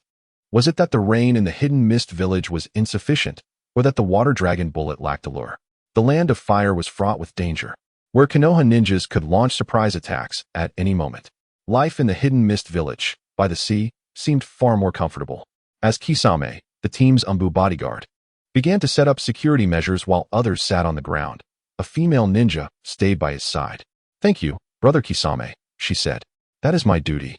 "No need for gratitude," he replied, his shark-like visage betraying no emotion. Due to his clan's appearance, no woman had ever approached him willingly throughout his life. Since becoming a ninja in the Umbu, his hands had been stained with blood. Whether anyone was willing to befriend him was irrelevant. Those who did would find that his only companion was his ninja blade. Unsure of what expression to wear, he recalled that the last time he smiled, he frightened someone to tears. Thus, maintaining a blank expression seemed prudent. The female ninja, unfazed, observed him as he pulled on a fine thread and asked, "Do these white threads need to stretch far? Let me help you." "No need." Kisame shook his head, threading the line through a series of shuriken, and rare for him. He explained, "Your threads 1T be taut enough, and you are unaware of the placement of the shuriken for the security measure. It would serve no purpose at all." Perhaps it would have been better had he said nothing. A young boy nearby inquired, "Is wilderness surveillance truly this troublesome? The tighter the positioning of the shurikens, the easier it becomes to detect anyone." Kakashi, the skilled ninja, nodded in agreement but abruptly realized that there were no children in their ranks. He swiftly hurled a shuriken towards the boy, while shielding the female ninja behind him with one hand, drawing his ninja sword with the other, and gazing intently at the swirling forehead protector atop the boy's head, a Leaf Village ninja. The female staff member from the Umbu department gasped in astonishment, staring at the suddenly appeared young boy. How could Konoha send such a small child as a ninja? Quickly notify them to depart immediately. Kakashi dared not be careless. Previously, a group of Mist Umbu had underestimated a young Leaf ninja, resulting in a grim fate. This child seemed far too young. The younger he was, the more likely he possessed extraordinary abilities. Kakashi scrutinized the boy's composed face, his teeth clenched sharply. The talents from Konoha are indeed endless. Yet, my favorite pastime is extinguishing these so-called genius ninjas. Just then, a crow perched on the boy's shoulder suddenly cawed, startling Kakashi, who swiftly surveyed his surroundings, assuming it to be a signal for an attack, but everything remained eerily still. The boy gently stroked the crow on his shoulder, perplexed. Huh? Why must we be serious about forming seals when fighting him? What does it mean to be a straightforward ninja? Hey, what are you doing, kid? Kakashi observed the boy seemingly conversing with his crow. Being distracted in the presence of an enemy was a grave sin for a ninja, and he would not squander this opportunity. With a swift motion, he slashed his sword. The gleaming ninja blade aimed to cleave the boy in two. Kakashi was a ninja, solely focused on executing his mission. Any feelings of remorse about slaying such a young opponent could be contemplated only after the battle. Clang! The boy drew a short sword to defend himself, but unfortunately, against the robust Kakashi, his strength was woefully inadequate, and he was sent reeling backward from the blow. Seizing the chance, Kakashi lunged toward the boy, relentlessly swinging his ninja sword. The crisp sound of metal clashing resonated through the forest, a delightful melody. Such power! The boy staggered back a few steps, narrowly avoiding Kakashi's next strike, rubbing his sore wrist. Had I known this fellow would be so troublesome, I should not have listened to Kitahara. I can no longer afford to greet my enemies head-on. Kid, there are no opportunities for conversation on the battlefield. Kakashi, gaining the upper hand in the sword combat, felt a sense of relief. Perhaps this little one was merely a freshly graduated ninja. Thank you for the advice, the boy remarked, casually sheathing his sword and forming seals. Fire style, fireball jutsu. The speed of his seal formation was astonishing. Could the fireball jutsu truly be the work of the Uchiha clan? Kakashi, momentarily taken aback, tightened his gaze. The Uchiha clan of Konoha was never to be underestimated. Kisame's robust figure leapt high, his hands swiftly forming seals, as he unleashed a fine, formidable stream of water that collided head-on with the massive fireball. Water release. Exploding water shockwave. When Itachi, Uchiha, and Shursui noticed this mist ninja team, they discerned the peculiar composition of their ranks, seemingly a group of ninjas with rather unique identities. Shursui quickly assessed their value, noting that the unassuming guardian ninja at the rear of the group lacked a notable reputation, while the others appeared far from conventional ninjas. The two decided to swiftly subdue this mist team. With the body flicker technique at his disposal, Shursui could easily surround and eliminate the others. Should that prove impossible, he could simply escape. Under the urging of the northern strategist, Itachi voluntarily took on the task of entangling the guardian ninja. From the current state of the battle between Itachi and Kisame, it was evident that Itachi was only capable of stalling. This individual is exceptionally strong. The earth had been transformed into a layer of water by Kisame's water release technique, and Itachi awkwardly realized a troubling truth. He seemed unable to best the mist ninja before him. Kisame possessed an immense reservoir of chakra, and his water release techniques were devastating in his hands, complemented by his exceptional taijutsu skills, making him one of the most formidable opponents Itachi had encountered since becoming a ninja. Is this truly my limit? How naive. Kisame swiftly glided across the water's surface, splashing droplets as he closed the distance to Itachi, his kunai drawing a half-circle, deftly avoiding Itachi's short sword. The icy blade sliced through the air with a chilling sharpness, and even as Itachi shifted back just in time to evade the lethal edge, a lock of his hair was severed. Bang! Seizing the moment, Kisame delivered a powerful kick that struck Itachi's arm, sending him flying. The Uchiha, along with his crow, was propelled several meters away, and while he felt discomfort, the confident northern strategist found himself somewhat disheartened, repeatedly reassuring himself that the young cub was still inexperienced. Itachi, indeed, seemed unable to contend with Kisame. As for Itachi, he possessed remarkable mental fortitude. He viewed himself as still in a novice phase, having grown accustomed to the setbacks he faced in battle. Ga! A staggering amount of senjutsu chakra surged into the young boy's body from the crow, as the natural energy of the world began to converge upon Itachi. Cub, enter sage mode. Go forth, for a powerful crow stands behind you. Should you falter again, I shall unleash the tailed beast bomb. Screams of anguish echoed from nearby. Shursui was faring exceedingly well, having never encountered such feeble mist ninjas before. Although this group bore the headbands of the mist village, they lacked combat experience. foolishly resorting to throwing shuriken and forming seals in place. In a state of urgency, the formidable Kisame Hashigaki charged once more at Itachi Uchiha, determined not to be entangled with this young adversary any longer. He knew he must hasten to join the group at the rendezvous point.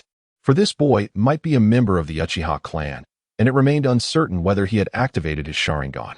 If he could not resolve the matter with a single strike, he would unleash a powerful water release technique to impede his opponent. Observing Itachi standing vacantly, Kisame's shark-like grin morphed into a menacing snarl as he slashed his kunai towards Itachi's neck. In the realm of ninjas, no mercy was shown simply because the opponent was a child. Kisame took this matter seriously. With a resounding impact, Itachi swiftly entered Sage mode, his dark wings unfurling behind him and striking Kisame forcefully, sending the robust figure hurtling backward. Regaining his footing, Kisame wiped the blood from the corner of his mouth, acknowledging, "Indeed, I underestimated you. You are formidable." Yet Itachi, despite his success, remained composed. He had previously been thoroughly overpowered by Kisame. That sensation lingered, even with the Sharingan activated. Perceiving his movements did not guarantee keeping pace with his speed. It seemed that considerable chakra would be expended. Shaking his head, Kisame recognized that while he possessed an abundance of chakra, the powerful water release techniques were still costly.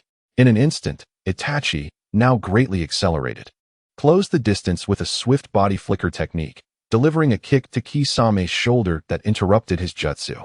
Seizing the opportunity, Itachi swiftly formed hand seals, sage art, fireball technique. Kisame stood astonished, observing the child's swift actions.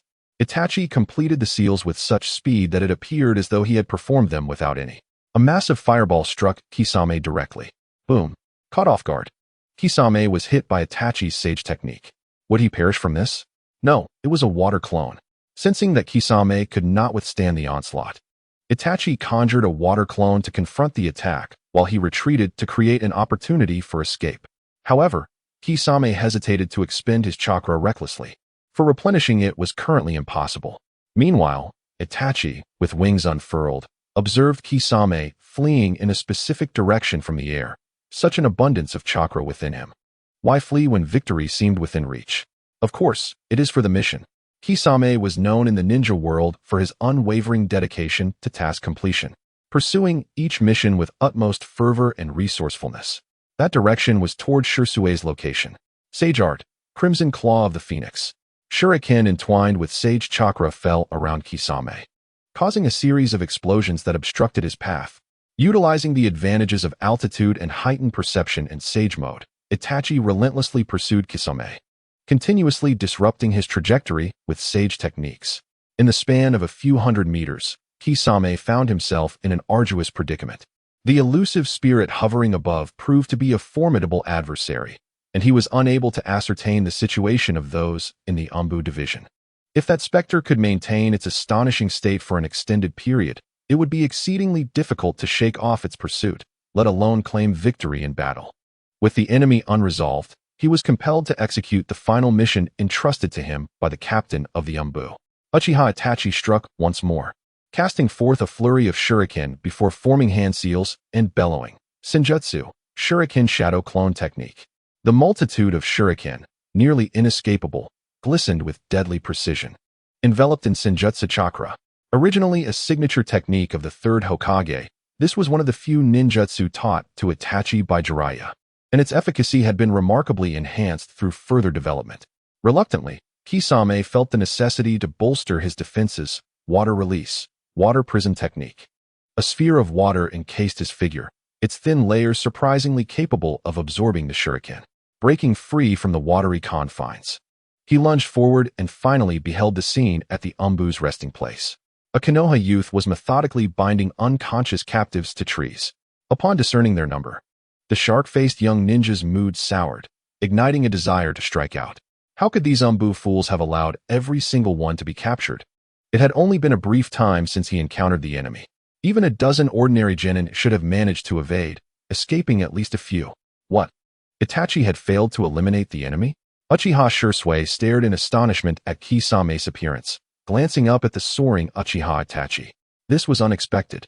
The fellow was merely an ordinary mist ninja from the Anbu, yet Itachi, having entered sage mode, had not managed to defeat him. Confusion aside, Shisui knew he must assist his younger brother in wrapping things up. He gazed at Kisame, momentarily frozen. Sharingan, activate. Illusion, binding technique. Kisame, poised to act, suddenly stood motionless. A singular thought swirling in his mind. When did Konoha become so audacious? In the depths of the night, a massive bonfire flickered to life, dispelling the darkness and chill. As captives of various ages huddled together, their expressions bore an air of embarrassment. After all these years, they had been captured by two young Konoha ninjas. Kisame maintained a stoic demeanor, realizing today had been an eye-opener. Konoha exhibited astonishing wealth, dispatching two prodigious Uchiha to undertake a mission. How was one to survive under such circumstances? If those two youngsters lacked the strength of Jonin or even elite Jonin, he would roast his own summoning beast's fins.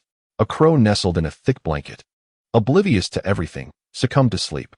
No matter what transpired, its drowsiness could not be quelled. Meanwhile, its companions, Uchiha Shisui and Itachi, were not inclined to rest. They felt a tinge of regret for their actions, as the number of captives taken was far too great, including a mist ninja from the Umbu who still retained considerable stamina. Though the shark eyes of the dried persimmon Kisame may be diminutive, they do not hinder his ability to gaze directly into the Sharingan, ultimately succumbing to Shisui's Jinjutsu. This individual has become the most challenging captive among the Uchiha duo. Originally, Shisui intended to eliminate Kisame, for he still possessed considerable combat prowess, and should he resist, it would be difficult to manage. However, Shisui's rationale is hardly convincing. After all, he subdued Kisame with a mere glance through illusionary techniques, only to declare that this individual was too formidable, and should he cause unrest, it would be troublesome, necessitating his demise. How ironic it is that, despite being an Uchiha, he bears a resemblance to the Senju clan, akin to the first Hokage's playful demeanor with the little fox. Yet, amidst the captives, a female ninja interceded, offering her life in exchange for Kisame's. In truth, her threats were directed at Shisui. Should he slay Kisame, she would take her own life. As a member of the secret signal unit, her life was ostensibly more precious than that of an ordinary combat ninja. However, among the ninjas present, all were members of the same unit, and her absence would not be notably felt. At a crucial moment, the captives rallied, asserting that only the female ninja knew the communication signals of the Mist Ninja Squad. Shisui could not discern whether they were deceiving him. Moreover, both he and Itachi were not well versed in interrogation techniques.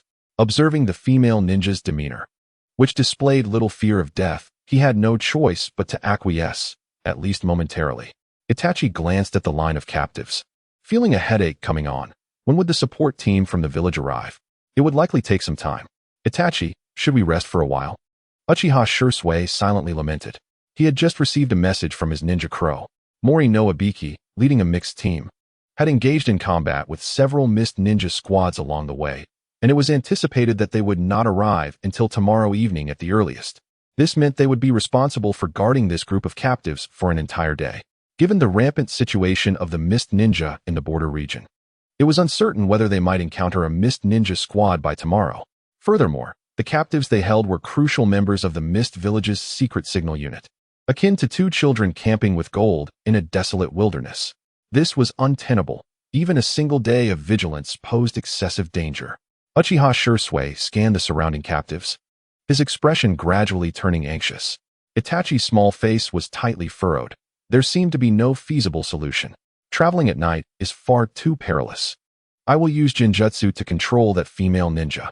Itachi, you are responsible for eliminating the remaining captives, Uchiha Shisui whispered, drawing his short sword and handing it to the young boy. What?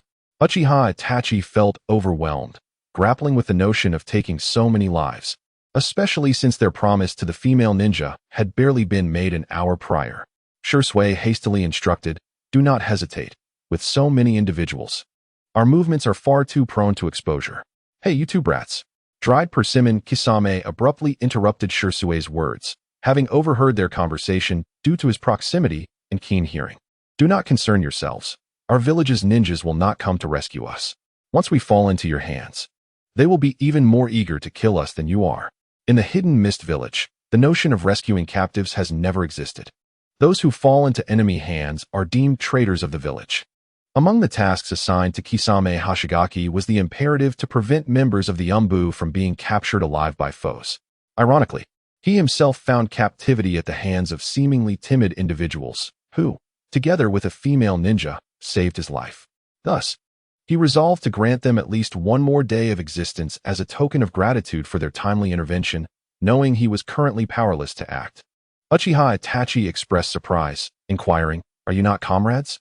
To which Kisame responded with a sardonic laugh, "Have you not heard of the Bloody Mist? There are no comrades there." He gritted his teeth, seemingly to lend weight to his assertion, and continued, "If you doubt me, just ask them. This year's graduation exam in the Hidden Mist claimed many lives." "Hey Kisame, how dare you bring that up? We cannot speak of that." A member of the Umbu interjected in alarm, while another added, "Brother Kisame, you mustn't say any more." A palpable fear gripped the group, overshadowing their awareness of their own captive status, even causing the typically brave ninja from the Hidden Leaf to pale in countenance. Uchiha Shursui set aside his own thoughts. Curiosity piqued as he queried, "What exactly transpired?" Kisame's response came with a sudden somberness. "What do you think your Leaf Village graduation exam entails? Do you know what the graduation exam in the Bloody Mist is like?" To his surprise, Itachi and Shursui exchanged awkward glances, both at a loss for words. "I graduated due to a special recommendation from my teacher," Shursui reminisced, recalling how his teacher had met with the Hokage, who permitted his immediate graduation from the first year. Itachi's voice was somewhat hesitant. "I'm not quite sure either. On the first night of school, my father suddenly informed me that the Hokage had declared I could graduate." Kisame, initially hoping to captivate their attention, now felt the conversation falter. Shursui, undeterred by the shift in topic, pressed on with curiosity, "Please continue. We are eager to learn what transpired during the Hidden Mist's graduation exam." Itachi nodded in agreement. His brief time at the Ninja Academy was a source of regret, as both Izumi and his classmate, the aspiring veterinarian, had become dear friends. Kisame, disapproving of their demeanor yet intent on earning Shursue's trust, remarked coldly, "This year, only one student graduated from the Hidden Mist. Brother Kisame, do not continue." Some pleaded, the gravity of their past weighing heavily upon them, as the memory of their juniors who perished during that very exam loomed ominously. Nevertheless, Kisame's voice remained icy. That student killed all of his peers during the exam. His revelation struck Itachi and Shursui with profound shock.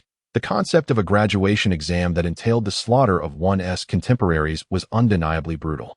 However, behind this incident, the internecine graduation examination method of the Hidden Mist Village has come to an end. The fourth Mizukage, under the heavy pressure of the potential for recurrence, is compelled to alter the graduation exams for the Ninja Academy. It is likely that had the crow not succumbed to slumber, it would have deemed their reaction excessively dramatic. The future accomplishments of that Hidden Mist graduate far surpassed the deeds he performed during his time there. Uchiha Shursui exchanged a glance with Itachi, both of whom believed the words of Kisame Hoshigaki, though Shursui nonetheless issued a stern warning to Kisame, advising against any ulterior motives. Should they encounter Hidden Mist ninjas intent on harming captives from their own village, they, as victors, would offer assistance to the best of their abilities. As for whether these captives might seize an opportunity to escape, Shursui refrained from entertaining such a fruitless discussion. A tacit understanding momentarily formed among the group. The three combat ninjas present were acutely aware of the individuals they would next face, which would dictate their subsequent actions. Caw! With the dawn's light, the crow emerged from its blanket, preening its feathers. Its crimson eye surveyed the scattered Hidden Mist ninjas still lost in slumber, while Kisame kept his eyes closed, conserving his energy. These captives demonstrated an admirable awareness. The vigilant Uchiha Itachi cast his gaze downward, unable to suppress a light chuckle at the crow's antics. He shifted his position to help Kitahara arrange its wings. "Good morning, Kitahara. I shall prepare breakfast for you." Caw! The young one bore an unmistakable weariness upon its face.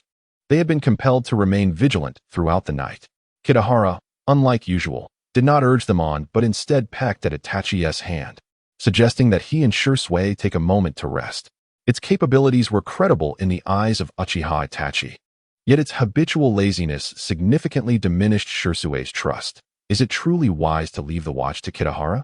It should be fine, right? Itachi scratched his small face, nodding in agreement. What Kitahara has personally undertaken is indeed quite reliable. Uchiha Shursui had no choice but to concede, leaning against a sturdy tree and closing his eyes. In truth, they were merely indulging in a brief respite to regain their spirits, remaining ever vigilant. Should any trouble arise, they would be ready to spring into action. Kisame, having overheard their exchange, quietly opened his eyes to find the crow yawning while both sentinels took their rest. Humph! After a soft snort from his nose, Kisame displayed an unexpected compliance, for at this hour, even an escape would likely be thwarted by Uchiha Shursui, and moreover, his mission remained unfulfilled. The faint sound of branches snapping echoed through the forest, barely audible, yet the warning white lines set by Shursui remained undisturbed, suggesting the movement of some small creatures. The crow's gaze swiftly turned towards the shadows in the forest. Ka! The chakra emanating from Kitahara began to coalesce. It could not allow unrelated individuals to disturb its young one's hard-earned slumber. However, its actions seemed not to account for this consideration. Suddenly, a tailed beast sphere shot forth into the depths of the forest, causing the ground to tremble and a thunderous roar to awaken all present. The cries of the intruders in the woods gradually faded away, and the crow sensed that they had lost their breath, nodding in satisfaction as its tailed beast sphere struck true.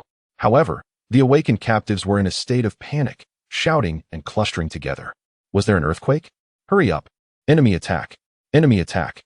Fools! It must be the ninjas from our village come to rescue us. Kakuzu, undisturbed by the antics of these incompetent allies, fixated on a crow perched on a branch, his small shark-like eyes wide in astonishment. But this technique shouldn't be sustainable with sufficient chakra, after all. It is not like any known tailed beast. Perhaps it is merely a semblance of a special talent. Upon awakening, Itachi Uchiha leaped swiftly to a tree. Northfield, what is happening? The crow cawed triumphantly, having sensed an approaching presence. It had just executed a surprise attack with a tailed beast ball, dispatching all the enemies. You little ones can continue sleeping. But how could they possibly sleep now? Itachi surveyed the disarray among the captives and turned to Shursui Uchiha for assistance. What should we do now? Shursui, quick to act, declared, we have certainly been exposed. We must relocate immediately. Before long, footsteps echoed through the woods once more. The mist ninjas, more than one team, approached them as if guided by an unseen hand, encircling their position. Following the sudden assault, these mist teams understood that their enemy had discovered their whereabouts and chose to abandon stealth, closing in from all directions to block their escape. They exchanged intelligence and, like Kakuzu, surmised that such a devastating attack capable of annihilating a squad could not be employed in rapid succession.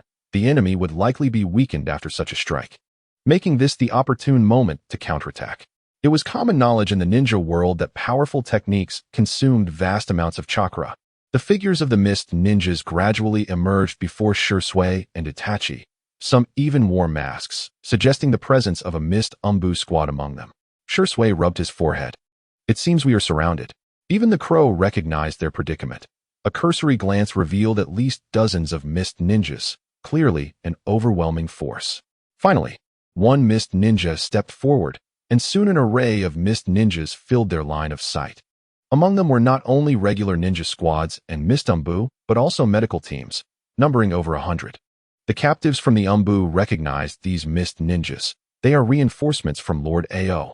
Shouldn't they be on the ship? The scale of this infiltration, despite the frigid winter wind, had already caused beads of sweat to form on Shursui's brow. This can be deemed an invasion that could ignite a war between the two nations, can it?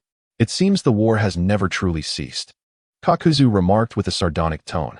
The village hidden in mist has never signed any treaty with Konoha. If it weren't for the catastrophic losses they suffered under the leadership of Minato Namikaze towards the end of the Third Great Ninja War, including the loss of the Three Tails, they would not relinquish the opportunity to invade the Land of Fire. The village hidden in mist had regained control of the Three Tails and had repeatedly landed to gather intelligence on Konoha, including the turmoil surrounding the Nine Tails, the demise of the Fourth Hokage, and the defection of Orochimaru and a certain user of the Flying Thunder God technique, all matters that could not remain concealed. However, the hidden mist village lacked the fortitude to instigate a war. They merely sought to seize this opportunity to re-establish the grandeur of the Land of Water. If Konoha were truly weakened, they would not hesitate to take a bite out of the Land of Fire, relishing such unexpected fortune. Itachi, I shall create an opportunity for your escape. Shursui firmly grasped Itachi's shoulder, placing a portion of explosive tags and shuriken into the young boy's ninja tool pouch. Relay the information from here back to the village. Shursui. As Uchiha Itachi was about to protest, Shursui covered his mouth. Itachi, you must survive. Shursui, observing the encroaching mist ninja forces, felt a grim resolve. Confronted with hundreds of prepared mist shinobi, the likelihood of their escape was nearly non-existent. His sole intention was to ensure the legacy endured.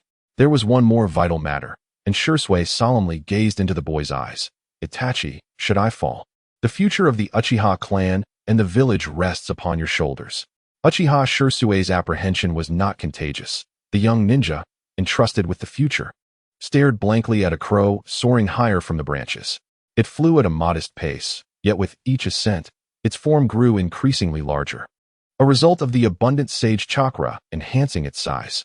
The crow's burgeoning figure bewildered the mist shinobi, who stood astonished as the massive bird obscured the sky. How could the North Plains grow to such proportions? Uchiha Shursui's expression gradually brightened. We need not engage with these mist ninja. We can ride North Plains and depart from this place. Uchiha Itachi cast a quizzical glance at Shursui, hesitating to voice his thoughts. How could Shursui entertain such an idea? Even Master Jiraiya would not dare to propose such a notion. A solitary black feather shot down from the heavens with incredible speed, so swift that one could hear the air being cleaved apart. Shursui quickly activated his Sharingan and swung his short sword to parry. Clash! The sturdy blade was severed upon contact, leaving Shursui momentarily stunned as he beheld the black feather embedded in the ground. Uchiha Itachi, witnessing this scene, was reminded of his battle with Orochimaru and Master Jiraiya. However, with the mist ninja now hastening towards them, he sought to prevent the crow from causing a ruckus. North Plains, do not harm Shursui. He merely spoke thoughtlessly. He did not truly intend for that to happen. Uchiha Itachi positioned himself before his closest friend, shouting at the enormous crow above, drawing the attention of many. The crow's deep, resonant caw filled the air, eliciting discomfort among the onlookers. Kisame Hashigaki refrained from taking rash action, quietly inquiring of Itachi. Hey, what does it intend to do? Perhaps it aims to employ Master Jiraiya's technique. Uchiha Itachi pondered for a moment, recalling the old man's greasy words still echoing in his ears. Itachi, I see your hair is remarkably smooth. I cannot help but wish to teach you the chaotic lion mane technique, which would surely complement your demeanor. There is also the sage art of hair needle thousand, but your hair's exquisite texture would render it a waste to utilize for such a technique. The chaotic art of the lion's mane, which Uchiha Itachi had never employed, was referred to by Kitahara as the hair growth technique. As for the sage art, hair needle thousand needles, it perhaps stemmed from the sage chakra of Mayaboka Mountain, a technique that Jiraiya-sensei was unable to impart and one that Itachi had little interest in mastering. Yet, remarkably, Kitahara had devised this ninjutsu himself, and the potency of it would soon be unveiled. Caw! The cry of crows reverberated through the heavens, a signal that heralded the sudden descent of countless black feathers from the sky. This was the true sage art, hair needle thousand needles. The feathers rained down like a torrential storm, blanketing the ground beneath their reach. The sage art, hair needle thousand needles unleashed by Kitahara far surpassed Jiraiya-s in both power and scope. After all, Jiraiya-s mane was but a solitary white, while the crow was adorned with feathers. Water release, water barrier. Earth release, earth flow barrier. Water release, water prison technique.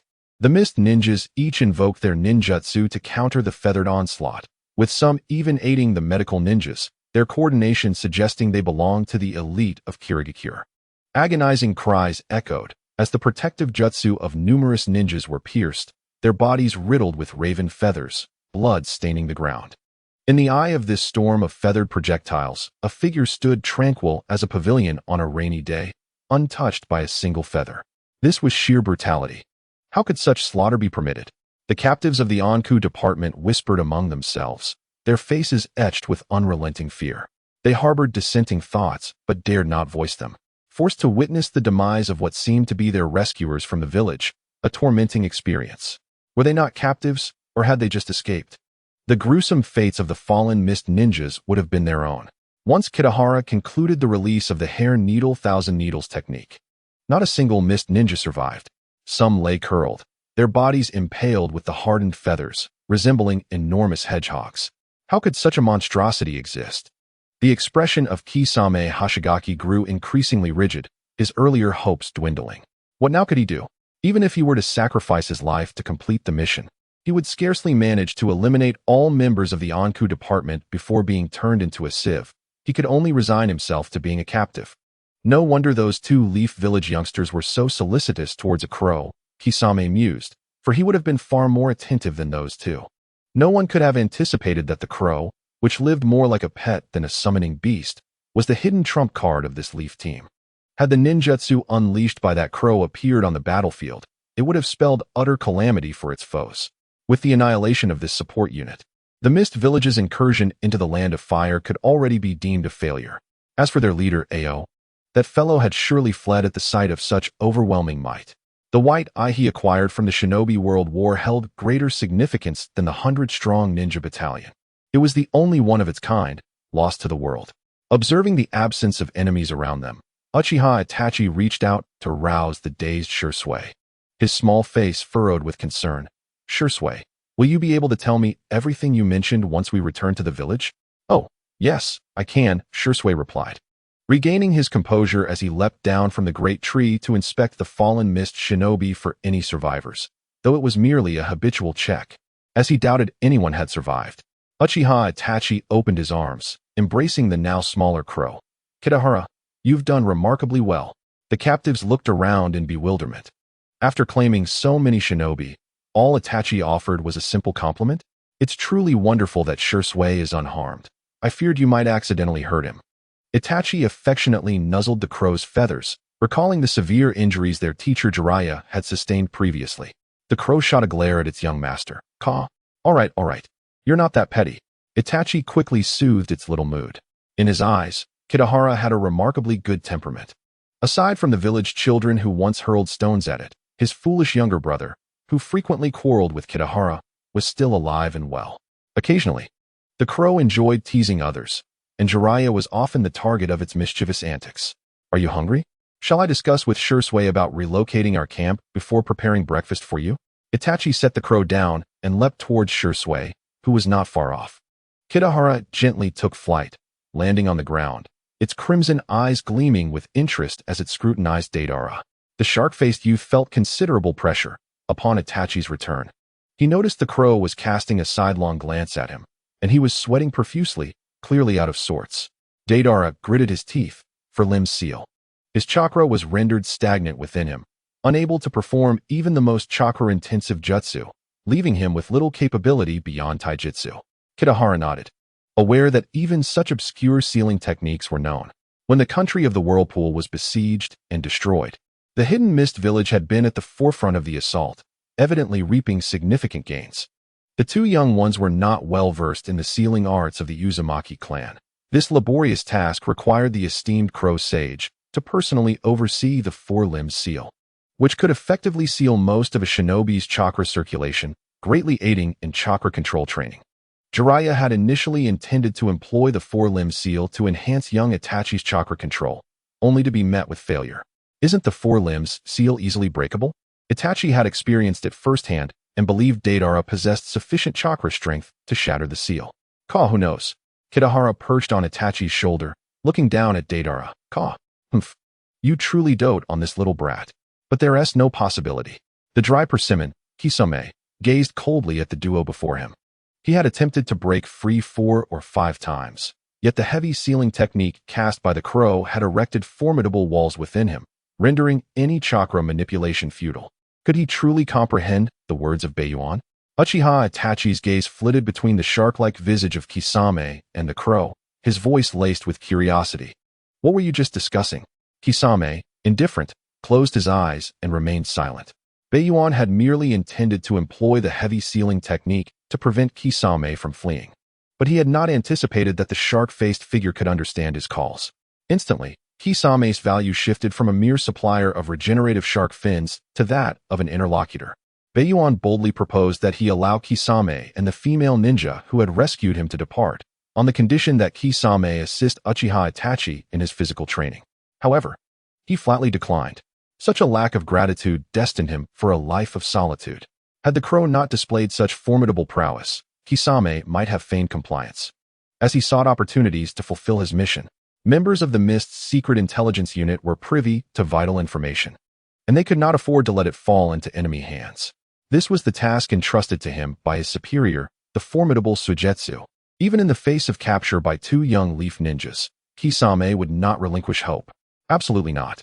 However, Kisame was unaware that the Mist ninjas had already chosen to abandon their infiltration plans in the Land of Fire, beginning to regroup for a full retreat along the coastline. A frantic team raced towards a ship anchored at the shore, led by the commander, Ao, who ordered his subordinates to swiftly relay the report of their failed infiltration back to the village. The towering figure of Suigetsu stepped into the cabin. Ao, I have ordered the Umbu teams to assemble and board the ship. When shall we depart? Together with Ao, he watched from afar the ominous flurry of dark feathers. That colossal crow was exceedingly perilous, perhaps even more so than the encounter with the middle-aged man clad in a green jumpsuit that the 7 ninja swordsmen had faced. The sage art technique, Senjutsu, Thousand Needle, rendered all Mist ninjas, whether Jonin or Jinin, equal, regardless of their chakra reserves. How many more teams had received the news and were en route? Ao disregarded him, continuing to issue commands. After their escape, he instructed the remaining ninjas to spread out and contact any teams still operating in the Land of Fire, commanding them to retreat swiftly. Forget about those useless ones. Suigetsu grumbled. He held no regard for any ninja in the village apart from the 4th Mizukage and Terumime. With hundreds of Umbu, intelligence, support, and medical personnel in the village, returning with only a handful of survivors would be difficult to explain. Yet, that was certainly preferable to the total annihilation of their forces. The Umbu had only lost 5 teams, remaining within an acceptable range for the village. Suigetsu calculated that 3 of the Umbu teams he dispatched had perished in that encirclement, while 2 others had been entangled by the Leaf Umbu, and he would consider them as casualties. In this extensive reconnaissance mission, the number of Umbu dispatched by the Hidden Mist village was limited, and apart from his direct squad, no other members had survived. Save for one tasked with protecting the code department, the enigmatic Kakashi. It finally dawned on the formidable Suigetsu that their assault on Uchiha Shursui had a specific purpose. Ching, are there any survivors among the enemy and the captured code department personnel? Unable to ascertain, Ching shook his head, well aware of the significance of the code department being captured by Konoha. Otherwise, they would not have dispatched all supporting forces overnight to search for them. Due to the lack of news regarding the code department's status, and with Kakashi failing to return with a report, he and Suigetsu joined forces to comb the area, ultimately discovering traces of their battle and confirming the capture of the code department.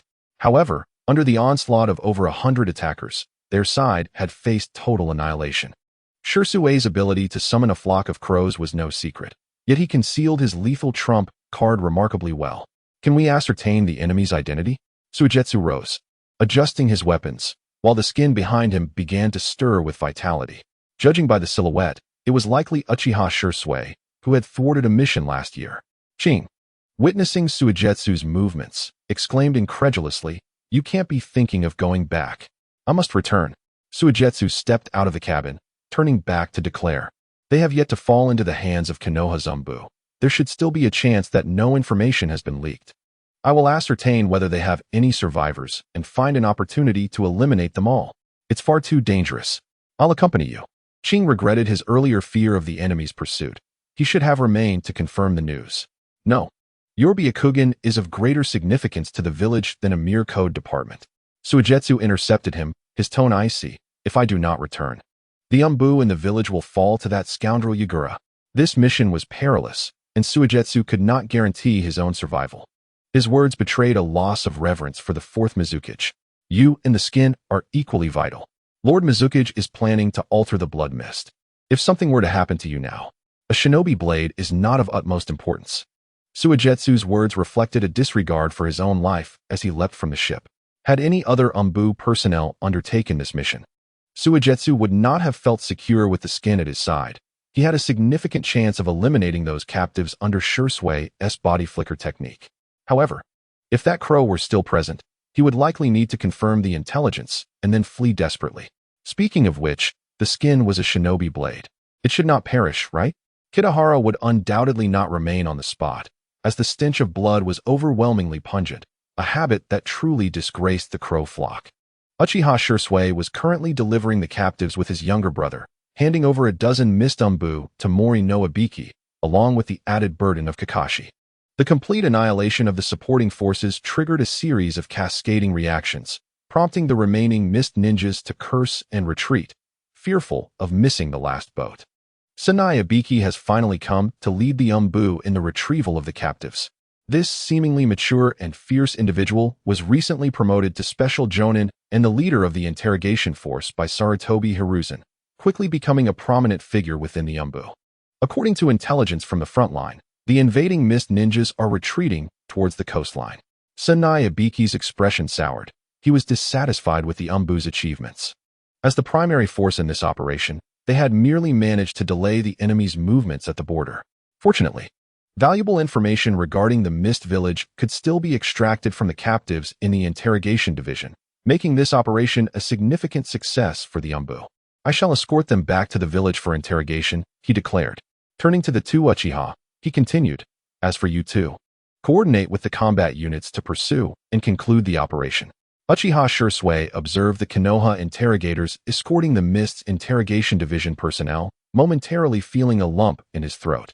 Is there no combat team accompanying you, Ibiki-senpai? Do not fret. Arrangements have been made, replied Sanai Ibiki. Several combat teams under his command had been dispatched to pursue the Mist ninjas, and 2 additional squads, composed of Special Jonin, lay in ambush nearby. However, at this juncture, he could not elucidate this to Shisui. Thank you for your hard work, senpai. It sounds as if you are my superior. Sanai Ibiki's expression darkened further at Shisui's words. You will receive a proper reprimand once you join the umbu. Senpai is jesting. Uchiha Shisui laughed heartily, believing Ibiki was merely being playful. While he considered that these individuals appeared quite amiable, after watching Sanai Ibiki depart with his team, Shisui finally breathed a sigh of relief. Suddenly, Uchiha Itachi remarked, Shisui, I recall many in the village mentioning the interrogation captain, Sanai Ibiki. He is known for his vengeful nature and for settling personal scores. Itachi truly enjoyed jesting. Uchiha Shisui ruffled Itachi's forehead and knelt to meet his gaze. A man should not speak ill of others behind their backs. Itachi pondered for a moment, then suddenly chimed in. Perhaps I heard that he was supposed to oversee the Chunin exams at Ichiraku Ramen, but many said he could not maintain fairness, leading to his disqualification. The news of Sanai Ibiki's promotion to the captain of the interrogation force was common knowledge among those of any standing in the village. His methods were no secret, and even Might Guy was aware of it. There were hardly any who remained uninformed. Of course, it wasn't that Might Guy was spreading rumors. The issue was that even someone like him, who focused solely on a particular white-haired umbu youth, had heard that the newly appointed head of the interrogation division was not to be trifled with. Due to his youth and the exceptional promotion granted by the 3rd Hokage, many harbored disdain for Sanai Ibiki. Unfortunately, this captain of the umbu's interrogation force had a thick skin and remained impervious to their sentiments. Anyone daring to provoke Sanai Ibiki would soon learn the meaning of not holding grudges overnight. Though he often assigned tasks with a personal vendetta, the results invariably proved to be optimal arrangements. Yet many ninjas still viewed him as a contemptible character. Too many fear him, resulting in a gradual loss of respect towards him. It is said that someone proposed to bestow upon him a moniker of a sadist, which has spread through the rumor mill of Konoha with a fervor that is quite alarming and seemingly popular. The Raven has also mentioned that Marino Ibiki is a rather difficult person to get along with, his appearance being quite displeasing to the eyes.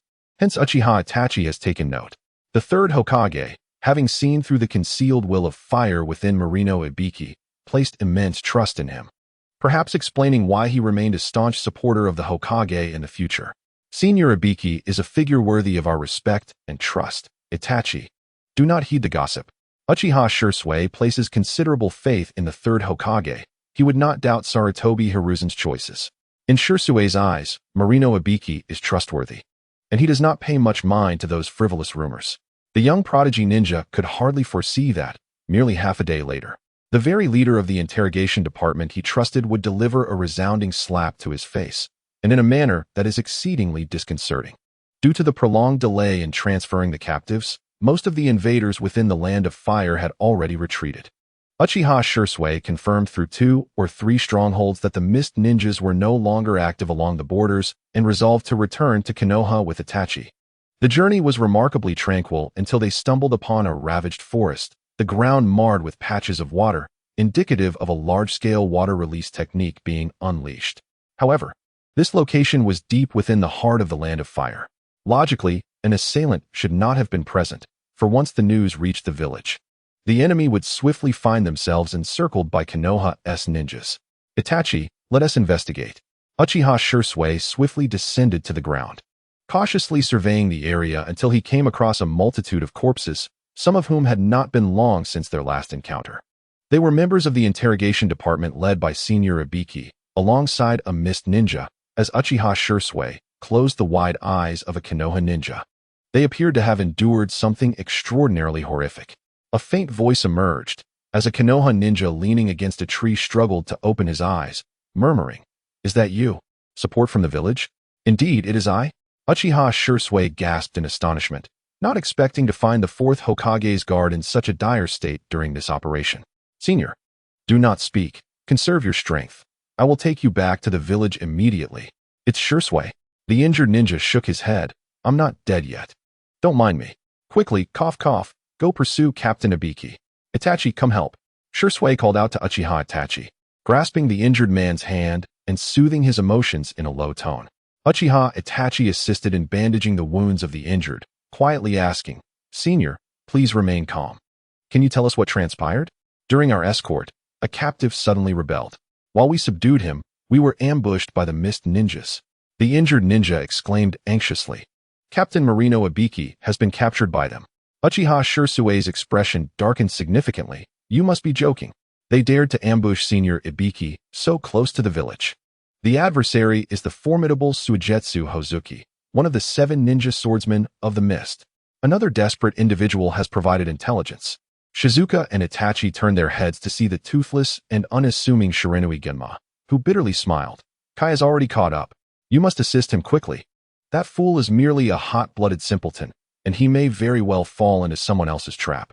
The expression of the reckless youth was somewhat awkward. During the 3rd Great Ninja War, if not for the timely intervention of Might Guy, he and his team, alongside Might Guy, would have perished at the hands of the 7 ninja swordsmen. 3 years have passed, and the now grown-up Might Guy bravely engaged Suigetsu Hozuki, yet Shiranui Genma, as in the past, was once again knocked down, which was quite embarrassing. Senju Ibiki's arrangements were astutely devised, establishing both overt and covert protective measures along the route. But he could not prevent the interrogation department from gaining notoriety. Those who fell into his hands rarely remained silent. Kakashi Zabuza was unaware of Senju Ibiki's recent promotion. He only knew that Ibiki was an elite of the Konoha interrogation force, which was sufficient to incite his recklessness. Given that he bore the heavy seals on all 4 limbs, Senju Ibiki paid little attention. Or perhaps he believed that nothing was more effective for controlling foes than the sealing techniques of the Uzumaki clan. Consequently, after Kakashi Zabuza gradually wore down his chakra to break the seals, he erupted into action. Upon detecting the presence of the Konoha interrogation force and discovering Zabuza's movements, Suigetsu Hozuki seized the opportunity to launch a massacre against the members of the Mist's covert unit. This was the heartland of the Land of Fire. Having struck successfully, he needed to retreat immediately. The captain of the Mist's covert unit had never intended to save anyone. His sole objective was to silence witnesses. If given the chance, he would not spare Kakashi Zabuza either, until the simultaneous appearance of the protective team composed of the equally adept Rado and Might Guy's team. Upon encountering Suigetsu Hozuki, Might Guy shouted with fervor and charged forward, inadvertently assigning the survivors at the feet of this father figure to himself.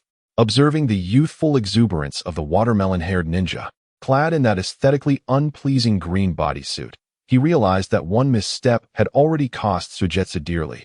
A second would surely lead to his demise. Thus, he temporarily chose to ally with Kakashi Zabuza, attempting to utilize him to intercept the frenzied Might Guy and the Konoha ninjas. To his astonishment, their collaboration succeeded in incapacitating the group of Konoha ninjas. Before departing, Suigetsu Hozuki and Kakashi Zabuza took Senju Ibiki with them, leaving Might Guy to struggle in pursuit. "Shizuka, you must save Captain Ibiki." Shiranui Gunma's face flushed as he hesitated to entrust the daunting task to his juniors. Uchiha Itachi and Kitahara exchanged glances with Shizuka, their intent unmistakable, to clarify the situation. Senju Ibiki, praised highly by Shizuka, had just moments ago been overwhelmed and defeated. While they had not witnessed his interrogation prowess, they had undeniably grasped the concerning state of his combat abilities. We must hasten our pursuit. We cannot stand idly by while our senior Ibiki faces peril. Ninja Art, Summoning Technique. The flock of crows summoned by Uchiha Shursui spread out, clamoring as they searched for traces of the departing Watermelon Mountain pufferfish demon. If Marino Ibiki were indeed captured and brought back to the Hidden Mist Village, it would be a spectacle, for Konoha had never witnessed an ANBU high-ranking official of such status being captured. The last ordinary ANBU member taken prisoner had caused a stir among Konoha's upper echelons, due to the sensitive village intelligence they possessed. Ironically, that captured ANBU was also named Marino Ibiki. This situation was exceedingly awkward, as he continuously found ways to lower his own standards and raise the rank of captured personnel from Konoha. Although that incident had occurred while he was rescuing his brother, he had still been caught by a traitorous ninja from the village and endured severe torture without divulging any information. Shursui's methods were too slow. They must hasten their pursuit of those two rogue criminals. Moreover, Might Guy had taken it upon himself to chase after Kisame Hashigaki. Was he preparing for a fateful confrontation? Suddenly, a chilling breeze swept through, and Kitahara absorbed the surrounding natural energy, channeling it into Uchiha Itachi. The natural energy surged within the young boy, causing his wings to unfurl dramatically. Sage mode activated. Shursui, Kitahara, and I shall pursue ahead. Itachi's wings began to flap gently, lifting him higher into the air, tracing an arc before vanishing from sight. Nara Shikamaru exclaimed in astonishment. Is he the new disciple of Lord Jiraiya? Uchiha Itachi? Truly, he was worthy of being Lord Jiraiya's pupil. Akimichi Choji nodded in agreement, recognizing the overwhelming aura that starkly contrasted with the gentle demeanor of Jiraiya's other deceased disciple. They both exuded a formidable presence, capable of accomplishing the most daunting tasks. Uchiha Shursui mused, this sounds oddly familiar. Sage mode grants a vast sensory range, and Itachi pursued in the southeast direction. Given his speed, he would soon uncover the whereabouts of Kisame and the others.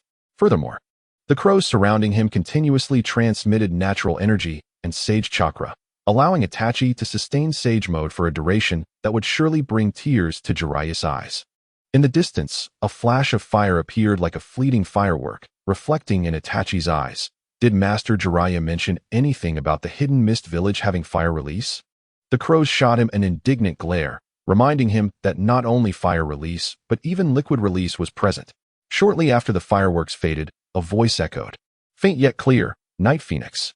It was the voice of Might Guy. Itachi flapped his black wings and surged forward. He had encountered Guy and his youthful companions before. After all, the scene of the rebellious son leaving home had unfolded at his favorite sweet shop, where that clumsily comforting green spandex suit belonged to Might Guy. Unable to articulate, lacking in consolation skills, and fond of purchasing copious amounts of dango and high-calorie sweets, this was Itachi's impression of Might Guy within the village. Arriving above the battlefield, Itachi's perception of Guy evolved. The man was currently engaging in a 1 versus 2 battle. One of his opponents was indeed Kisame Hashigaki, a formidable adversary that compelled Itachi to activate Sage Mode to contend with him. Another figure of note is the Watermelon Mountain pufferfish demon from the Hidden Mist Village, who has been thoroughly beaten by Might Guy in a particularly brutal manner. His hair is disheveled and broken, and his body is covered in wounds. The captain of the Mist's Umbu has already released his sword, the Samahata, but it appears limp and ineffective. Might Guy relentlessly pursues only the Watermelon Mountain pufferfish demon, evidently treating the shark face as if he were a mere salted fish. Otherwise, given the pufferfish's temperament, he would have discarded the shark and fled long ago. Guy himself is not in much better condition. After a single strike, he immediately spits out blood, yet continues to stand resolutely, adopting a posture that suggests he is still prepared to fight. His body bears the burden of the 8 gates, along with injuries sustained from the attacks of the shark face. Hey, you must be nearing your end. The Watermelon Mountain pufferfish demon, noticing the absence of red steam, allows himself a moment of relief. Shark face, finish him off. Guy's performance indicates he is at his last gasp. Yet the pufferfish demon remains unconvinced. The shark face, taking his superior's order seriously, approaches Might Guy with his ninja blade in hand, silently preparing to strike. Might Guy, however, keeps his unwavering gaze fixed on the Watermelon Mountain pufferfish demon, trembling as he whispers, "The seventh gate, the gate of shock." He lacks the strength to utter the remaining words. Observing this scene from above, Itachi Uchiha's eyes widen in disbelief. The sheer tenacity of Guy's fighting spirit is truly formidable. A shuriken flies through the air, intercepting the shark face's movement. Who? The shark face looks up sharply, recognizing a pair of familiar black wings. It's that little brat. The young boy descends from the skies, grasping a kunai, his sage chakra surging forth. "We meet again, Mr. Sharkface." A crow perched on Itachi's shoulder caws cheerfully, "Caw. Not bad. You've managed to break the seal on your limbs."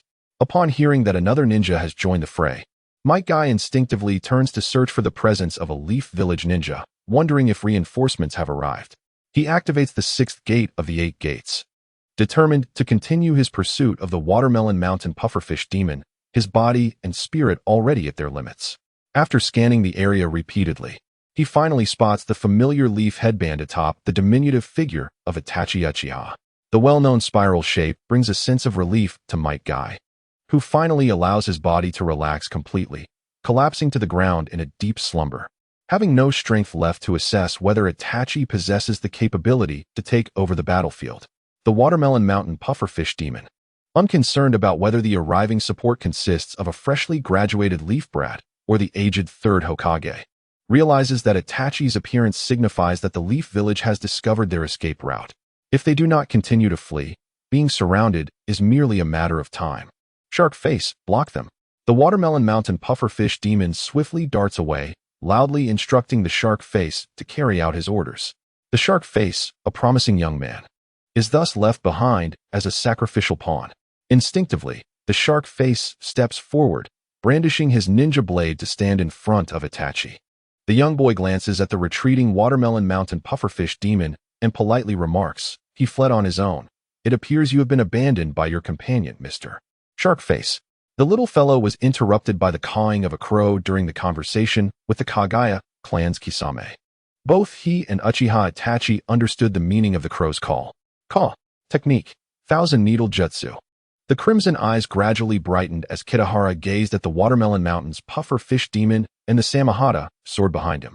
Dozens of feathers suddenly shot forth from his body. The tall and strong figure running not far away collapsed in an instant, pierced all over by the gleaming feather projectiles. Meanwhile, the Samahata on his back began to move slowly, drawing upon chakra to heal his wounds. Such injuries were not fatal in the face of Samahata's healing abilities. The Watermelon Mountain's puffer fish demon flipped over and rose, continuing to flee without hesitation. Caw.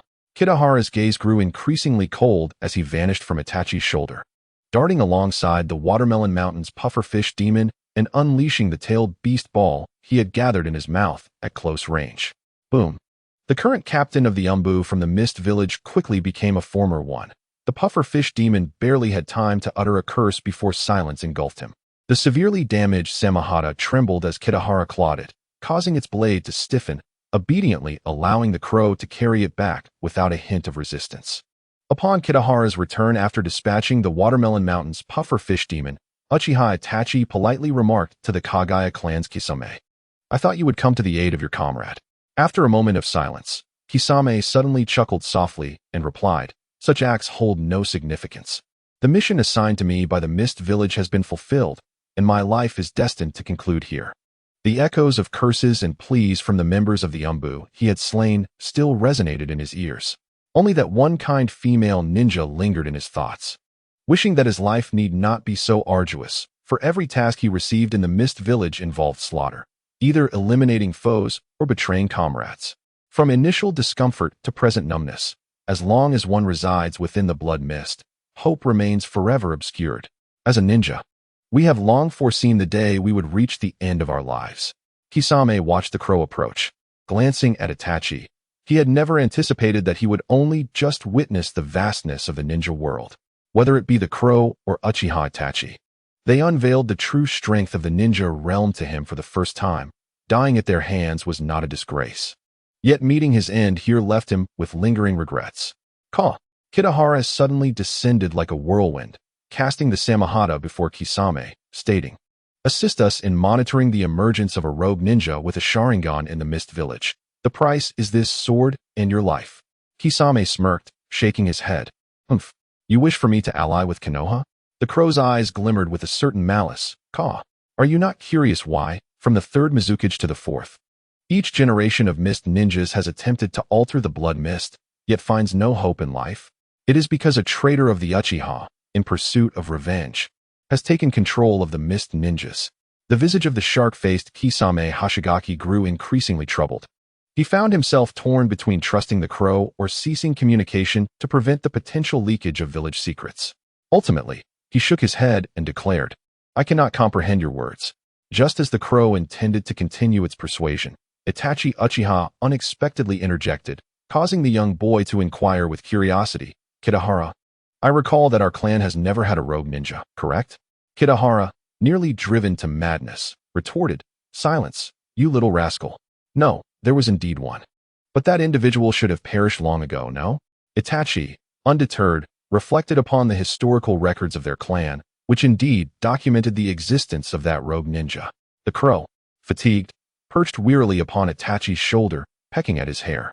Some had feigned death to escape the scrutinizing gaze of the world. Others masqueraded as heroes, retreating into an unfathomable abyss of suffering. Still, others exploited the names of others, becoming the unseen puppeteers of dawn. Kisame's brow twitched. "That crow speaks human language." "Huh!" Kitahara exclaimed in fury. "Am I not the illustrious crow sage, capable of maintaining a modicum of decorum while discussing the secrets of the ninja world? You, with your shark-like visage, dare to poke at my wounds?" "I see," Itachi solemnly elucidated.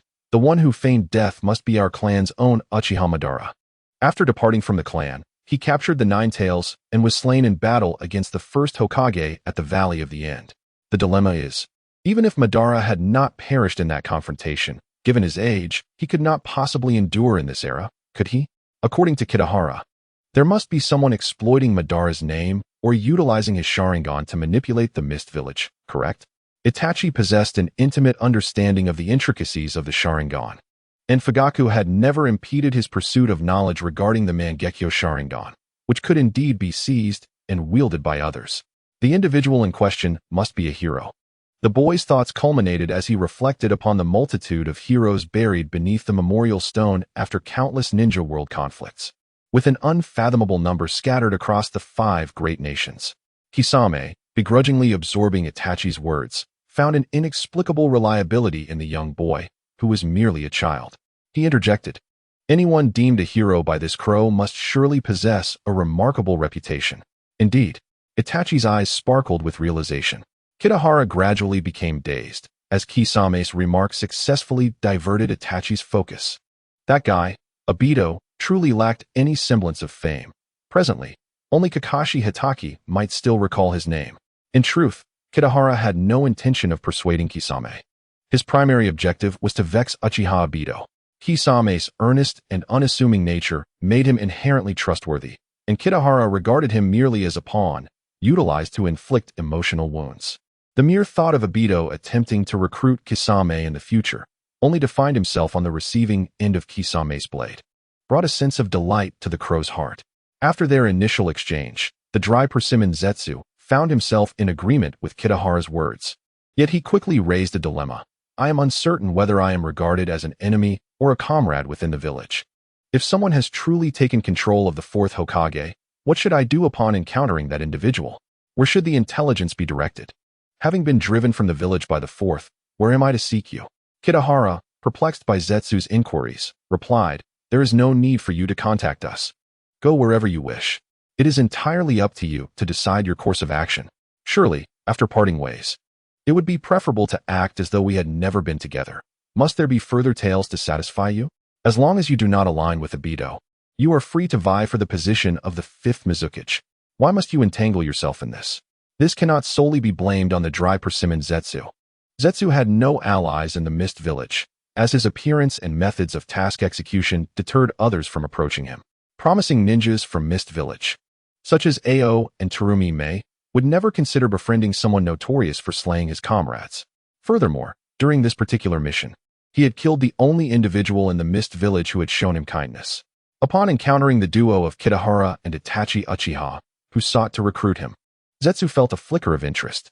He observed the ninjas from Konoha, who rallied with fervor to rescue a fellow ninja in distress. Might Guy was still lying nearby. In contrast, the tasks assigned by the Mist Village were ruthless. Should a mission fail, he was ordered to eliminate both the task's target and the accompanying ninjas. The upper echelons of Mist handled such matters with a chilling efficiency. Zetsu had never desired to be a tool for the slaughter of his comrades, and he had once harbored hopes for friendship. However, the Mist Village offered him no opportunities. As the blood of his fellow villagers accumulated on his hands, his aspirations diminished. Now, two formidable individuals appeared, insinuating that they could offer a light-hearted task that could also save his village. Join us. Why are you silent? Zetsu glanced at the quiet boy and the crow, unable to suppress a glare. Surely you did not fail to consider this?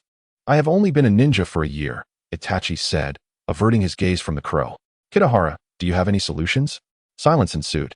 As the truth was undeniably elusive, the crow yearned to use Zetsu's heart against Obito, but resigned itself to leaving a crow mark on both dry persimmon Zetsu and the Jinchuriki. Listen, Kitahara raised his head, when you need to find me, attempt to weaken this mark with your chakra. Upon sensing it, I shall hasten to your side and prepare the necessary materials. The Flying Thunder God technique, Itachi inquired, sounding somewhat familiar and astonished. When did Kitahara learn the Flying Thunder God technique? Shoo! Kitahara shot a warning glance at the boy. This matter must remain confidential for now. Those who master the Flying Thunder God technique are regarded as forbidden in Konoha.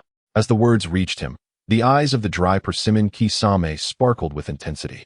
Realizing the formidable prowess of the crow, capable of wielding even the space-time ninjutsu, Flying Thunder God technique. During the twilight of the Third Shinobi World War, the hidden Mist Village found itself at the mercy of Minato Namikaze, who effortlessly subdued it, elevating the reputation of the Golden Flash and the Flying Thunder God technique to unprecedented heights. With no pressing matters at hand, he decided to take his leave. Having concluded their discussions, Kisame hefted his massive sword, the Kubikurabocho, stating, "As for the one you seek, Senju Ibiki, he should be in the woods behind us." Initially, the pufferfish demon from Suigetsu had returned Senju Ibiki to the individual clad in a green jumpsuit, only for that fellow to chase after the pufferfish demon like a lunatic, sending him flying with a powerful kick. Before departing, Kisame cast a glance at Might Guy and remarked with a TSK, "You may want to search for him. I wonder if he is still alive." Uchiha Itachi reasoned, "Let us engage in a rational discussion. Can the kick unleashed by the sixth gate guy truly be fatal?" The answer would soon be revealed. The response was negative. However, should the individual possess a fragile ego, thoughts of self-harm might cross his mind. Senju Ibiki's resilience surpassed that of many. Carrying Might Guy, Uchiha Itachi encountered Senju Ibiki, who had narrowly escaped the clutches of Konoha and was currently suspended from a tree. He glared furiously at the onlookers, including Uchiha Shursui and 4 supporting Umbu members. Although the leader wore a mask, his distinctive white hair betrayed his identity. Kakashi Hitaki stood beside Senju Ibiki, nudging his drooping head and inquiring, "What happened?" Senju Ibiki refused to divulge any details. As a former captain of the interrogation unit, he would never admit to such an embarrassing situation. "This one is beyond saving. We must continue our pursuit." Kakashi waved dismissively, and the remaining 3 Umbu eagerly prepared to follow. Another honest soul among the ninja chuckled awkwardly. "Is this really appropriate, Kakashi-senpai?" Kakashi, stroking his chin, feigned innocence as he glanced at Shursui. "I've heard that after joining the Umbu, you might be assigned to my squad?" The implication of personal vendetta was all too apparent. "Very well, Kakashi Hitaki. I shall remember this," Senju Ibiki retorted fiercely, lifting his head defiantly. "It was that madman named Might Guy who did this. When he was thrown by the pufferfish demon, he unwittingly kicked me away with an incredible force. Oh, bring him back to the village." Kakashi gestured for his companions to rescue Senju Ibiki, deeming the retrieval of the interrogator paramount, irrespective of Might Guy or their pursuit of the enemy. "What about you, Captain? I will assist in retrieving the bodies of the invading Mist ninjas." Kakashi's demeanor indicated he would not abandon Might Guy, despite the latter's irksome attire and his penchant for bizarre justifications for combat. He was still a comrade. "Kakashi-senpai, I will accompany you." Uchiha Shursui positioned himself beside him, reassured by the presence of Kitahara near Itachi, believing that there would be no cause for concern. On second thought, perhaps we need not go. Kakashi Hitaki gazed upwards, observing the young boy descending from the sky along with the towering youth he was dragging behind him. He stepped forward and said, "Thank you. Please entrust him to me." The incident of the Hidden Mists invasion had reached its conclusion, although Konohagakure failed to capture Kisame Hashigaki. They successfully eliminated the captain of the Mists, Umbu Black Ops, a notable achievement indeed. Ironically, the two individuals who contributed most significantly to this victory were both Uchiha. Even Shimura Danzo, aware of their affiliation with the moderate faction promoted by Hiruzen Sarutobi, could not suppress his annoyance. At the tender age of 11, Uchiha Shursui surpassed Kakashi's record, becoming the youngest jonin in the history of Konohagakure. As the year drew to a close, the long-anticipated Chunin exams, jointly organized by Konohagakure and the Grass Village, were finally set to commence, although the originally planned participation of the Stone Village had been inexplicably withdrawn. Uchiha Itachi emerged as the sole genin participating in the Chunin exams as an individual, a decision that seemed disadvantageous given the current assessment style of Konohagakure, which favored team battles and personal confrontations. This meant he would need to engage in 3-on-1 combat to achieve victory. The chief examiner, well acquainted with the proceedings, was none other than the white-haired Kakashi Hitaki. What on earth? Why has the third Hokage appointed him to oversee the Chunin exams?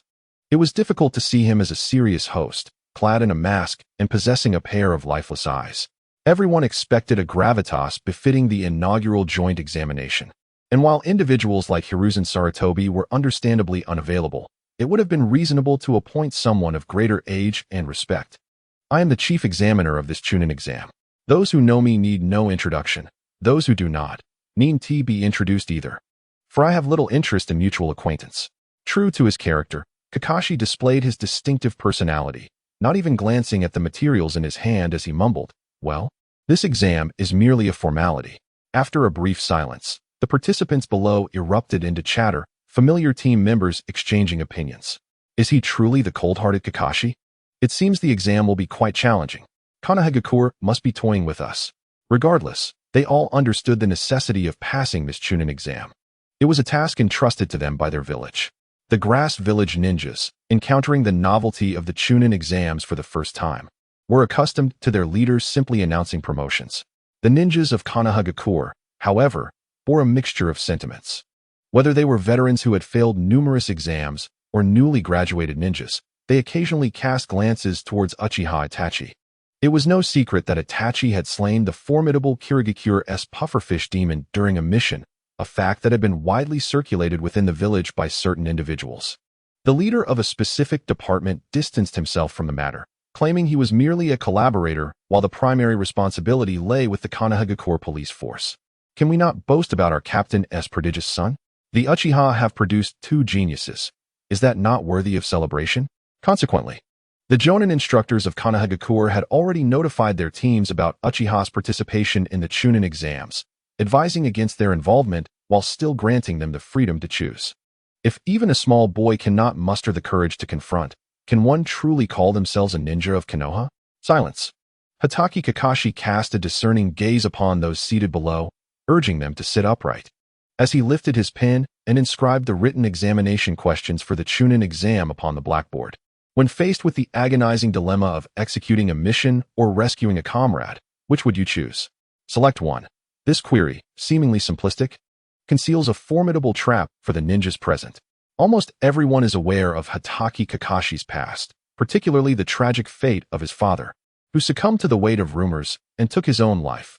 Thus, many in Konoha are familiar with the legacy of the White Fang. As for Kakashi himself, he has never shied away from the task at hand, and it is precisely due to his unwavering commitment to missions over comrades that he has earned the moniker of cold-blooded Kakashi. While it appears that all understand the examiner's stance, they will inevitably be deemed unqualified, with only a select few, steadfast in their convictions, possessing the potential to advance. For Uchiha Itachi, this question is straightforward. He holds friendship in high regard and has often witnessed the solitary figure of the white-haired ninja standing amidst the tombstones while training near the memorial stone. Itachi lifted his pen and inscribed the first character. Kakashi, casting a glance at Itachi in the corner, unexpectedly proclaimed, Uchiha Itachi, qualified. How utterly unfair. This is nothing but child's play. Silence. Kakashi surveyed the examination room and, unusually verbose, explained, because he came alone to participate in the Chunin exam. This question does not apply to him. The implication being that if you two had come alone, you could similarly qualify without issue. Once again, someone fell into Kakashi's trap. Then I can participate alone as well. Yes, I too am participating in the Chunin exam alone. Hey, we are teammates. What are you saying? The examination room erupted in chaos once more. Kakashi observed the commotion among the teams of ninjas with a distant gaze, his thoughts inscrutable. He was not merely there to conduct the Chunin exam, but to delve into the psyche of the participants. When the ruckus settled, Kakashi tilted his head and inquired, "Are you suggesting that the subsequent battle assessments will also be conducted individually? But the written exam and battle assessments are separate, aren't they?" Kakashi retorted with displeasure. "I shall reiterate. Do you truly intend to abandon your comrades and participate in the battle assessments alone?" The genin were left speechless. Not everyone possesses the audacity to confront a squad in a relentless battle. Even if some ninjas possess the confidence and capability to do so, the examiner would not allow them to pass the written examination. Among the hundreds participating in this Chunin exam, half were eliminated by Kakashi's written assessment. Uchiha Itachi was the first to emerge, engaging in conversation with Kitahara, who awaited outside.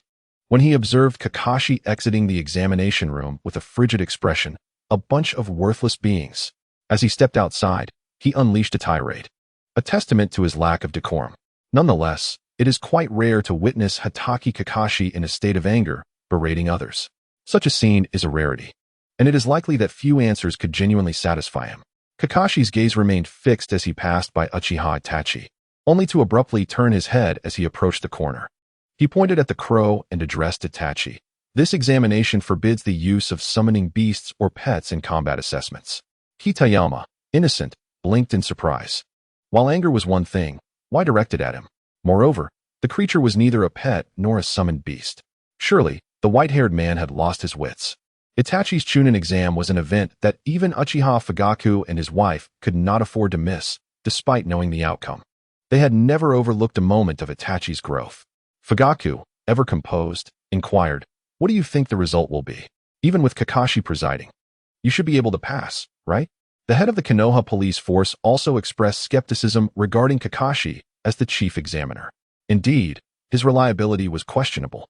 Following the abrupt conclusion of the written exam, the examination hall was nearly in uproar.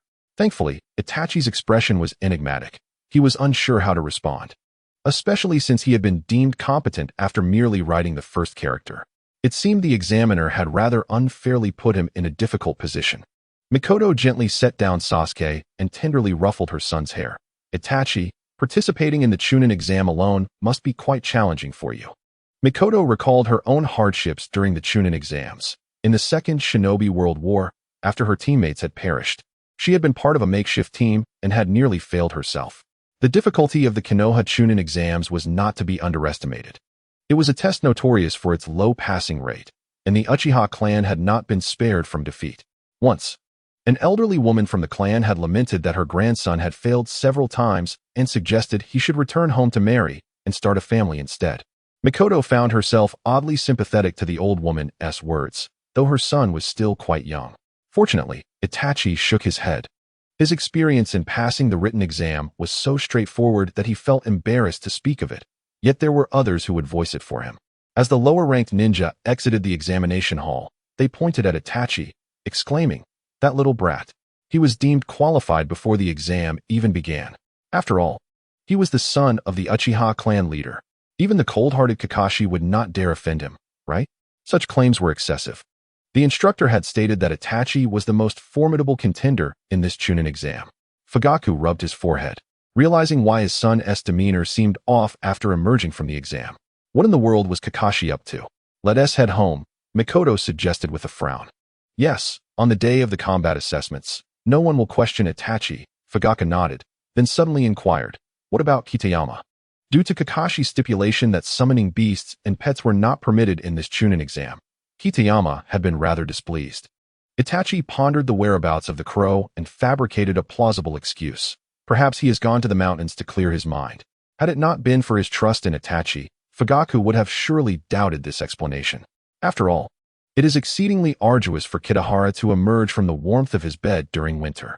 When he is agitated, he typically demands his favorite delicacies and then sleeps the day away. Uchiha Fugaku possesses an exceptional understanding of the crow. Slightly irked, he sought an outlet for his frustration. The land of hot water enjoys a perpetual spring-like climate. Kitahara found himself in such a temperate locale primarily due to Kakashi's mission there. Ever since he inscribed the flying thunder god seal on Kakashi, he occasionally teleports to his side for a brief respite. Sometimes, he finds himself in a restaurant, mooching a meal, other times, on the battlefield, contributing a tailed beast orb. The honest Kakashi finds this arrangement rather pleasant, feeling less isolated, despite his verbal disdain. His body betraying his true feelings. What could be the matter today? Did he lose another quarrel with Itachi's little one? Kakashi, immersed in the hot spring, gazed quizzically at the sudden appearance of the crow. Kitahara lifted his head and glanced at him. Caw. The crow indignantly flopped onto the ground. Do I look like someone who bullies children? Aren't you the one being bullied by a child? Kakashi's words grew sharper, always hitting the nail on the head. Caw. All right, please enjoy the hot spring. Kakashi felt as though he were soothing a child.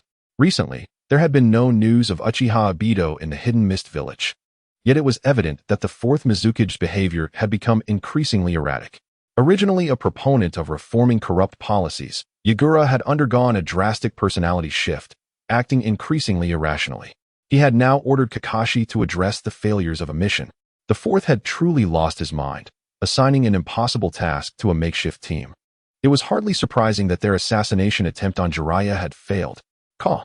Upon hearing a familiar name, Kitahara abruptly lifted his head, gazing into Kakashi's shark-like eyes, as if seeking confirmation of the information.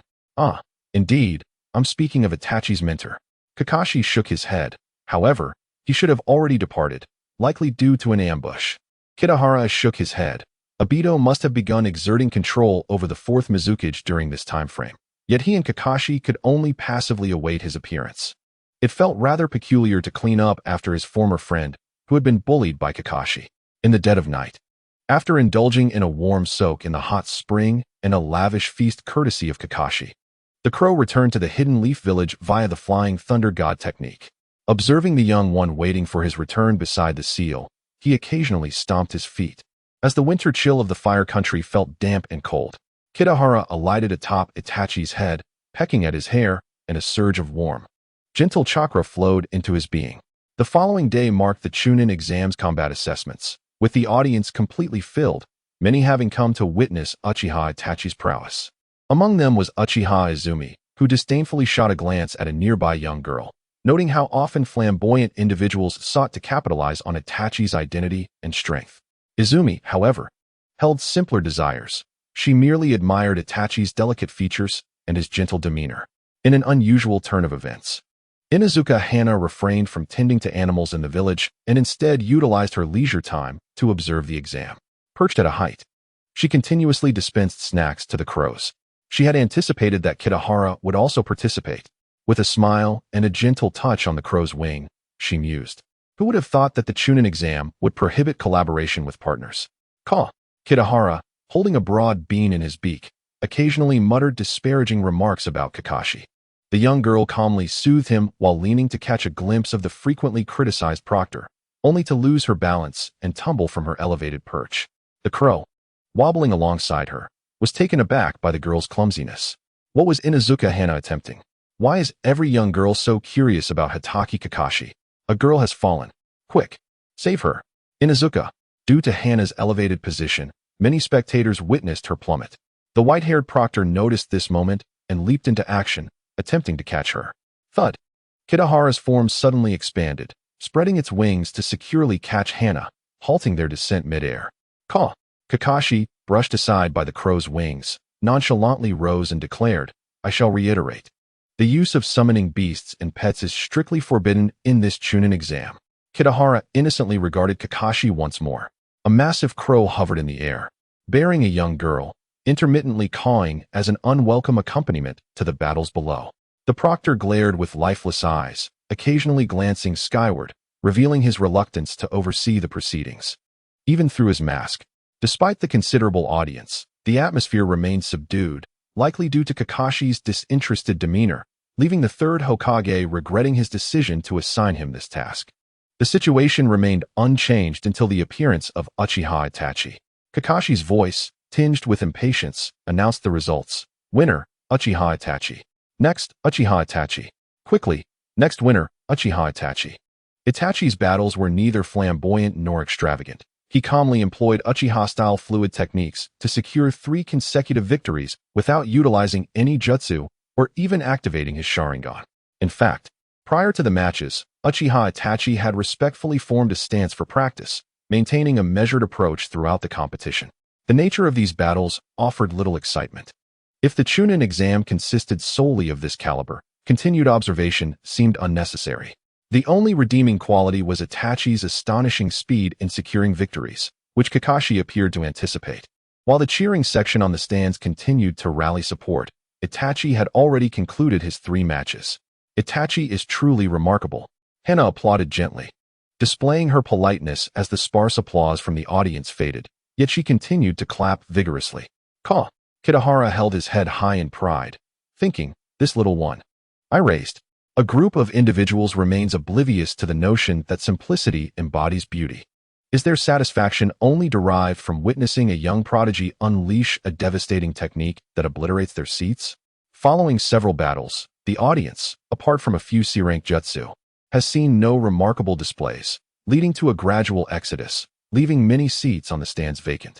Even though Uchiha Itachi maintains his dominance, it evokes a sense of artificially elevating a dwarf among giants. Defeating a bunch of novice ninjas does not showcase any exceptional talent during the examination, and many have privately begun to question the capabilities of this seemingly most gifted Uchiha. The Chunin selection exam was supposed to be a moment to flaunt the prowess of Konoha's new recruits, demonstrating the high standards of its talented populace.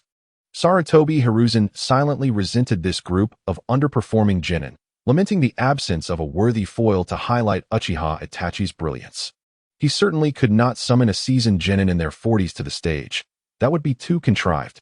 Moreover, due to the restructuring of the Grass Village, nearly every competent ninja attended the Chunin exam, with some performances even eclipsing those of the Konoha ninjas. As the principal architect of the Grass Country's subjugation, Shimura Danzo's expression was not particularly favorable. He calmly rose and stated, Hiruzen, I have some matters to attend to. I shall take my leave for now. Did Lord Danzo find this examination excessively tedious? The leader of the Grass Village suddenly inquired. No, I simply recalled some pressing matters, Danzo replied. Having battled alongside one another for decades, Hiruzen was acutely aware of Danzo's character. This old fox would never withdraw from a graduation exam. His departure now likely indicated he intended to manipulate the proceedings. The third Hokage's hat tilted slightly as he murmured, Then you may go about your business. But do not overexert yourself. Just before departing, Danzo abruptly turned and uttered a nonsensical remark. I recall misplacing a ninja blade at your place some time ago. Do you know where it might be? Hiruzen, momentarily bewildered, replied slowly, I rather like that blade. Perhaps you could check with the Umbu. If you no longer wish to keep it, do feel free to gift it to me. Shortly after Danzo's departure, the atmosphere of the Chunin exam took on a more ominous tone, and even the chief examiner's demeanor grew solemn. Kakashi Hitaki held a new dossier in his hands, observing a group of ninjas stepping onto the examination floor, who, despite not being registered, boldly presented the Hokage's orders to appear. It was clear that this examination could no longer proceed in tranquility. As Kakashi glanced at the list in his possession, he could not help but cast another incredulous glance at the ninjas preparing to take the stage, reading aloud the name, Yamato. As a confidant of the third Hokage, Kakashi was aware that Hiruzen had extracted this would-release ninja from Danzo's roots and renamed him Yamato. This young man's life lay blank, in need of filling. Hence Hiruzen had been reluctant to present him publicly. Little did he expect that he would be summoned to participate in the Chunin exam at this juncture. And through such covert means, with the number of participants being so vast, many of the ninjas were unfamiliar with one another. Yet, Yamato's bloodline was indeed that of wood-release. Furthermore, given his prowess, it is highly likely that he will ultimately face Uchiha Itachi in a decisive confrontation. Additionally, with the presence of his 2 teammates radiating a palpable aura of menace, this Chunin exam may spiral out of control. As the concluding ninja of his team, Yamato has yet to receive an opportunity to engage. The two young ninjas beside him have been nurtured by the Foundation since their youth, and their abilities far surpass those of the ordinary genin. Amidst a flurry of punches and kicks in a taijutsu clash, one of the ninjas suddenly formed hand seals and exclaimed, "Wind release, gale palm." Blood was instantly swept away by the wind, and the head of a grass ninja fell to the ground. Everyone present, both on and off the stage, was momentarily frozen in shock, even though some casualties were anticipated. Such a swift and decisive method was beyond expectation. The leader of the grass village exclaimed in disbelief, "Lord Hokage, this is the Chunin exam of Konoha. To ascend to the rank of Chunin, one must gamble on the belief of ninjas living and dying in battle." Sarutobi Hiruzen exhaled deeply, finally able to relax in front of the grass village leader. Although Danzo's subordinates had acted ruthlessly, a tepid outcome could not be tolerated. The Chunin exam was gradually revealing a stark divide. Uchiha Itachi maintained his characteristic composure, engaging every team of ninjas with measured restraint. In contrast, Yamato's team encountered opponents who either forfeited or were left severely wounded, their deft hand seals and sophisticated ninjutsu captivating the audience. Inuzuka Hana anxiously watched as yet another team of ninjas was carried away lifelessly. Their methods were undeniably brutal. Kiba gently flapped his wings, dispersing the overwhelming stench of blood. He did not echo Hana's sentiments about the inappropriateness of such actions. Instead, he solemnly advised her, "This is the way of the ninja." Observing his own offspring, who had witnessed the harsh realities of the ninja world since childhood, his expression remained unchanged. Uchiha Itachi understood well that true battles between ninjas were a matter of life and death. There was no genuine negotiation. One must first incapacitate the opponent to the brink of death. The combat assessments of the Chunin exam continued at an increasingly rapid pace until the team of ninjas dispatched by Shimura Danzo finally encountered Uchiha Itachi. Once again employing his unremarkable Uchiha Taijutsu, Itachi's hand never strayed from his opponent's fingers, effectively restraining him from executing any ninjutsu. Even a simple substitution technique requiring just a hand seal. Ordinary spectators could not discern the intricacies of this peculiar match, merely whispering about the oddity of Itachi's battles, which always ended in inexplicable victories. However, seasoned jonin and taijutsu experts could recognize that the opponent was completely at Itachi's mercy, with no opportunity to unleash any ninjutsu. The victor was declared Uchiha Itachi. The two young ninjas sent by the Foundation collapsed, and Hatake Kakashi offered no further explanation for Itachi's victory, calmly announcing the result before turning to Yamato. Next match, Class 272's Jinin Yamato versus Uchiha Itachi. It seemed that this ninja named Yamato had never been in the spotlight before. Was he perhaps the secret weapon of their team? The audience buzzed with discussions, sensing that Uchiha Itachi might achieve victory in a most inexplicable manner. The leader of the Grass Ninja Village had initially hoped to extract some information from Sarutobi Hiruzen, but upon observing the old man's grim expression, he thought better of it. Regardless of who emerged victorious in this assessment, it would undoubtedly stir considerable controversy. The last encounter between Wood Release and Sharingan had occurred during the Valley of the End. Should Uchiha Itachi prevail, one could only imagine the unsavory rumors that would proliferate from his clan. Conversely, if Yamato were to win, the Uchiha clan would likely sink into a period of despondency, inevitably becoming more vigilant towards the village. Sarutobi Hiruzen harbored doubts about Yamato's ability to triumph, despite Yamato being a few years older than Uchiha Itachi. The strength of his awakened Wood Release was woefully inadequate, falling far short of that of the first Hokage. On the other hand, Itachi's prowess was formidable, a talent of such caliber unprecedented in historical records. The third Hokage began to regret his acquiescence to Danzo's decision, for Danzo's fervent desire to suppress the Uchiha clan had blinded him to Itachi's true strength. Danzo had never truly comprehended Uchiha Itachi. After all, this prodigy was merely 6 years old, and regardless of innate talent, he was inevitably constrained by physical limitations and chakra reserves. The pressing concern was that Itachi's taijutsu alone exceeded the capabilities of an ordinary ninja. Furthermore, Danzo's overconfidence in the might of Wood Release led him to underestimate the true potential of Yamato's awakening, which was scarcely sufficient to qualify him as a mere landscaper for Konoha. Regardless of the spectators' thoughts, the battle within the arena was destined to commence. "Senpai, I am going in." Upon uttering these words, Itachi's toes sprang into action, propelling him towards his opponent. Would release, tree, with a resounding thud. Just as Yamato attempted to form hand seals, Itachi's kick sent his hands flying apart. Most of Yamato's would release techniques necessitated hand seals, with some requiring extensive chakra preparation.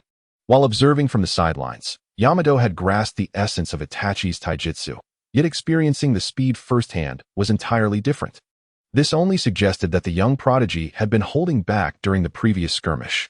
Kakashi Hitaki, witnessing Yamato being relentlessly pursued and pummeled by Uchiha Itachi, couldn't he help but facepalm, feeling that this fellow was destined for disgrace today.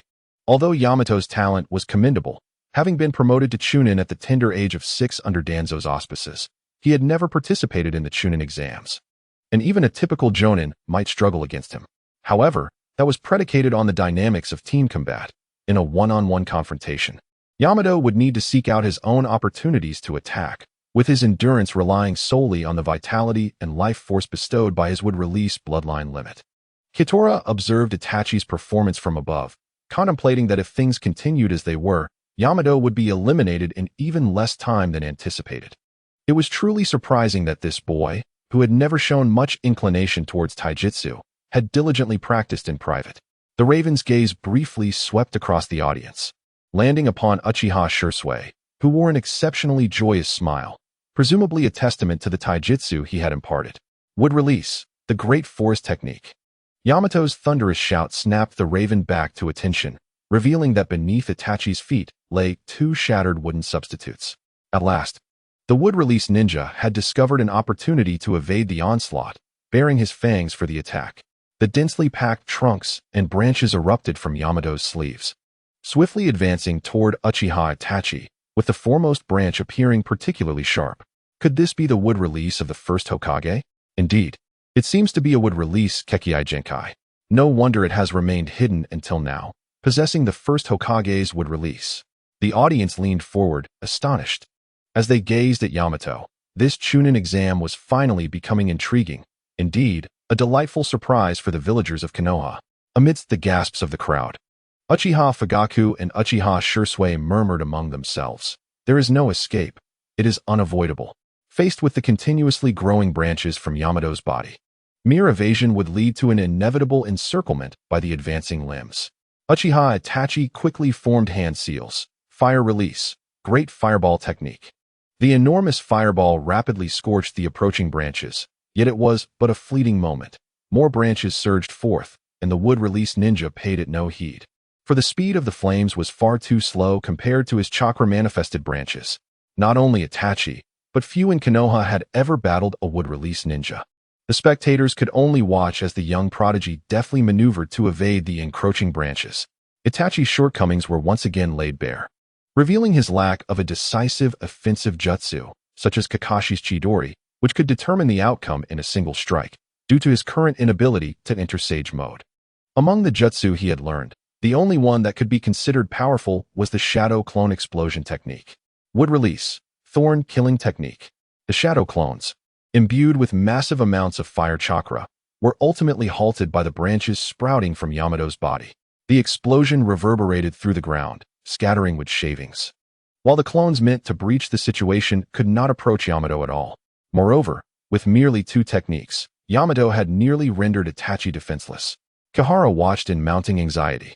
A single-tailed beast bomb could resolve the situation, and he was on the verge of intervening, yet he knew that doing so would lead to Itachi's disqualification. It seemed he would have to continue pursuing Obito instead. Itachi, you can do it. Uchiha Fugaku suddenly rose, calling out loudly, his behavior shocking the onlookers given his esteemed position. Itachi paused momentarily, his expression gradually solidifying, as the red tomo of his Sharingan ignited. Whether dodging Yamato's assaults or searching for a flaw, blood suddenly trickled from his right eye, the 3 tomo spinning wildly. For the first time, he sensed the kaleidoscope Sharingan awakened on the night of the argument with his father. How had he unknowingly gained such power? Suddenly, a dark flame descended from the sky, igniting ferociously, engulfing the ground and the branches proliferating from Yamato, which were subsequently reduced to ashes. Inuzuka Hana stared in awe at the pitch-black flames. "What is that?" she exclaimed. "That is Amaterasu." Bayuan was engulfed in a whirlwind of emotions.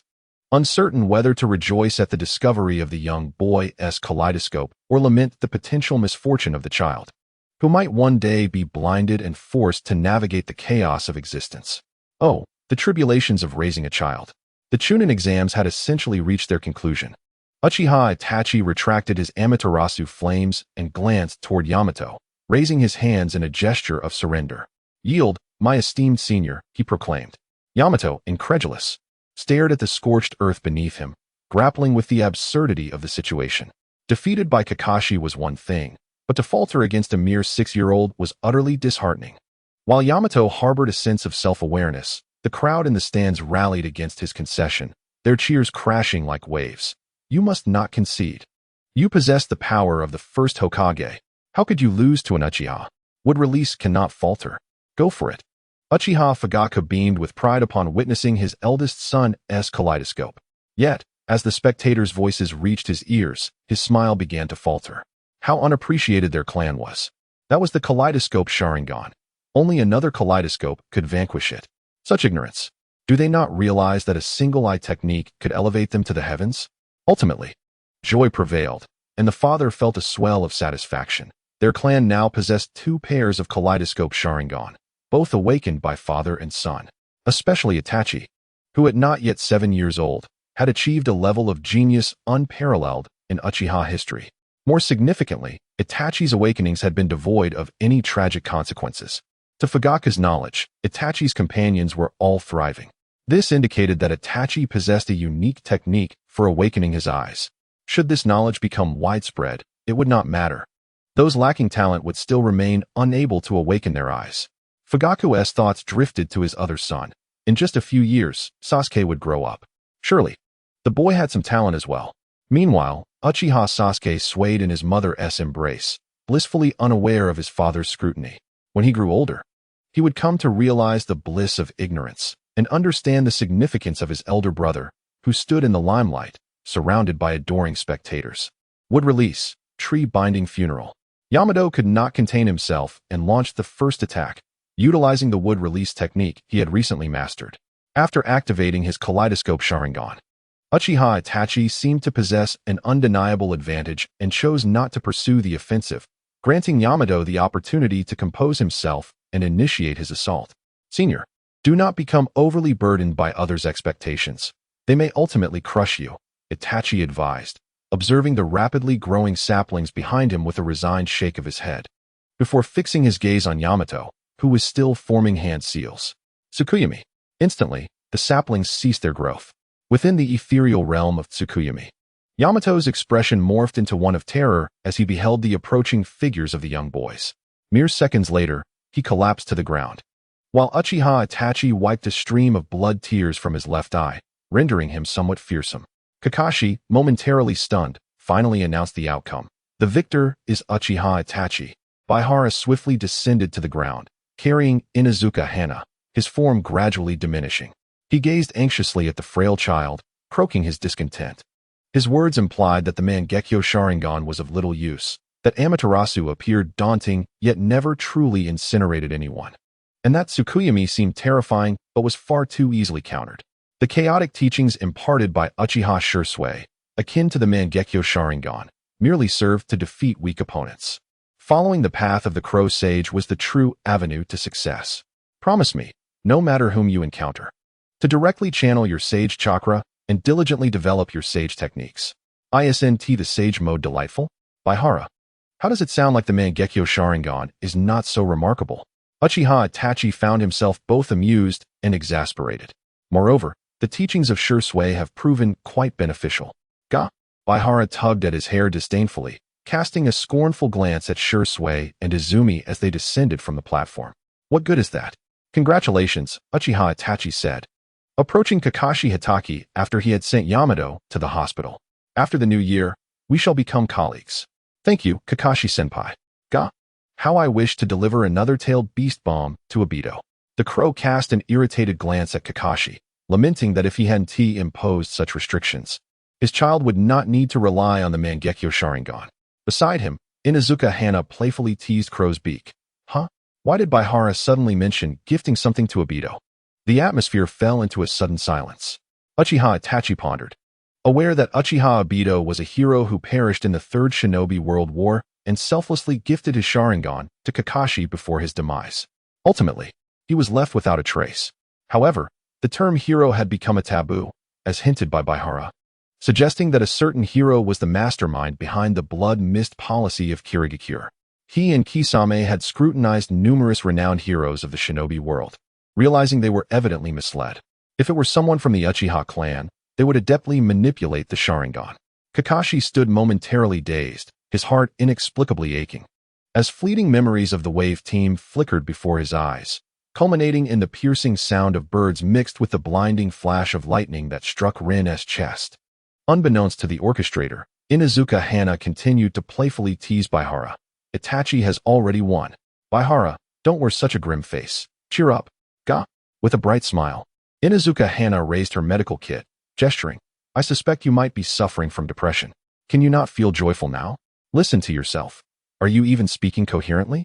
Inuzuka Hana treated an array of animals, tigers, bears, parrots, kittens, regardless of their ailments. Her syringe always remained the same size, filled with her homemade concoctions. Yet, such a threat seemed rather superficial.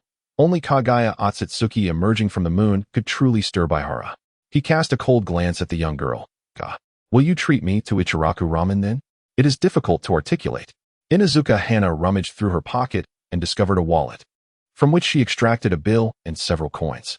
This was due to her recent encounter with an injured ninja cat, which had necessitated the use of considerable medicine. Oh. Kiba leaped into her palm, gently nipping at her hand. How impoverished. Do not say such things. It is still enough for a few bowls of noodles. Hana chuckled lightly, placing the crow on her shoulder, and turned to the entranced Itachi and Kakashi. Itachi, Kakashi-sensei, would you care to join in a celebration? Kakashi contemplated the memorial stone. I still have. Itachi interjected, let us go together. Kakashi-sensei, I have some matters I wish to discuss. Can I accompany you, this old man? Sarutobi Hiruzen appeared beside them, pipe in mouth. Since Jiraiya is absent, I shall take his place. Itachi's participation in the Chunin joint exam was originally a mere formality. Had it not been for Shimura Danzo's meddling in sending Yamato, there would have been little pressure. For Kitagawa, the promotion of a child to a Chunin in Konoha was hardly a cause for celebration. From the pinnacle of the ninja world to becoming fodder, what was there to take pride in? However, for the likes of Uchiha Izumi and Inuzuka Hana, who had yet to graduate, it was certainly significant, as their teacher was merely a Chunin himself. A procession of individuals departed the examination venue, a raven accompanying the Uchiha clan, 2 young students, the 3rd Hokage, Kakashi Hitaki, and an unexpected addition, Uchiha Shursui, who had seemingly materialized out of nowhere. In his words, Itachi was his savior, and he could not miss this celebratory occasion. Due to the overwhelming number of attendees, they decided against Ichiraku ramen for the evening's festivities. Instead, Fugaku reserved a traditional dining establishment. Knowing that a contingent of his trusted allies from the Konoha police force would also join the gathering, effectively treating them to a meal. What was intended to be a warm gathering escalated to the scale of Itachi's wedding. To speak frankly, such a celebration had not occurred even at Sasuke's birth. Following the Nine-Tails incident, the meetings between Sarutobi Hiruzen and Uchiha Fugaku had become somewhat awkward. Their last encounter had been initiated by Hiruzen suggesting that Itachi graduate directly. And now, upon their reunion, the young prodigy's Sharingan had evolved into the Mangekyo. In less than a year, such progress was astonishing. As the highest-ranking individuals by virtue of age and status, they could only sit face-to-face at the head of the table. After a brief exchange of glances, Fugaku exhibited a somewhat aggressive demeanor, prompting Hiruzen to avert his gaze towards Shursui beside Fugaku. Shursui, prior to the new year, you have a mission for the Umbu. Have you finalized your team members? Shursui set down his teacup and glanced at the young boy seated next to him. Surely, there is no one more suitable than Itachi? Indeed, you can form a team together, Hiruzen remarked with a sudden chuckle, tapping his forehead. I am getting old. I nearly forgot that Umbu's secrets must remain confidential. Uchiha Fugaku paused momentarily, setting down his chopsticks. Ninjas are not mere tools. They cannot entirely control their emotions. It is entirely reasonable for the Hokage to inadvertently express such sentiments. That old man, not long ago, was merely seeking an opportunity to reprimand Shursui and Itachi. Tonight, I shall forego my dinner and instead dine upon these chopsticks and plates. Uchiha Shursui glanced at his clan leader and then at his direct superior. Neither of these individuals was someone he wished to engage in conversation with, nor did he dare become a topic of discussion between them. Nearby, his companions were engrossed in conversation with Izumi, and he knew that to interrupt them would result in a look from the young girl akin to that reserved for an unsightly blemish. Shursui could only address the individual across from him, saying, "Kakashi-senpai, why has there been a sudden prohibition on the use of summoning beasts in this year's Chunin exams?" Kakashi Itachi snatched a plate of sanma from Gai's table and thoughtfully replaced it with a plate of tempura. After pondering Shursue's question for a moment, he replied, "If there are no legendary summoning beasts capable of altering the tide of battle, like those of the Sannin or the Inuzuka clan's ninja dogs, then the prohibition hardly makes a difference, does it? This year's ban is merely a customary measure against summoning beasts and pets." "Kakashi, there is a significant difference," Guy interjected. "The crow that Itachi has raised is quite formidable." He suddenly pointed his thumb toward the end of the table. Ever since Guy had been rescued by Itachi, he held a favorable impression of the young boy. On occasion, they would exchange a few words about taijutsu. Perhaps it was due to the fact that North had always looked down upon the boy's taijutsu, while Kisame Hashigaki was also adept in that area. Itachi did not harbor any prejudice against taijutsu ninjas. Of course, Guy harbored a wish that the little fellow could join the youth club, for he rarely encountered ninjas who were genuinely interested in pure taijutsu. Guy's belief in North's strength was merely a mutual compliment. He had never witnessed North's prowess firsthand. He had only inadvertently overheard a brief exchange between Itachi and the crow, which left a lasting impression on him. Is North truly the strongest taijutsu ninja in Konoha, senpai? If it weren't for the ongoing mission, Guy would have leaped back to demonstrate the myriad techniques of Konoha's proud azure beast. As for the crow that Guy praised, it was currently squabbling with Sasuke, while Mikoto held Sasuke with a look of exasperation, and Inuzuka Hana cradled North with a weary expression. She finally understood why Uchiha Itachi always seemed to be troubled by this matter. Such antics were impossible to prevent. His younger brother appeared quite obedient. Yet he was anything but a source of peace. North was rare in his quietude, consuming a few morsels. Suddenly, Uchiha Sasuke mimicked the cawing of a crow, trying to capture North's attention. The little rascal displayed a cool demeanor as he gazed at the crow, cawing a few times. It was a miracle that they hadn't come to blows over such provocation. Inuzuka Hana, cradling North, fed him a shrimp, and after calming him down, wiped the sweat from her brow. Do they often behave like this? Actually, it's much better than before. In the words of Uchiha Mikoto, there was a hint of embarrassment. As Sasuke gradually matured, he had abandoned the habit of spitting whenever he encountered Kitahara, leading her to believe he had become more sensible. However, the little rascal only grew more inventive in his mischief. Since the onset of winter, the usually lazy Kitahara had become quite subdued, while Sasuke exhibited a noticeable increase in energy, as he had seemingly mastered the art of provoking her at every opportunity. During this meal, aside from Might Guy, the others found the atmosphere quite burdensome, each lost in their own thoughts, while a solitary raven, untroubled by concerns, was driven to distraction by the antics of the young boy. After dinner, the remaining time belonged to everyone. Sarutobi Hizashi and Fugaku departed early. Such gatherings were rare, especially considering that Hizashi could not visit the Uchiha clan directly without appearing weak or risking danger. On the other hand, Fugaku would gladly frequent the Hokage's office. Yet he could not openly voice the Uchiha clan's demands, as even a straightforward proposal would likely be met with refusal by the higher-ups of Konoha. Why subject himself to humiliation? With the revelation of Uchiha Itachi's Mangekyo Sharingan, an opportunity arose to discuss the implications of this discovery and how to ameliorate the relationship between the village and the Uchiha clan. Mikoto intended to take Sasuke and Izumi back to the clan grounds. After a night of bravado, the little rascal was finally exhausted.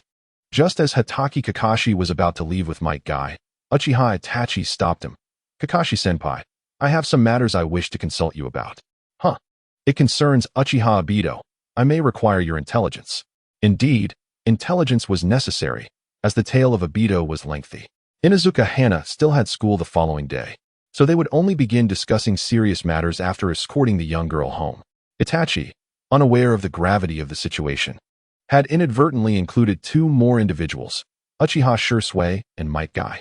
Regardless of the circumstances, Itachi would likely conceal the truth from Izumi but not from Shursui.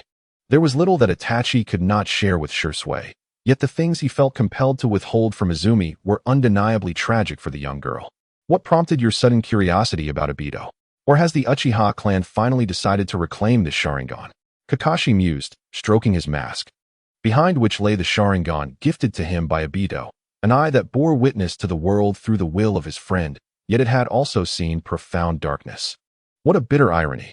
Since acquiring the Sharingan, his Chidori had finally struck true, allowing him to wield it against foes. While those who perished beneath its power were cherished by the very owner of that eye, who had sacrificed herself for the village. For Kakashi, it was a nightmare he could never forget. A moment of despair that surged forth was far more agonizing than death itself. Now, with Itachi having awakened the Mangekyo Sharingan, the possibility of reclaiming it through his current strength was not entirely out of reach. 2 years ago, after Rin's tragic demise at his hands, Kakashi found himself questioning whether he was truly worthy of possessing the Sharingan. His father had once conveyed that we must not dismiss the will of our clan. Uchiha Itachi shook his head and continued, "Senpai, are you absolutely certain that your comrade, Uchiha Obito, has perished in battle? You truly are a rather unlikable child." Kakashi exhaled deeply, casting a glance at the earnest little boy who pierced his heart with his sincerity. "Senpai Kakashi, this matter is of great significance." Itachi could not divulge the details regarding the subversion of Kisame, but he expressed his conjecture. Aside from the clansmen residing within the village, there might exist an active Uchiha in the outside world, a rogue ninja yet unknown. That's utterly impossible, Uchiha Shursui countered, shaking his head. Since the first Hokage established Konoha, all our clansmen have lived within the village. Even if some perished in battle after having their Sharingan taken, their remains would be interred at the memorial stone. Shursui, Itachi interjected calmly. Technically, not everyone. The bodies of Uchiha Madara and Uchiha Obito were not laid to rest at the memorial stone behind the mountain. Are you jesting? Shursui gazed incredulously at Itachi, struggling to comprehend his companion's assertions. The deaths of those two were nearly indisputable, had it not been for their close bond. He might have outright accused Itachi of fabricating stories.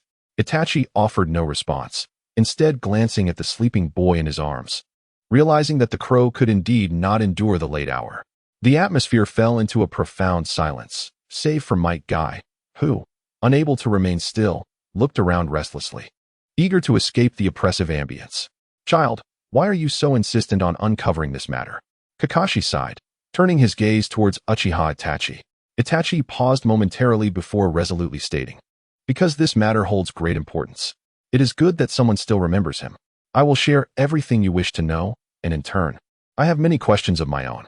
Kakashi's wry smile suddenly transformed into a serious expression. "How do you know there exists a rogue Uchiha in the outside world? Does he possess the ability to control tailed beasts?" The crow, groggy yet alert, heard Kakashi's emphatic words and disdainfully cawed, "Caw. There is nothing of significance about which I am unaware. What value is there in exchanging such information?" Itachi's expression was one of exasperation as he sought the truth, only to have the crow abruptly awaken and dismiss the discussion. "Do not exert yourself, Kakashi. I know everything about you." Curious, Shursui leaned in to inquire, "What is the crow saying?"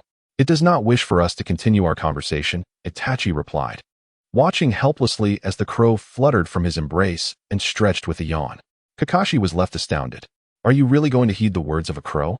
The little one had spoken in a cryptic manner, successfully piquing his interest, only to cut the dialogue short. "If it weren't for your formidable strength, you would surely be beaten down on the streets."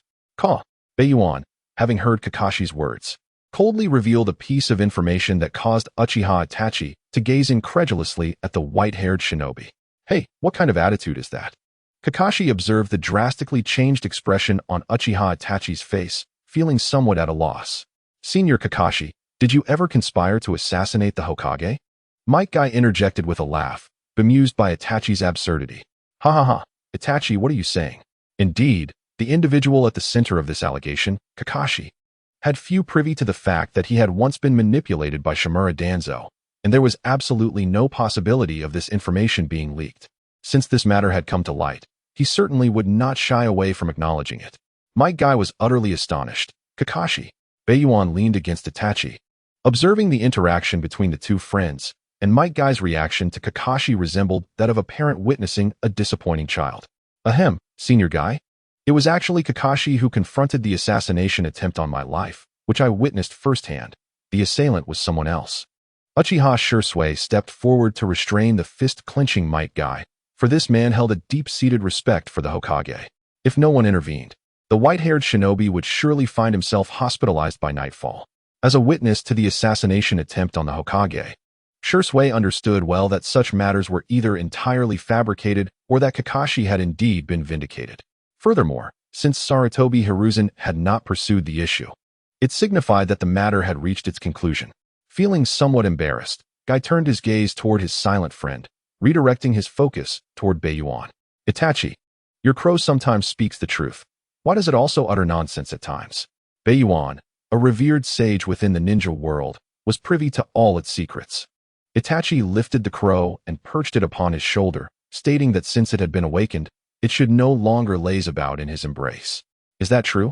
Might Guy's eyes sparkled with excitement. Does it know how many laps I run around the village every day? Beiyuan replied, that is indeed a puzzling question. Who knows how many laps Might Guy actually runs? He might run dozens or even 100 laps, and if he still has the energy, he might increase the difficulty. Whether joyful, sorrowful, or mundane events may influence the count. It appeared that the crow was not as all-knowing as Might Guy had hoped, as his expression fell. Beiyuan continued, isn't it your inquiry that is rather tedious? On that fateful day, Obito's body was crushed by rubble, and in his dying moments, he implored Rin to remove his Sharingan. In the end, Rin and I could only watch helplessly as he was laid to rest. Kakashi bowed his head, concealing his gaze in the shadows. I distinctly remember that day. Under those circumstances, Obito had no chance of survival. While those around them felt despondent, Beiyuan shook his head. Obito Uchiha was far more resilient than anyone could imagine.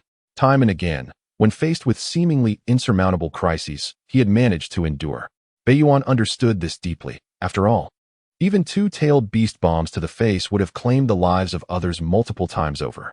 To be candid, compared to Nagato, perhaps Obito Uchiha resembled another child of destiny in the tales of the great sage of the Six Paths. His life was not merely a narrative, but rather a legend.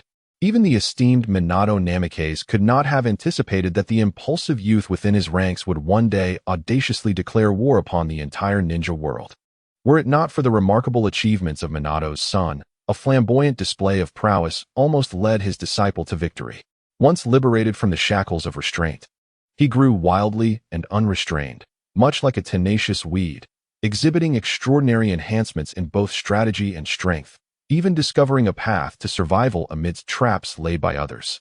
His tale embodies a profound truth. Unless a woman provokes her man, one can never fathom the depths of his resolve.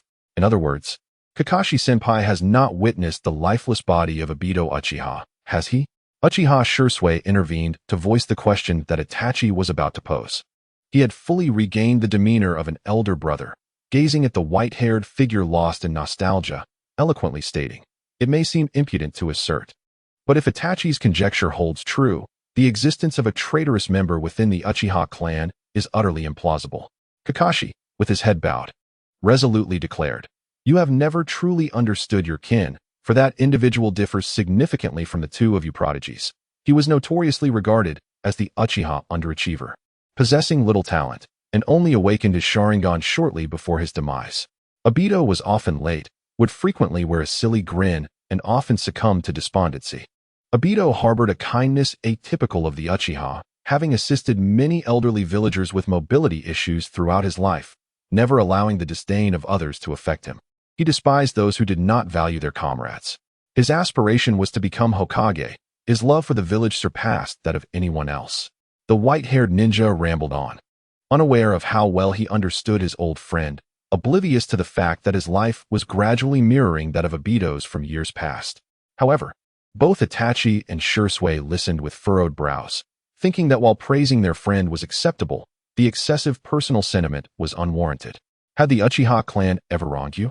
Obito's greatest admiration lay with the voice of Kakashi, which suddenly faltered as he struggled to utter a name, Rin. Had Obito truly survived back then, he would have surely chosen to return to Konoha, for it held everything he cherished: the gentle Minato Namikaze, the temperamental yet affectionate Kushina Uzumaki, and the girl with the oil paint whom he constantly watched over. Yet, All that Obito once loved had vanished, leaving behind only a wretched sinner. Kakashi, lost in these thoughts, suddenly widened his eyes in shock. A soft thud echoed, as if something had fallen, accompanied by a fleeting malevolence that the sensory perception of Senjutsu chakra instantly detected. Uchiha Shirsue's eyes gleamed as he focused on a distant shadow, realizing that while Kakashi's tale bore a tinge of melancholy, the presence of its protagonist made the narrative all the more riveting. What is happening? Uchiha Itachi gazed toward the direction of the northern plains, where a faint glimmer of white emerged amidst the shadows of the night. The sudden sound startled the onlookers, who braced themselves against the encroaching darkness as two figures approached. Who goes there?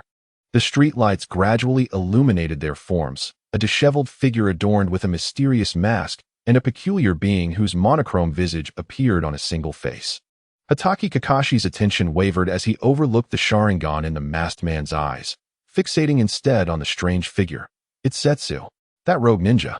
Might Guy's body tensed instantly, positioning himself in front of Itachi. Itachi, I am here to protect you. The proud azure beast of Konoha is ready to repay its debts. Zetsu, taken aback, pondered why Konoha stubbornly labeled him as a rogue ninja, oblivious to the true traitors lurking among them, while these misguided Konoha ninjas turned a blind eye. Kakashi steadied himself, a small kunai slipping into his grip as he spoke in a low tone. What is your true intention for infiltrating Konoha tonight? The voice of the masked figure resonated deeply. I merely happened to pass by, overheard some peculiar remarks, and did not anticipate being discovered. With your intellect, you should have deduced as much. He had originally intended to visit the memorial stone to pay respects to Rin. But upon hearing that Uchiha Itachi was participating in the Chunin exam, he could not resist using transformation jutsu to blend into the crowd. Eager to witness the prodigy of the Uchiha clan, the sight had indeed surprised him immensely.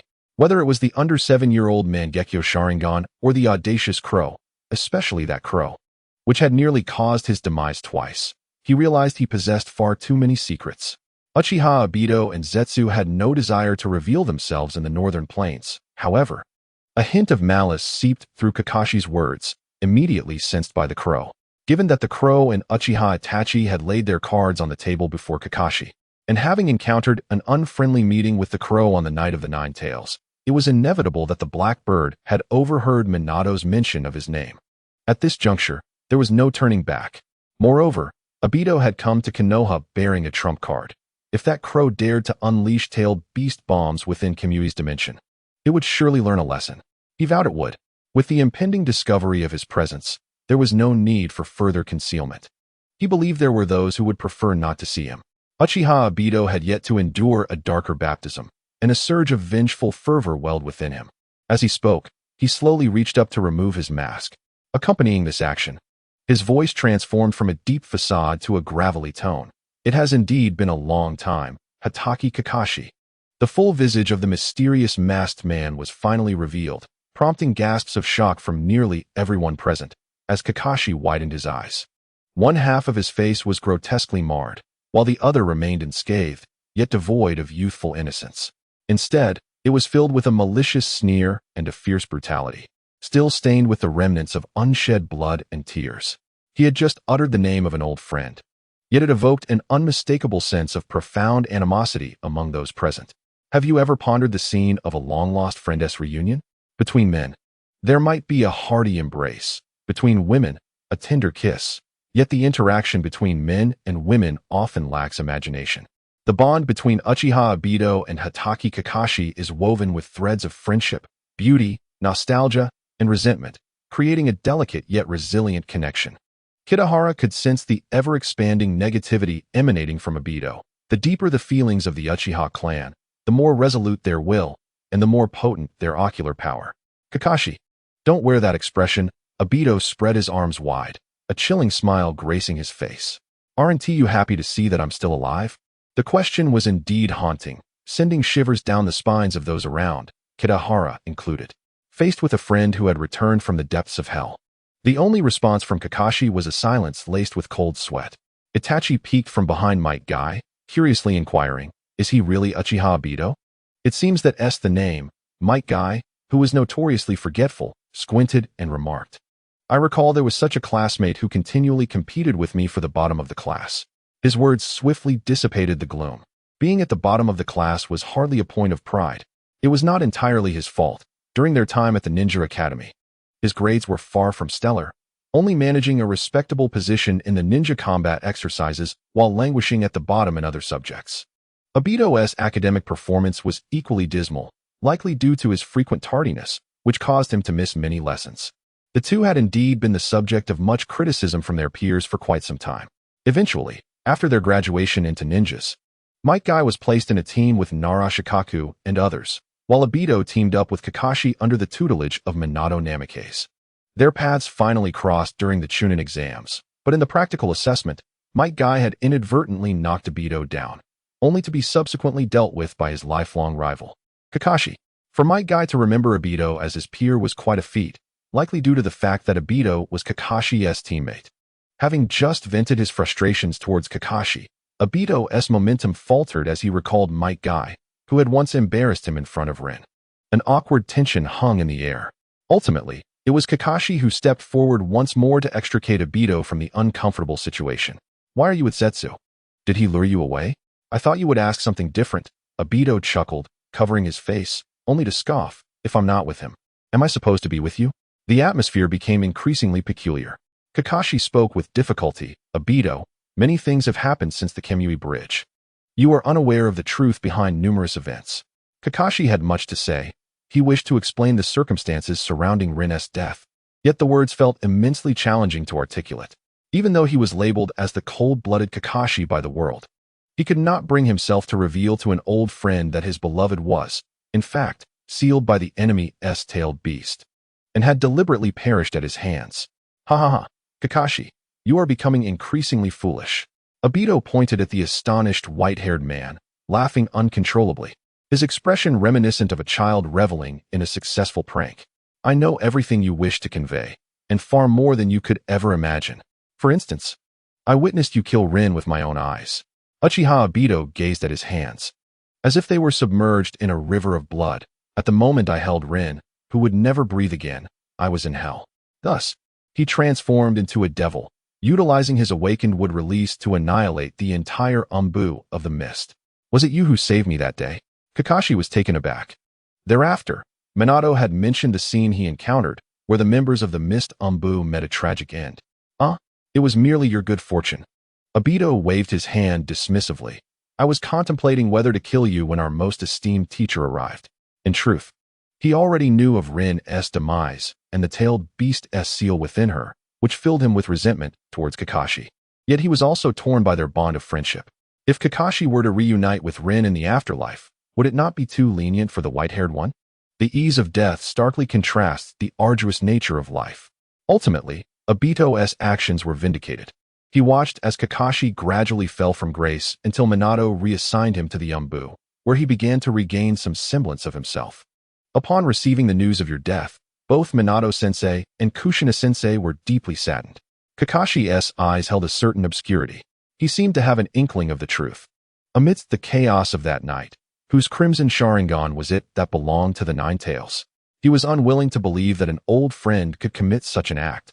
After all, that was something only Uchiha Madara's Mangekyo Sharingan could achieve, and Obito's talents were rather mediocre. However, when they saw me, they were not particularly joyful either. Sighed Obito. "I was genuinely trying to help them soothe their newborn baby." Yes, just like Minato-sensei, with his lovely golden hair. Obito's smile was so natural, as if he had truly been helping Minato and Kushina with their child. The truth in Obito's words was undeniable. He had indeed cradled Naruto in his arms. However, within Naruto's swaddling, he had stealthily tucked in explosive tags worth a considerable sum. Guy, realizing the implications, furrowed his brow. "What does that mean? Did he return?" "No." Uchiha Shursui wiped the cold sweat from his forehead, enunciating each word. "The one who caused the death of the fourth Hokage couple, the one who unleashed the Nine Tails to wreak havoc, is he." Uchiha Itachi's expression was equally grim. Those he had encountered in the past were warm and gentle. To him, even the dark side of a ninja was merely the Umbu of the mist. Figures like Orochimaru still possessed a hint of youthful charm. Yet Obito before him shattered his understanding of humanity. How could one casually speak of the most heinous acts they had committed with such nonchalance? The young boy was unaware that, Had North Yuan not appeared, the future Uchiha Sasuke would share his current sentiments. Is it truly you who has unleashed the Nine Tails? Kakashi Hitaki inquired calmly, his expression suddenly serene, though the grip on his ninja blade betrayed his inner turmoil. I merely wish to ascertain the strength of the Nine Tails.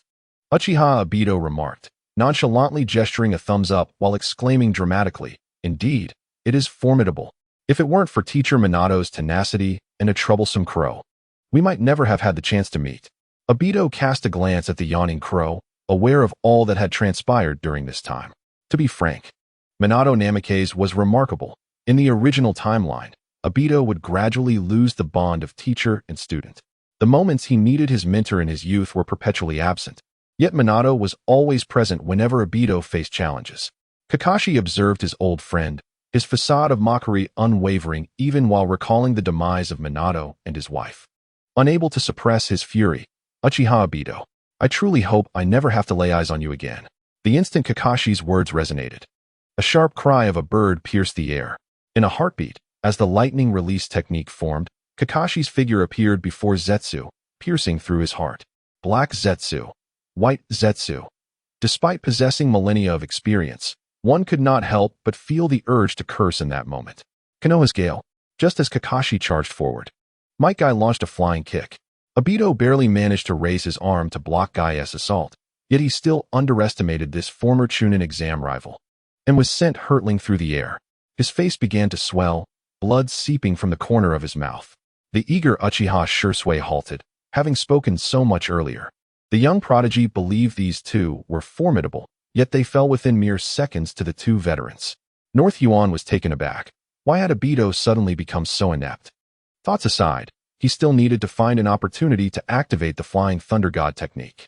Senjutsu, hairpin thousand birds. A hardened feather, concealing a small crow mark, swiftly shot towards Obito. The probability of that feather striking him was akin to a lottery. If he happened to be outside the Kamui space, it would certainly be a windfall. With crimson eyes wide open, Obito watched as the feather pierced his shoulder. Simultaneously, the accompanying Flying Thunder God mark vanished without a trace. North Yuan observed curiously as Obito painfully extracted the feather from his shoulder. Where was his Kamui? Could it be that during the last battle near Orochimaru's base, he had mistaken that Kamui Sharingan for Izanagi to escape with his life? Seeing Obito clumsily evade Guy's relentless advance, Zetsu, who had been pierced through the heart by Kakashi, struggled to rise. Obito, you can no longer hold back. Uchiha Obito was indeed burdened with unspoken woes. He now refrained from using Kamui, partly due to the fear that the crow would exploit space-time ninjutsu to surprise him again, and partly because of the formidable presence within the Kamui space. As he glanced towards the crow, which had already conjured a shadow clone, preparing to form a tailed beast ball, it was akin to a death knell for Obito. Should he persist in his avarice, it is likely that he will either be brutally slain by Kai this very night or be violently obliterated by the tailed beast bomb. Kamui.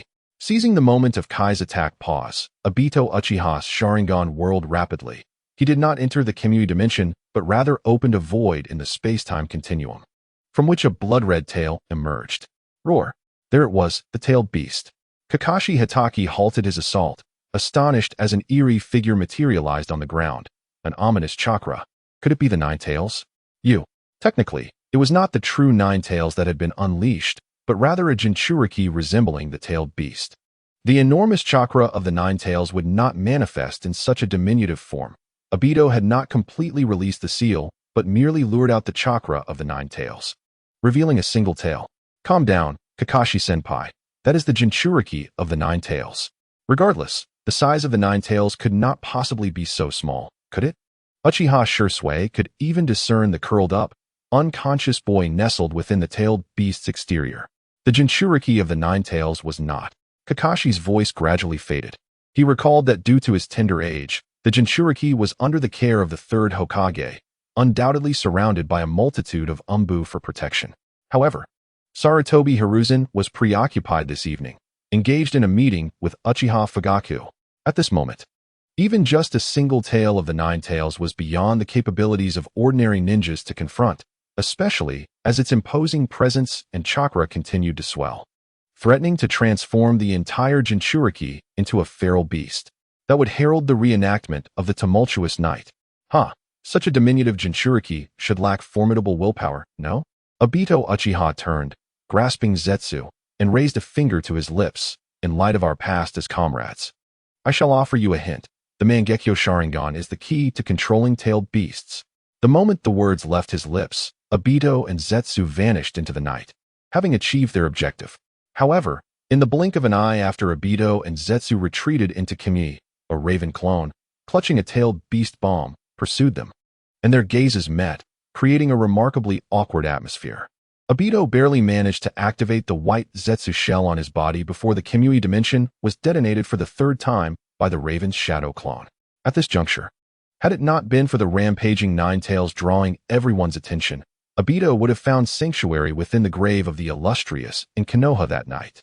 With Obito's single Mangekyo Sharingan's prowess, controlling the perfect Jinchuriki, Yagura, was already a considerable feat, which is why he refrained from attempting to dominate the Nine Tails.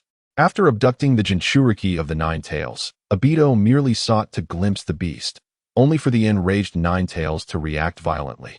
While the small Jinchuriki boy remained helplessly under its control. Were it possible, Obito would not have minded taking the Nine Tails with him. Yet, recalling the pair of Mangekyo Sharingan he had encountered earlier that afternoon, Obito devised a more ingenious plan. If he could not take the Nine Tails, temporarily storing it within Konoha would suffice. Bang! Kakashi struck the ground with his fist, his face a myriad of frustrations. Unlike Might Guy, who charged at the Nine Tails without a second thought, Kakashi was acutely aware of the gravity of the situation. At that moment, Guy was entangled with the Nine Tails, engaging in a bold confrontation. If he did not utilize his Mangekyo Sharingan to control the Nine Tails, the rampant beast's power would only escalate. By the time the village's sealing team arrived to assist, the Nine Tails might have already taken control of the Jinchuriki, fleeing into the night or reigniting chaos in Konoha. However, if the sole pair of Mangekyo Sharingan in the village could indeed pacify the Jinchuriki, it would also imply that the Jinchuriki could become a puppet of the Mangekyo. No one would tolerate a ticking time bomb being held in the hands of another. Kakashi pondered his next move. Might Guy was still grappling with the Nine Tails in its one-tailed form, and shockingly, it had sprouted another tail within such a brief span of time. Kakashi did not respond to the inquiries directed at him. Instead, his gaze shifted towards Itachi Uchiha, still uncertain of how to articulate his thoughts. Should Itachi's Mangekyo truly seize control of the Nine Tails, it would undoubtedly become a thorn in the side of Konoha's upper echelons, shattering the village's prior tranquility. In truth, the balance had already been disrupted.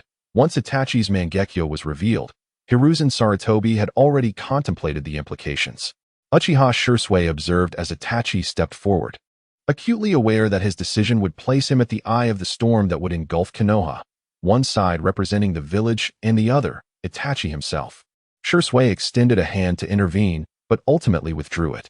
Itachi did not activate his Mangekyo Sharingan. Instead, he bellowed, "Sage Mode, activate." The series of actions taken by Itachi left many perplexed, including Kitahara, who merely followed his lead, channeling natural energy and sage chakra into his body. Itachi, resolve this directly with the Mangekyo. This battle is perilously close to spiraling out of control. The young boy unfurled the black wings from his back, gazing blankly at Shursui, exclaiming, "The Jinjutsu inflicted by the Mangekyo Sharingan is far more devastating than the Three Tomo. The Jinchuriki of the Nine Tails is still just a child, hardly older than Sasuke." Yet, as Uchiha Shursui watched the Nine Tails grow increasingly ferocious, he could not help but exclaim, "The entire village could be annihilated. Isn't he less than 2 years old?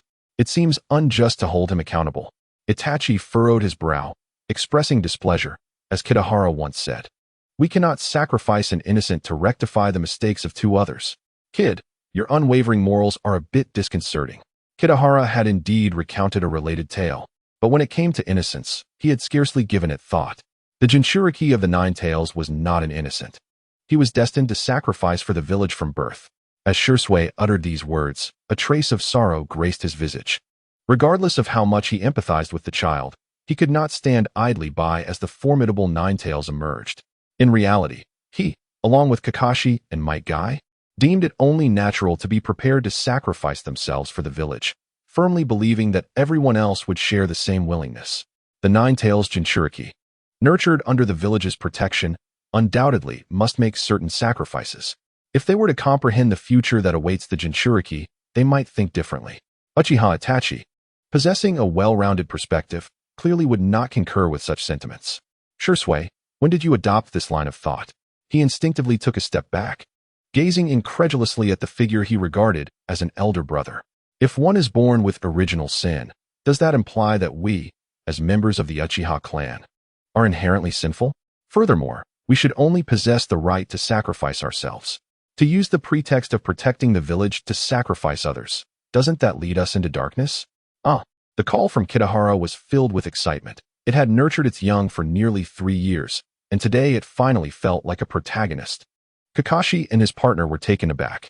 Itachi's words resonated with undeniable logic, yet they sensed something amiss, unable to articulate their discomfort. At that moment, the higher-ups of Konoha, led by Hiruzen Sarutobi, had just arrived at the scene. He vaguely felt that Itachi's words aligned with his own beliefs, especially as he observed the unusually grim expression on Danzo's face. Upon receiving news of the Nine-Tails Jinchuriki's disappearance, Shimura Danzo immediately dispatched the Root Division to search, which is why he had come to the scene alongside Sarutobi. Danzo sensed that the Uchiha boy was hinting at something. His words about not sacrificing others and the mention of descending into darkness struck a chord. After all, his title within the shinobi world was the darkness of Konoha. What of darkness? Hasn't darkness safeguarded Konoha? Has darkness consumed your rice? It left him devoid of the spirit to even chastise Sarutobi for not supervising the Nine-Tails Jinchuriki properly. With a glance towards Sarutobi and Uchiha Fugaku standing beside him, Danzo let out a cold snort. Hiruzen, are you certain about sending Itachi to confront the Nine-Tails? Children are vibrant and industrious. As we age, we should lend our support to Hiruzen. Despite his words, he still summoned the Shinigami. He was curious to see if the legendary toad sage Jiraiya's tales of the Crow Sage and Sage Mode held any truth. Meanwhile, as the words fell, Uchiha Itachi had already soared to the side of the Nine-Tails. Kai-senpai, allow me to take your place. No need. The Nine-Tails suddenly sprouted a third tail, striking Kai and forcing this formidable taijutsu master to retreat. In its current form, it was far too susceptible to taijutsu ninjas. And during the battle with that glaringly troublesome adversary, the Nine-Tails felt as if it were a mere ball, being kicked around. Itachi's physique was comparable to that of the Jinchuriki clad in the tailed beast cloak, and their auras were somewhat evenly matched. As the tailed beast cloak gradually shifted to a dark crimson hue, a fourth tail emerged, completely enveloping the once visible Jinchuriki in the Nine-Tails chakra. With the emergence of the fourth tail, the Nine-Tails' power and speed were markedly enhanced, with nearly every movement leaving an afterimage. In the instant it charged forward, the dark red claws composed of chakra suddenly expanded, reaching for Uchiha Itachi. The young boy stumbled, evading the strike, as surging sage chakra gathered in his arm. This represents an exceedingly superficial application of chakra, akin to the techniques of a shinobi, yet Itachi employs a far superior form of energy known as sage chakra.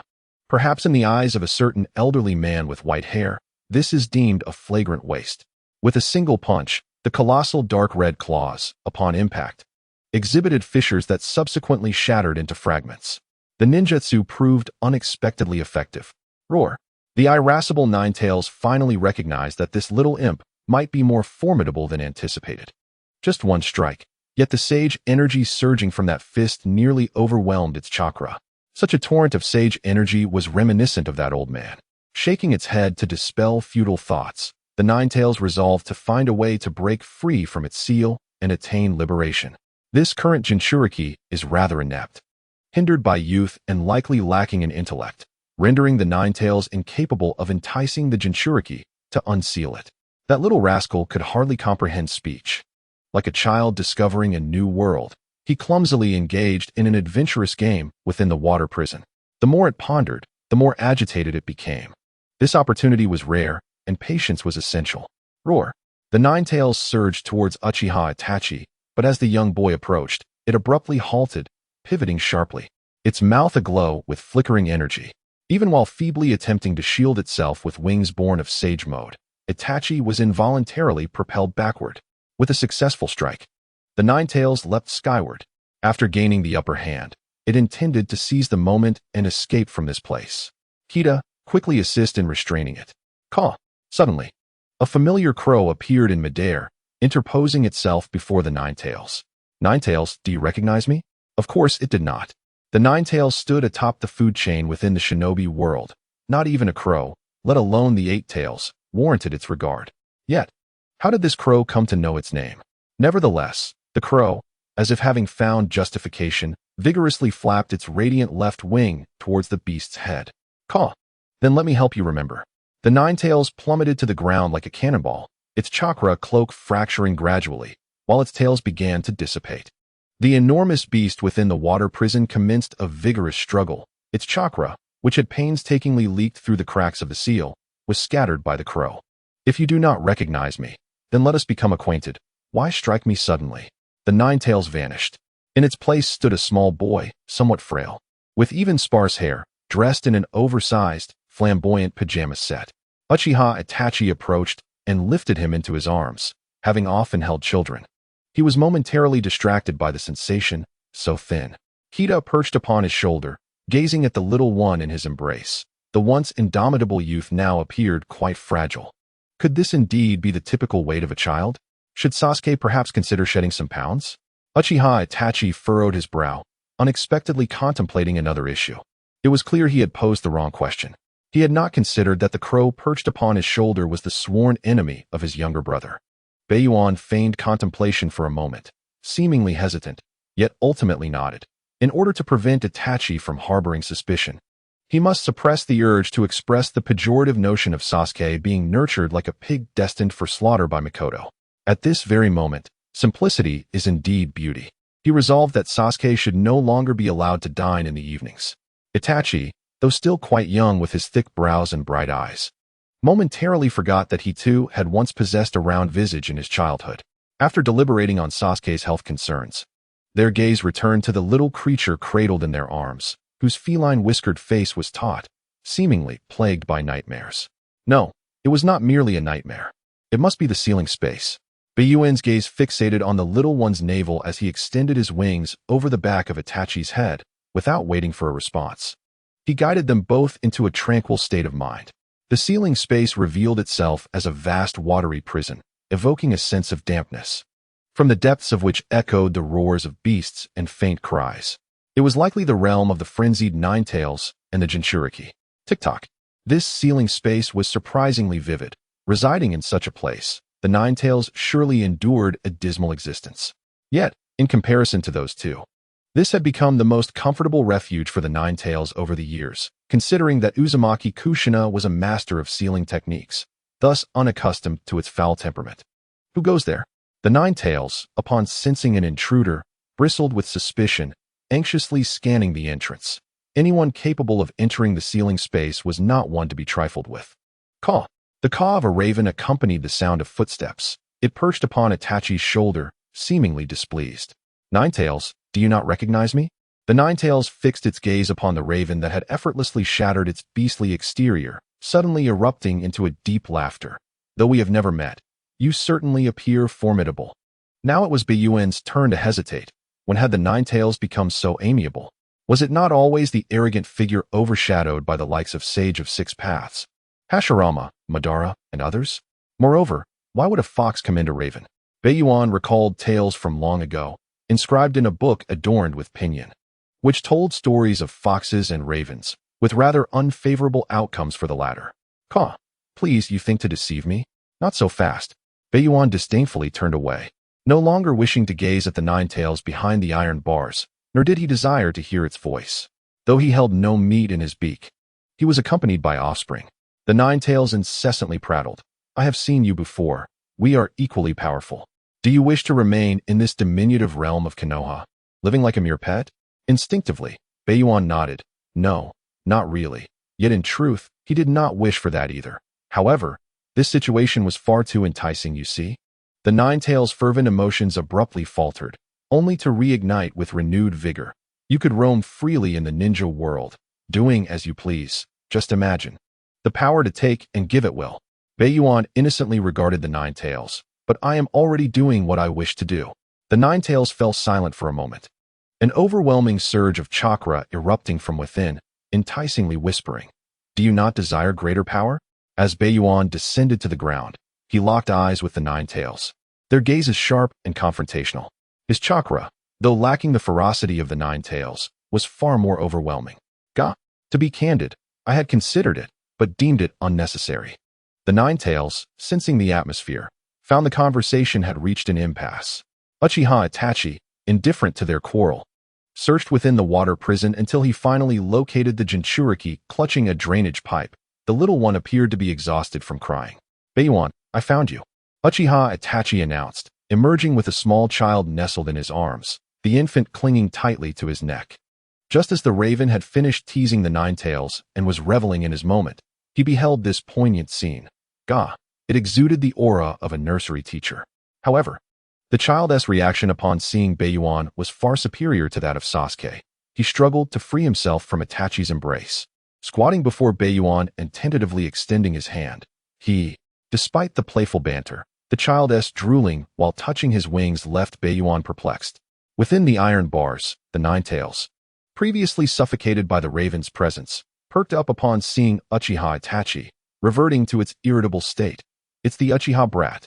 It had overheard the Leaf Ninjas shouting that this child was to control it with the Mangekyo Sharingan. Is there something you need? Itachi nodded earnestly, stating, I sincerely apologize for the actions of my clan's predecessors towards you. The Nine Tails, seeking an outlet for its pent-up frustration, was momentarily taken aback. Slowly reclining once more, you're not at all like them. You resemble that old man a bit. What? The sight of Itachi reminded the Nine Tails of an old acquaintance. Its gaze bore into Itachi. That old man must be your ancestor, right? Strictly speaking, the boy's strength differed greatly from that of the elder, yet in temperament and talent, he bore the closest resemblance to the old man among all his descendants. Were it not for the Nine Tails' knowledge that the elder's chakra would not reincarnate like his son's, it might have mistakenly identified this boy as the most akin to him of all his progeny. Is that so? How fortuitous. Uchiha Itachi, oblivious to the stature of the elder mentioned by the Nine Tails, paid it little mind. He bent down to lift the little one, gazing at the raven with drool pooling at the corners of his mouth, wiping the saliva from his lips. He then placed the raven back on his shoulder and softly inquired, Baiyuan, shall we depart? The raven glanced at the carefree Jinchuriki child, then turned its gaze towards the seal imprisoning the Nine Tails, its crimson eyes fixated on the spiraling button. What's wrong? Itachi followed its gaze towards the swirling knob. What is that? Ha ha ha. Can you no longer resist? The Nine Tails cackled wildly within its cage. Open it. It is a key that can grant you dominion over the world. Gah! Baiyuan shook his head, soaring to hover beside the button, channeling chakra into it. Fourth Hokage, do you not wish to meet? If we were to meet again, it would require a long wait. The chakra of the ninja world is truly a marvel. Some individuals possess the ability to reincarnate their chakra, while others can utilize it to persist in the world. Some are capable of bestowing their chakra upon others, and some can absorb the chakra of their peers. This fundamental energy, essential for ninjas, has been creatively manipulated by formidable beings. That fateful night, as the Nine Tails was being sealed, Minato Namikaze left the combined chakra of himself and his wife on the seal, hoping to one day reunite with their child. As they were deceased, their chakra was irreplaceable, rendering any manifestation a rare and precious opportunity, especially in a place abundant with chakra like the North. Under the hostile gaze of the Nine Tails, the North filled the seal's capacity with chakra. Should the Jinchuriki refrain from foolishly unsealing it, the Nine Tails could only erode the seal with its own chakra.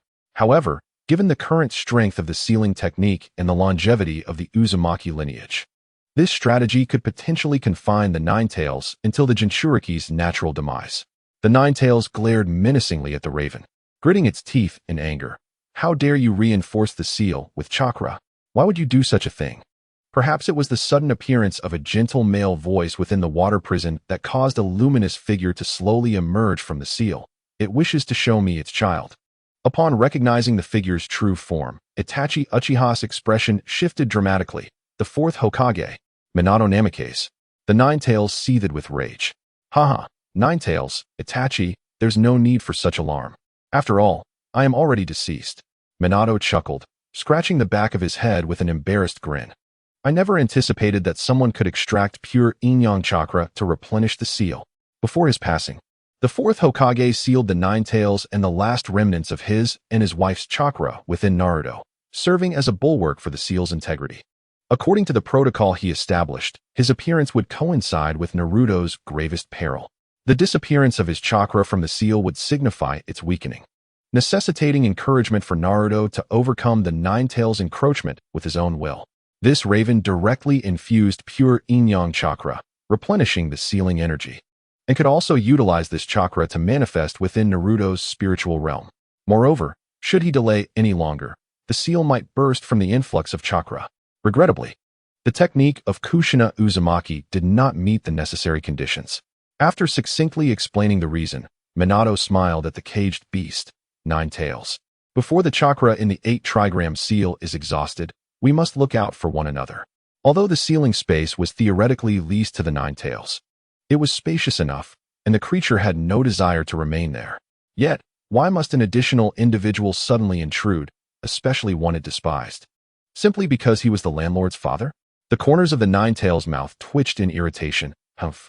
You are merely a chakra manifestation of Minato Namikaze, not even his soul. What significance does that hold? One must not dismiss it so lightly, Minato replied politely, despite the Nine Tails' harsh words. After all, I embody the will of a father at the time of his passing. The crow, indeed, has a penchant for meddling. The Nine Tails turned away, wishing to avoid its presence. The ever-polite Minato Namikaze increasingly became a source of annoyance. Though he spoke the language of humans, his actions bore no semblance to those of Kushina. After reaching an unspoken agreement with the Nine Tails, Minato directed his gaze towards Itachi Uchiha and the little one cradled in his arms. It was the second occasion for Minato to behold his child, a frail and diminutive figure that appeared quite pitiful, yet showed no signs of shyness as it reached out. Attempting to climb from Itachi's embrace to Minato's. Trembling, Minato accepted the child from Itachi. The cat-like whiskers on his face and his tousled blonde hair unmistakably signaling the child's lineage. Is this Naruto? The little one, giggling and bubbling in his father's hold, managed to utter a single phrase, eat. Has Naruto begun to speak? Minato stared in astonishment as drool trickled onto him. Has so much time truly passed? As his emotions began to settle, he sincerely thanked the crow before addressing the ninja adorned with the Uchiha headband. Is there a problem? A man named Obito Uchiha attempted to stealthily abduct the Jinchuriki of the Nine Tails while the village was unguarded. Itachi glanced at the little one, who was surreptitiously wiping drool on Minato's clothing, uncertain of the Jinchuriki's identity. Sensing Itachi's hesitation, Minato gently patted the child's hair and spoke softly. His name is Uzumaki Naruto, the child of Kushina and me. Is he truly the offspring of the fourth Hokage and Aunt Kushina? Itachi expressed surprise, catching a crow that had flown into his arms, continuing. Such matters are indeed unexpected. The identity of the Nine Tails Jinchuriki must remain a secret in the village. Furthermore, Naruto is still young. It would not bode well for him to learn of his true identity. Minato smiled, a hint of regret flickering in his eyes. I hope Naruto can enjoy a joyful childhood. It would be best if he does not feel inferior about his identity as he matures. Beiyuan mused internally, pondering that one should not carelessly set flags. It suspected that Minato's words might have been imbued with an ironic twist, as many events seemed to unfold in the opposite manner. When the future reanimated Minato earnestly urged Guy not to sacrifice himself, the legendary Might Guy emerged. You just mentioned Obito Uchiha? He is, in fact, my disciple. Minato furrowed his brows, yet I remain uncertain about what transpired with him. On the night of the Nine Tails rampage, he likely sought to conceal his identity. But the spatial time ninjutsu may have gone awry, resulting in him being injured and revealing his true nature. In my final moments, I lacked the time to relay warnings about the Nine Tails. You must be vigilant regarding his ninjutsu. Beiyuan thought to itself, having awakened Minato from his seal. It could only hold on to Naruto to prevent him from getting too close to its own offspring. Minato emerged from the confines of his seal, chattering away. Yet much of it was mere drivel. It was one thing to be lacking in naming prowess, but when discussing matters, it would be preferable to convey something of substance. Uchiha Itachi cast an awkward glance at the crow in his arms, which seemed to harbor some disdain for Minato, and felt compelled to state, we have already discerned the identity of Obito, and he has just made his escape. It is presumed that he has activated his Mangekyo Sharingan, and his ocular technique is likely related to space-time manipulation. You must exercise utmost caution. Minato had a multitude of questions swirling in his mind. Have you uncovered the reason behind Obito's transformation? That child was once so kind. And it must be linked to a girl named Rin. Itachi had already come to a firm conclusion in his heart. After the death of their closest kin, members of the Uchiha clan indeed undergo a profound change in temperament. Obito exemplified this trait, and the seemingly arbitrary awakening of his Mangekyo only served to cast doubt on his authenticity as an Uchiha. It is my failure for not having safeguarded them. After expressing his guilt regarding Obito, Minato gazed at the weary child before him and advised, "You should take Naruto outside. Remaining here for too long will drain his energy. And he is still too young." Their exchange was limited to this, as had it been Kushina, she might have been more concerned for her child and would have expressed admiration for Itachi's prodigious abilities. Nonetheless, Minato did not forget his own responsibilities. He lifted the child and placed him in Itachi's arms, adding, "By the way, who is looking after Naruto? He appears rather frail, perhaps due to the Uzumaki lineage. His appetite might be somewhat substantial." Bayuan sighed silently at Minato's words, thinking, "Why must you always undermine me? I finally had a chance to gain an advantage over Sasuke." The guardianship of Uzumaki Naruto had always been a perplexing dilemma. Given the sensitive nature of the child's identity, there were few trustworthy individuals willing to care for him, as most Umbu were solitary men and would likely remain so indefinitely. Moreover, many of Minato's old friends had perished, and even the children of his friends awaited someone to look after them. There was, however, one individual who knew Naruto's identity and was willing to adopt and genuinely care for him, Shimura Danzo, a significant figure within Konoha, who had publicly and privately expressed his willingness to adopt Naruto, promising to nurture him in the spirit of the will of fire. However, Sarutobi Hiruzen would never consent to this. Danzo was nothing short of a disruptor. The fourth Hokage did not leave behind his child for others to wield as a weapon. He had always sought to prevent the Jinchuriki from falling into Danzo's hands, thus refraining from allowing ordinary individuals or Konoha's orphanage to adopt Naruto. Currently, Naruto was in a state akin to being raised in the wild, with Hiruzen and his trusted Umbu, along with female medical ninjas from Konoha, rotating in their care for him. Once, it was Sarutobi Bawako who had taken care of the second Jinchuriki, Uzumaki Kushina, but she had perished during the Nine-Tails incident. A third Hokage without Bawako was incapable of truly caring for a child. On the other hand, there were the lingering repercussions of the Nine-Tails incident. There was a prevailing sentiment within the ninja world that Konoha had lost their tailed beast, were it not for Danzo's sudden assertiveness. Other great nations may have already initiated warfare and extortion against them. Sarutobi Hiruzen has been contemplating the moment when Naruto matures, deciding to no longer conceal the explosive nature of his Nine-Tails chakra and to temper such discussions. As fate would have it, the matter concerning Uchiha Obito arose tonight, leaving everyone bewildered as to how the two rogue ninjas discovered the identity of the Nine-Tails Jinchuriki and located Naruto. When Hiruzen approached Uchiha Itachi, he had just emerged from the ceiling space with the young boy, who had succumbed to a deep slumber. "Itachi, allow me to take him," Hiruzen said, taking Naruto into his arms and surveying Kakashi and the others. "Thank you for your efforts." At times, the third Hokage exhibited a certain delicacy, yet fundamentally, he was a somewhat rough ninja, having relied on his late wife to manage mundane affairs. The manner in which he held the child elicited a bemused reaction from Itachi, who couldn't help but notice that it resembled how a ninja might treat a captive on the battlefield rather than a tender embrace. "Itachi, you should not cradle a child in such a manner." Itachi gently nudged Naruto, liberating him from Hiruzen's grasp. "This is not how one should hold a child." "Oh, I must admit, I am rather ignorant in such matters. I have seen others hold children this way, and it hardly seems incorrect. After all, I distinctly recall Narashikaku holding his son in a similar fashion," Hiruzen replied, somewhat defensively. Nevertheless, he took Itachi's advice to heart and adjusted his hold. For Itachi was indeed the only one in Konoha who enjoyed being around children. Itachi, cradling a crow, remarked earnestly, "However, Naruto is quite young and rather frail. That is precisely why I believe you are ill-suited to raise a Jinchuriki." Shimura Danzo interjected disdainfully, stepping closer. "Leave him to me. I will ensure he is well cared for." Hiruzen chuckled lightly, suddenly piercing the air with a sharp retort.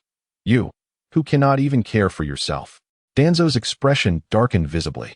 It was clear that their differing political views had escalated into personal attacks, a testament to their long-standing animosity that spanned nearly 50 years. Hiruzen's frustration eased slightly as he scanned the surrounding faces, ultimately resting his gaze on the silver-haired Kakashi. Kakashi, Itachi, please submit a mission report regarding tonight's events by tomorrow. Understood. Itachi responded, his tone brimming with determination. The child indeed seemed to radiate vitality. Kakashi, on the other hand, appeared somewhat listless. Following Obito's departure, his demeanor had noticeably shifted. While others might have crumbled under the weight of the night's complexities, enough to shatter one's spirit, Kakashi persevered, though it was a struggle. Fortunately, he was not alone. Might Guy rushed to his side, steadying the unsteady Kakashi. Kakashi, you are my eternal rival. Your youthful passion has yet to be fully ignited. You cannot falter at such a moment. I'm fine. Kakashi managed a faint smile, placing a hand on Guy's shoulder and gazing skyward. Perhaps I have simply grown accustomed to it. Accustomed to the departure of close friends and the treachery inherent among ninjas. What? Might Guy, oblivious as ever, viewed the night merely as another instance of a rogue ninja emerging in the village. Should he encounter Obito again, he would surely crush him. To him, matters were as simple as that. Occasionally, this bluntness of Guy's would evoke envy in Kakashi, who pondered less and felt no convoluted emotions. With unwavering resolve, he charged towards his goals, unfazed by the flowers and thorns along the way. As the crowd dispersed, the gathering thinned until only Uchiha Fugaku and his son remained. Pride evident upon his countenance. Truly my son. Fugaku patted his son's shoulder, proclaiming, even without relying on the Mangekyo Sharingan, you are capable of subduing a rampaging Jinchuriki. Dad. Itachi Uchiha softly nodded towards the slumbering Kitahara in his arms. Each time his father praised him, Kitahara would invariably emerge to dampen his spirits. Yet, the ability to swiftly vanquish a rampaging Jinchuriki was solely due to Kitahara's formidable strength. In the presence of family, Itachi's modesty prevailed. Haha, Itachi is already quite remarkable, Fugaku remarked, ruffling his son's hair. After all, you could have directly subdued him with the Mangekyo. The elder reflected. I have always believed my son would one day become the strongest ninja of the Uchiha clan. I simply did not anticipate this day would arrive so swiftly. Itachi, you are truly extraordinary. Fugaku refrained from revealing that before he possessed the Mangekyo Sharingan, it was Uchiha Shursui who held the greatest potential to awaken it. No one, not even Fugaku himself, foresaw that his son would accelerate past expectations, reaching the Mangekyo in less than 2 years. During his discussions with the third Hokage that evening, there was little in the way of concrete outcomes, only a tenuous agreement. Fugaku would continue to temper the volatile temperament of his clansmen. In exchange, Hiruzen Sarutobi assured that the higher-ups of Konoha would provide Itachi with a fair environment. His future achievements would depend solely on his own efforts. Considering he was still quite young, the third Hokage seemed to have unlocked a new avenue of understanding. He had discovered the appropriate approach to engage with Fugaku by acknowledging the future standing and accomplishments of Itachi Uchiha. While it may have sounded as though Fugaku sought to exploit clan matters for personal gain, in the grand scheme, if the young boy possessed no grand aspirations, he would inevitably inherit the position of clan leader. Gazing upon the hopes he had placed in his son, Fugaku softly declared, Itachi, starting tomorrow, you shall be eligible to attend the clan meeting at the South He Shrine. The frequency of Uchiha clan meetings was indeed remarkable. Whenever the members found themselves at leisure, they would convene, reminiscing about the clan's illustrious past, criticizing the higher-ups of Konoha, and proposing feasible suggestions for the revival of the Uchiha clan. The bizarre suggestions were tacitly understood to be impractical, destined for dismissal by the clan leader. However, if no one was willing to voice their thoughts, would they simply sit in silence together, cultivating their spirits? Itachi's awakening of the Mangekyo Sharingan was a monumental event that altered the course of clan history, necessitating a clan meeting. After all, one of the meeting's themes would be astonishing. The clan leader's son awakens his eyes at the age of 5, overturning history. How can one observe the true rise of the Uchiha clan in the future? There was yet another tragic event, namely when Uchiha Itachi saved Inuzuka Hana. The theme of the clan meeting that night was how can the Konoha police force better serve our clansmen? The current clan leader of the Uchiha spent that entire night in restless contemplation. He had no desire for a department that could easily offend others. The clansmen had essentially transformed the Konoha police force into a private militia for the clan. Although this was indeed the reality, openly promoting such notions seemed rather inappropriate. The themes and reasons for convening these clan meetings, if one were to forcefully rationalize them, could still barely hold water. Was it truly necessary to hold a clan meeting to discuss matters such as a spring outing? The Uchiha clan convenes far too often, even within Konoha. There are jokes about why Uchiha ninjas seldom appear in the village. This is because they are busy holding clan meetings at the Southie Shrine. A number of clansmen take pride in this, and Fugaku has come to discover several beautiful sights in Konoha through these gatherings. However, it is unavoidable, outside of wartime. Konoha ninjas are prohibited from leaving the village, lest they be treated as traitors. Yet other ninjas can still undertake missions away from the village. After graduating from the Uchiha Ninja Academy, clan ninjas, under the guidance of a jonin, accumulate experience. Once they are promoted to chunin, they are unlikely to enter the Umbu. Thus, the latter half of their lives is spent languishing within the Konoha police force.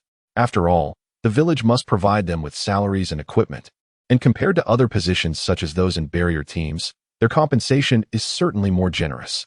Hey, Kawana, let us gather after the clan meeting. I'd rather not. My mother is getting old, and with winter upon us, I worry about her being alone at home. Come on, let us have a drink. We won't be out too late. A group of people gathered closely, playfully linking arms. Let us consider it a celebration for Itachi awakening his Mangekyo Sharingan. Uchiha Shisui, observing from the sidelines, thought, this reasoning is dubious, yet the real issue is that Kawana, the clansman, actually agreed to it. This clan is bound to meet its downfall. Due to Shisui's youth, despite his formidable strength, no one invited him to partake in the revelries. Of course, some Uchihas looked disdainfully at this group of aimless clansmen. Not every Uchiha yearns for power and influence. Some live life with remarkable openness. As Uchiha Fugaku arrived, the noise gradually subsided. The clan meeting was about to commence, and some clansmen had already begun preparing their speeches. After Fugaku sat down, he gestured towards the entrance. Itachi, come in. The young boy entered the dimly lit chamber of the clan meeting, clutching a jet-black crow, his face betraying a hint of nervousness. This place held great significance for the Uchiha clan. Young children yearned to step into the Southie Shrine, aspiring to be participants in the clan's growth and development.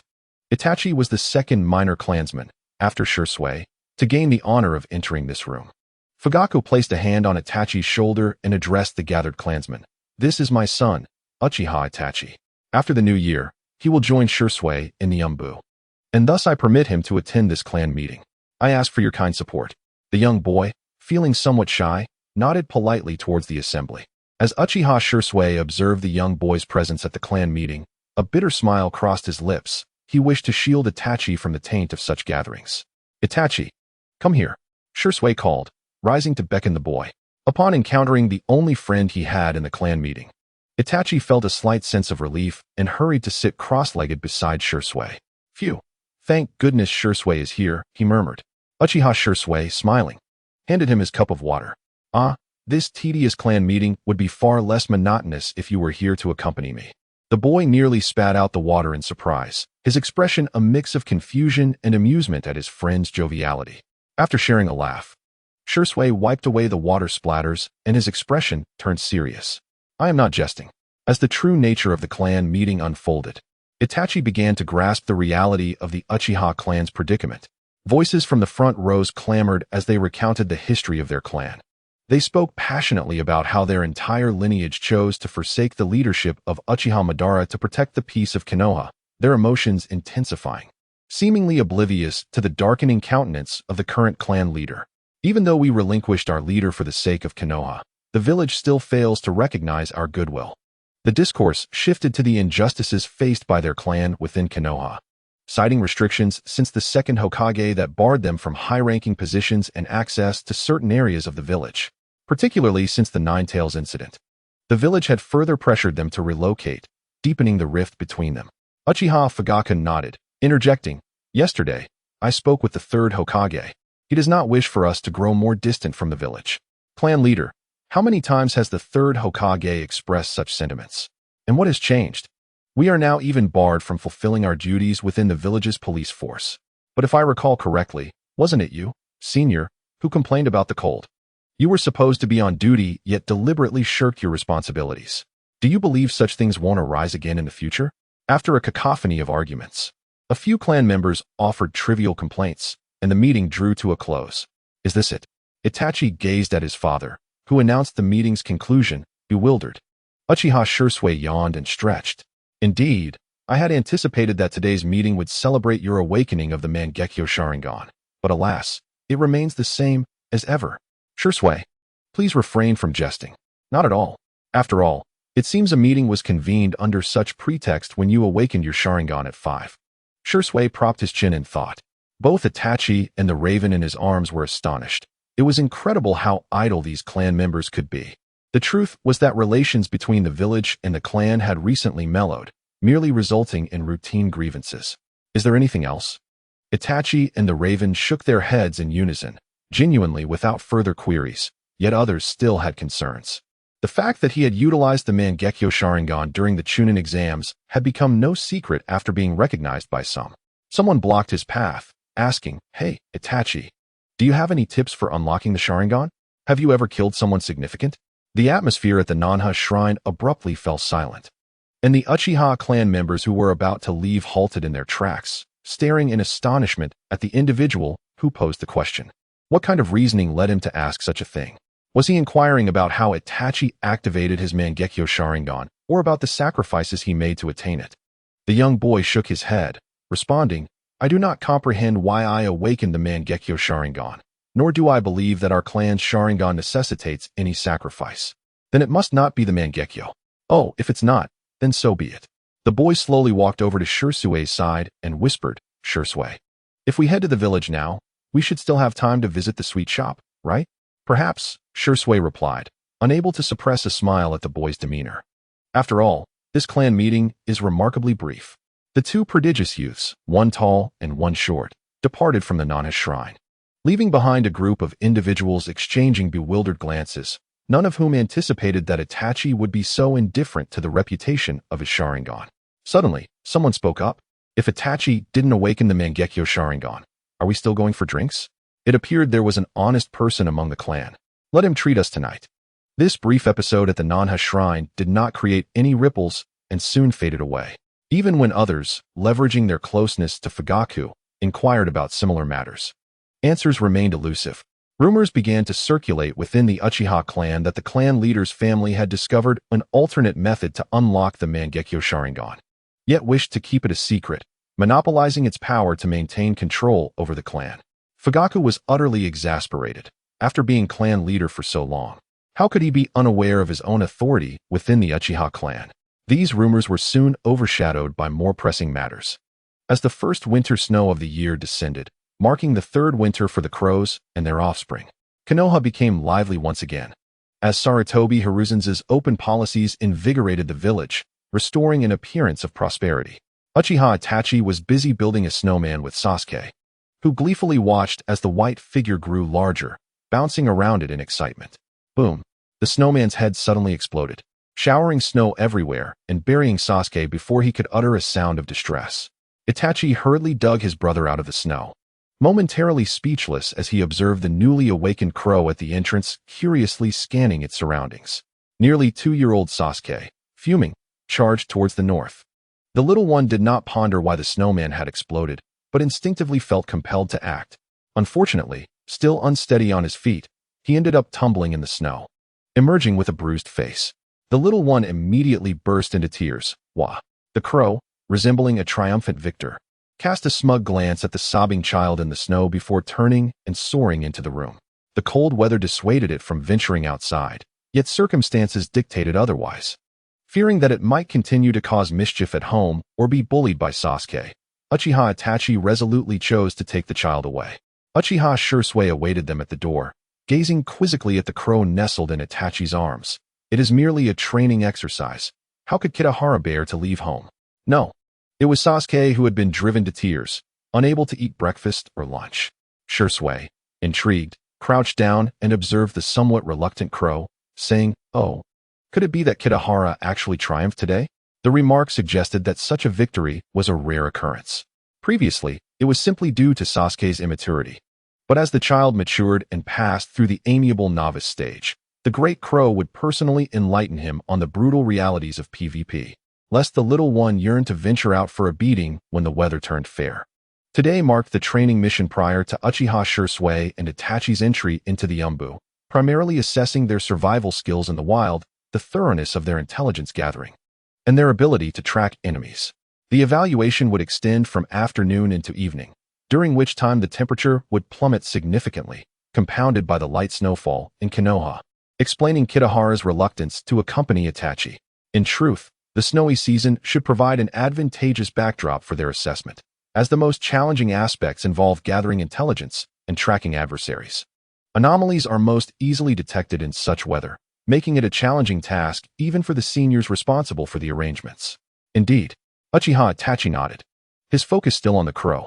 Kitahara, please do not be upset. Shisui and I will strive to finish early, and then we can return home. The little one nonchalantly nodded, climbing from Itachi's embrace to rummage through his small backpack. The Umbu instructor overseeing the exercise was none other than Kakashi Hitaki. Since Shisui and Itachi would be assigned to his command upon their entry into the Umbu, he seized the opportunity to evaluate their abilities. Ever since the revelation of Uchiha Obito's identity, Kakashi's life appeared unchanged, yet subtle transformations were evident to those observant enough to notice. His visits to the memorial stone had become increasingly frequent, and he often paid visits to Naruto at the home of Sarutobi Hiruzen. Ultimately, the third Hokage chose to suppress the truth behind Uchiha Obito's invasion. Both the Uchiha clan and Kakashi received orders of silence. After all, such a rare user of the Flying Thunder God technique was known to only a handful, and Obito's identity was markedly different. The recent defection of Orochimaru, a disciple of the third Hokage, alongside the theft of the village's tailed beasts by Obito, posed a significant threat to the Hokage's authority. Furthermore, the emergence of a rogue Sharingan user within the Uchiha clan would only exacerbate the rift between them and the village, a reality they all wished to avoid. Thus, Uchiha Obito became their closely guarded secret, entrusted to Kakashi and the Uchiha clan for resolution, with the likelihood of it ultimately resting on the shoulders of Shisui and Itachi. Although today seemed merely a formality, Kakashi habitually stated, even if you are deemed unqualified, you will still enter the Umbu, albeit after undergoing a brief training period. Itachi Uchiha replied, though you said the same during the last Chunin exam, I shall not be swayed this time. The mission for Uchiha Shisui and Itachi was clear: track the trail until reaching the enemy's destination. The assessment time frame was from this moment until tomorrow afternoon. As Kakashi's words faded, a crow's caw echoed through the air. Caw. Kitabayashi's head emerged from the backpack, questioning, didn't we say we'd return by nightfall? This implied they would have to endure the frigid night outdoors. Kakashi regarded the crow's crimson eyes, calmly closing his notebook. There are no prohibitions for this Umbu comprehensive assessment. Kakashi, who relished meddling in affairs and gravitating towards perilous situations, had become the mentor of two exceptional ninjas. One must understand that instructors of formidable figures in the ninja world often meet unfortunate fates. More impressively, he dared to engage in battles against the boss before the protagonist's appearance, showcasing remarkable audacity. Yet, his longevity stemmed from a keen awareness of when to be reckless and when to act with discretion. After delineating the rules, Kakashi vanished before them. The Umbu initiation exercise was far from the simplicity he suggested. It required elite Umbu members to meticulously arrange traces of both correct and erroneous paths. If the newcomers misjudged, they could easily be misled in the wrong direction. The number of traces was dismally scant, compelling Shisui and Itachi to decipher them to discover the true endpoint. Fortunately, the traces left in the snowy weather were predominantly conspicuous. It seemed fortune favored them. Upon entering the starting point, Uchiha Shisui observed a complex array of footprints in the snow, treading carefully. Some of these prints were intentionally left behind, their weights seemingly uniform. It appears our predecessors were not particularly amiable. Is it exceedingly difficult?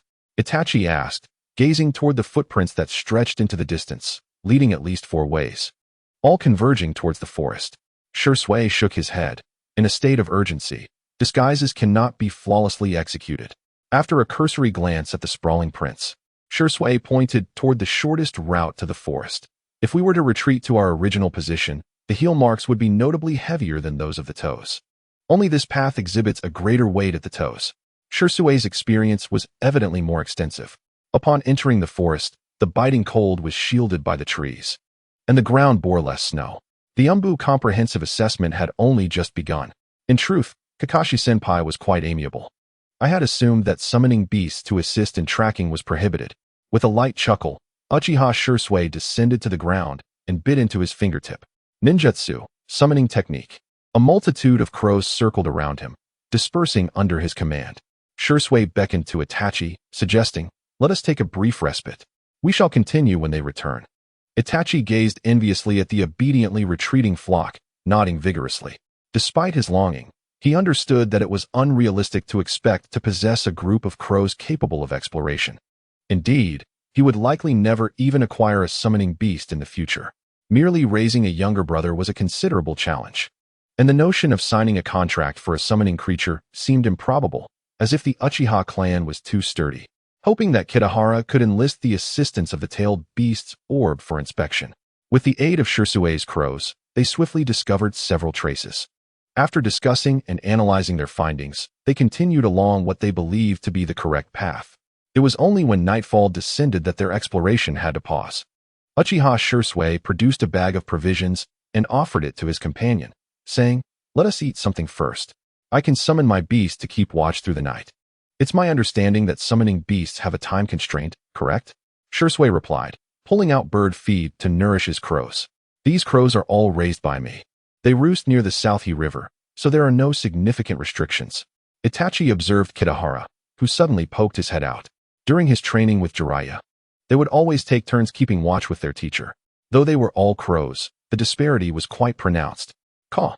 Kitahara looked perplexed at the young one, pondering what it would consume for dinner. Indeed, Itachi still had to prepare dinner for the picky Kitahara. "Is this what you wish to eat?"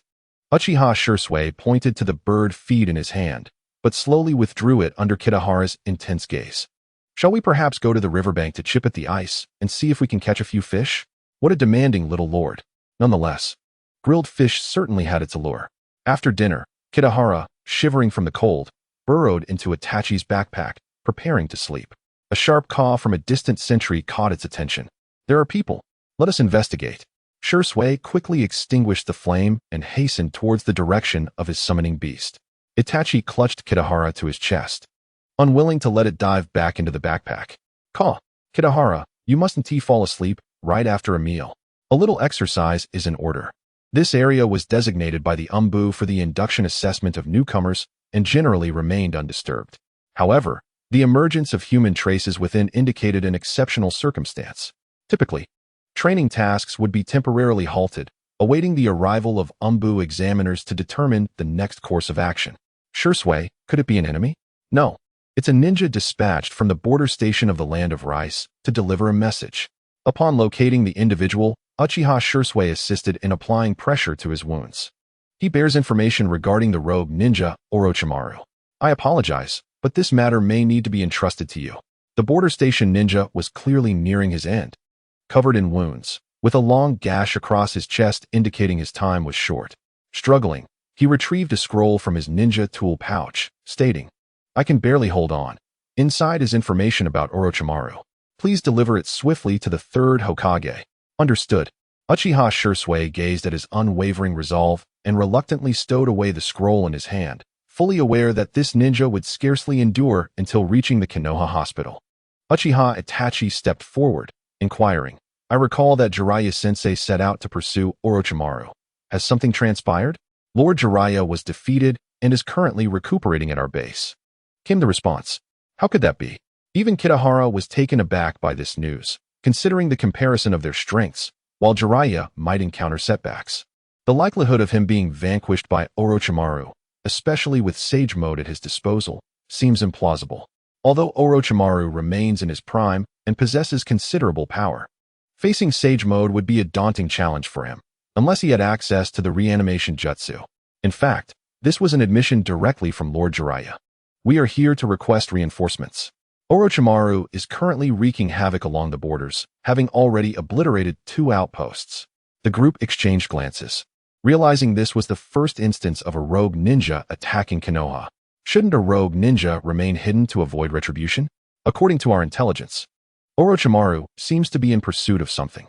The messenger ninja could no longer hold on, having nearly reached his limits and disclosed all the information he possessed.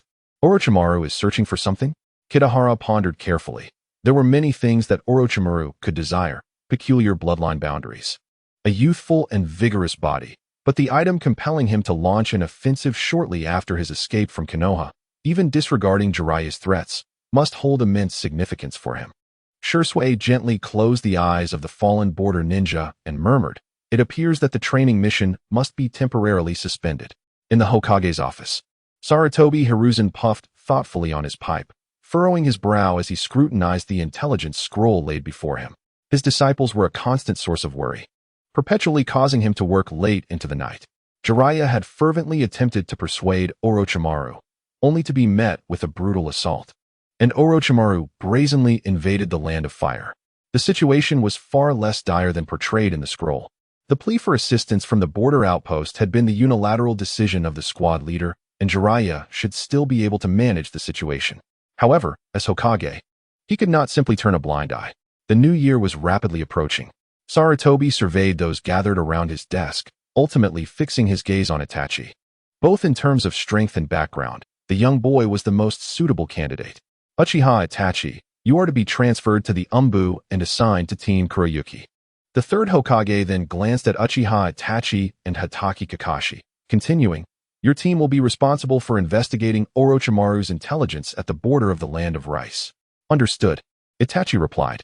By the way, which team is Kuroyuki? He lowered his head, intending to inquire about the identity of the Kuroyuki senior during his Umbu reporting. It sounded like it might be a female, and he hoped she would be easy to get along with. Very well, you may go prepare. Sarutobi paused before adding, Shursui, please stay for a moment. Yes. After exiting the Hokage's office, the air turned suddenly cold. Kakashi exhaled into his hands, saying, let us go. I'll take you to report to the Umbu. The office of the Umbu is not far from the Hokage building, as it is one of the more sought-after departments in Konoha, offering substantial monthly salaries and provided equipment. Kakashi led the young boy to the logistics department to collect a set of standard ninja tools and protective gear. Here, this is your equipment. The protective gear might be a bit large, he remarked. At Itachi's tender age, it was unusual. Other ninjas, even in wartime, would just be graduating from the ninja academy. Yet this young boy had already entered the Umbu. Thank you. Itachi Uchiha nodded, promptly donning his gear. Kakashi-senpai, have you ever met Captain Kuroyuki? As mentioned by the third Hokage, in the course of Umbu missions, members could only refer to each other by their Umbu code names. Kakashi, with his characteristic deadpan expression, replied, my code name in the Umbu is Kuroyuki. But senpai, you don't fit that title at all. It seemed that Uchiha Itachi could sense Kakashi's demeanor. Kakashi shrugged nonchalantly. You might want to register a code name that has nothing to do with you at all. The Umbu system is quite rigorous, and confidentiality is paramount. Each member harbors a degree of darkness, yet Kakashi genuinely felt that his new teammate was a tad too bright. There was a conflict when Uchiha Itachi and his Raven were registering code names. No matter how you look at it, being a little brother's fan is going too far. The young boy patiently squatted before the Raven, explaining, Kitahara, I'll be laughed at by my seniors. Caw. Kitahara tilted its head. What is giant pillbug supposed to mean? Caw. Suddenly, Kitahara conceived a brand new code name that would certainly not lead anyone to suspect Uchiha Itachi. Itachi covered his face, exclaiming, it's either about being a little brother's fan or an older brother's fan. Can't you think of a normal code name? Caw. The Raven's crimson eyes appeared puzzled, regarding him with confusion. Isn't the abnormality always you and Sasuke? In truth, Umbu code names are not of paramount importance. Kakashi felt that if his teammate's code name were something like Brother Complex or Little Brother Complex, it would be quite an eyesore. Kakashi stepped forward and continued, after all, once you're out on a mission for a while, people will still manage to deduce your identity. Just like my code name is Kuroyuki. Yet hardly anyone calls me that. His identity was far too obvious, whether it was his signature Chidori or that distinct white hair. It made little difference whether he donned a disguise or not, as most of his missions ultimately involved silencing the enemy. Hurry up. Once you're registered, go home and rest well. Kakashi noticed Kitahara's eyes gradually brighten. If Itachi were to work closely with him on missions, they would likely encounter this Raven that had once subdued a rampaging Jinchuriki frequently. Suddenly, the white-haired ninja changed the subject. What do you think of the code name Oniai-chan? Uchiha Itachi retorted. That code name is even more embarrassing. At least with that name, no one would think of you. Kakashi explained earnestly. Oni-chan typically refers to a true man and is, in fact, a term with mixed connotations, often used in jest. In simple terms, Oni-chan implies a big shot. However, if someone were to mention the term brotherly affection in your presence, you could readily respond with a fist. This phrase carries far more irony than genuine significance. Kitahara nodded in acknowledgement. Indeed, Kakashi truly exemplifies the art of sophisticated sarcasm. Even the crow was persuaded by his words.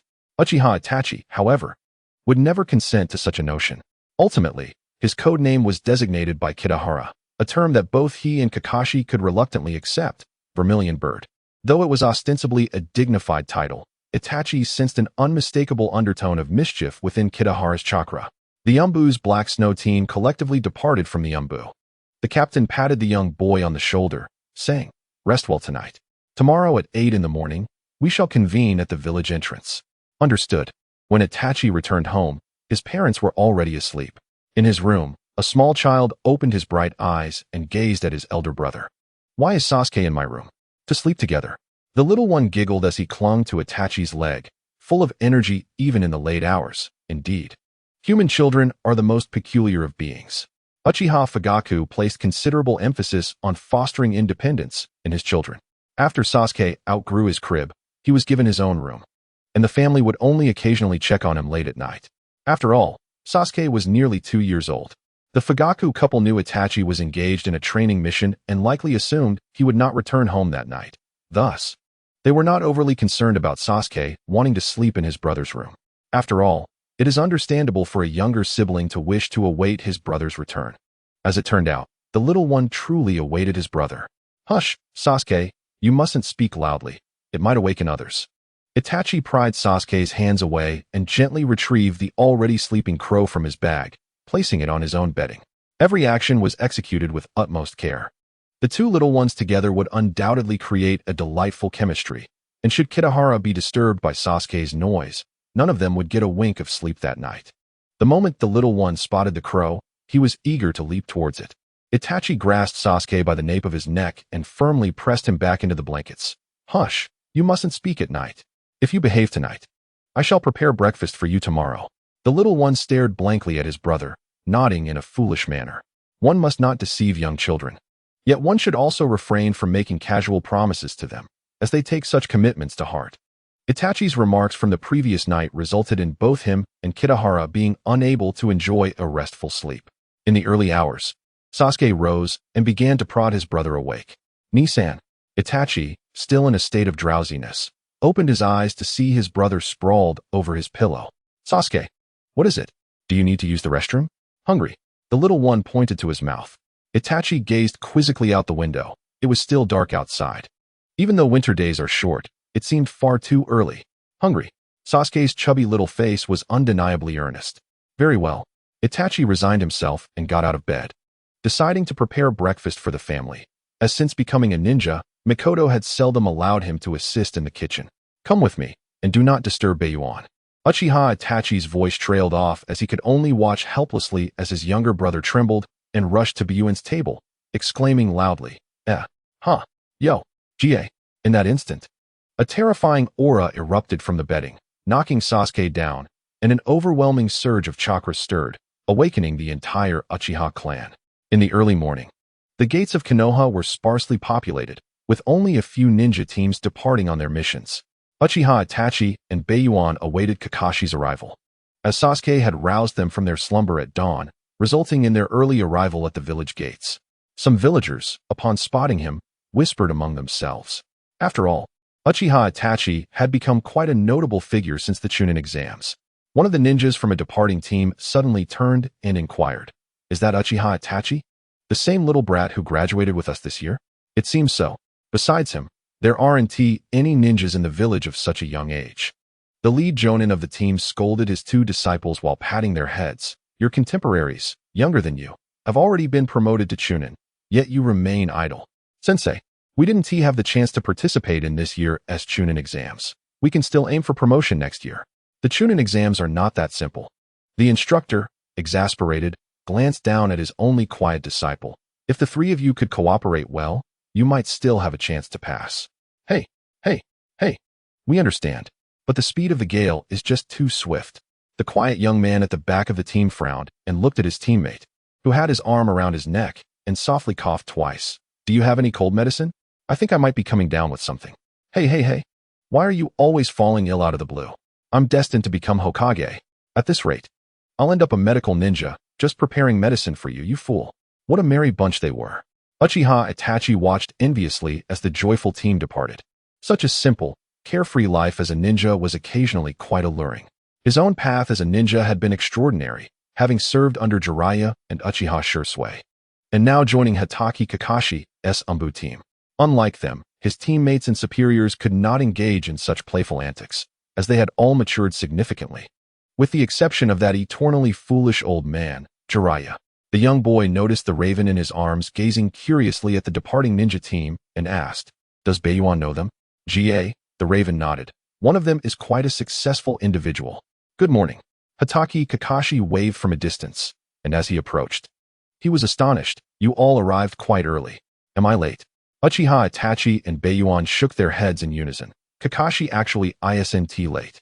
Unbeknownst to them, Kakashi had gradually shed many of his bad habits, still with much to accomplish, and was slowly transforming into the once revered prodigy that all of his peers looked up to.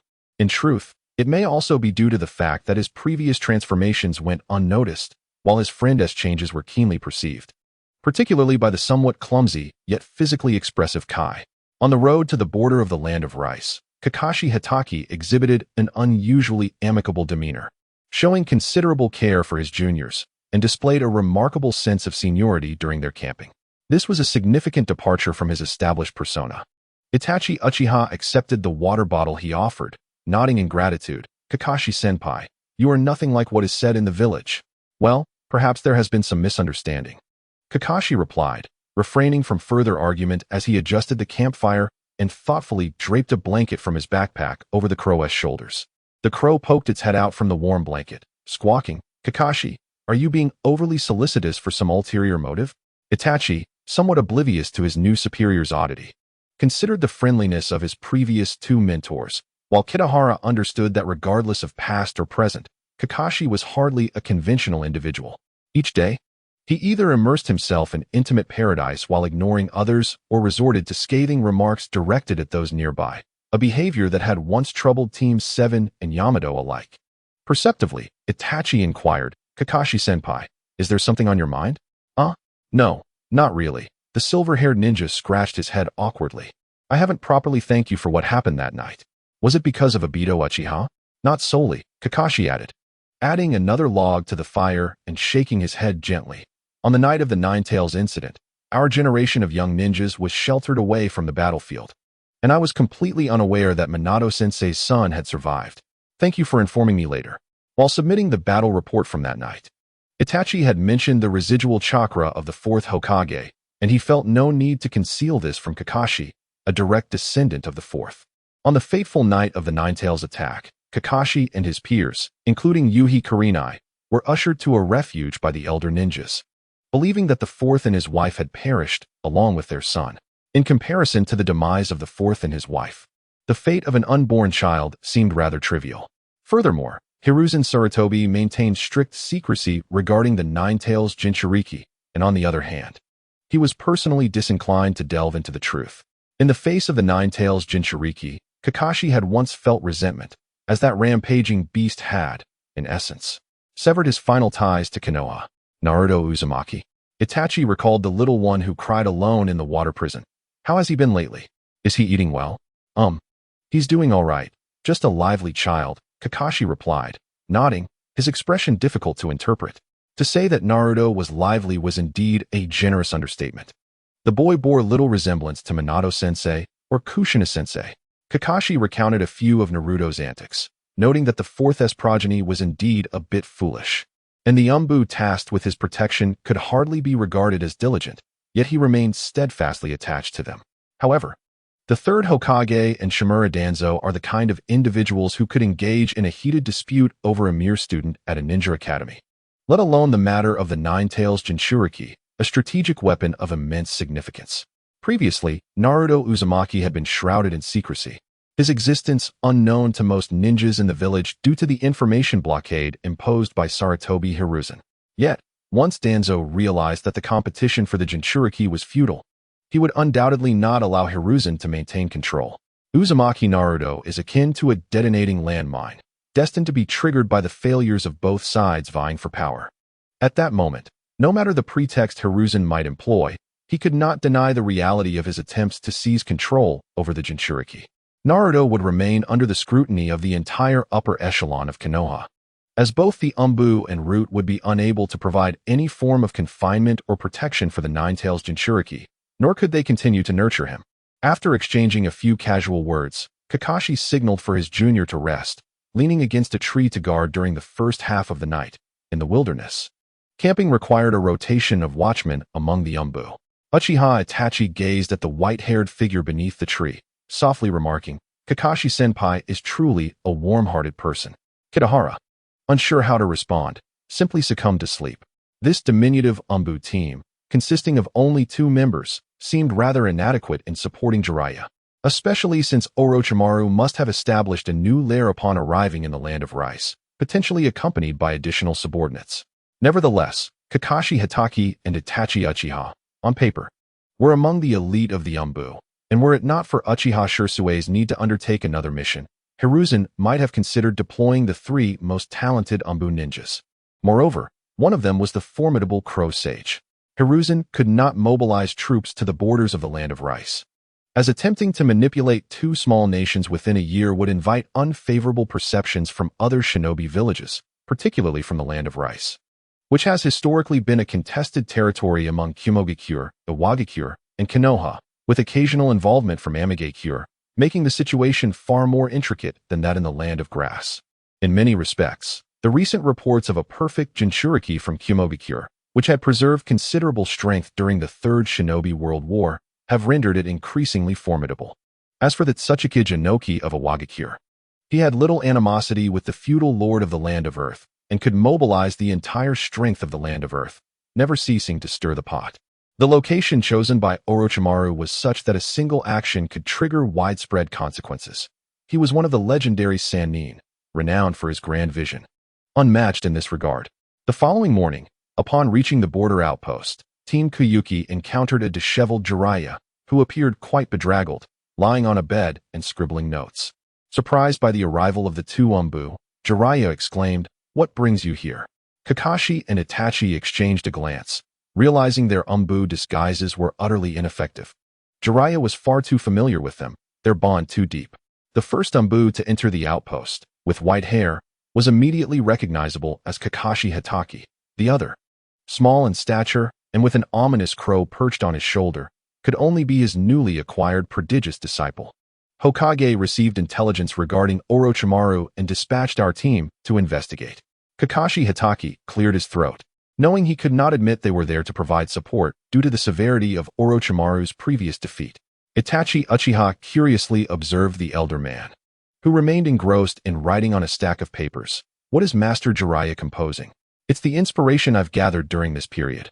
I thought I would organize it now," Jiraiya replied, placing his nearly completed work beside him. "Ah, just in time. Could you do me a favor?" He retrieved a summoning scroll from his ninja tool pouch and handed it to Kakashi. "Please deliver this back to the village." Taken aback by such a request, Kakashi rolled his eyes in exasperation. "Master Jiraiya, we have only just arrived. Do not treat the Umbu like mere messengers. Isn't it all essentially the same? Inside is all the intelligence on Orochimaru. Doesn't that mean you have no mission?" Jiraiya chuckled innocently, appearing to be quite considerate of the 2. Itachi shook his head.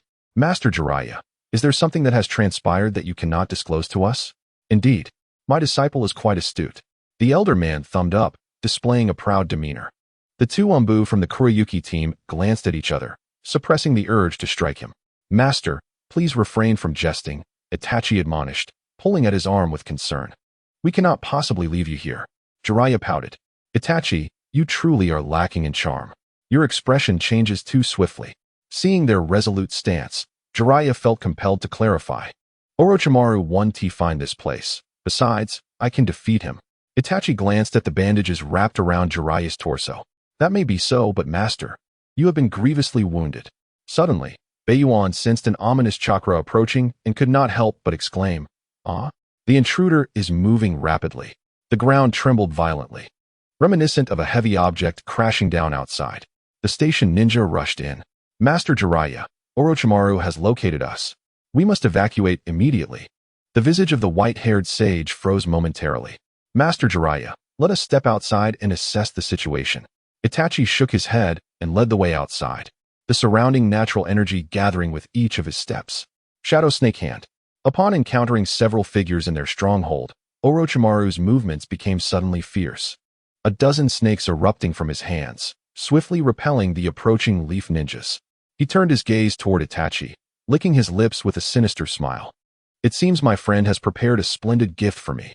To his surprise, he encountered the wielder of the Mangekyo Sharingan. Orochimaru's expression grew increasingly fervent. "Itachi Uchiha, join me." "What Mangekyo?" Jiraiya, belatedly realizing the implications, looked toward his disciple, unaware that news of Itachi's awakening of the Mangekyo Sharingan had long since spread throughout the village. "Jiraiya, I knew you would not yield so easily." Orochimaru licked his lips and suddenly formed a series of hand seals. Ninjutsu. Summoning technique. Those who anticipated the arrival of the myriad serpents anxiously looked around, only to witness a coffin emerging from the ground. Was this a prelude to his own burial before launching an attack on others? Kakashi, with one eye exposed, gazed in astonishment at the scene, surprised by this unexpected twist. Itachi Uchiha shook his head, exclaiming, "No? There is an intense chakra emanating from within." Orochimaru paid no heed to the two figures that had appeared. His gaze locked intently on Jiraiya. "Last time, I defeated you using the One-Tails Jinchuriki from Sunagakure. I did not expect you to summon the Mangekyo Sharingan capable of controlling tailed beasts." Orochimaru tapped the coffin beside him, adding, "I am equally curious to see if the reincarnator can indeed be controlled by the Mangekyo." As the lid of the coffin was lifted, it revealed a frail, bald old man. Kakashi gazed in shock at the figure emerging from the coffin. "That person is the former One-Tails Jinchuriki, Shikaku, from Sunagakure." Jiraiya nodded solemnly. Initially, many speculated that Orochimaru was fleeing in a panic from the southwestern direction of the Land of Fire. But who would have thought that his true objective was the Land of Wind? This first reunion between Jiraiya and Orochimaru after their defection revealed that he had indeed returned to the base from the direction of the Land of Wind and the Land of Rivers. Unfortunately, the ferocity of the Crow Sage's tailed beast bomb had rendered the entire base irreparable, even uninhabitable. Orochimaru's singular gain was the corpse of the former One-Tails Jinchuriki. The old monk spoke softly, a hint of lifelessness in his voice.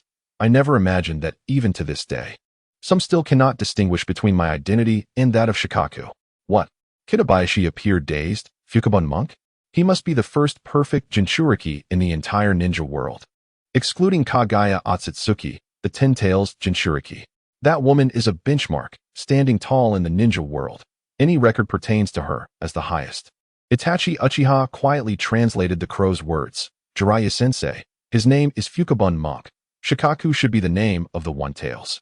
The young monk chuckled slightly, engaging the boy in conversation. "However, being a monk is my profession." "But aren't you supposed to be dead?"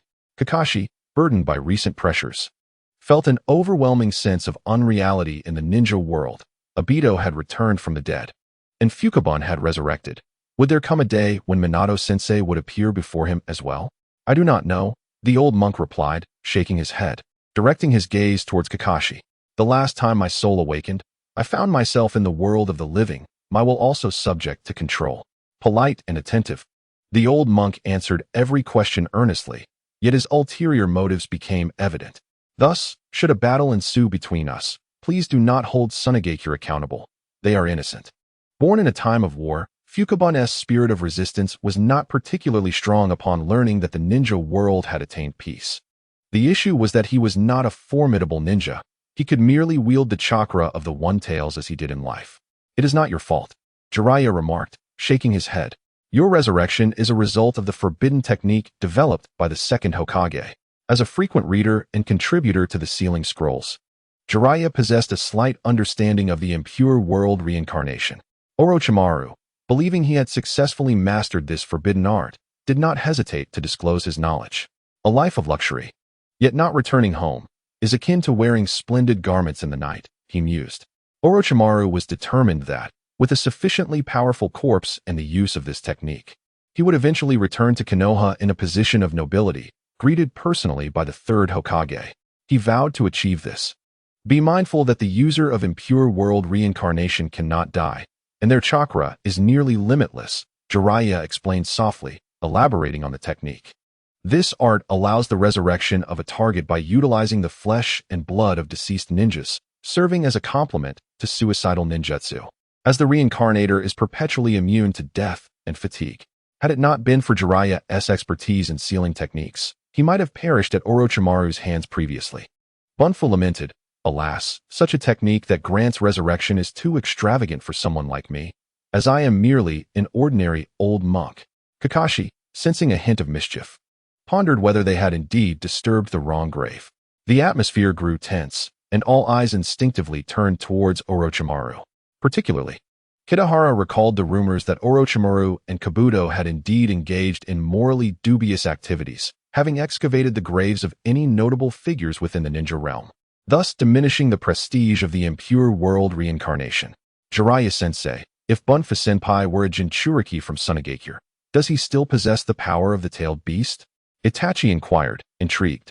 He had experienced the might of a Jinchuriki, yet it was evident that an impure world reincarnation Jinchuriki held superior strength, being immortal and indestructible.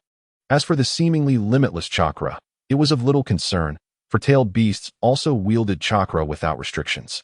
This should not be the case, Jiraiya nodded. Yet, inexplicably, Orochimaru has managed to restore Bunfu's access to the chakra of the One Tail. It must be due to that teapot containing Shikaku's chakra. Bunfu divulged information without reservation. Before I perished, Shikaku left a portion of its chakra to accompany me. Orochimaru's expression darkened as he unsealed a scroll, revealing a teapot the size of a human head, filled with an astonishing quantity of chakra. Was it not exhausted during the last use? The old monk reminisced. I never anticipated that the village would indeed bury it alongside me. You've mentioned this before, Orochimaru remarked, his face grim as he opened the teapot and poured forth a stream of yellow sand. The sand flowed languidly, entwining around Bunfu's feet and gradually merging into his body. Kitahara couldn't suppress a shiver. The words carried an eerie undertone. Kakashi continued to jest. Without this artifact, perhaps he truly has disturbed the wrong grave. I wonder whose grave he initially sought. Orochimaru momentarily found himself at a loss for words, as he sought the remains of the past wind shadows and other formidable warriors. Fortuitously, the grave of Fubuki stood alone, distinct from the cluster of tombs. The grave in Konoha, which was not part of the hero's cemetery, belonged to the illustrious Tsukumo Hatake, whose prowess was well known to Orochimaru, having witnessed it firsthand. The solitary grave of Fubuki was serendipitously uncovered by him, and adhering to the principle of leaving no stone unturned. Orochimaru absconded with Fubuki's remains, along with the accompanying burial items bestowed by Shikaku. The inquiry into whether a Jinchuriki could still wield the tailed beast's power post-Earth rebirth was a subject ripe for exploration. Being both a genius and diligent, Orochimaru swiftly discerned that utilizing the tailed beast's chakra could restore the Jinchuriki's strength. What a twisted fate indeed, the old monk muttered incessantly, watching as the yellow sand gradually enveloped his body, forming the exterior of the tailed beast. With an icy demeanor, Orochimaru thrust a shuriken inscribed with seals into the back of Fubuki's head, exclaiming, "At your age, must you still prattle on?" The formidable presence of Shikaku re-emerged. Meanwhile, the controller of the Earth Rebirth technique swiftly formed hand seals and declared, "Ninjutsu, summoning technique." The colossal form of Manda manifested explosively, launching skyward and casting its enormous serpentine gaze upon Jiraiya and his companions, remarking, "Such a meager offering is hardly sufficient." The battlefield fell into a momentary silence as Manda, before dissipating from the summoning, left behind an awkward farewell. The old hag from the Dragon Cave sends her regards. Ga. Kitahara appeared somewhat disheveled in the biting wind. Manda transformed into smoke, leaving behind the awkward assemblage of onlookers, exchanging glances at Orochimaru, as if to say, "Your summoning beast is quite the coward." Orochimaru's expression darkened, particularly with the elaborate makeup accentuating his features, that timid Manda. It was indeed understandable, as the serpent had been frightened by the tailed beast from Kitahara. And upon learning of this, the white snake sage from the dragon cave casually mentioned, that crow is a creature more powerful than the three great sages. If it were capable of absorbing natural energy and manifesting Senjutsu chakra, it could undoubtedly become a sage of legendary stature. Upon first encountering the crow, Manda felt an overwhelming power that surpassed even that of the white snake sage. Being a cold-blooded creature, it was acutely aware of impending danger. As for the summoned creature's master, the foremost biologist in the ninja world had become somewhat inflated in ego since mastering the Earth rebirth. Jiraiya, steadfast and composed, maintained a dominating presence while earnestly urging Orochimaru to reconsider his obstinacy. In response, Orochimaru unleashed an assault from the Earth rebirth. Wind release, vacuum sphere. Fubuki, in his resurrected form, expelled 3 energy orbs, fearing they might not obliterate his adversaries. Ga, a tailed beast bomb rapidly coalesced and shot towards Fubuki, piercing through the monk's energy orbs and ultimately obliterating his Earth rebirth form. Kakashi Hitaki stared in astonishment, dumbfounded as he gazed at the crow perched on his teammate's shoulder. Is that a tailed beast bomb? It should be, Itachi Uchiha replied uncertainly, having never encountered a genuine tailed beast bomb before. Stay focused. The Earth rebirth cannot be killed. Jiraiya cautioned them against losing focus during battle. Observing the dust in the air coalesce once more, the old monk's benevolent smile tinged with resignation. He too was a victim. Itachi, you distract the reanimated Fukusuke. Kakashi, join me in attacking Orochimaru, who manipulates him from behind. Yet, Jiraiya-sensei, your injury. Itachi gazed with concern at the bandages adorning the old man's chest. This injury is but a trifle, Jiraiya replied, blood frothing at the corner of his mouth. Kakashi and Itachi's foreheads throbbed, clearly realizing that they could not rely on Jiraiya's assistance any longer. Kakashi cast a hopeful glance towards the raven perched on Itachi's shoulder. Akin to a helpless orphan seeking aid, a bird seemed more dependable. Suddenly, another tailed beast bomb shattered Fukusuke. The old monk scarcely had time to utter a word before he was reduced to mere fragments of despair. Witnessing this, Kakashi promptly devised a strategy, a direct assault on Orochimaru. Indeed, the young boy had amassed sufficient natural energy, and his dark wings unfurled dramatically. Sage mode, activate. Sage art, great fireball technique. As he passed the reanimated old monk, Itachi unleashed a colossal fireball, the explosion scattering the monk's partially reformed body once more. Orochimaru was compelled to confront a pressing issue. If the reanimated ninja were too weak, they might fail to cause any trouble at all. Perhaps they would eventually become mere dreamers, and he was not in the business of charity. Very well, I shall send you off to the heavens. Orochimaru dispelled the reanimation technique and retrieved another corpse, intent on meticulously controlling his trump card. Meanwhile, the old monk bowed his head, watching as his spirit gradually ascended. A fleeting sensation of liberation washing over him.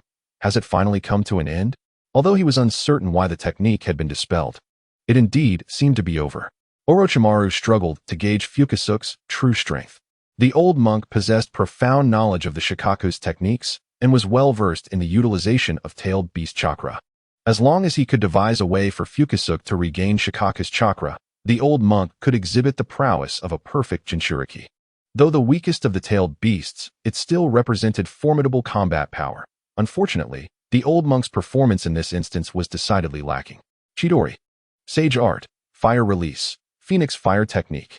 Kakashi and the young boy charged towards Orochimaru from either side, the sounds of birdsong piercingly shrill.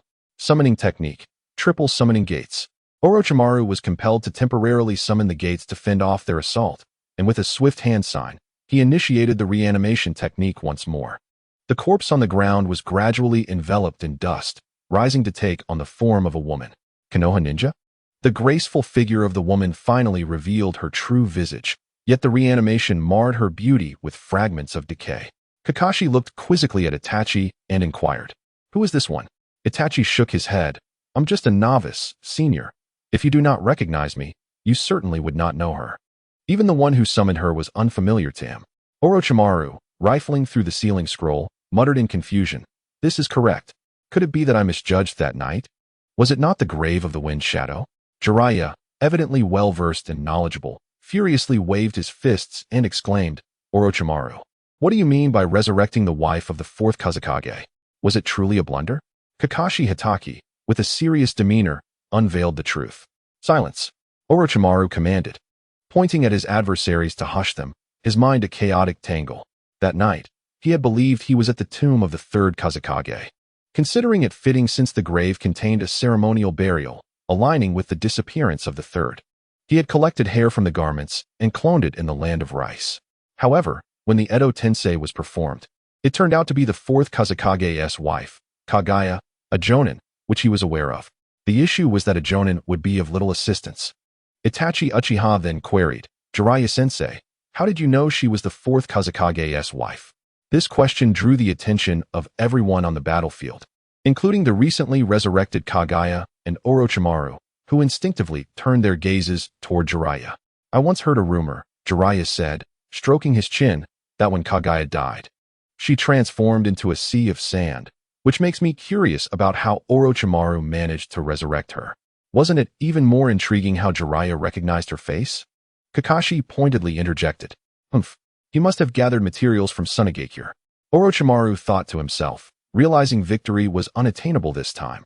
He had indeed made a significant blunder, especially in front of Jiraiya, which was quite embarrassing.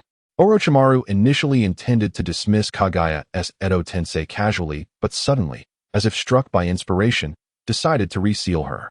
The complex emotions of humanity can occasionally prove useful, provided they are handled adeptly.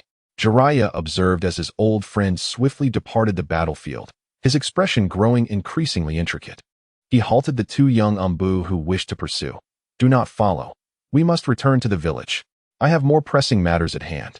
Given the gravity of the situation, Jiraiya reluctantly made his way back to Konoha under the protection of the two Umbu, having vowed to persuade Orochimaru, only to return wounded. Kakashi posed a question, Jiraiya-sama, why did Orochimaru suddenly attack the border outpost? Perhaps it is due to this, Jiraiya replied, producing the previous sealing scroll with uncertainty. I cannot fathom where he found such a creature. This is. Itachi examined the scroll, perplexed, unable to discern how to lift the seal. Fool. I personally enacted the sealing technique. Jiraiya flicked his disciple's forehead, refraining from unrolling the scroll, and continued, I encountered this unknown entity at Orochimaru's base, possessing remarkable reproductive capabilities. I feared that one day Orochimaru would use it to breed something bizarre, so I brought it with me. After tracing Orochimaru's whereabouts in the land of rice, Jiraiya, as always, sought to initiate a dialogue. However, with Orochimaru's endeavors already underway, he was disinclined to heed Jiraiya's words, regardless of what he said. As the situation appeared hopeless, Jiraiya resolved to return his frame to Orochimaru, subtly hoping that one day Orochimaru might reconsider his path. In the dead of night, Jiraiya stealthily infiltrated Orochimaru's lair, only to discover a monstrous entity or perhaps a peculiar bacterium devouring a living person upon an experimental table. Itachi Uchiha listened to the tale with greater intensity than Jiraiya had while narrating. What happened next, Teacher Jiraiya? At that moment, I thought of you, Jiraiya replied. His face suddenly illuminated with joy. That creature seemed indestructible, so I sealed it away here and then scoured Orochimaru's base, setting it ablaze. It is no wonder that Orochimaru is so furiously pursuing Jiraiya. The destruction of his base on 2 occasions is almost entirely attributable to that old man, Itachi remarked. Compared to the previous incident, which occurred during the nascent stages of Orochimaru's ventures, this time it appeared he was on the brink of releasing a product, only to have it obliterated by Jiraiya. Kabayama glanced at the smug Jiraiya and mused, why can't this old man just live peacefully and become Hokage? Why does he constantly seek peril, especially when he has provoked someone who understands him so well, having so deeply offended Orochimaru this time? One might have to be cautious of poison in their meals from now on. I can't help but feel that the entity Jiraiya sealed resembles something utilized in experiments, specifically the cells of the first Hokage. Kakashi Hitaki pondered, recalling the materials he had perused on the subject, and even the third Hokage had once elucidated it to him.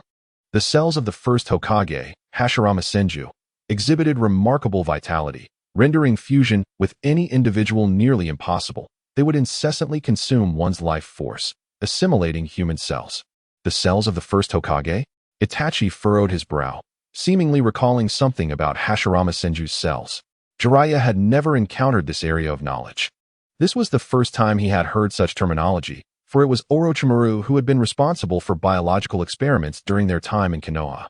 Indeed, by transplanting the cells of the first Hokage into a person, one can potentially awaken wood release. Kakashi nodded, believing there was no need for concealment in the presence of Jiraiya and his pupil.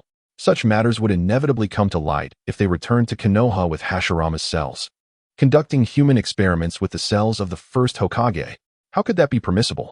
And how could mere cells awaken wood release? Jiraiya's expression soured at once. Does Tsunade know of this? She likely does not. Kakashi hesitated, casting a glance at Itachi. In fact, there has already been a successful case within the village. He referred to Yamato, who had appeared during the Chunin exams in Konoha. Itachi, cradling the raven in his arms, shook his head. No, in reality, there are two. Another rogue ninja, Zetsu, is also capable of utilizing wood release. Perhaps even more. A look of deep concern suddenly clouded Kakashi's face. Because those Umbu from the Mist Village who attacked Rin and me, Minato-sensei mentioned they perished beneath the onslaught of wood release. Obito, too, had awakened wood release. It became clear that Orochimaru and Zetsu had already plotted their defection, secretly rescuing Obito and coaxing him to abandon the village. What is the situation? This is an act of Uchiha Madara, yet it has suddenly been attributed to Orochimaru. Kakashi Hitaki's thoughts spiraled into a tumult, his expression growing increasingly grim. On the night of the Nine Tails incident, Orochimaru was conspicuously absent. There must be his involvement in this affair, and the subsequent events were likely orchestrated by him. Kitabayashi remarked. Kakashi, are you conjuring scenarios in your mind? Is Orochimaru even aware of your speculations? Uchiha Itachi, one of the witnesses, believed in this hypothesis. What could their motivations be? It is said that Orochimaru once vied for the position of Hokage against Lord Minato, only to see Minato prevail. He must harbor some resentment. Furthermore, after Lord Minato's demise, the third Hokage resumed power, effectively severing Orochimaru's path to the Hokage title. Kakashi suddenly regained his composure, recalling the time he and Shursui encountered an assassination attempt on the third Hokage. As for Danzo, the mastermind behind the Root operatives, Kakashi temporarily dismissed them as a threat. They were hardly formidable. It seemed that Orochimaru had exploited the greed of those who aspired to assist the Hokage, and this matter must be reported to the third Hokage. Jiraiya, ignorant of the situation, and Kitabayashi, who was well informed, were astonished by their exchange. Jiraiya exclaimed, "Why are there so many developments in the village of which I am unaware? Is the old man's situation truly dire? When did Orochimaru commit such atrocities against the village? Has my dear friend truly undergone such a transformation?" He seemed not particularly interested in the Hokage position. Kitabayashi added, "In mere moments, Orochimaru has transformed from a minor antagonist into the puppet master of the ninja world. Am I witnessing a false Hokage, or have I entered a counterfeit ninja realm? He is merely a crow. Perhaps he used transformation techniques to frame Zetsu, but that was merely to deepen Danzo's disgrace. In truth, he has only acted independently on that occasion. How has he suddenly become this way?" Unbeknownst to them, after Orochimaru withdrew from the Land of Fire, an organization had approached him with an invitation to join. Jiraiya listened intently to all of Kakashi's deductions, lamenting, "We cannot allow Orochimaru to continue down this path. He now possesses the reanimation jutsu. His power and influence will only grow stronger. We must return to the village immediately." In the Hokage Tower, as the trio returned to Konoha, they serendipitously formed a harmonious tableau with the third Hokage, Hiruzen Sarutobi. Hiruzen contemplated the possibility of Orochimaru as the hidden antagonist. Indeed, his intellect and cunning could elucidate the series of issues plaguing Konoha, particularly when he unsealed the scroll and instantly recognized it as Senju Hashirama's cells, which he had long since ordered to be sealed away. The only individuals who could acquire and dare to reach for them, aside from Danzo Shimura, were Orochimaru. Frankly, Hiruzen doubted Danzo still possessed the audacity to pursue forbidden research. The situation had escalated to such a degree that we could no longer remain passive. The third generation cast a hand signal, bestowing upon Kakashi Hitaki the authority to access the village's biological laboratory, entrusting him with the surveillance of clandestine activities. He was to investigate who was secretly appropriating the first Hokage's cells. Sarutobi Hiruzen pondered whether he secretly hoped that Danzo was not involved, or if he wished for a small lead to grasp, especially after the events in the Land of Grass, where Root had become somewhat too active. Kakashi received the order and, with a resigned glance at his teammates, remarked, "It appears our team is destined to spend this new year in turmoil. As long as it does not interfere with our initial shrine visit, it should be manageable." Itachi Uchiha smiled shyly. Having promised Sasuke to take him for their first New Year's shrine visit this year. Last year, Sasuke was too young, and this would be his first collective activity. The crow's crimson eyes darted about. This new year certainly cannot be too peaceful. Primarily, we cannot allow Orochimaru to become the new Hokage. Orochimaru posed little threat to his own offspring, being largely incompatible. However, Shimura Danzo could not remain at ease. His unique identity might precipitate trouble. Had they not been unable to find an opportunity for private discourse with Danzo, they could have employed the tailed beast bomb to cleanse him of his burdens long ago. Did Danzo not covet the Sharingan of his progeny, harboring no intentions of clandestine assassination against them? Since the old man was so cautious, he must devise a plan to ensure Danzo takes the fall, while simultaneously enlivening this new year, sparing the little one from incessantly clinging to his brother. Even if Danzo did not partake in the matter, they could still ensnare him. Moreover, given his understanding of the man behind Konoha, it was inconceivable that he would abstain from involvement. Any hint of wrongdoing would invariably bear Danzo's shadow. Itachi was unaware that the crow had devised a rather nefarious scheme. After departing from the Hokage's office, the trio first visited Naruto's residence. Kakashi was well aware that Jiraiya would not conceal the news regarding Minato's orphan child. Coincidentally, the old man had returned and was recuperating, making it an opportune time to entrust the young one to his care. Hopefully, Jiraiya would not pass on any peculiar traits to Naruto in memory of his late disciples. However, upon seeing Naruto Uzumaki, Jiraiya's first exclamation caused Kakashi and Itachi to break into a sweat during the winter chill. Naruto has grown so adorable. He must attract quite a few young ladies. Jiraiya, he is still just a child. The duo from the Black Snow team spoke in unison, simultaneously reaching out to halt Jiraiya's wandering hands. As uncertainty crept into their minds, was it truly reliable to leave child-rearing to Jiraiya? Rest assured, I will take good care of him. Jiraiya waved his hand dismissively, bending down to lift the young boy. I will ensure he becomes a resilient ninja. At the moment Jiraiya lifted Naruto, he inspected the seals on him, confirming that no Ninetales chakra was leaking, before nodding in satisfaction. Who would have thought? The old man's sealing techniques possess a modicum of skill. Uchiha Itachi and Kakashi bore somewhat peculiar expressions. Isn't the third Hokage your mentor? Is it truly appropriate to speak of one's teacher in such a manner? He is simply too frail. Perhaps we should take him out for barbecue this evening. Jiraiya set the child down, repeatedly rummaging through his wallet. Sensei Jiraiya.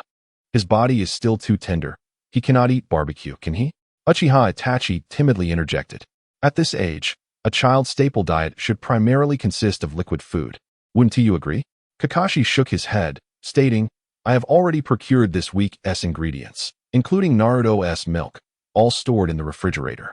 He often visited Naruto, taking the opportunity to procure necessities, while those in charge of caring for the children in the Umbu were somewhat negligent.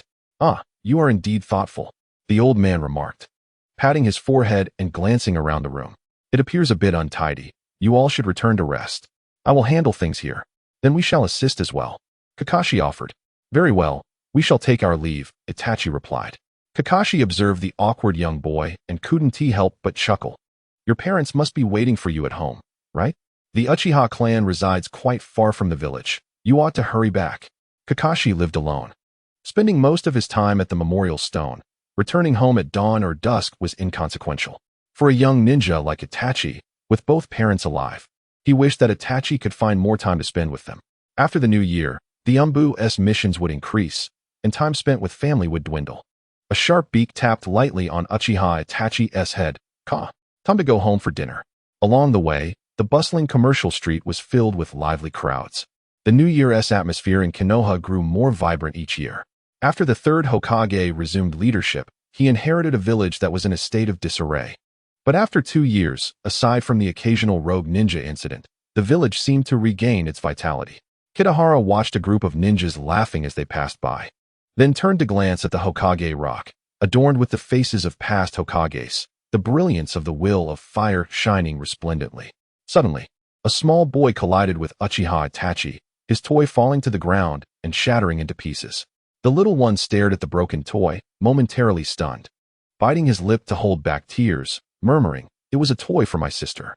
Hinata, you should first apologize to the other person." A young man approached, gently ruffling the child's hair, and upon noticing whom his child had bumped into, he was momentarily taken aback. "I sincerely apologize. May I ask who you are?" Uchiha Itachi furrowed his brow in contemplation. The man was dressed in formal attire, exuding a certain elegance, and his eyes bore the unique Byakugan of the Hyuga clan, another illustrious family of Konoha. The Uchiha seldom spoke of the Hyuga, and when they did, it was often to label them as timid, unworthy of standing alongside them. "I am Hyuga Hizashi. Unlike my brother, I may not be as renowned. Perhaps you have not heard of me?" The young man smiled, showing no disdain or condescension toward Itachi's youth. No one in Konoha dared to underestimate the current strongest Uchiha, even if he was merely 7 years old. Kitahara softly called out, "Ka?" Uchiha Itachi slightly tilted his head, receiving the message from the raven before responding, "I have simply never encountered it before, though I have heard of the Byakugan clan's perceptive capabilities. I hope Niji's actions did not cause you any displeasure. I apologize on his behalf." Hyuga Hizashi clasped his hands and bent slightly, lowering his body to pick up his still distracted son. Uchiha Itachi had yet to experience the nuances of adult social interactions, and encountering someone of Hizashi's stature left him momentarily flustered. "It's nothing. It's understandable for a child to be a bit excited. May I inquire where he obtained his toy?" Unlike his reclusive brother, Hizashi possessed a genial temperament, significantly contrasting with the aloofness of the Uchiha clan. Though he hailed from the branch family of the Hyuga clan, he embodied a calm demeanor, treating others with equanimity.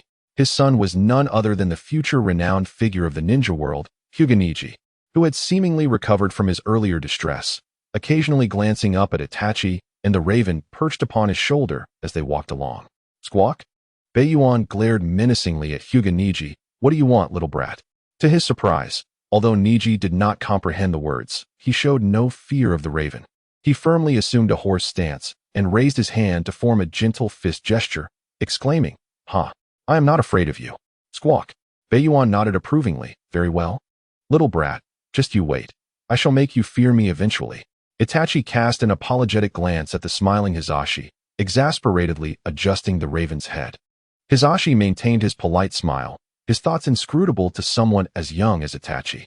The eldest son of the Uchiha clan head was being extolled by the parents of Konoha to the heavens. He entered the ninja academy at 6, graduated on the same day, became a chunin that year, and subsequently joined the Umbu. Other children were undoubtedly measured against such excellence, and this achievement was enough to leave 99% of Konoha's ninjas trailing far behind. The parents of Konoha could only educate their children, for they could not escape the towering figure of Uchiha Itachi. His previous aloofness had transformed into diligence, intelligence, and an indifference to external matters, including the raven that frequently accompanied him, which was also extolled. Hizashi found himself unable to avoid the burdens of expectation. He sought to instill a sense of ambition in Niji without stifling his drive. However, the two children from the Uchiha clan weighed heavily on Hizashi's heart. The older child had already been taken to the battlefield of the ninja world at the tender age of 4 by his father, Fugaku. Niji, who would turn for the following year, was already shouldering a considerable burden in Hizashi's eyes. The younger child from the Fugaku household, known as Uchiha Sasuke and bearing the same name as the third Hokage's father, happened to be of the same age as Hinata, complicating matters further.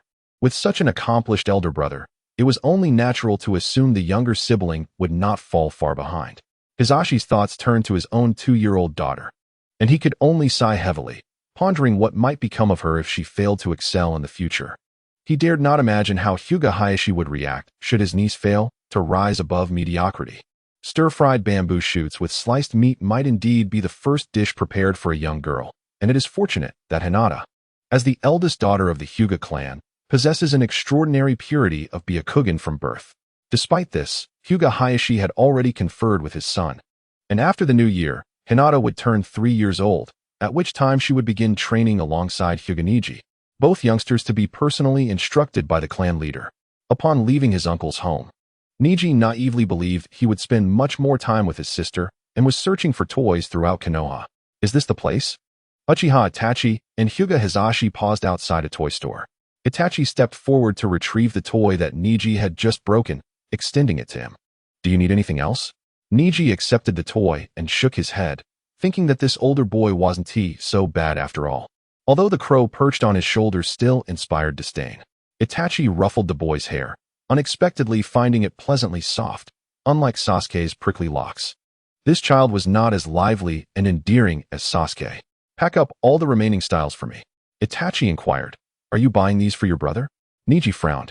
Having learned from his father and uncle that the person before him had a brother who would be Hinata's future rival. However, he had not anticipated that this individual's brother would dote on him so much. He could only manage to buy one toy for his sister, while Itachi appeared to have purchased every style in the store, as if he had lost a game. Itachi turned in surprise. Huh? Do you know Sasuke? I don't know him, but I will definitely defeat you in the future. Hinata will surely overcome that fellow named Sasuke, Niji declared, undeterred, as he waved his small fist. Hisashi promptly placed a hand on his head. Kitahara observed Niji with astonishment, realizing that the child truly possessed ambition. Unfortunately, unless his eyes had the opportunity to evolve into the Rinnegan, he would forever be at the mercy of Itachi. As for Hinata and Sasuke forming enmity at such a young age, it was indeed a delightful spectacle. Kitahara had anticipated a long wait before Hinata discovered the trivial matters concerning her future husband. The crow, elated, hovered next to Niji and, amidst Hisashi's alarmed gaze, patted the child's shoulder. Caw. Unfortunately, Niji could not comprehend its cawing. What's this? Itachi remarked, lifting Kitahara by its wings and placing the struggling crow on his shoulder. Sasuke isn't as bad as you say? Caw. Kitahara retorted. That little brat always acts like a shadow.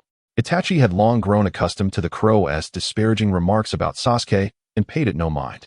He crouched before Niji, contemplated for a moment, then produced an umbu mask, presenting it to the child. Here, I hope the three of you can become formidable ninjas in the future. Niji, momentarily bewildered, extended his hand to accept the mask and nodded earnestly at Itachi. I will definitely achieve that. Caw. Kitahara scoffed. Don't even think about it in this lifetime. It would be more reliable to hope your sister can make that little brat cry. Hinata lightly chuckled in gratitude towards Itachi, secretly musing about how the young Uchiha, merely 6 years of age, appeared to embody the wisdom of a 60-year-old third Hokage. After they exchanged farewells, Uchiha Itachi gazed at the receding figure of Niji and suddenly spoke. Does Kitahara know who his sister is? She sounds rather impressive. Indeed. Cawed the crow, nodding in agreement. That young girl possesses an extraordinary resilience that surpasses common expectations. There's no need to mention the terrifying rival that capitalized on Sasuke's departure from the village. It seems Sasuke will have many adversaries in the future. With a smile, Uchiha Itachi picked up a bag of toys, exuding confidence in his younger brother. It was precisely because he had such an elder brother that Sasuke drew the attention of so many peers. Isn't that splendid? It would be best if that little rascal got beaten up and returned home, sobbing in Mikoto's embrace all day. Kitahara, somewhat distracted, responded while occasionally glancing in Niji's direction. For a fleeting moment, he felt as though he were being watched. Was it the Byakugan of the Hyuga clan, or had someone set their sights on Itachi? Uchiha Sasuke received an abundance of New Year gifts, as his parents, Fugaku and Mikoto, lavished affection upon their youngest son. Itachi, the devoted older brother, was not to be outdone. Even Kitahara had presented him with a gift, a Kusanagi sword discovered within the shed of Orochimaru, with Itachi having beautifully adorned its sheath with a vivid red bow. On the first day of the new year, Uchiha Itachi took Sasuke to participate in the clan's first shrine visit, where the fortune slip of the little rascal inscribed 2 enigmatic words, Whetstone. That hardly sounded auspicious. Surely, the erudite patriarch would grasp its meaning. Upon learning of Sasuke's fortune, Fugaku regarded his youngest son with a complex expression. Thoughts of being a failure began to swirl in his mind from the very first day of the new year. Perhaps it was best not to dwell on such matters during the festive season. Furthermore, with the elder son increasingly preoccupied after joining the Umbu, the younger son had been spending more time by Mikoto's side. To impose strict expectations upon Sasuke at this moment would surely displease his wife. After all, post-New Year, 3-year-old Uchiha Sasuke would commence training in Shuriken Jutsu and Taijutsu. If he were to become truly negligent, it would be better to address it then. By that time, Fugaku would come to realize that the meaning of the little rascal's fortune was literal. Sasuke was not a blade requiring the refinement of a whetstone. In contrast to his exceptionally gifted brother, The younger sibling was akin to a rather dull whetstone. In the afternoon, Uchiha Shursui arrived bearing New Year gifts, along with news that he would be accompanying Itachi to the biological laboratory to take over the duties of monitoring Kakashi Hitaki. How did Shursui come by this information? Moreover, why was Root assuming control so abruptly today? Itachi was striving to free himself from the clutches of his younger brother. I have already been reassigned to Root. Uchiha Shursui chuckled softly, assisting Itachi in straightening his somewhat disheveled uniform. As for our mission, it was personally requested by Lord Danzo, likely due to concerns about a potential lapse in defense during the New Year festivities. The third Hokage has already consented, and shortly, we will join the other members of the Root team to relieve Kakashi-senpai. In that case, will I be on duty with Shursui this afternoon? Uchiha Itachi felt a surge of delight. He had longed to engage in a meaningful conversation with Shursui during the leisurely moments of the new year. Indeed, this mission should not be overly tedious. Uchiha Shursui was in high spirits, even playfully teasing the little one. Sasuke, I'm going to borrow your brother's help once again. The little one puffed out his cheeks, aware that his brother had a mission in the afternoon, which already dampened his mood. Now, knowing that Shursui would be accompanying his brother on this task, it was no surprise that his expression soured further. Sasuke had plans to accompany his parents in gifting presents to their clan members, so he must behave well. Uchiha Itachi extended his finger and gently flicked the little one's forehead. Once a smile returned to Sasuke's face, Itachi glanced at the sleepy Kitahara, feeling that it would be too lonely for him to stay home alone. Would you like to join? Call. Kitahara shook his head, opting instead to catch up on some much-needed rest. Kitahara was uncertain whether Shimura Danzo intended to guard against theft or to prove his innocence. But once Danzo took charge of the matter, he was destined to get his hands dirty. In truth, the leader of the Root merely felt that his authority was being questioned. The Konoha Biological Laboratory had already been tacitly recognized as the territory of Root even before Orochimaru's defection, given that Hiruzen Sarutobi was reluctant to engage in human experimentation. The Umbu ninjas had no holidays during the new year, and Root ninjas were even more diligent, with their internal personnel operating year-round like a 007 unit. Those tasked with monitoring Kakashi Hitaki discovered that he had not returned home to pay respects to his ancestors on New Year's morning. Did Kakashi have a mission? He had only returned to the village on the last day of the year. What kind of mission could he have? Shimura Danzo quickly uncovered that Hiruzen Sarutobi had issued an order permitting free access to the Konoha Biological Laboratory. What was that old rival trying to imply? Although he recognized his own untrustworthiness, he had thoroughly cleaned up the traces of biological experimentation after Orochimaru's betrayal. How could one not trust my good intentions? To prevent matters from becoming overly complicated, he dispatched a small Root team to accompany the surveillance, asserting dominance over the laboratory while trying to maintain a cordial atmosphere. He even thoughtfully sent the third Hokage, disguised as a member of the Umbu, to manage the situation. Uchiha Shursui, as a mutual friend and junior of Uchiha Kagami, was an individual Danzo could not begrudge for being reassigned to Root by Hiruzen Sarutobi. Moreover, he welcomed the opportunity of acquiring a Sharingan and a powerful subordinate. As to not covet such a gift would be beneath him. After the Uchiha Fugaku family departed, a pitch-black crow emerged laboriously from the bedding, gradually transforming into the peculiar shape of a carnivorous plant. Who would have imagined that waking up from a winter nap could be so arduous? It settled down, gathering all the known information and planning its subsequent actions. First, the issue of identity. Aside from Itachi and Kisame Hoshigaki, the only widely rumored user of the Flying Thunder God technique in the ninja world was the rogue ninja from Konoha, Zetsu. Although Zetsu would certainly not employ it, he was the designated scapegoat used by Kitahara during his underhanded dealings. Secondly, regarding the relational issues, according to the intelligence from the upper echelons of Konoha, it is evident that Orochimaru and Uchiha Obito are undoubtedly allies. The convergence of the three publicly known rogue ninjas from Konoha can only imply one intention: to devise means of exacting vengeance upon Konoha. Thirdly, concerning their objectives. Ever since the revelation of Uchiha Obito's survival, the relationship between the Uchiha clan and Konoha has grown increasingly intricate, with the suspicion surrounding the Ninetales incident alleviated. Although the underlying tensions persist, a considerable degree of reconciliation has emerged. However, should the demands of the Uchiha clan remain unfulfilled, the conflict is bound to erupt eventually. Konoha cannot afford to allow matters to deteriorate to their worst potential, And as a hardliner, Danzo is even less likely to disregard the threats posed by Obito. With Itachi having already activated his Mangekyo Sharingan, the timeline for the clash between the two factions will only hasten, and given Shirsue's exceptional talent, it is merely a matter of time before he awakens his second Mangekyo Sharingan. Danzo is likely already fixated on his own progeny's Mangekyo. The peculiar sensation of being surveilled, enhanced by ninjutsu, failed to uncover the Watcher, undoubtedly indicating the presence of the Byakugan. The Hyuga clan would not be so brazen as to spy without cause, and the only other forces possessing Byakugan subordinates are the Umbu and Root. Logically, since Itachi temporarily aligns with the Hokage, Hirazina Sarutobi would not create unnecessary complications. Thus, the focus falls on Danzo's Root. What he must do now is to peruse the Konoha biological laboratory. If there are cells of Hashirama, he should pilfer them. If not, he must find a way to smear Danzo with some dirt, at the very least establishing a connection between him and the rogue ninjas of Konoha. Reflecting on this, Kitahara mused that should he become a ninja, he would undoubtedly surpass Kakashi as a qualified Umbu operative. Just as the third Hokage sought a pretext to suppress Root, rumors suddenly surfaced regarding the leader of Root colluding with the rogue ninjas of Konoha. Kitahara then felt as though he was laboring without recompense for Sarutobi. With not even a word of gratitude to be heard, perhaps he was at a loss. He uncomfortably clicked his tongue.